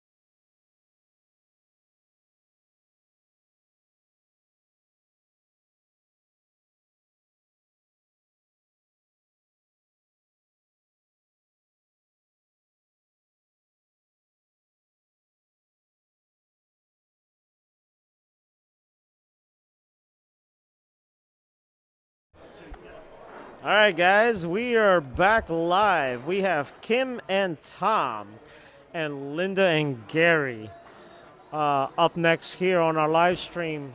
It's a 4-4 race, and this is the winner's side bracket, guys. You don't want to miss this one. Stay tuned. We'll get some commentators on you.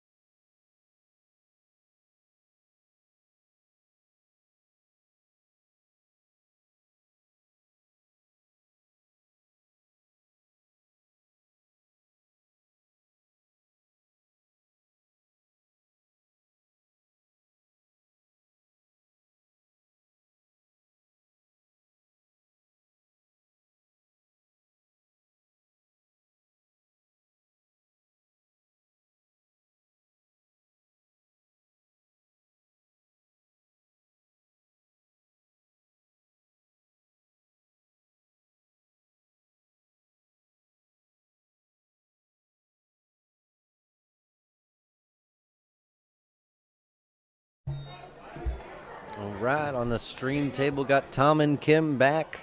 Got Linda and Gary. Habib, what's going on, Daddy? Got the kiddos watching Mom play. There you go. Ooh. As he's stroking his head and feeling his ear. You don't want to mention that on the mic? All right, we're back in business now. And JoJo, good job, Sandra and Ricky. Woohoo. She's rooting for Sandy and Ricky. Oh, yeah. Oh, look at that rattle, though. Woof. So to give you a rundown, this is the winner's side. This is Kim Henlin, Tom Ruisi, and Linda and Gary. Race to 4 because it's the winner's side. They are the +1. So this is the semi-finals.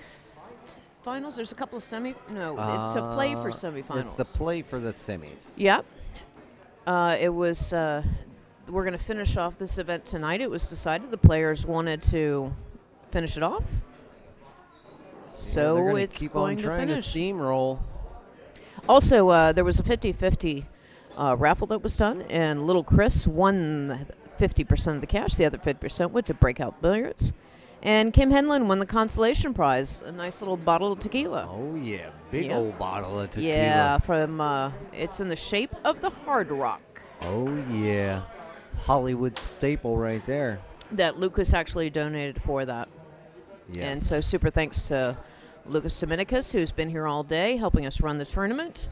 And very special thanks as he's a part of the ARC and Breakout Billiards team as well. All right. Well, we're back up on 8-ball. I missed because I missed out on what we're doing. I guess Gary and Linda are on solids. Yep. I'm taking it. Okay. Side pocket. The 3 got tied up with that 10. And Linda were actually, I think, the only team that was in here to the wee hours of the morning practicing last night. Yeah. Look at the pair-ups, though. Look at how the 3 and the 10, the 4 and the 9 are locked up. Oh, yeah. Oh. A lot of work going to take place right here. You can't jam it. You can't jam it in the hole like that, for sure. You can't. They do definitely have an issue with the 9-ball. I wonder if you try and play a bunch of bottom. No. Gotta stick it by the pocket. All right, so there's not an out. There is the possibility of a breakout if you go for the 3-ball first. As long as it can squeeze behind that 5, I think there's enough room. Everybody's taking their time now as it gets later on in the night. People are going to start slowing down and taking their time. Oh, yeah. Let's see what happens. Things are going to slow down because they're taking their time. They've been shooting all day. Yeah, we've been going strong. Me and you were the first ones through the door. Yes, oh, indeed. Yeah. Definitely. But again, this is why we do it. We do it for the players, and we do it for... There's nothing like putting in a good 12 hours. Yeah, I'm used to it. I wish I would have been playing in it, but what are you going to do? Yeah, and then another 4 hours in the winter bracket. Yeah. There you go. Yeah, we'll be here. We'll be here running this late tonight, guys. If we had to estimate me and the end, I would say we'll be here till about 2, 3 in the morning, running live. Yeah, I think it may start getting a little bit quicker here. Nice shot. He went for the safety. He needed to get that cue right frozen up on that 9, but it ain't half bad. Yeah. It's not a bad little pickler right there. Oh, yeah. I think you go for the opposite defense. You go for the 13. Get a good little hit on the 13. Leave it right up next to the 15. Yeah, right up on it, right? Oh, they're going for the out. Oh. You know, Kim's going for it. Oh. Willy-nilly, Kim sees all that right. ball. She's like, I'm making that ball, and that's all there is to it. They're going for it. I love that. Oh, yeah. They ain't playing around. They are not messing around. I don't think that 9 really goes anywhere. Does it go in that side pocket? No. No. It gets tight. Yeah, you could, but it's super tight. Nice little breakout. I could see that other diamond there. I'd be able to tell you what the line is, but they could hypothetically I wonder if the 9 goes past the 4 in that corner, in the far corner, guys. Just so you know, we can't tell from this view honestly if there's separation.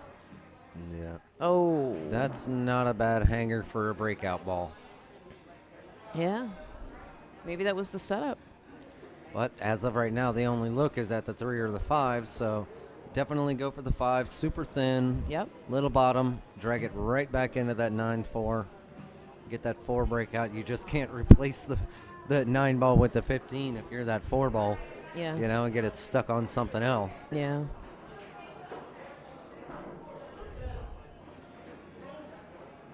All right, let's see.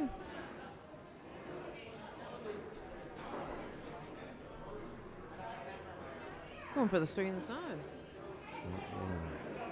Oh. I was like, what? She got called on the timeout real quick. Yeah.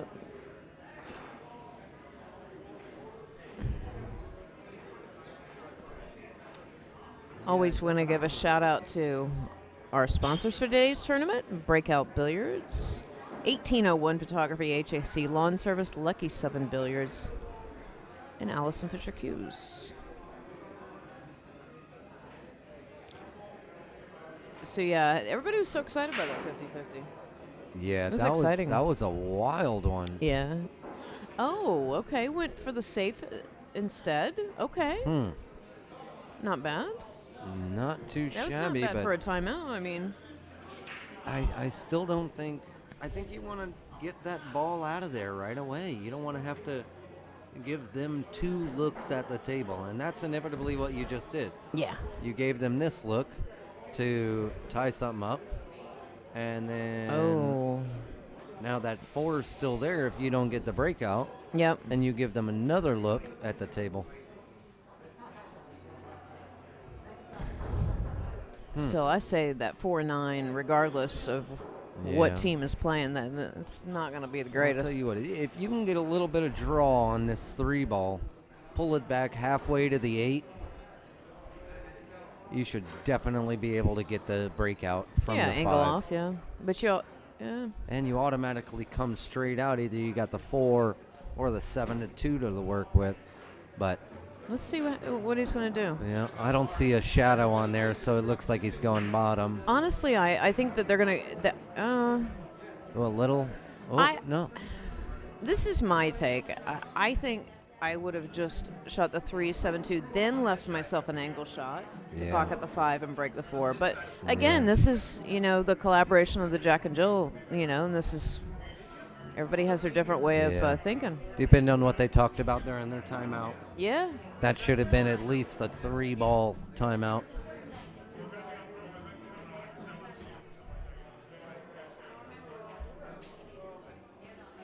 All right.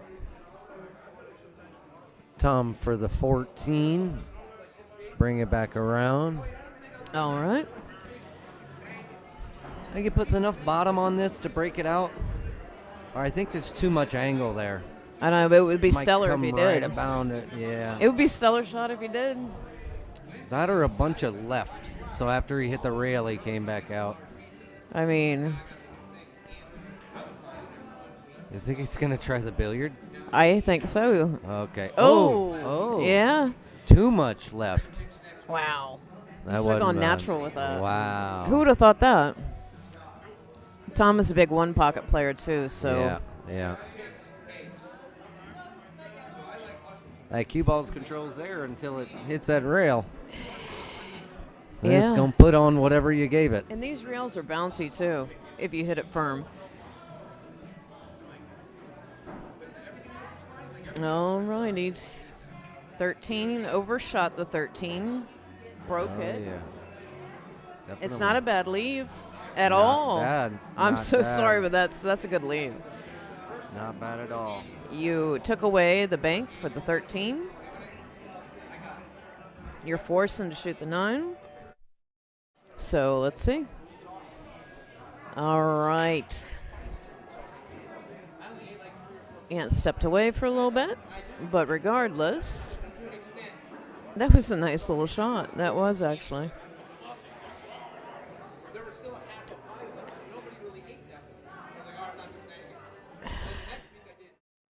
I mean, honestly,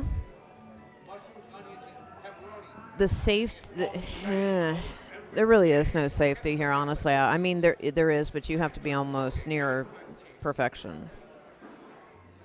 I think what they're trying to do, because the minute that you open up that 4 on that 9, you're giving them the advantage. So I think he's going to try to put the 5 in front of the 13. Hide him behind the 7. It's almost a great shot. I don't know if the 13 is frozen, but that was a good shot. Leave him alone at this point. So Tom's going to get up in there and is going to pocket that 15. Oh, he's pushing. Nice shot, sir. Oh, but still combination goes. Definitely. And the 4 does not have like a super open window here. No. No, that 15's in there would cut the size of that pocket in half. Yeah. In half. All right, Linda pocketed that ball. A little firm. She's with authority. All right. So do you...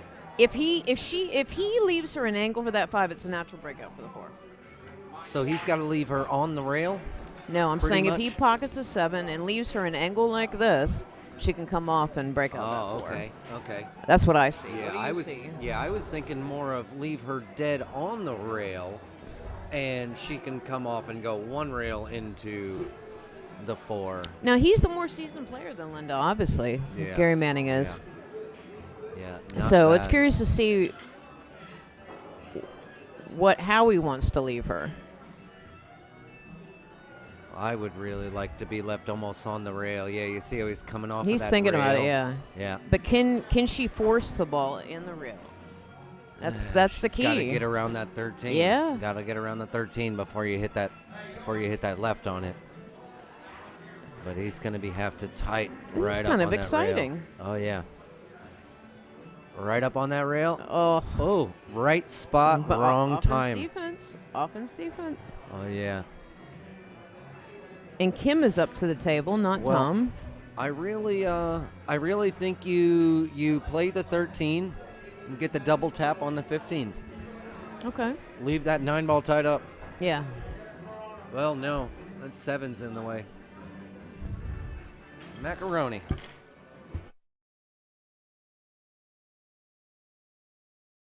I don't know what's happening. All right. Sorry. Woo! Yeah. There's been a dusting. Oh, no. Oh, Lord ever. All right. Kim tried it. Kim tried for that. Kim tried it. She tried with that a little too firm. You gotta. She hit a little too right, too so hard. now it's solidified. They got to be out. If they are not out, Kim and Tom will be out. Yes, for sure. You start off with that 4-ball and you keep it rolling. Yep, I agree 100% for sure. I agree 100% with that. All right. All right, Kenny. Go Tom Ruisi. Susan Ruiz are watching from New Mexico. Yeah. Dad's on live stream. They're actually doing really good. It's been a long day, but yeah. The Ruisi team is rooting. They are rooting for them. So all right. I don't think I would have done that. I'm sorry. Now you've opened up. Now you opened it up for them. This is just now you just opened it up. Yeah, this changes things. I mean, this is only the first game. But yeah, you sold the piggy on that one. Sold the little piggy. Yeah. China want me to do. Are we back to me doing effects now? Is that allowed? I'm on. Squirrel's on coffee. Oh, look at the leave. Look at the leave. Oh, that's brutal. Oh, honey, that's brutal. That's gonna hurt a little bit. Wow. As the night progresses, this is what happens. Everybody, it takes a lot. Wow, she lost off on that. Man. On those kind of shots, you got to stop it. You got just a stop shot, honestly, instead of rolling up. So they're running the jukebox, so if you can hear the music behind us. No? Okay. All right. So, Tom, I'm curious to see which way he goes with this because Tom is a one-pocket player. He's got to get that pocket blocked. Has to. If you can see a ball, you don't want to kick it. He's looking at... honestly, knowing Tom, he knows he's gonna block that hole. Because of the angle... I'm curious to see what Tom's going to do because he don't like it, that's for sure.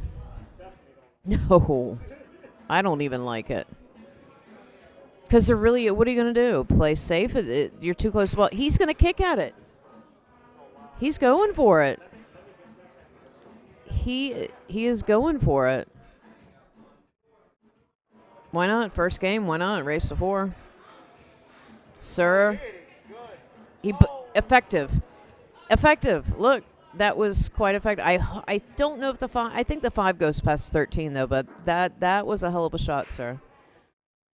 Yeah, the 5 goes past that 13. You put the 7 in the side. This could be tricky though, because you're going to lose control of the cue ball. But again, you just pocket the 7, pocket the 5, leave a shot for the 4. So let's see. But that was a one pocket shot for sure. All right. 7 in the side. Are you gonna come up table or not, or just hold it? That's what I'm curious to see. Wow, went for the safety. Wow,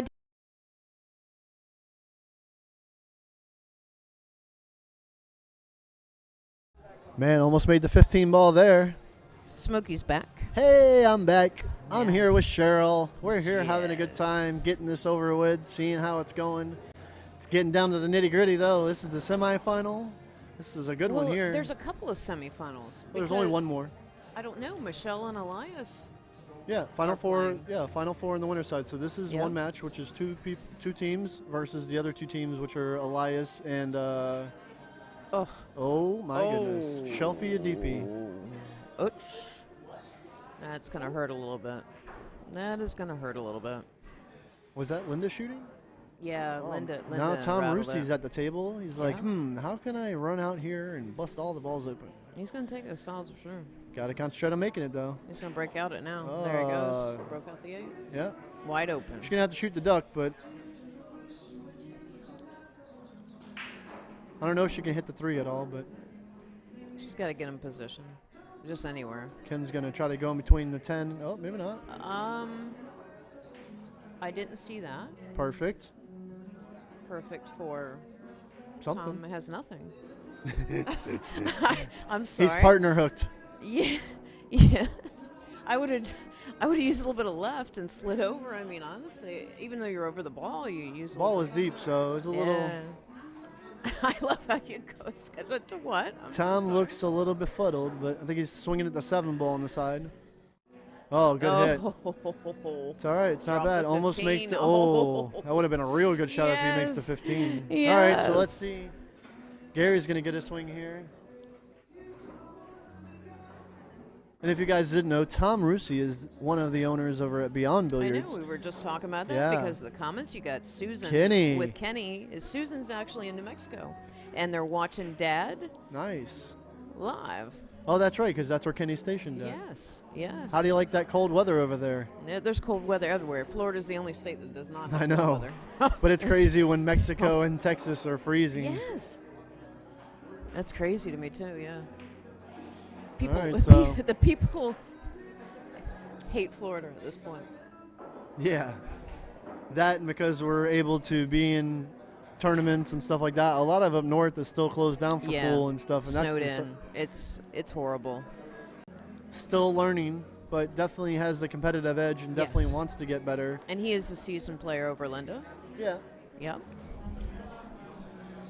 He just doesn't play a lot of upper echelon tournaments or doesn't really travel much. Plays mostly local bar tournaments and stuff And like APA. that. Yeah. He plays APA down here. Oh, well, looks like Kelly and Cam lost to Craig Daly and his partner, Lori. Lori Pagan. On the loss side, yes. Yeah. So I believe Craig and Lori moved on. And that's on the loser side. Nice It's a good shot. Oh. Still a good leave. Yeah, controlling the table. Putting ducks everywhere. One in the side, you got to be careful hitting the back side of the bottom side of the 7 and then get pushed straight in the corner because that happens. So, got a little work to do here.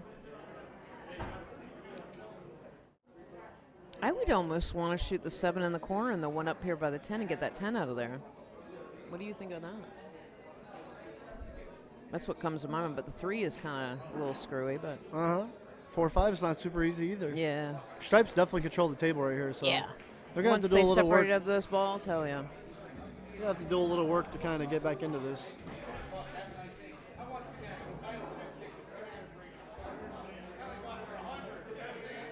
What in the world? All right, Tom's gonna. Oh, Tom's telling her, giving a timeout. He's telling her if she banks the 3 ball across corner with good speed, she'll leave him a shot on the 4 ball. So he's showing her exactly where to hit. So he's definitely wanting to gear up and fire at this one. Yeah, they're up 1 game. I mean, why not? Well, I mean, it's always good to get good feedback from your partner. A little short. She had to hit it a little firmer. It was a hell of a try, though. Yeah. Hell of a try. Can't shoot the 12 because the 10 ball is a big ball, so might just shoot the 15 duck and get it out of the way and start working because I don't like this. This is really risky where the balls are. See what I mean? Like that's just, you didn't want to do that right there because now you're giving them a swing that they didn't have had you shot anything else because she could have shot the 15, then the 11, and they could have worked their way through. But they're not. Sometimes you pick what you pick.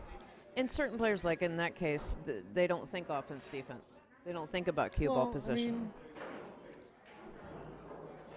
I feel like it's different in 8 ball versus 9 ball. 9 ball, it's just make ball and continue to make it. But in 8 ball, it's all about strategy sometimes, putting your balls in the right positions to where you can manipulate. Take advantage when you get there. Yeah, manipulation. Manipulation.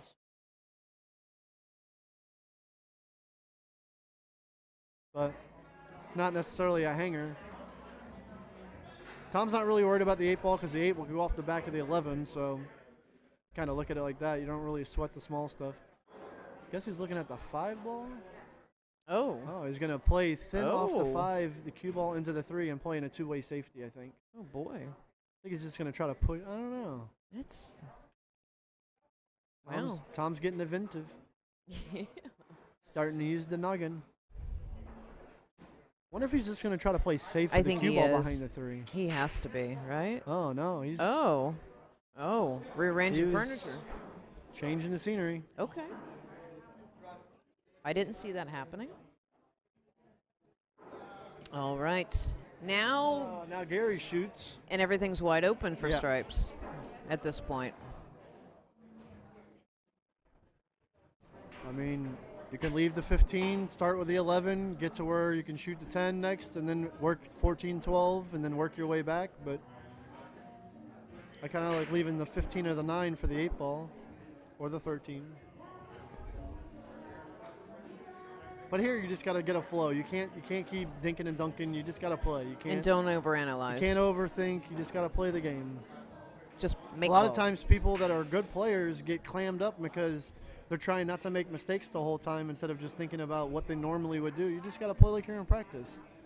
Whatever you would normally do in practice, you have to be able to do in a tournament when it comes time to do it. That's as simple as it can be. The same confidence that you start in the beginning of the day, you finish in the end of the day with.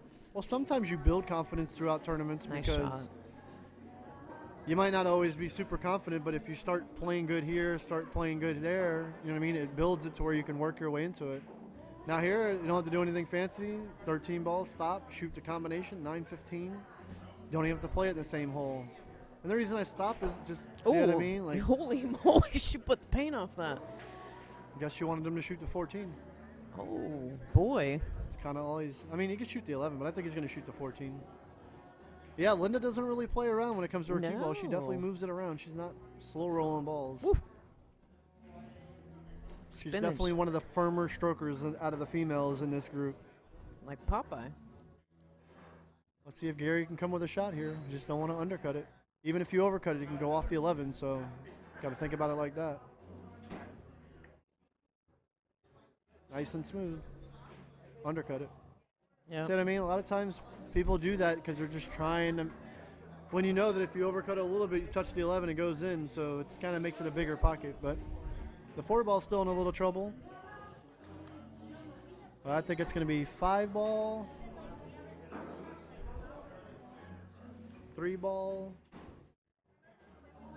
7 to get on the 4, 1 in the side. That's just my guess. It's all right. A little so much far. Idea. Okay. A little. I mean, plans change. And she got a different route. 1 ball now.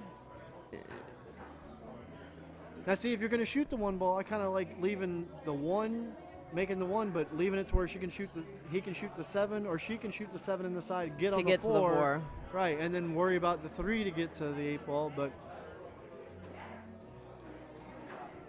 obviously, I mean, good players are going to go 1, 3, 7, get to the 4. But playing Scotch doubles is a little different, so Tom likes her getting from the 7 to the 4. So he's going to try to set her up that way probably. Oh. And look at the sleeve. Look at this. Look No, at this. straight in. Oh, I thought it was going to get frozen up on it. No. Well, now they have to take that duck. They have to take that 15. But they should be out too. Honestly, they should be out. I mean, maybe they don't see it. Maybe they don't know it's there. Yep. Oh, no. They know it. Linda's like, I'm making this one. Nice and smooth. Lead the 11. Oh, my goodness. Watch cue ball. Wow. I don't believe of this. That's so crazy. All right, so she's definitely got a little energy in her. Must be that Cuban coffee kicking in. I wish they would have shared some. Cheryl got like a little shot of it, Cheryl A. So here it's just simplify. Roll the 9 ball in soft. You don't have to go 3 rails with the cue ball. Leave her the 11. Put the cue ball on the rail, leave her the 11 with an angle, and you can't do anything wrong. Your partner is guaranteed to pretty much make the ball. You go crazy trying to go 3 rails, you can get behind the 1, the 7. Yeah, like this. This is good. That's a good shot by Gary. Makes it 100% for this shot. And now it's just get from the 11 to the 12. Don't hit it too hard. Oh, my goodness. Oh. My 100% credit is gone. Again, this is how things change at the drop of a dime. Wrong ball. I like shooting. Oh. I like shooting the 3 to get to the 7 there and shoot the 7 to get to the 4, and leaving the 1 ball hanging, but we're going to find out. I think Tom is going to stop shot it and maybe leave her for that 7 and decide to push the 14 maybe. Yeah, but I mean, I feel like this is going to be good. Tom might even bank the 7 off the back of the 11. How about that? That's actually not a bad shot. Banking the 7 ball right here, he's a good 1-pocket player. So banking the 7 off the 11 being a big pocket, moving it out of the way for the 8 and the 4 ball. They took the timeout.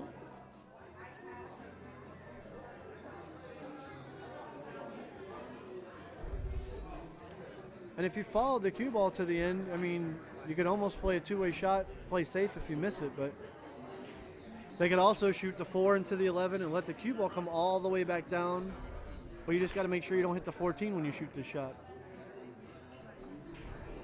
That's a big, see, this is touchy because it's all speed. Yeah, it's You're control. hitting the ball so thin, so a lot of times you think you're hitting it easy. Oh, but it's Tom shooting, or it's all right. Oh, I thought it was Kim shooting. No. Okay. So Tom just doesn't want to touch the 14 ball here. It's a good shot. Doesn't matter, it's a good shot. He's got his cue ball long. That's really what he's looking for. That's a little bit of 1-pocket knowledge. Would have been nice if that 4 would have blocked the hole. Linda's shooting, because if Linda's shooting, this ball's coming 2 rails for sure. If Gary's shooting, it might stay up there. But I think it is Linda. No, it's Gary. It's Gary. I don't know what he's looking at here. Shooting a 12 ball? I guess he's going to try to play safe. I don't like this shot. I don't like that. I don't. I'm perplexed by that. I mean, I don't really like it. I mean, as a good player and you're carrying your team in a way, you kind of got to shoot that ball. Yeah. Now it's just 7 ball. Follow the ball forward. If you don't make it, you're leaving distance again. Not comfortable, I can tell that. Yeah. And Kim's shooting that. And it's nice to see Kim out again. She hasn't really been playing a lot these last few years. This is going to leave a mark because she's going to give Linda a good peek at this 12 ball. But we'll see what the speed's like. You still think it's going to go 2 rails with Linda? Can I wait 10 seconds and tell you? Let's see her stroke. Oh. Nice and gingerly. She went soft. See, she's not used to hitting balls that speed. You can tell she's used to hitting balls full stroke. Oh. All right, Tom. Time to make a ball, sir. 7 ball. And if he doesn't like it again, he can play the bank it up towards the 12 ball. You guys can't see, but I'm watching Tom's body movements around the table, even though you guys can't see it. Trying to pick his brain on what he's looking at.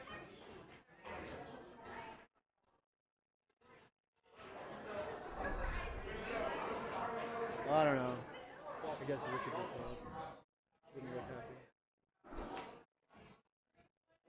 All right. All right, let's see what he does here. Okay. Again, they're taking their time. Let's see what happens. Looks like a 7 in the corner. You know, they're out. I mean, oh. Again. Right. So what did he do? The 7? Did he make it? No, he tried to pocket the 7, and it came right back. Almost the same shot that Linda had, but now. Well, I'm probably going to have to leave you here in a second because I guess Cheryl A and I are up against baby mama, baby daddy. Good luck. This is too full. Wow. All right, 7 ball. I'm not leaving yet. I'm sweating this one game at least. Kim's got to stroke this 7 ball. She just needs to make the ball. Yeah, just make. Well, I mean. She making? they could win. I don't make if she. I don't know if she make it. She win, but she make it. She get another. I said shot she make it. They win. Good Oh, shot. yeah. All right, now Tom's gonna shoot the 4 and come Yeah. 2 rails probably. The boys are rooting for mommy. That's sweet. That's awesome. That's awesome.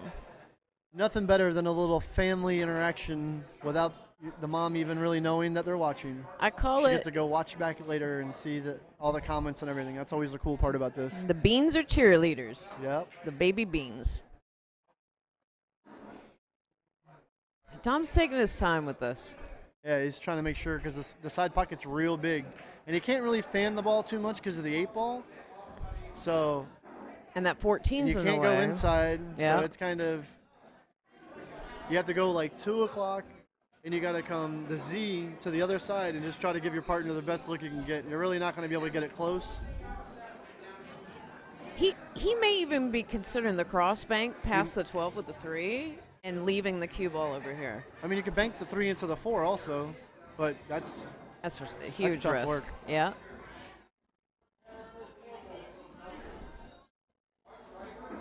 Yeah. He's going to do it. I know this guy. I know how this guy thinks. I think. Because think about it. He's going to get 2 for 1 blocking the 8 I think ball. he's going to go over here past the 12. No, he's playing. Oh, he changed his mind. Okay, He yeah. changed his mind. Now see here, it looks like he's putting a little 5 o'clock on it. You got to be careful with the cue He ball. could change his mind again. No, he's You're making right. it. He's like, no, I'm not going down like this. This He's is the best. overthinking. Well, he knows the spot for the bank, so as long as he gets there with good speed, she'll probably have a shot. Oh, Hit it looks good. Hit That's it money. good. Oh. That's still, but you see what I'm saying? Oh, now he knows he yes. gets 2 marbles over there, and he's good. After looking at it and changing his mind 5 times. Way to Now go, this Ruiz. is where you shoot the 12 ball, and you And got to slide go over. 4 rails, come back into the 3 ball to the short side, bottom right, 5 o'clock on the cue ball. I'm telling you, this shot I would is slide possible. over. I would slide over No for the breakout. way. Yes. No way, because you advance the 4 and the 3, and you might get lucky to get a 4. You've got to play short side on the 14 right here. Or safe. Or you can play safe, I guess. I guess. That'd be awesome because Linda definitely geared at it. Yes. Oh. That's close. Oh. Right. I'm out. I'm going to go play my match. Hopefully it goes well, and I'll be back. Good luck, Smokey. All right. Misha, oh. It's getting exciting. It's getting real. It is getting late, babies. Here, China, look. Oh, he wants to. Okay, go ahead. Throw me up, everybody. This is what China saw, and this is what he loves for me to do. Hold on, we're putting the pip up. Come on, China. You want to see it? Let's go.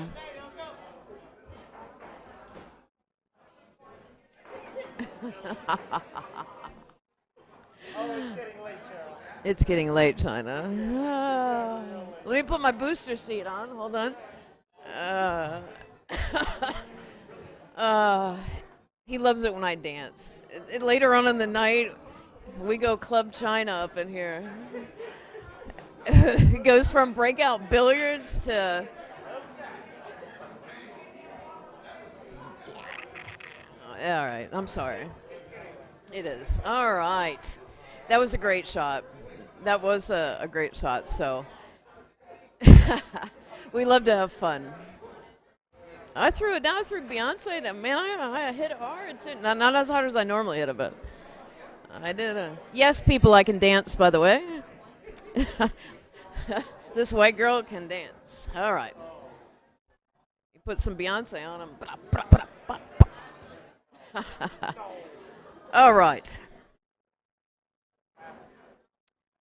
This is it is a very exciting match.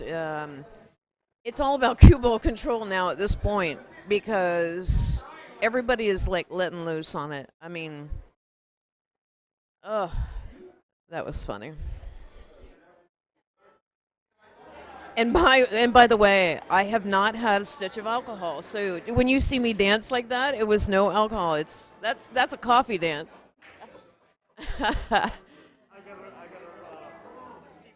Yes. I got a coffee dance and alcohol. Oh, just clipped the 8. Wow, that was such a nice try. Woo! That was,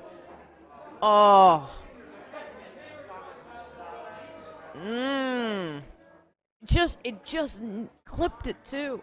I mean, she was off by 2 balls, but look at that. That's unfortunate. Because this is tiebreaker. This, I mean, could be 1-1 right here. It should be. As long as Linda just keeps it simple, pocket the ball. You could even leave him a little angle or just stop it. But again, Gary is that seasoned player. He has a slight angle, but he can manipulate the cue ball enough as long as he doesn't jam the ball.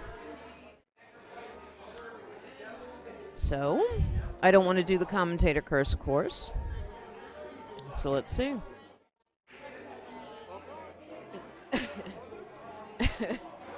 Oh, boy. Don't jam the ball, Gary.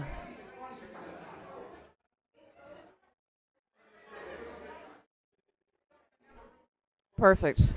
That was a great shot. That really was.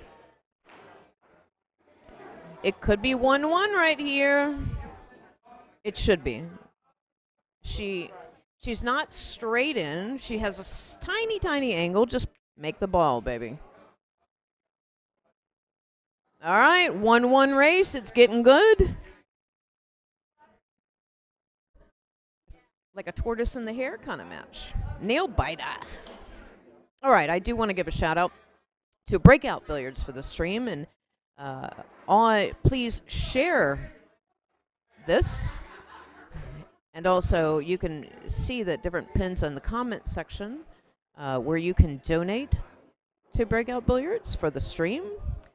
Donate. And also, you can donate for the Jeanette Lee Legend GoFundMe page. And special shout out to Alice and Mr. Cuse, made by Peshawar. 1801 Photography with Ryan Acosta. HAC Lawn Service with Jamie Miles. And we are live from Lucky 7 Billiards in Hollywood, Florida.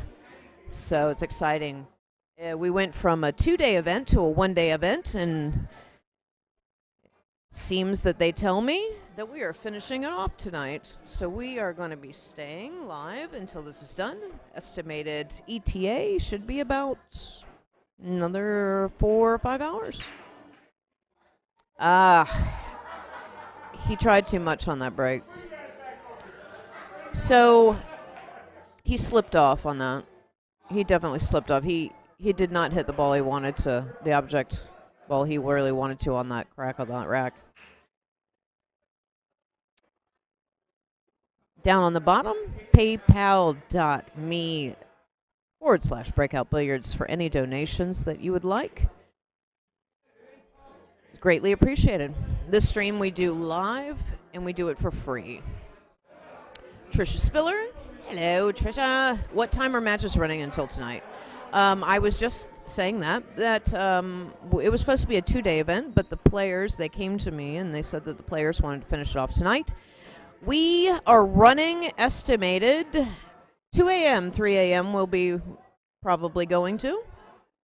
That is the way that it's going to be. This is what happens with Jack and Jill in doubles. It takes a little bit longer as opposed to singles, so that is the ETA finish time. It could be faster, could be later, but you have a good number of hours of viewing for this 8-ball tonight. All right, Kim and Tom, 1 game up. Linda, Gary, 1 game up. Even little race. Race 3 at this point. Tom went for the safety. Now this is where it gets a little nutsy, because now most of the players, since it's 8-ball, they're going to go pull their defensive game until they can manipulate the balls that they need to.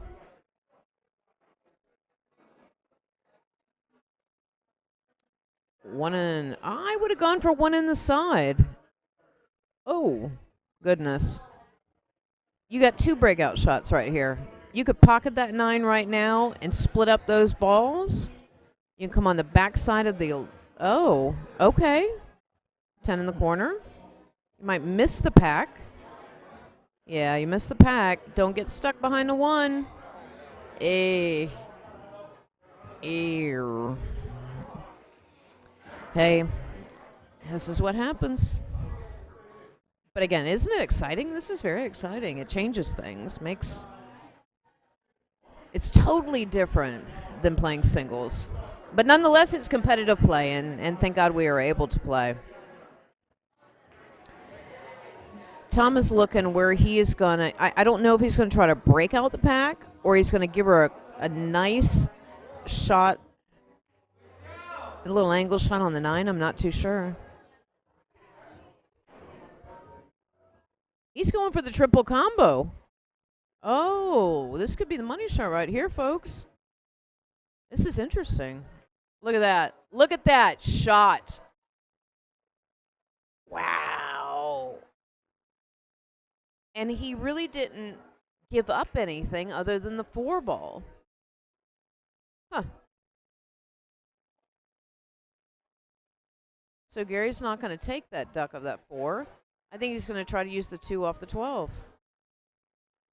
Or take over the pocket. He tried.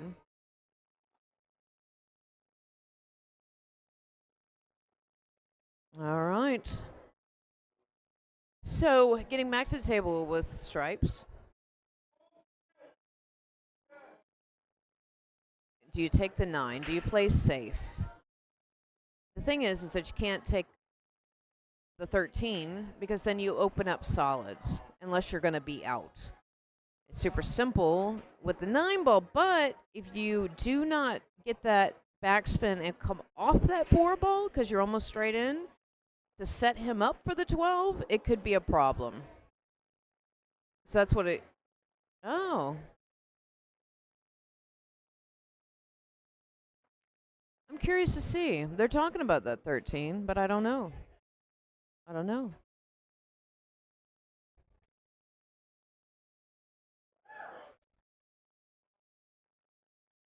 They're taking the timeout right now. They're going to go for safety, I believe. They're going to open up solids. So the only problem ball is really the 2. I don't know if they're taking a timeout. Let me take a look. Nah, Linda's just taking her time with the shot. She's just taking her time. All righty. She is really taking her time on the shot.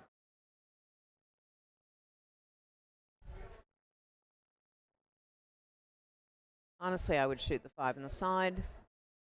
Roll up for the 7. Now, this is the tricky part.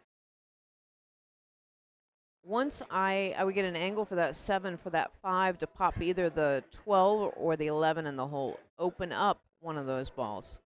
But again, that's a little tricky too. Oh, they're taking a timeout. Yeah, they're taking a timeout.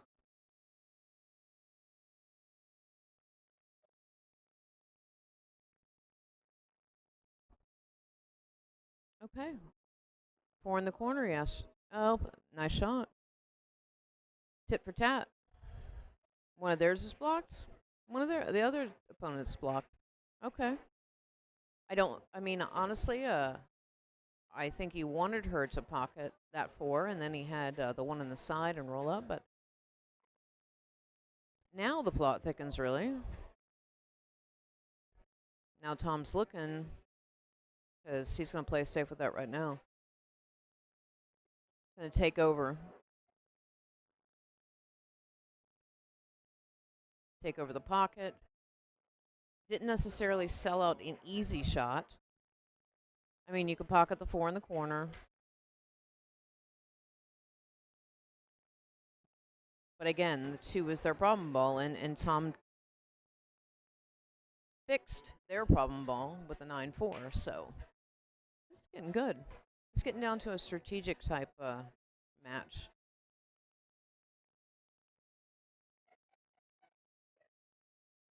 All righty. Again, guys, special thanks to Breakout Billiards, Allison Fisher Hughes, Maybe Peshauer, 1801 Photography, HAC Lawn Service, Lucky 7 Billiards, and also special shout out to Karen Pierre with Premo Photo Booth. She was with us here earlier today, and she has left a number of hours ago. So I love you too. Thank you very much. Heather Miles, Jamie Miles' wife from HAC Lawn Service, said that she loves me. I love you too. I do. I miss you. Oh, that was sweet. Okay, so speed it up, kids. Speed it up. Are they in a timeout? No. Gary's just looking. Gary's looking at the shot. Let's see. Everybody has a different perception on what they would do because now the cue ball's gotten away from Linda and Gary a couple times. Speed is a factor. So I'm curious to see. Oh, he did not take the 4. Huh. Okay.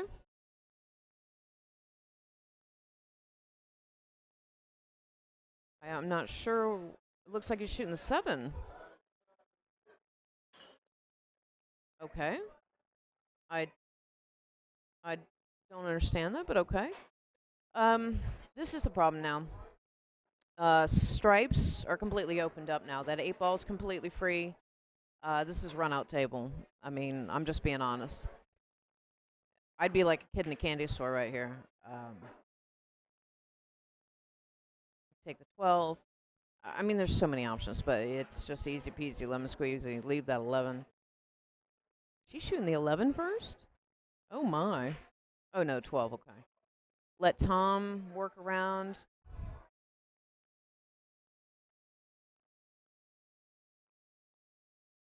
Now I'm curious to see if Tom is going to pocket the 11, bump out the 2 away from that pocket and leave her for the 13, or if he's going to make the 13, let her, yeah, he's looking at it to bump out that 2, get that 2 out of there.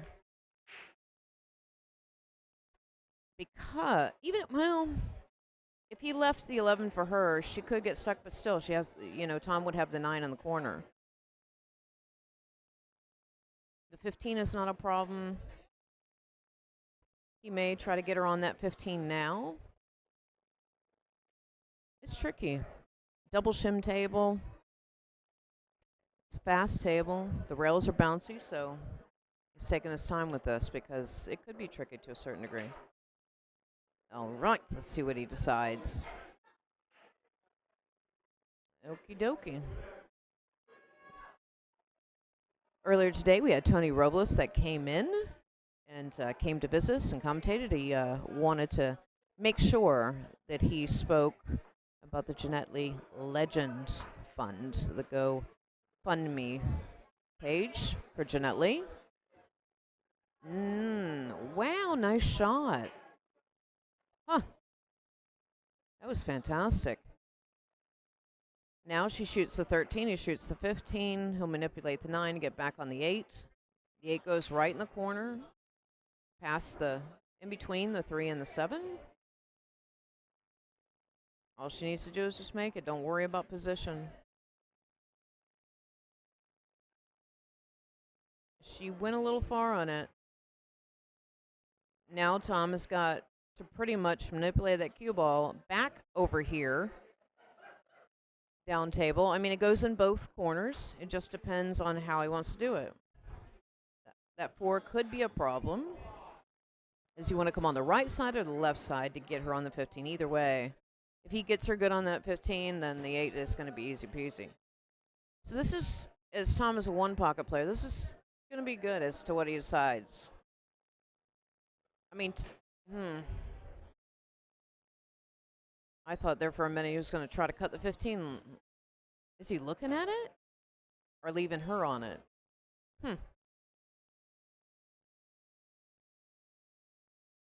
Honestly, I would come 3 rails and come back down. Pocket the 9, come 3 rails. Just get it past that 4. And that, I think, is what he's going to do. This is going to be a great shot, guys. Oh, of all the spots. Come on, let her see a piece of it. That is there. She got it. She can hold it, but he got it there. He definitely got it there. But the only thing is that if Linda and Gary get back to the table, it's a run-out table. So Kim is shooting on the 15. Hopefully she can hold him. Enough? She went too hard. You got to slow roll that. Now, let's see what Tom does. I think he's going to cross bank it in the corner. I would. Let's see what he does.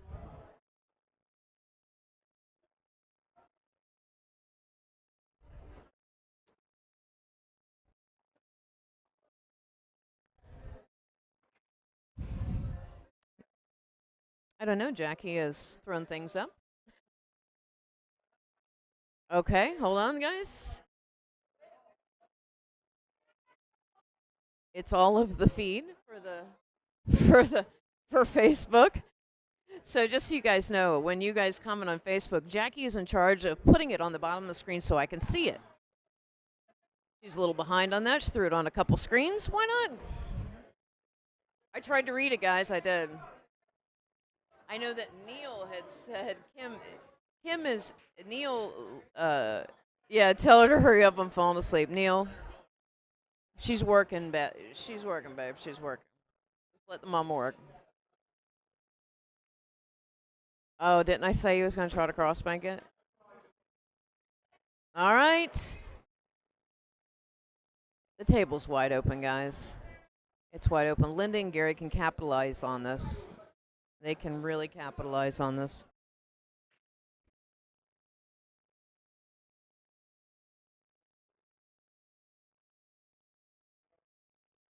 All right, so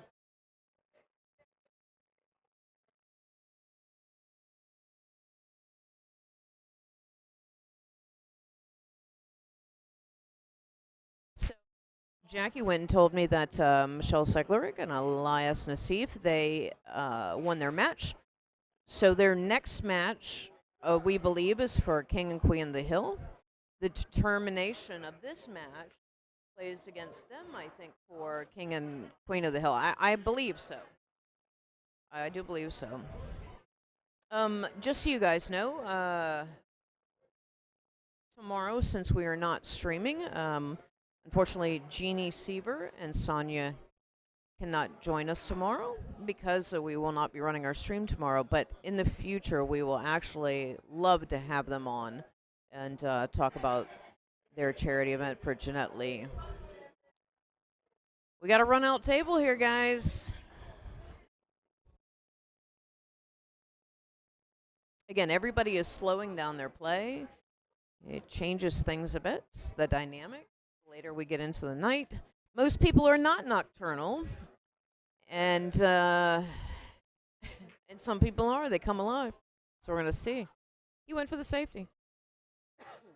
He went for the safe. Now, it's actually not a bad idea. I did it strategically because Kim is actually up next. Now, she has a kick shot for the 8 in the back corner. You lose control of the cue ball a little bit, but you almost have to. He forced that. Gary forced that. He forced that. She's coming off. Can she see it? Oh, she came off the backside. Yeah, something's got to touch a rail. It did.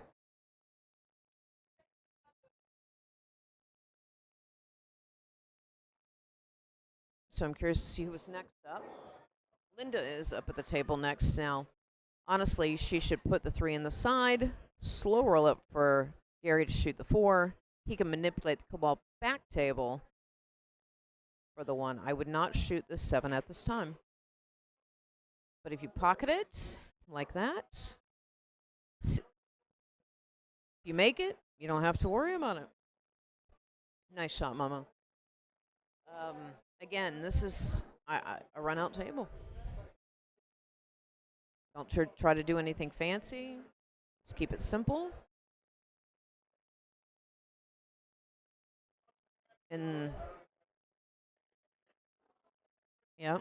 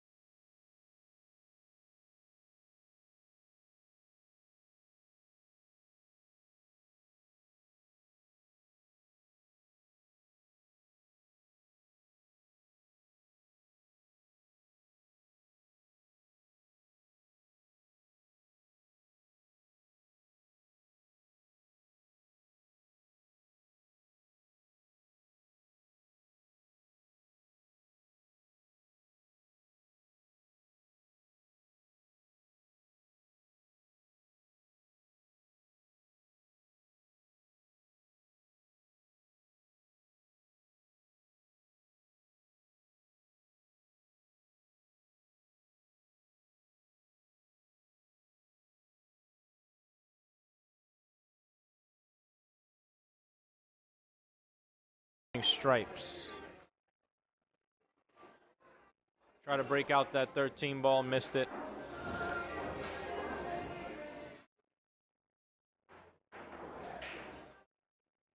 We are live at Lucky 7. Breakout Billiards streaming, doing the amazing job as usual, giving us some exposure here at Lucky 7. This is our Valentine's Day week, 1 week late doubles event. It's a Jack and Jill format. So it's a boy-girl combinations, and you know, Rick and Ann and Lucas and everybody and Cheryl, they do a wonderful job handicapping the event. As you all know, it is hard to handicap tournaments, so some people are giving up games, some people are going to 4. If you have a give up game, it's a 4-3 race on the winner's side, and it's a 3-2 race on the loser's side. Big shout out again to China and Jackie for the stream. Breakout Billiards. They're always working their butts off to keep us, you know, on the internet. And Lucky 7 for hosting as well. And the staff here, they do a great job as well.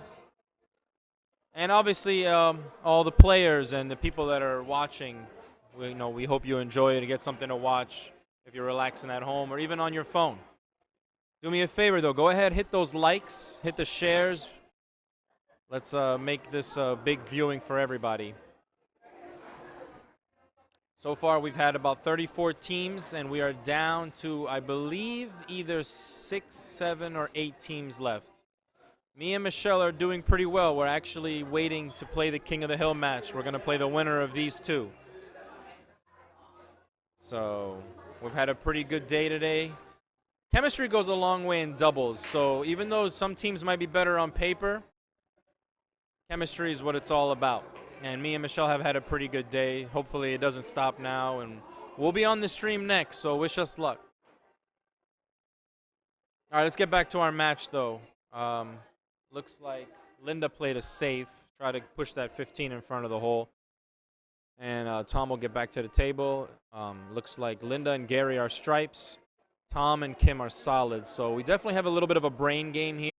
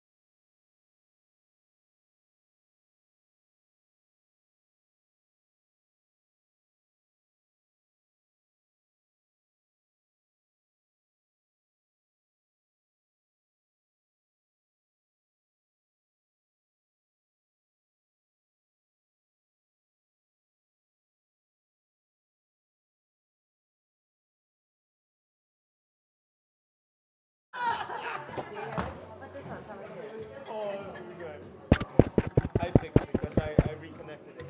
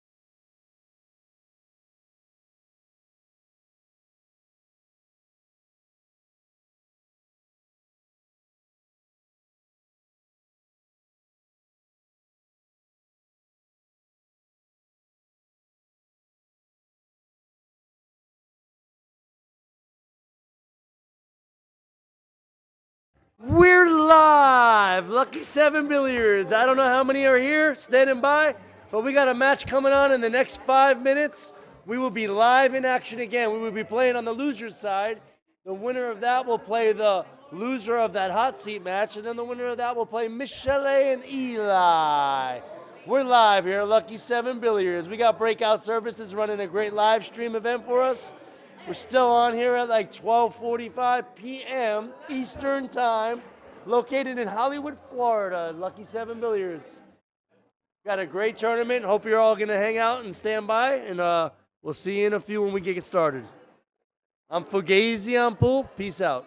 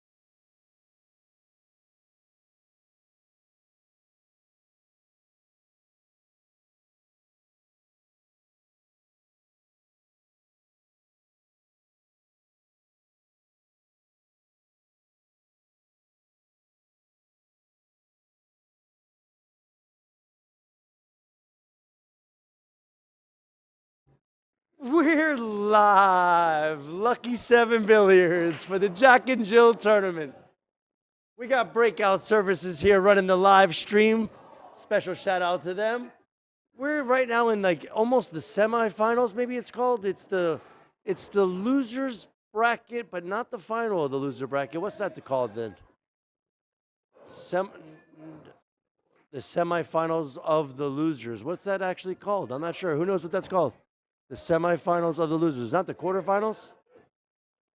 I don't know. So, we got some horses running today. I'm live. It's Fagazzziii on pool. We got a great match here. We got Cheryl and Smokey against George Zamora and Sandy Chang. It's going to be a really good match. It's a race to 3 on the loser side. They're already in the money. We got a nice break there. 8 ball on the break does count, but that 8 ball is not going in. Balls are spread open, wide open. I mean, like the 12. I'm gonna analyze these tables for you folks, so you can listen to how I look at a pool table. So he's got a good shot on the 14. They got a good shot on the 14, and they can get a shot on the 11. And right away they got to go to break out this 12 or get on this 12 somehow. So, or they're gonna choose to play solids. I don't really like solids right there. I like stripes. That's a good shot with the 6 hanging in the side. That's a good shot. Hey, grab me a napkin, please.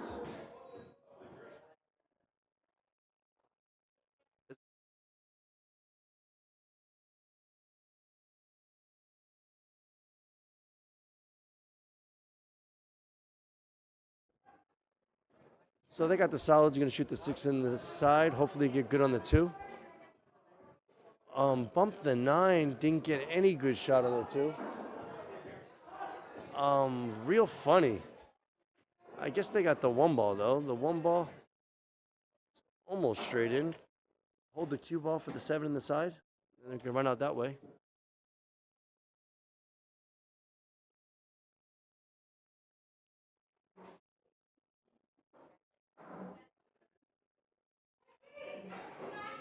That was a good shot.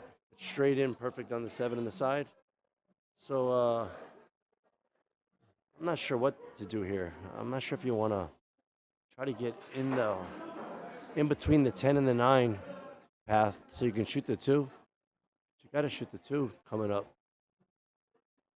So what's she going to do here? Is she going to follow for the 2 next, or is she going to play for the 4? She did exactly what I said she should do. I hope George knows to do the 2 ball first here. That's how you run this table out. Patterns is very important in 8 ball. Knowing and seeing the pattern is extremely important. And there's a lot of ways to go with this 2 ball first. If they choose not to play the 2 ball first, then they can run into all kinds of problems, especially getting on the 8.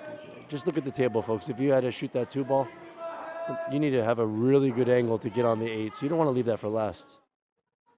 George is looking over here. And George, I know him. Played with him several times, practiced with him. He's actually on my pool team on Sunday. He's not choosing to do that. He's going to shoot the 1 ball and then draw the 1 ball for either the 2 or the 4. It was a nice, good draw. And it looks like there's an angle on this 2 ball, so to use top English and follow the cue ball 2 rails to get good on the 4. You want to get good on the 4 so the 8 is easy. You don't want to leave yourself too much angle on that 4 or long on that 4 where you can miss it. So Sandy's got to actually shoot this ball with some top inside English and really follow through with it really good, which should get the cue ball all the way over there to get good on the 4 ball straight in the corner. Chose to draw it, and draw wasn't a bad idea at all because it came out really good. Bumped the 10 ball. I think even if it didn't bump the 10 ball, I think it was still good. That wasn't a bad choice either. I think I would have used the inside, but the draw worked too. A lot of options when you're playing shape on a ball. So now George has this 4 ball. He just has to hold the cue ball. He can pocket speed it. Sometimes when you pocket speed and slow roll the ball, you miss it. You would like to take a full stroke. And he hit it perfect. Absolutely perfect. Left her straight in on the 8 ball. So it looks like George and Sandy are going to go up 1-0 here. Again, we're live here at Lucky 7 Billiards. Who's on? Someone send a chat so I can see who's on. Sandy's down on the ball. Just stay down on the ball. Stroke it in. Just like that in the center of the pocket. Good shot, Sandy. Carl Kahn. Oh, Carl Kahn's one of the guys I see on Facebook, runs some pool tournaments down south, I believe. I almost came to your tournament, Carl. You had one on Thursday, a Thursday night tournament or a Sunday night tournament. I didn't have work the next day, but I was considering coming to it. So we got Smokey. Tell it's Smokey from the tattoos, racking the balls. If you remember earlier, Eli really puts his head over there and gives a lot of effort when he racks the balls. He's good at rack. He's just a better racker than Smokey. Smokey's checking it, making sure it's good.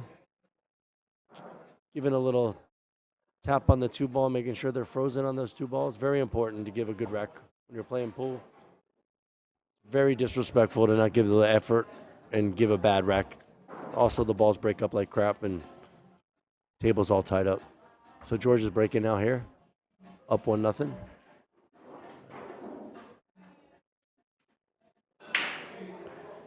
And he hit him pretty hard right in the middle of the balls, but balls did not bust up good. Like the rack wasn't so good. Now, see, that was not a good rack. He hit those balls good. I mean, he hit it good, and they did not move. So if I have to give my best estimation, that was a bad rack. I don't think Smokey did it on purpose, but who knows? My friend Charlie is the best at giving a rack that you can look at the rack, it looks perfect, and they break up like crap. I don't know anything about the rack. Corey Duell, when he first came in the limelight, he somehow knew where all the balls were going. He would tell you where all the balls go. Me, I have never took pool that serious. Anthony Maglino will break for 1 hour straight practicing just his break. I never took pool that serious. But I have a good understanding of the game. So I'm going to try to give you a good commentating here. So let me see what's going on here. So Sandy's up at the table. Looks like she's got, what is it, open table here? No, I'm not sure, but she's shooting the 4 ball. And let me see what I already see. I already see a lot of issues. The 1 ball really goes only in the side pocket. The 7 goes nowhere. Oh, yeah, the 7 goes nowhere unless the 1's gone or a ball's moved. The 2 ball doesn't go in the corner. I don't like solids here at all. Stripes was definitely the better balls. That's why I really don't know what she's going to do here. Kennedy came out with rack your own. Why didn't they do rack your own? Ricky, Dave Kennedy wants to know why you don't do rack your own in the tournament, because instead of giving bad racks to people. No, but really, there should be a better answer. Why? Because Jew don't like it? Jew don't like it. Because Jew don't like it in your tournament. Kennedy, we got the answer. Listen, Ricky Miller just does not like racking your own, so that's the rules. But yeah, it would avoid that. It would avoid this bad racking thing. I don't really think she was even trying to make that ball, whoever shot that 5 ball, because, well, maybe they did try to make that ball, because a shot on the 7. The 7 I don't think goes in the corner over there. 14's blocking a little bit. Yeah, this table's messed up. So if you all want to know my theory, everybody, I'm going to give it to you. I'm going to make you a better 8-ball player right at this instance. When there is not an open run out or 1 ball tied up with a breakout ball near it, you are not supposed to pocket balls if you're a decent or above player, because that doesn't help you.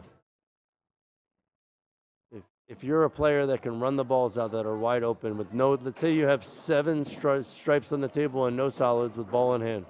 If you're a player that can run out, then when you have balls that are tied up, you are not supposed to pocket balls. You were supposed to come up with a smart shot, get that ball in hand, go for that trouble ball, go for that breakout with the ball in hand, or play another safety. That's the theory, buddy. You got it here. Jimmy!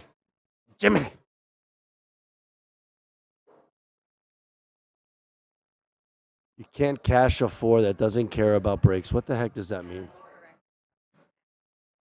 You can't ask a 4 what? Now I missed the message. Breaks. You can't ask a 4 that doesn't care about breaks. I still don't know what that means at all. Jimmy, how much have you had to drink tonight? Seriously, just give me the number. Come on, honestly, and tell us the number. Go in that chat right now and actually tell us exactly what you drank tonight. I'm dying to hear it. It's late. Oh, my God. Must be a lot, but that's your first comment and doesn't even make sense. Jeez, Jimmy. Okay, so there's a long shot on the 1 ball here. This is an interesting spot. It really is. With that 10 ball block in that corner, it's really interesting. Even if you drew the ball, I don't think the 2 looks like it does go in the corner. So if Sandy really had that stroke, she can actually draw this cue ball to that side rail over there by the 12, and then have the 2 ball cut in the corner or straight in the corner, and then the 3 ball, and then the 8 ball in the side. Looks like it goes in the side between the 14 and the 9 or somewhere else. Let's see how she hits this. Okay, she chose to not draw it. She looked like she was a little straight in on it. She left George a weird spot. George thinks he can maybe get this 2 ball to follow in after the 10 ball. You got to hit this real good. And he did it. He hit it real good. You saw that, folks? That was a great shot. And now let's look. If that 8 ball does go in the side, it's not much of an angle here. You got to hit this ball with some good speed. You know what the shot is here? A center ball stroke on that 3 ball will get that cue ball to come straight off that back rail and straight back up a little bit for the 8 ball in the corner. That's the shot. Or some top left English could get you out there too if you stroke it good. Where's this cue ball going? Wow, dead straight in over the side pocket. And these are weird shots. This is a missable shot, but it's definitely a makeable one. George is shooting it. Let's see how he hits this ball. I'm a little worried about this one.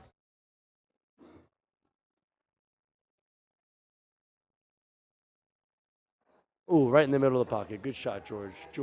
And you know what that makes, folks? That makes a 2-0 lead.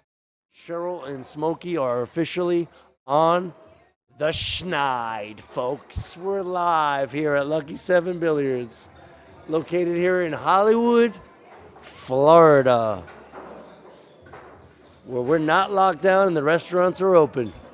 Come to sunny South Florida. So again, we got Smokey racking. Let's see what this rack looks like. You know, Dave, rack your own is not going to happen since Ricky doesn't like it. So he gave effort to the last rack. So I'm not saying he gave a bad rack, but they just broke like mierda. Since I can't curse, I don't think mierda is actually considered a curse word, so I'm going to use it. It's you know what, mierda's speculable. You know. So I'm going to try to get away with it, folks. There's no cursing. We keep a clean line here. How many people we got watching now? 20 people. Anyone? I wish I knew who was watching. I know Dave's on, Jimmy's on with his dumb comments that make no sense. And you got another one from Jimmy? I didn't see it. Let's see. You should be practicing for Monday, not commentating. Yeah, see, Jimmy, it's a funny story. I'm going to give it to you in a second. Hold on. Let's see how the break works here. Sandy broke the balls. They spread out good, and the cue ball came off the table at 23.6 miles an hour, and which will give ball hand behind the line. But let me talk about Jimmy real fast. See, Jimmy, I was on Jimmy's Masters team. I don't know why they call it a Masters team, folks. Don't get all excited. It's real. None of us are Masters. We're Masters something else. You know, like I'm a fisherman, and I bait the hook. Like Jimmy knows all about this. We're on a Masters team, and I was on Jimmy's team. He drafted me, called me up, said, listen, I need you on the team. And I played with him, and our team won first place, and we did real well. But then my friend Enrique and Lee and Cristobal were going to make a team in the Masters, and they were really my close friends, and I just jumped ship on Jimmy. Folks, I just left. I just said, listen, Jimmy, I got to go. So I went, and then Jimmy had to play me in one of our matches. So I was actually playing Jimmy, the captain. And after the match, he shot me a bird. But I told him he doesn't have the right to shoot me a bird because that symbolizes 1. And he got schneided 7-0, folks. And now he's talking all this smack because somehow he beat Ronnie Beach's team and somehow beat them last week. And they're going to be playing us on Monday for the finals for the cash. And we're thinking about playing for all of it, Jimmy. So are you guys interested in playing for all of it? Because we were actually all considering that. And you could think you were running your mouth saying you were going to wanted to do that. So we're in on that. In fact, since Enrique gave me the okay. Jimmy, are you there? Jimmy, hello? Jimmy, are you there? Let us know if you want to play for all of it. You can confirm that tonight, right now on the live stream. I'll take a screenshot of it and then send it to the team. Okay, let me get back to the action here.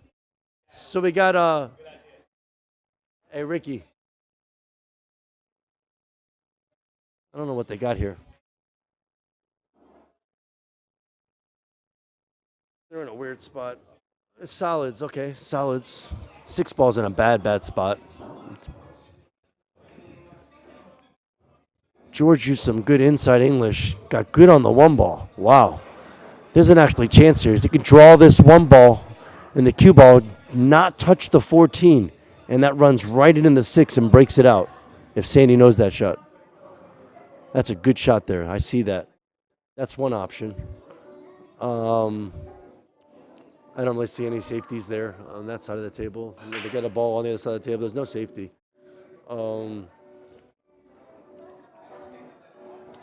She's got to draw this ball. I don't know if she's drawing this ball. Got to draw this ball. It goes right into the 6. Yeah, she still hit the 14, which makes it an issue. But the 6 ball looks like it does go in that corner over here by the 10. So there's a run out here somewhere. So they got the 4 ball on the side. I actually could play the 7 ball down there in the corner. Because that 7 ball, you can use them right English, and you can basically get anywhere you want on the table with that 7 ball. So everybody look at that shot. That 7 ball, it's not a hard shot. And right spin does one thing, right draw does another thing. You can get anywhere on that table with that 7 ball. So everybody look at that ball there. And the object is to get on that 6 ball. And you know what? It's a little ballsy, but you can go for that 7 ball now and draw this ball and come 2 rails or 3 rails and get on that 6 next. Instead, this is a bad shot. This is a bad shot. They tried drawing it and didn't draw it enough and hooked them on the 8. This tournament's hard, folks. This Jack and Jill is brutal. I mean, real tough.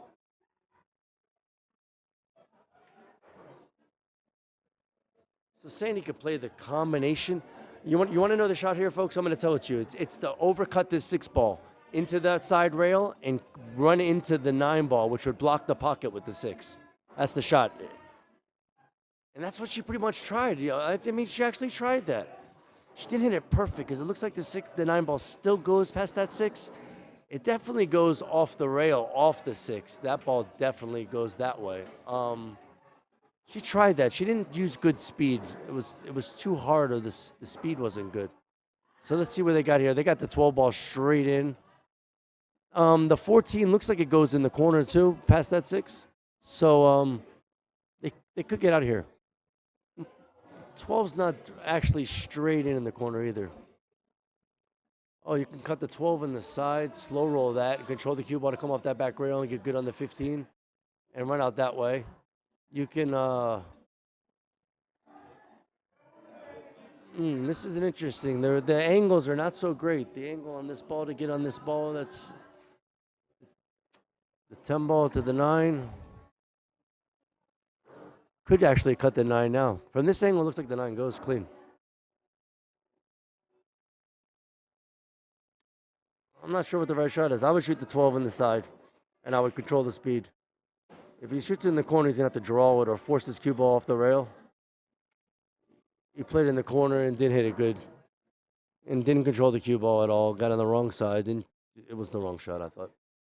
If you're going to shoot that ball, you have to come off that rail and punch it off the rail and come out, not draw it all the way back here. And he drew it all the way back here because he only missed it by a little bit. But he rattled it. Hey, Habib in the house. What's going on, Daddy-O? Your ex is playing real good, man. She got a good match coming up. You got to stick around and watch that. So that was a good shot on the side by George. Not great, but good. It's a good angle on any ball here. I would prefer maybe to leave the 6 for last. No, you know what? There's a lot of options here. You can play the 7. Use a little right spin. Come 2 rails out for the 5. You can play the 7 and come in between the cube with the 8 and the 14 for an angle with the 6 and play the 6 and then the 5-8. There's a lot of options here. You can play the 6 first and play shape for a similar angle that you have on the 7 now. That's the right shot. See, after you look at it, the 6 is a good shot. It's just a little bit of top English, no outside at all. And it basically, the cue ball is going to travel on the same path of where the cue ball is now, leaving that same angle with the 7 so you can come 2 rails out for the 5 and 8 and you're done. That's what I think they should do here. So I'm not sure what George is doing here. He's called the timeout. And let's see what he decides to do with this this pattern here. You know, in 8-ball, playing the pattern is extremely important. Playing against better players that play good patterns is very important to start learning them, because shooting the wrong shot in this game is absolutely speculable if you want to win.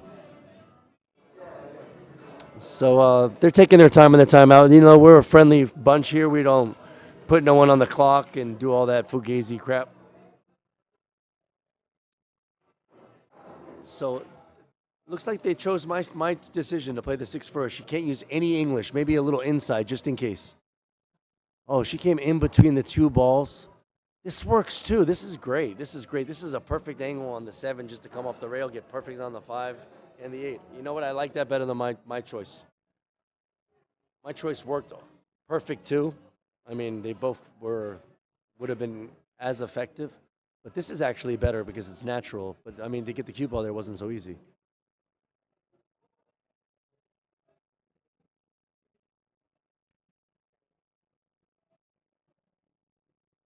Oh, I'm not on?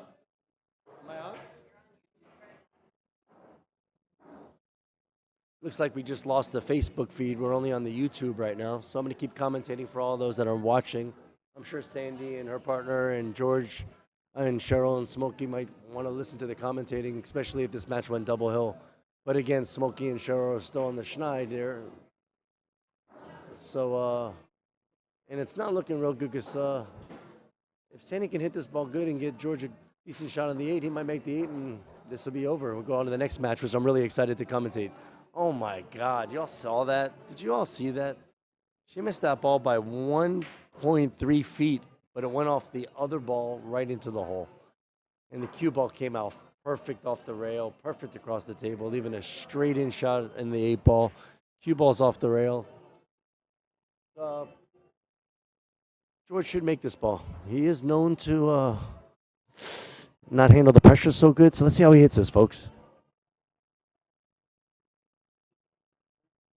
It's just a stop shot.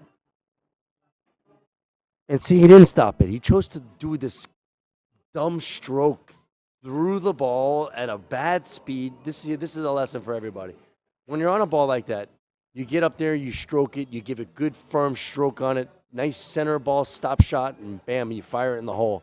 You don't rattle-daddle and play with it. You know, I've done it a million times, so I know what I'm talking about here. And I made up my mind probably about a year and a half ago that I'm shooting all those balls with the right pace, with the more confident stroke and committing to the shot. That was absolutely not committing to it. That was second-guessing himself. So Cheryl can actually play a good safety here. That's what I would do. And she played a pretty good safety. Yeah, it's good. It's definitely good because you can't see the right side of the 8. You're definitely not going to try to cut that 8 in the left corner and scratch. So that's effective. So that's what you have to do there right away. You don't want to take a chance of shooting a shot and leaving a shot on the 8. You got to give yourself every opportunity to get back to the table. That's exactly what that shot does for you.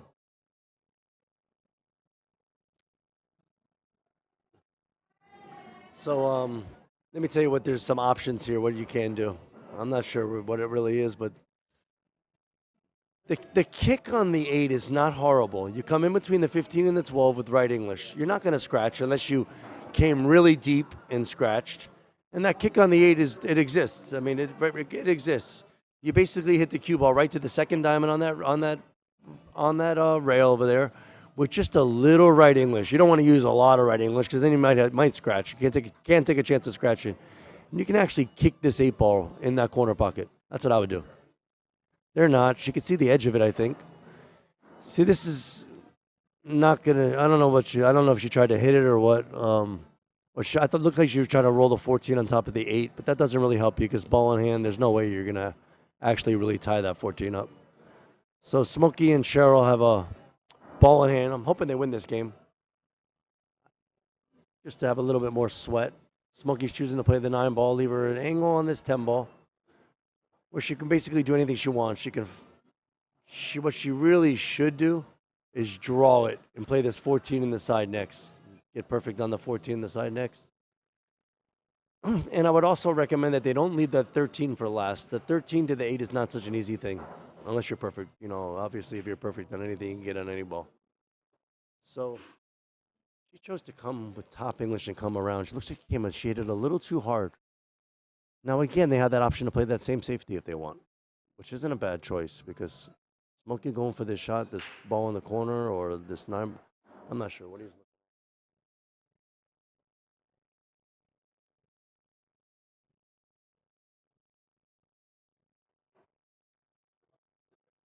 see, this is aggressive. He goes to make this, it's aggressive. He did exactly what my first instinct was. You play safety there, folks. You give yourself every opportunity to get back to the table.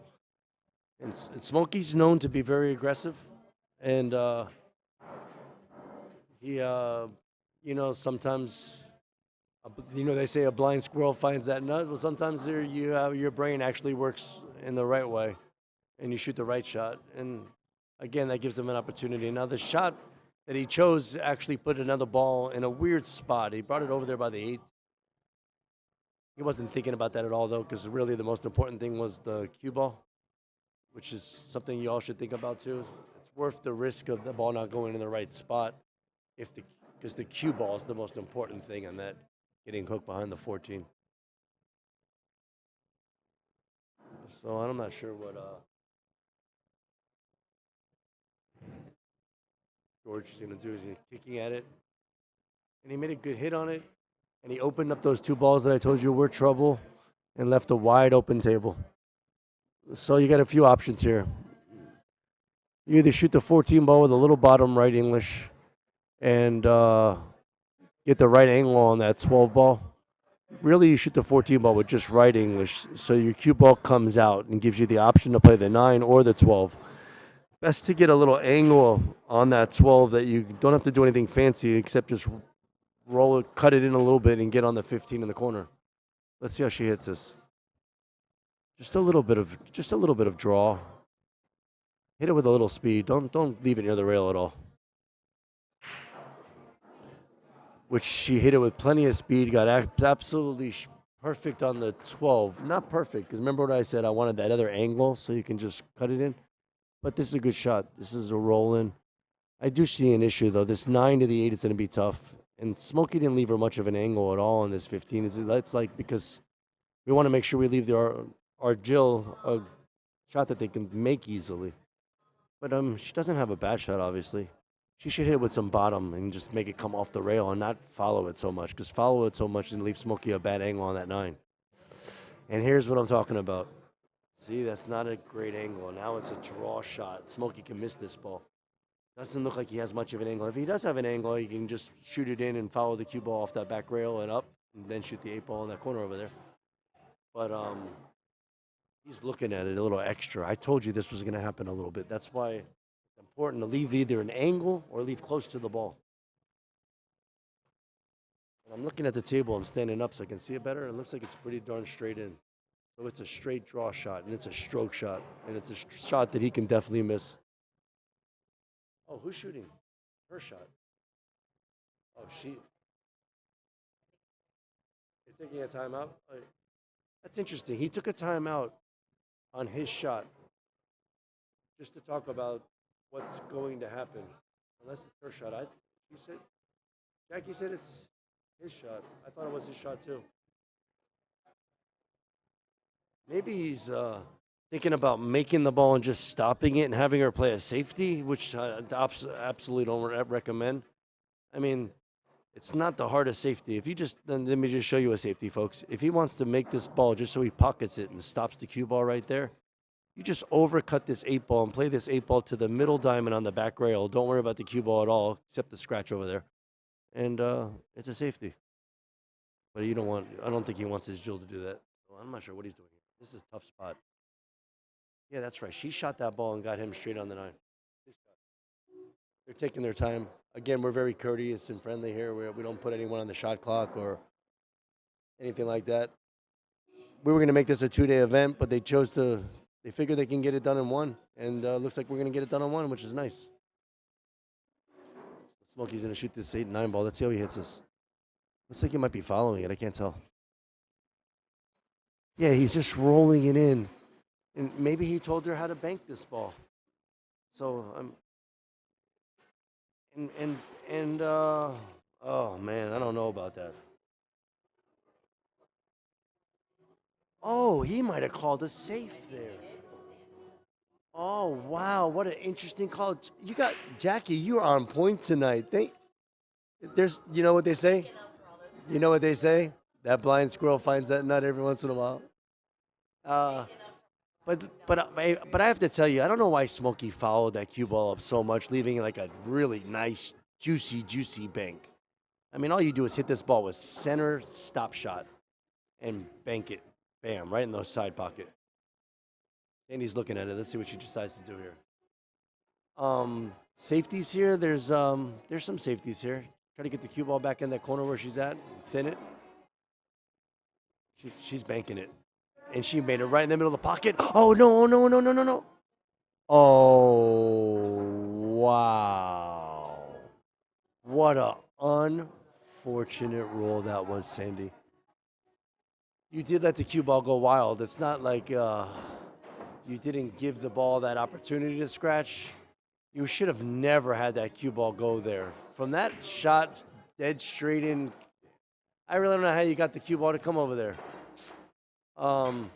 You might have been playing the two-way and trying to get the cue ball over there just in case you missed it. I'm not sure what you were doing there, but that was unfortunate.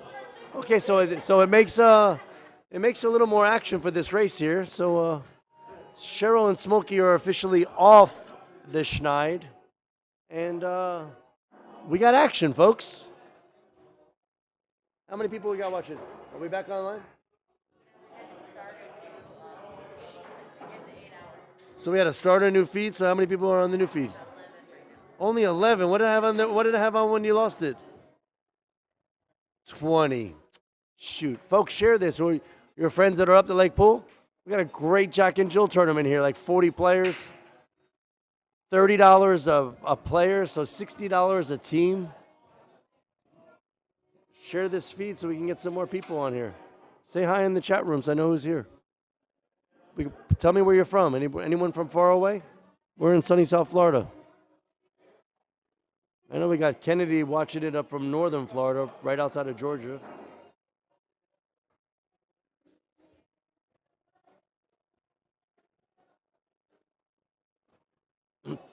So the break over here, we got a little ball tied up. I don't really see too many good breakout balls for if you're solids. Looks like he's shooting the stripe first anyway, which I don't really like. I like solids a little better, I think. Yeah, this is no good. This is really bad, in fact. I like solids better there. I don't know why they chose stripes. I really don't. I'm not sure what to do here.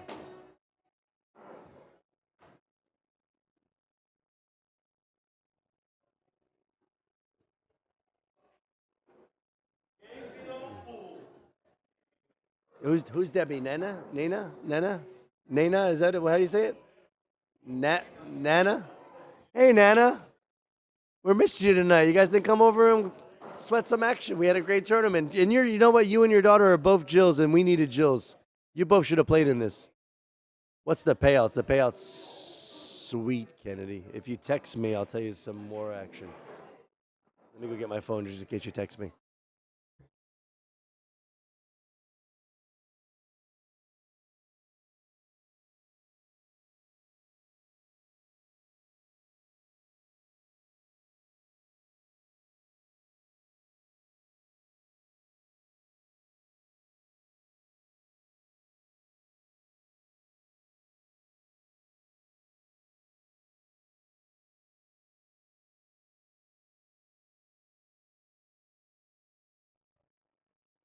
So I'm not sure where the breakout ball is for this stripe. But, they're solids.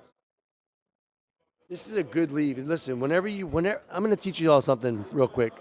You saw that ball was there a minute ago, and it was in a really bad spot. Remember that spot, because look, they got the cue ball there in the exact same spot and area again. So it's a good play there. Hey, what's first and second? Kennedy wants to know. Yeah, he's on here too. No, he's on here too. Oh. Yeah, turn him in first. 1 second.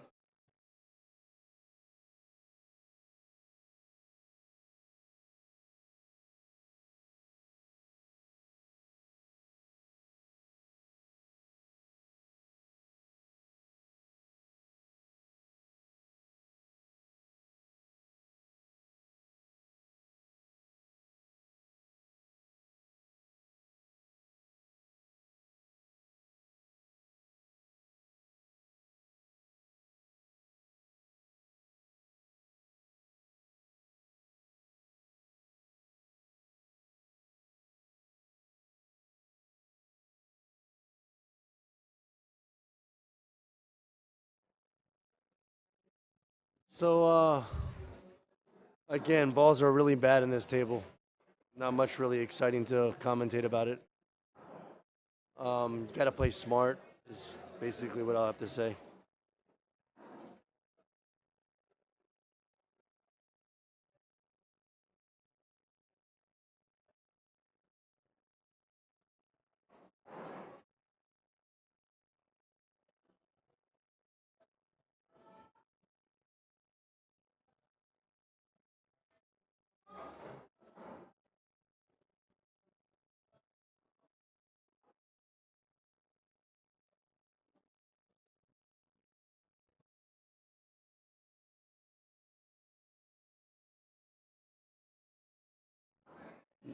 So, Nana, right now we got in the hot seat Michelle and Elias. Strong team. Were they +1? They were +1, right? Were they +1? I don't think so. And we got Gary and his partner. What's her name?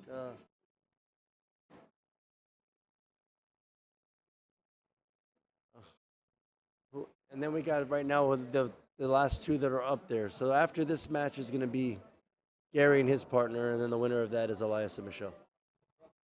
So there's 5 teams left, I guess that makes 1, 2, 3, 4 teams left.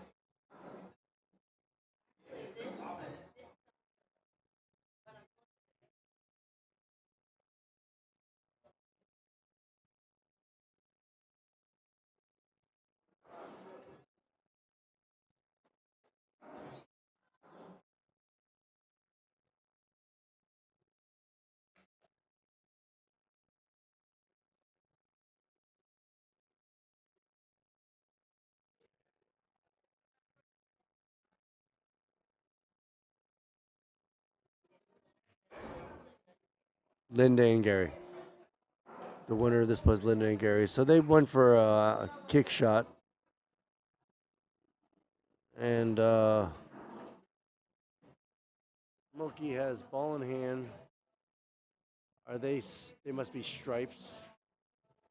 Again, no, they're solids. I'm not sure what he's going to do here. Ball's tied up, folks. There's not much happening here. I'm going to take a little break.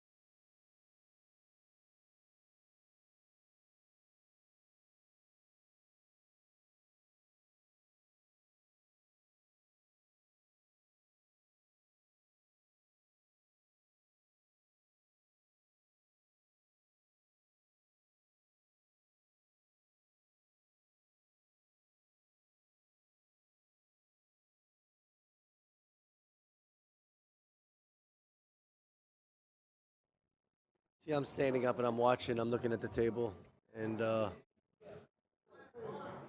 I guess there is a breakout. I mean, it's right there. It exists right now. The 2-ball on the side. And draw into the 13 ball. Hope to get a good shot. Shooting this ball now, you're hoping now to get the right angle to break out. I mean, I don't know. I guess that 4 ball might go in the corner down table. And that was getting nowhere as land. That's straight in on the 2 ball. I don't know how they would get out from there. Okay, so now they got stripes. And all the balls are open. There's still work there, obviously. That 13 ball's in a weird spot. Got the 10 in the side. Not sure what to do there. Hard to control that cue ball. Running into the ball that's on the rail over there. Could play the 15 first. You can slow roll that 15 to keep the cue ball on the rail and then play that ball that's on the rail right off that other ball and slam it in the side off that ball. That's a hanger if you get that right angle. What's she doing here? Shoot the 15 with speed. She held the cue ball good for the 9 ball in the corner. I'm not sure the 9 ball in the corner is the right shot because the 10 ball on the side right now gets you that guaranteed shape on that ball that's on the rail over there. And if that 13 goes in the side, I would leave that 9 ball, but I would leave it alone, or you better draw it back 3 inches. Or follow it wildly and hope to get the right spot. And that's not the right spot. See, again, now you got that little angle, your cue ball, you don't know exactly where it's going to go when it runs into that ball that's on the rail. That's why I don't shoot that ball first, and I definitely don't follow it like that. Because these other balls are in bad spots, so you don't just follow balls. You got to control it. I mean, they can still get out here, though. Sandy can bump this ball, and hopefully it comes out good. I don't know. Let's see what happens here. She can draw it on the other side of it. And if this 13 goes in the side, but now he's jacked up, and he needs to draw the ball. Because he has to get good on that ball on the rail so you can just follow it up a little bit and play this 11 ball in this other corner because that 11 ball doesn't go either. And too many pockets either. He's looking at this.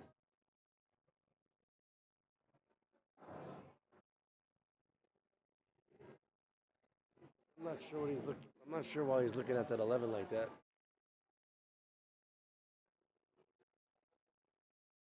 Not many safeties. There is safeties there, though. Could play safety. They come off that left side of that ball and spin it in between the 1 and the 11 and bring that ball to the back rail over there. And that would be a good save. I'm not sure what he's doing here. Oh, he's going to move his 11 ball and play safe? I don't know what he's doing here. Looks like he's definitely playing safe. Ugh, I don't like this. It's putting his balls in bad spots. Man, look at those. Those balls are in horrible spots now. Nothing good about that shot, George. There's better safeties. You got to find the safety. Don't just shoot a bad safety and put balls in a bad spot. Find that safety. It exists. I had one for you. Left spin on the ball that was on the rail, so you're fixing balls, not hurting balls. So, Smokey went up there and shot a ball wild. Really nothing to lose because he knows these balls are in such bad places, so why not? We got George and Sandy on the hill. Again, Cheryl and Smokey with 1.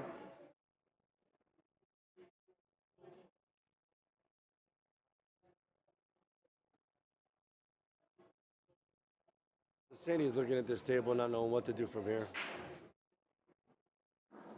There's really not many options or opportunities from what I see. Should have never made that ball.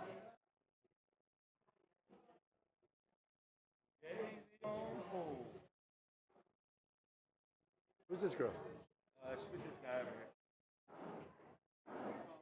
Pretty eyes. She's got her mask on. I can't see everything else, but pretty eyes. I like pretty eyes. It looks like we got a timeout here. If they're on timeout, I'll take a timeout. Fagazzziii on pool. See you in a couple seconds.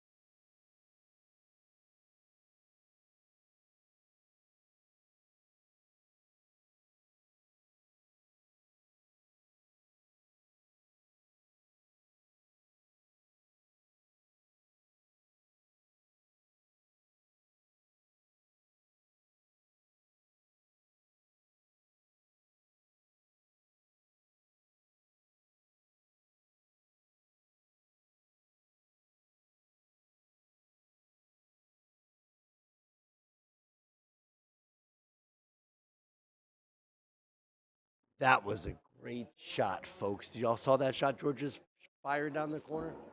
That was a great shot. Left Sandy perfect. Now Sandy's looking at this 13 ball, getting the exact angle on the 12 to get on the 8, because the 8's up table, so you don't want to get like straight in on this ball. I like following it up, running into the 2 ball. Oh, exactly what she chose to do, but she jacked him up on it though. Shoots. This is a little funny. I'm not sure if he can get that under this ball. And there's not really much angle there either. I don't really like this so much. This is tough to get on the 8 ball. From there, it doesn't look as tough with that angle. Are you changing the angle for them to see too? Everybody seeing this? Yeah, I like that. I like this angle too. What he could do is just roll it up and let the cue ball come to the rail over there and let her cut the 8 ball in. That's probably the right shot. Unless he can get under this ball and draw it and get her good. Wow, he was like almost straight in. He drew this ball on this side. That was a good stroke. That's two good shots in a row George just hit. Left Sandy a little bit of a cut. I mean, she should make this ball. Cue ball shouldn't scratch. But it is a missable 8 ball. You're gonna have to stay down on this ball, stroke it in. And she makes this ball. They're moving on, folks. You can see her Q-tip now. Looks like she's drawing it with a little bottom left, which helps the ball go in. And looks like she did it nice and perfect and right in the middle of the hole. Folks, we got a mover on. Sandy and George moving on to the next round. We got a great match coming up here, guys. We got 7-5 for. Hey, listen. Hey, the stream don't think that they need anything. Oh, I get 7-2 from Enrique. Oh, 7? No, you don't get 7-2 from Enrique. No, you don't get 7-2 from Enrique. I'll show you the text. 7-2 is too much.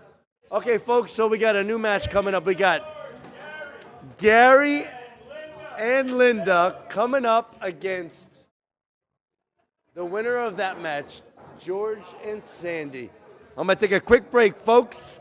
Hope you don't leave and you stick around for the real good matches coming up. Also, the finals is going to be super exciting, folks. Michelle and Eli, man, they've been dynamite all day long, but they've been sitting for a long time. I don't know how many of you play in these long tournaments, but sitting and sitting and sitting, that usually doesn't fare well to keep your rhythm going. But Eli and them are melding perfectly, like a 2 pods and a pea.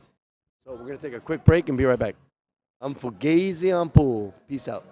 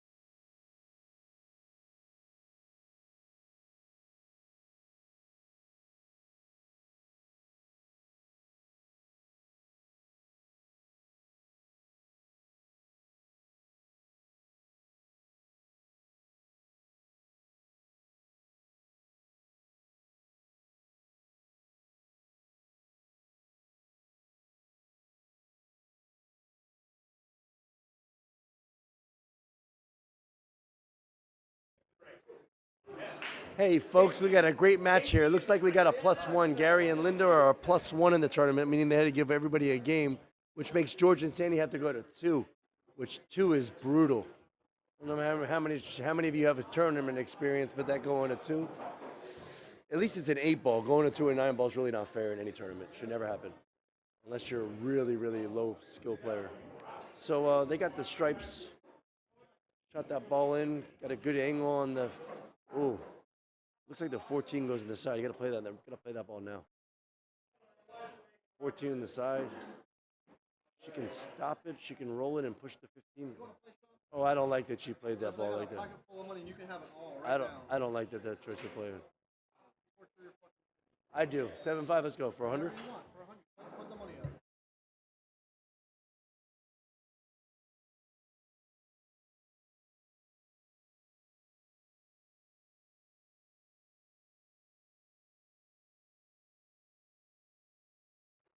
Folks, I'm in action. I'm gonna have to try to find someone else to commentate this match. So we'll try to find someone for you. You get to watch it. The live stream is still going on. So I'm Fagazzziii on pool. I'm out.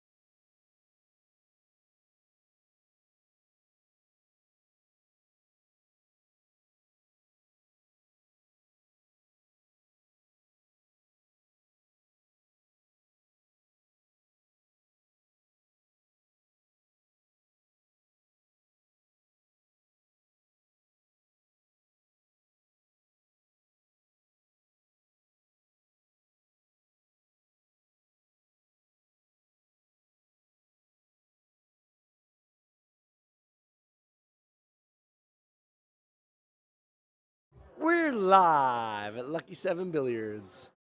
So we got a good race here. We got a race to 3 and going to 2. Again, we're in a timeout mode right here with George and Sandy. Discussing which is the right shot here. What do they got, stripes or solids, you know? They got solids. So I don't know why this is pretty easy here. You can use a little bit of top and come 1, 2 rails and get straight in on the other ball and then stop shot for the 8. God, what was this going? This is crazy speed and crazy shot, wild, and there's no pocket even for the 7 ball. Just nothing good about that shot. What'd you think, Keith? Anything good about that shot? Nothing good about that shot. Yeah. And that was what they did with the timeout. But that was a really good timeout, guys. Real effective. I mean, if that's what you had her do, to try to come all around the table and frame a ball in like that, I don't think that was a pretty good suggestion there. But what she chose. All she had to do was, you saw that? All she had to do was get straight in on the 7 in the corner here. Look, you saw the ball was here, boom. Just straight in, stop shot for the 8 in the side. I mean, I'm going to teach everyone that's listening right now a real good phrase, and it's really important, so I really want you to pay attention. It's called KISS. And what this KISS stands for is keep it simple, stupid. And just remember that. Keep it simple, stupid. It says it all. You say it in your head a few times. KISS, KISS, KISS. And do the right shot, the easier shot, the one that makes the most sense, the one that's easy to execute, the one you can actually execute. Look at this guy. He's trying to back cut the ball. He looks like he got lucky, though, the way it came. I don't know really how it came off 2 rails and still managed to not let that 2 ball go by. Does the 2 ball go by, Keith, you think? Doesn't look like it goes by, huh? So he did get lucky there. But 7 ball goes. You can get shape on the 2 ball. Break out the 2 ball, looks like, with that angle. Or do that. Leave nothing. No bank because the 8's blocking the side pocket. Ugh. Another bad choice of shots. Leaving your opponent nothing is like one of the worst things you can do in 8 ball. Let's see if there's a safety here. Okay, I'll show you a couple safeties. There's not many here at all. There's not many here at all. This is a tough spot. The only safety I see is to come off the right side of the 2 ball with some right spin and the perfect speed to let it come off the rail and glue on the 9 ball. That's all I see. That's all I see. I don't see any other safeties. Where these 3 stripes are located, I don't see any safety. There's no bank. There's a 2-rail bank. That's the shot.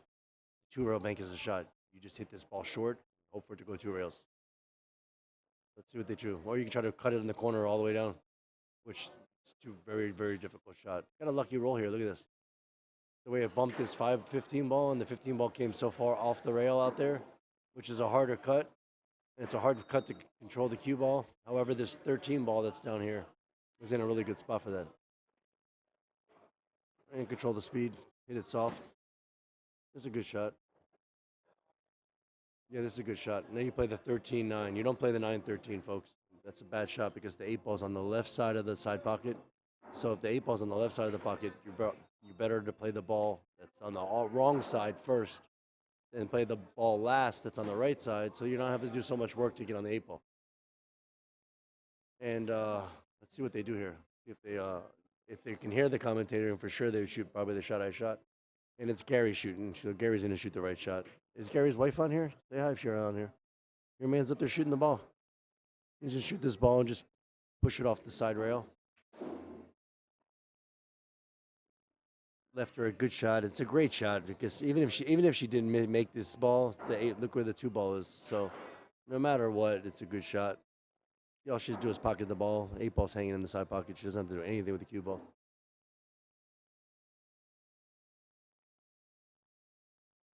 Kim says, "Don't bank the 7." That's what she would have did. Oh, Kim, too funny. You and Tom are comical. Classic. Oh my God. God, what was that shot? That was so bad. That was so bad. What was that shot? First, we're supposed to just do pocket speed. The cue ball's over here. What was that shot? That was a really bad shot.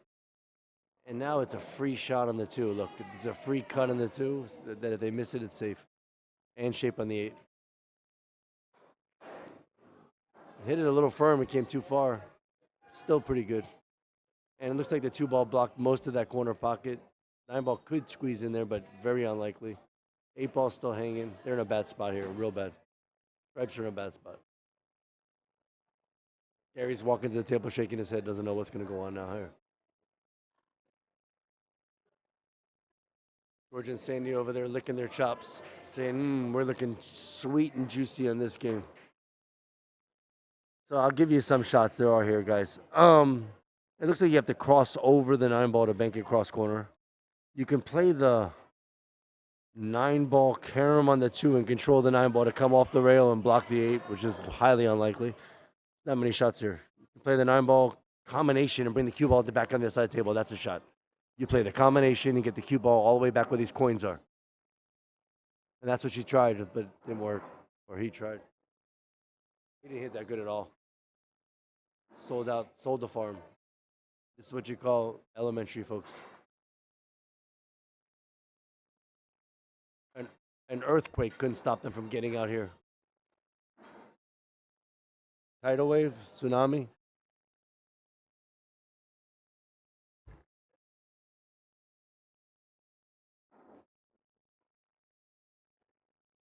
George can miscue.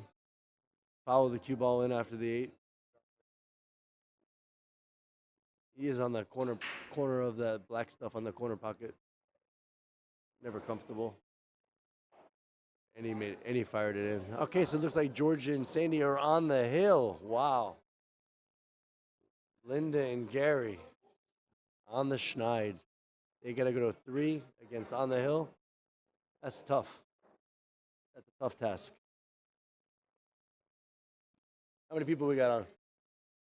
It's late. I can't believe we got 16. I got it back up to 16. Give me some. Yeah. Let's give a special shout out to Breakout Services for running this live stream. Chris and his lovely almost wife, Jackie, the perfect couple.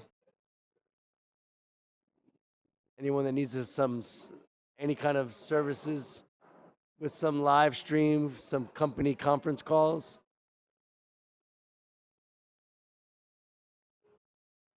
It is a long day and we're all beat. I'm still here though. Supporting the action. I want to watch Michelle and Elias. I love them. What a great break that was. Looked like a second ball break. Ball split up great. 8-ball had a chance to go in. Oh, look at that ball rolled right on top of the pad. Balls are wide open. You can shoot solids or stripes. Let me tell you which is the better balls to shoot. I like solids off the first peak because you play that 5-ball. Get you on that 4 and the 6. Get the 4 and the 6 out of there. 2-ball goes in the side. 1-ball goes in the corner. Whatever ball he's picking up right now, moving the pad. 3-ball goes in the corner, and 8-ball goes in the corner, either corner. I like solids. Now let me check out stripes. Stripes got issues. Stripes got the 14 and the 9-ball issue, but the 9 does go in the corner, but it's still an issue. It's a breakout ball. There's all kinds of problems there. Solids is the right shot, folks. That's how you analyze the pool table. It usually takes me about 20 to 40 seconds. As soon as the player breaks, I look at the table. I figure out which is the best ball. If I can't get a shot on that and the other ball's really bad, I'm thinking of a safe right off the bat. That's how you play 8-ball, folks. You don't take the bad balls because it's the only shot you have. And this is exactly what I said. They're going to play the 5-ball first, roll it up a tiny bit, get the right angle on the 4 or the 6, preferably the 4. And it looks like you got a good angle on the 4 that he can roll it up and bump the 11 out of the way, play the 6. Draw back for the 2 on the side. The 1 to the 3 is an issue a little bit. There is a little issue over there. I see it. This is a little issue too. You got to hit this ball good. This is a precise shape shot, which was good. Just rolled it up, bumped the 11 out of the way, kind of like what I said. Now George is going to follow this ball instead of draw it. Going to follow 1 rail. Should play the 2 next. You don't want to play 1-3-2. That's hard. He rolled it too far. Came a little too far. So forcing her to shoot the 1. She could. Oh, it's a little bit of an issue here, folks. You can shoot the 2-ball and come around the table. 3 rails. That's not a bad choice. You can shoot the 3-ball and draw it and come in between the 9 and that other stripe. and get on the 2 first, and then the 1, and the 1, and then the 2, and then the 8. That's a stroke shot there. It's a little difficult. The 3 ball on the side's the easiest shot, but executing the cue ball to go around the table, there's a perfect path that goes around all those balls. So they're calling a timeout, and they're going to talk about it. So the other option is play the 1 ball now and stop it, and give George that, or whoever shoots next, that same angle on the 2 that there is, and go around the table and get shape on the 3. There is a path there that goes around it, but there's traffic, so that's tough. They got an interesting decision to make here. If any of your friends out there are on Facebook and they're live or up, just share this Breakout Surface stream. We've got a great tournament going on here. We're really lucky to have this. If I was home with my son tonight, I'm not sure I'd be up at 1:45 in the morning, but if I was, I'd be watching it. You can see who's on here, the people's names.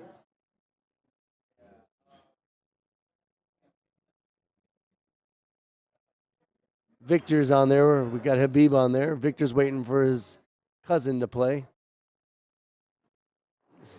Hoping his cousin doesn't dog it so he can give him lots of heckling tomorrow, which would be, rightfully earned.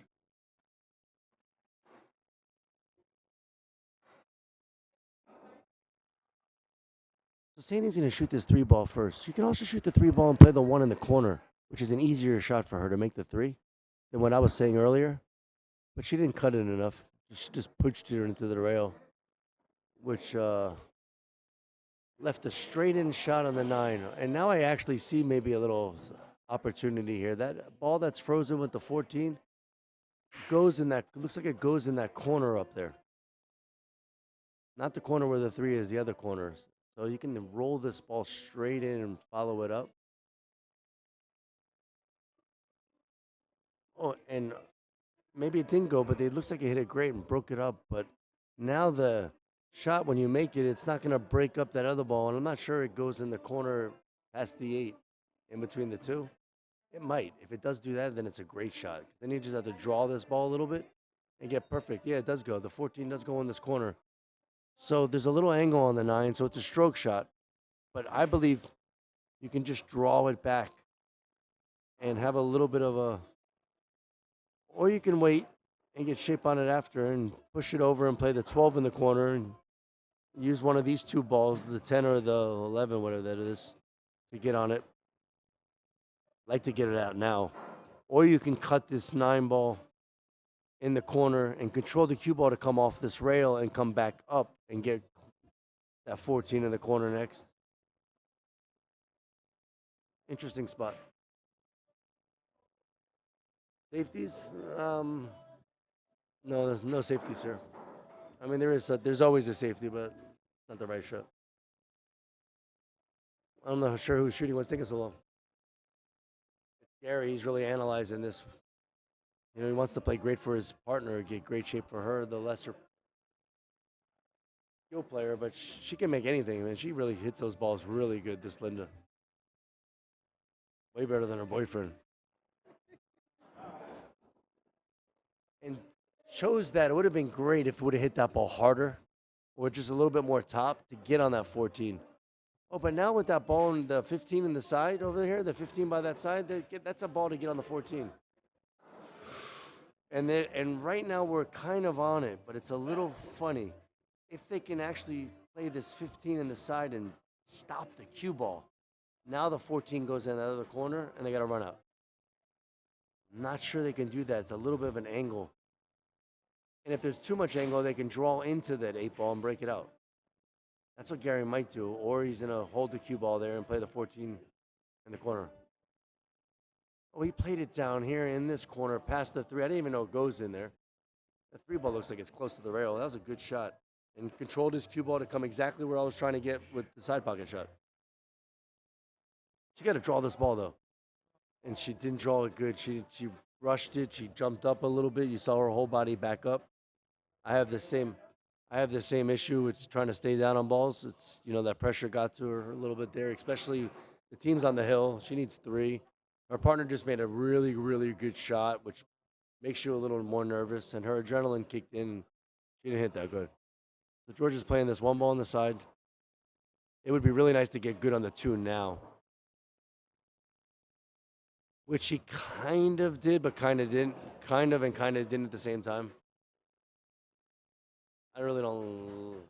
Well, you could play the 2 in the corner and hold this cue ball in between the rail and the 8. And that gives you an angle on the 3 to get the 3 ball out, the cue ball out to come for the 8 ball next on the side.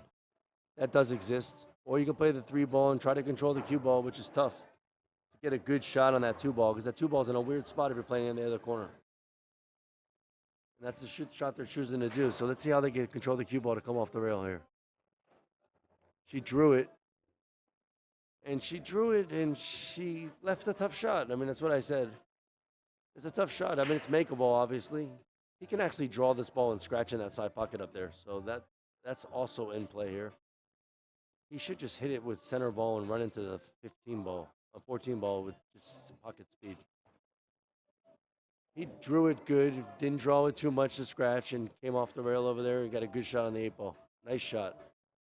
It looks like George and Sandy are going to move on right now. This is Linda and Gary are left with 0 points. Ew, folks.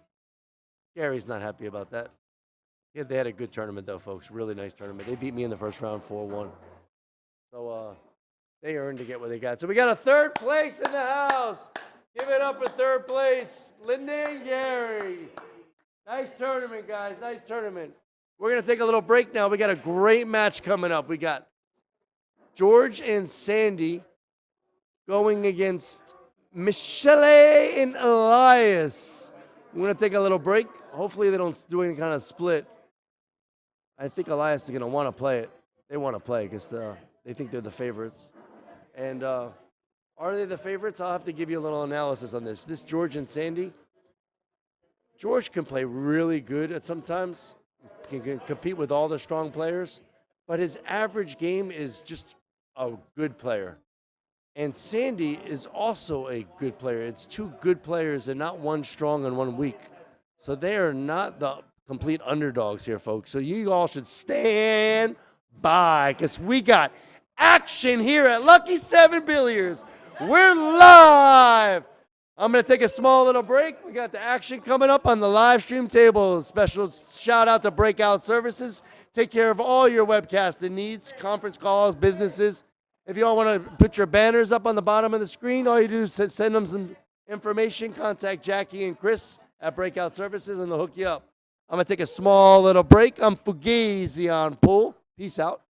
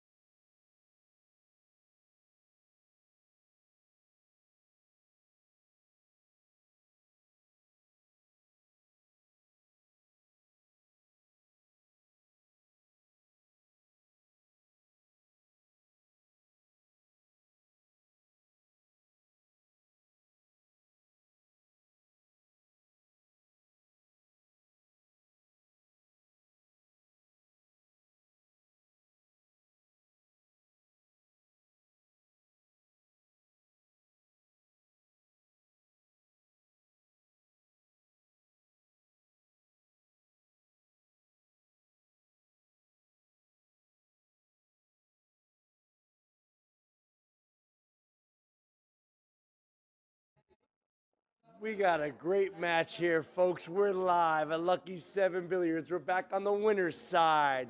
We are playing the finals of the Jack and Jill tournament.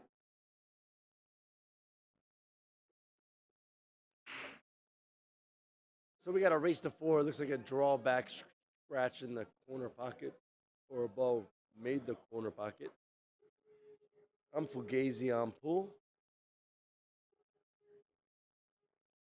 Where is my...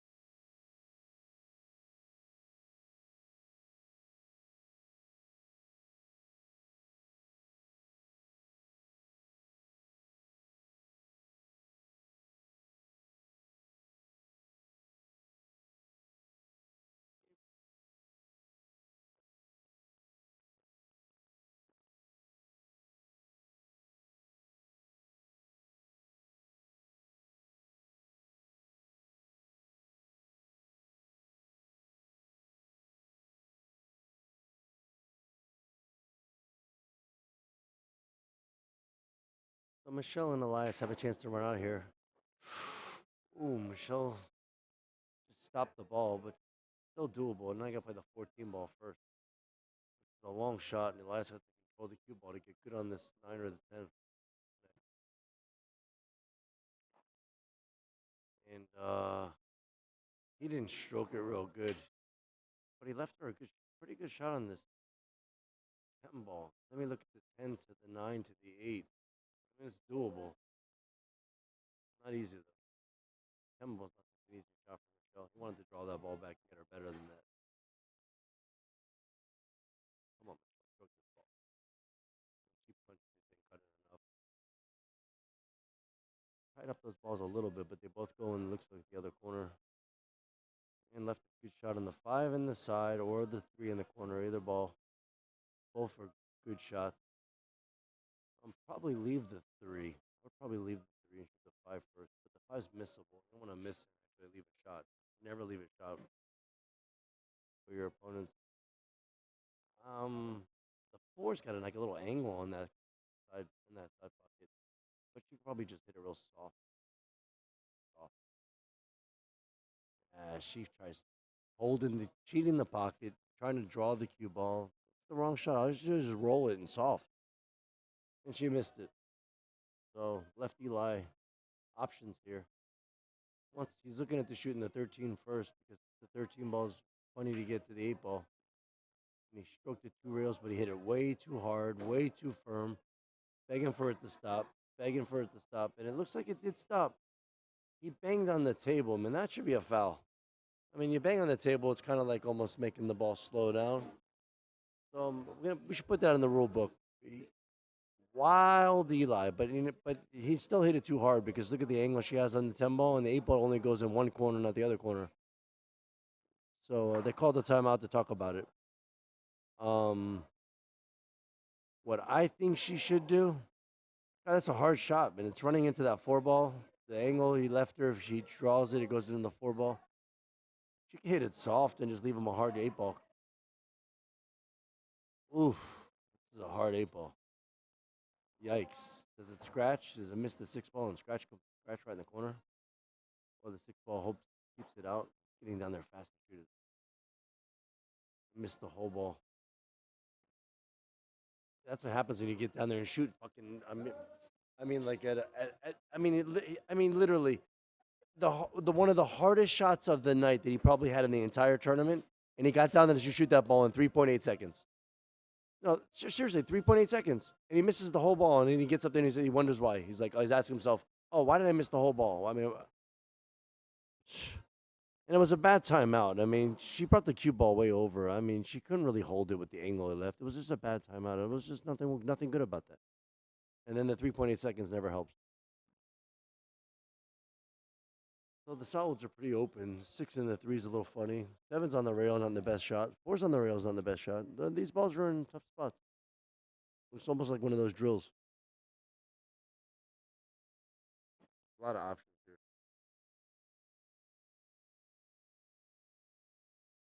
But both of the openers are all missable. So, and they're all sellouts. So if she misses this ball, she can sell the table out. It's not the easiest shot. Cut it nice. You did cut it nice. Got the cue ball close to the rail. Thomas in the house. Left a little funny shot for George. Got the 4 ball. And the shot is to play the 4 ball and get the cue ball over here by the 6 and the 3. Not scratch, but get it over in that area. Because there's too much angle to try to hold it for the 7. And you really want to get that 3 in the other corner first. And then the table's a lot easier. Let's see how he hits it. He did exactly what I said. He's bringing this ball over here for the 3 and the 6. Let's see how it hits. And it came out pretty good. I mean, got a pretty good shot on the 3. Got an angle, so controlling the cue ball is a little funny. What you're supposed to do is draw this ball on the 3. If you wanted to use a really nice touch, you can actually play the cue ball off the 6 and hook them on the 3. It's an option if you didn't like the 3 ball getting shape on this next ball. But no, she should probably. They called a timeout. He's actually thinking about playing the safety. He's looking at another safety. There's 2 safeties here. Let me show you both of them. You can come off the left side of the 3 ball and control the 3 ball and control the cue ball to hit the rail and hook him with the 3. But he's showing him my first thing was to come off the 6 ball, the right side of it, with a little bit of just a little bit of right English, soft, and it's gonna hook him on the 3. You know, it will hook him on the 3. The ball is frozen, so she has to get the edge of the 6 ball, because you can't double kiss. Just touch soft. All it is, soft, and that's perfect. In the 6 ball perfectly, she got him hooked on the 3. That was exactly the shot I saw right off the get go when the options of getting shape using that 3 ball. The 7 ball is hard. The 3 to the 2 to the 7 to the 6 was tough. This was the right shot. So I think they both took their timeout. Yep. So now Michelle's at the table. She's looking at the kick. 1 rail kick. 8 in the side. It's got about 1.8% chance. 1.8, I think. Maybe 2%. Oh my God, off the ball. Oh my God, can you believe that? Off the ball. Listen, it had a 1.8 chance to go in if she would have actually kicked it in. But off that ball, I think it had a 3.2%. What a shot that almost was. Wow. Hung it right in front of the side pocket. What a beautiful spot to leave it. So this is a little funny here. You can back cut the 2 ball, which looks like what he's doing, and break out the 3 ball. The path is perfect. The center ball, just make the shot. Very important. Make this ball and breaks out the 3. I don't know what the purpose of this was. Draw it. That's no good. So Elias got a pretty easy cut in the side. Not a scratch shot, nothing wrong with it. Bam. And they're going to go up 1-0. We got a race to 4 here on the winner's side. Elias and Michelle win it. They're taking down first place money. We got a good prize money tonight, too. We got like 34 or 40 teams. Bad comment there. Why bad?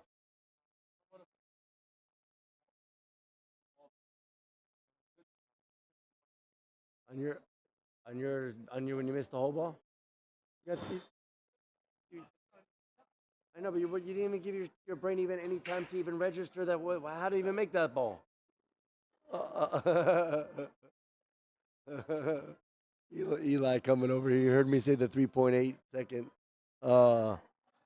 shot that he misses the whole ball and wonders why. You can't wonder why. So let's see what this.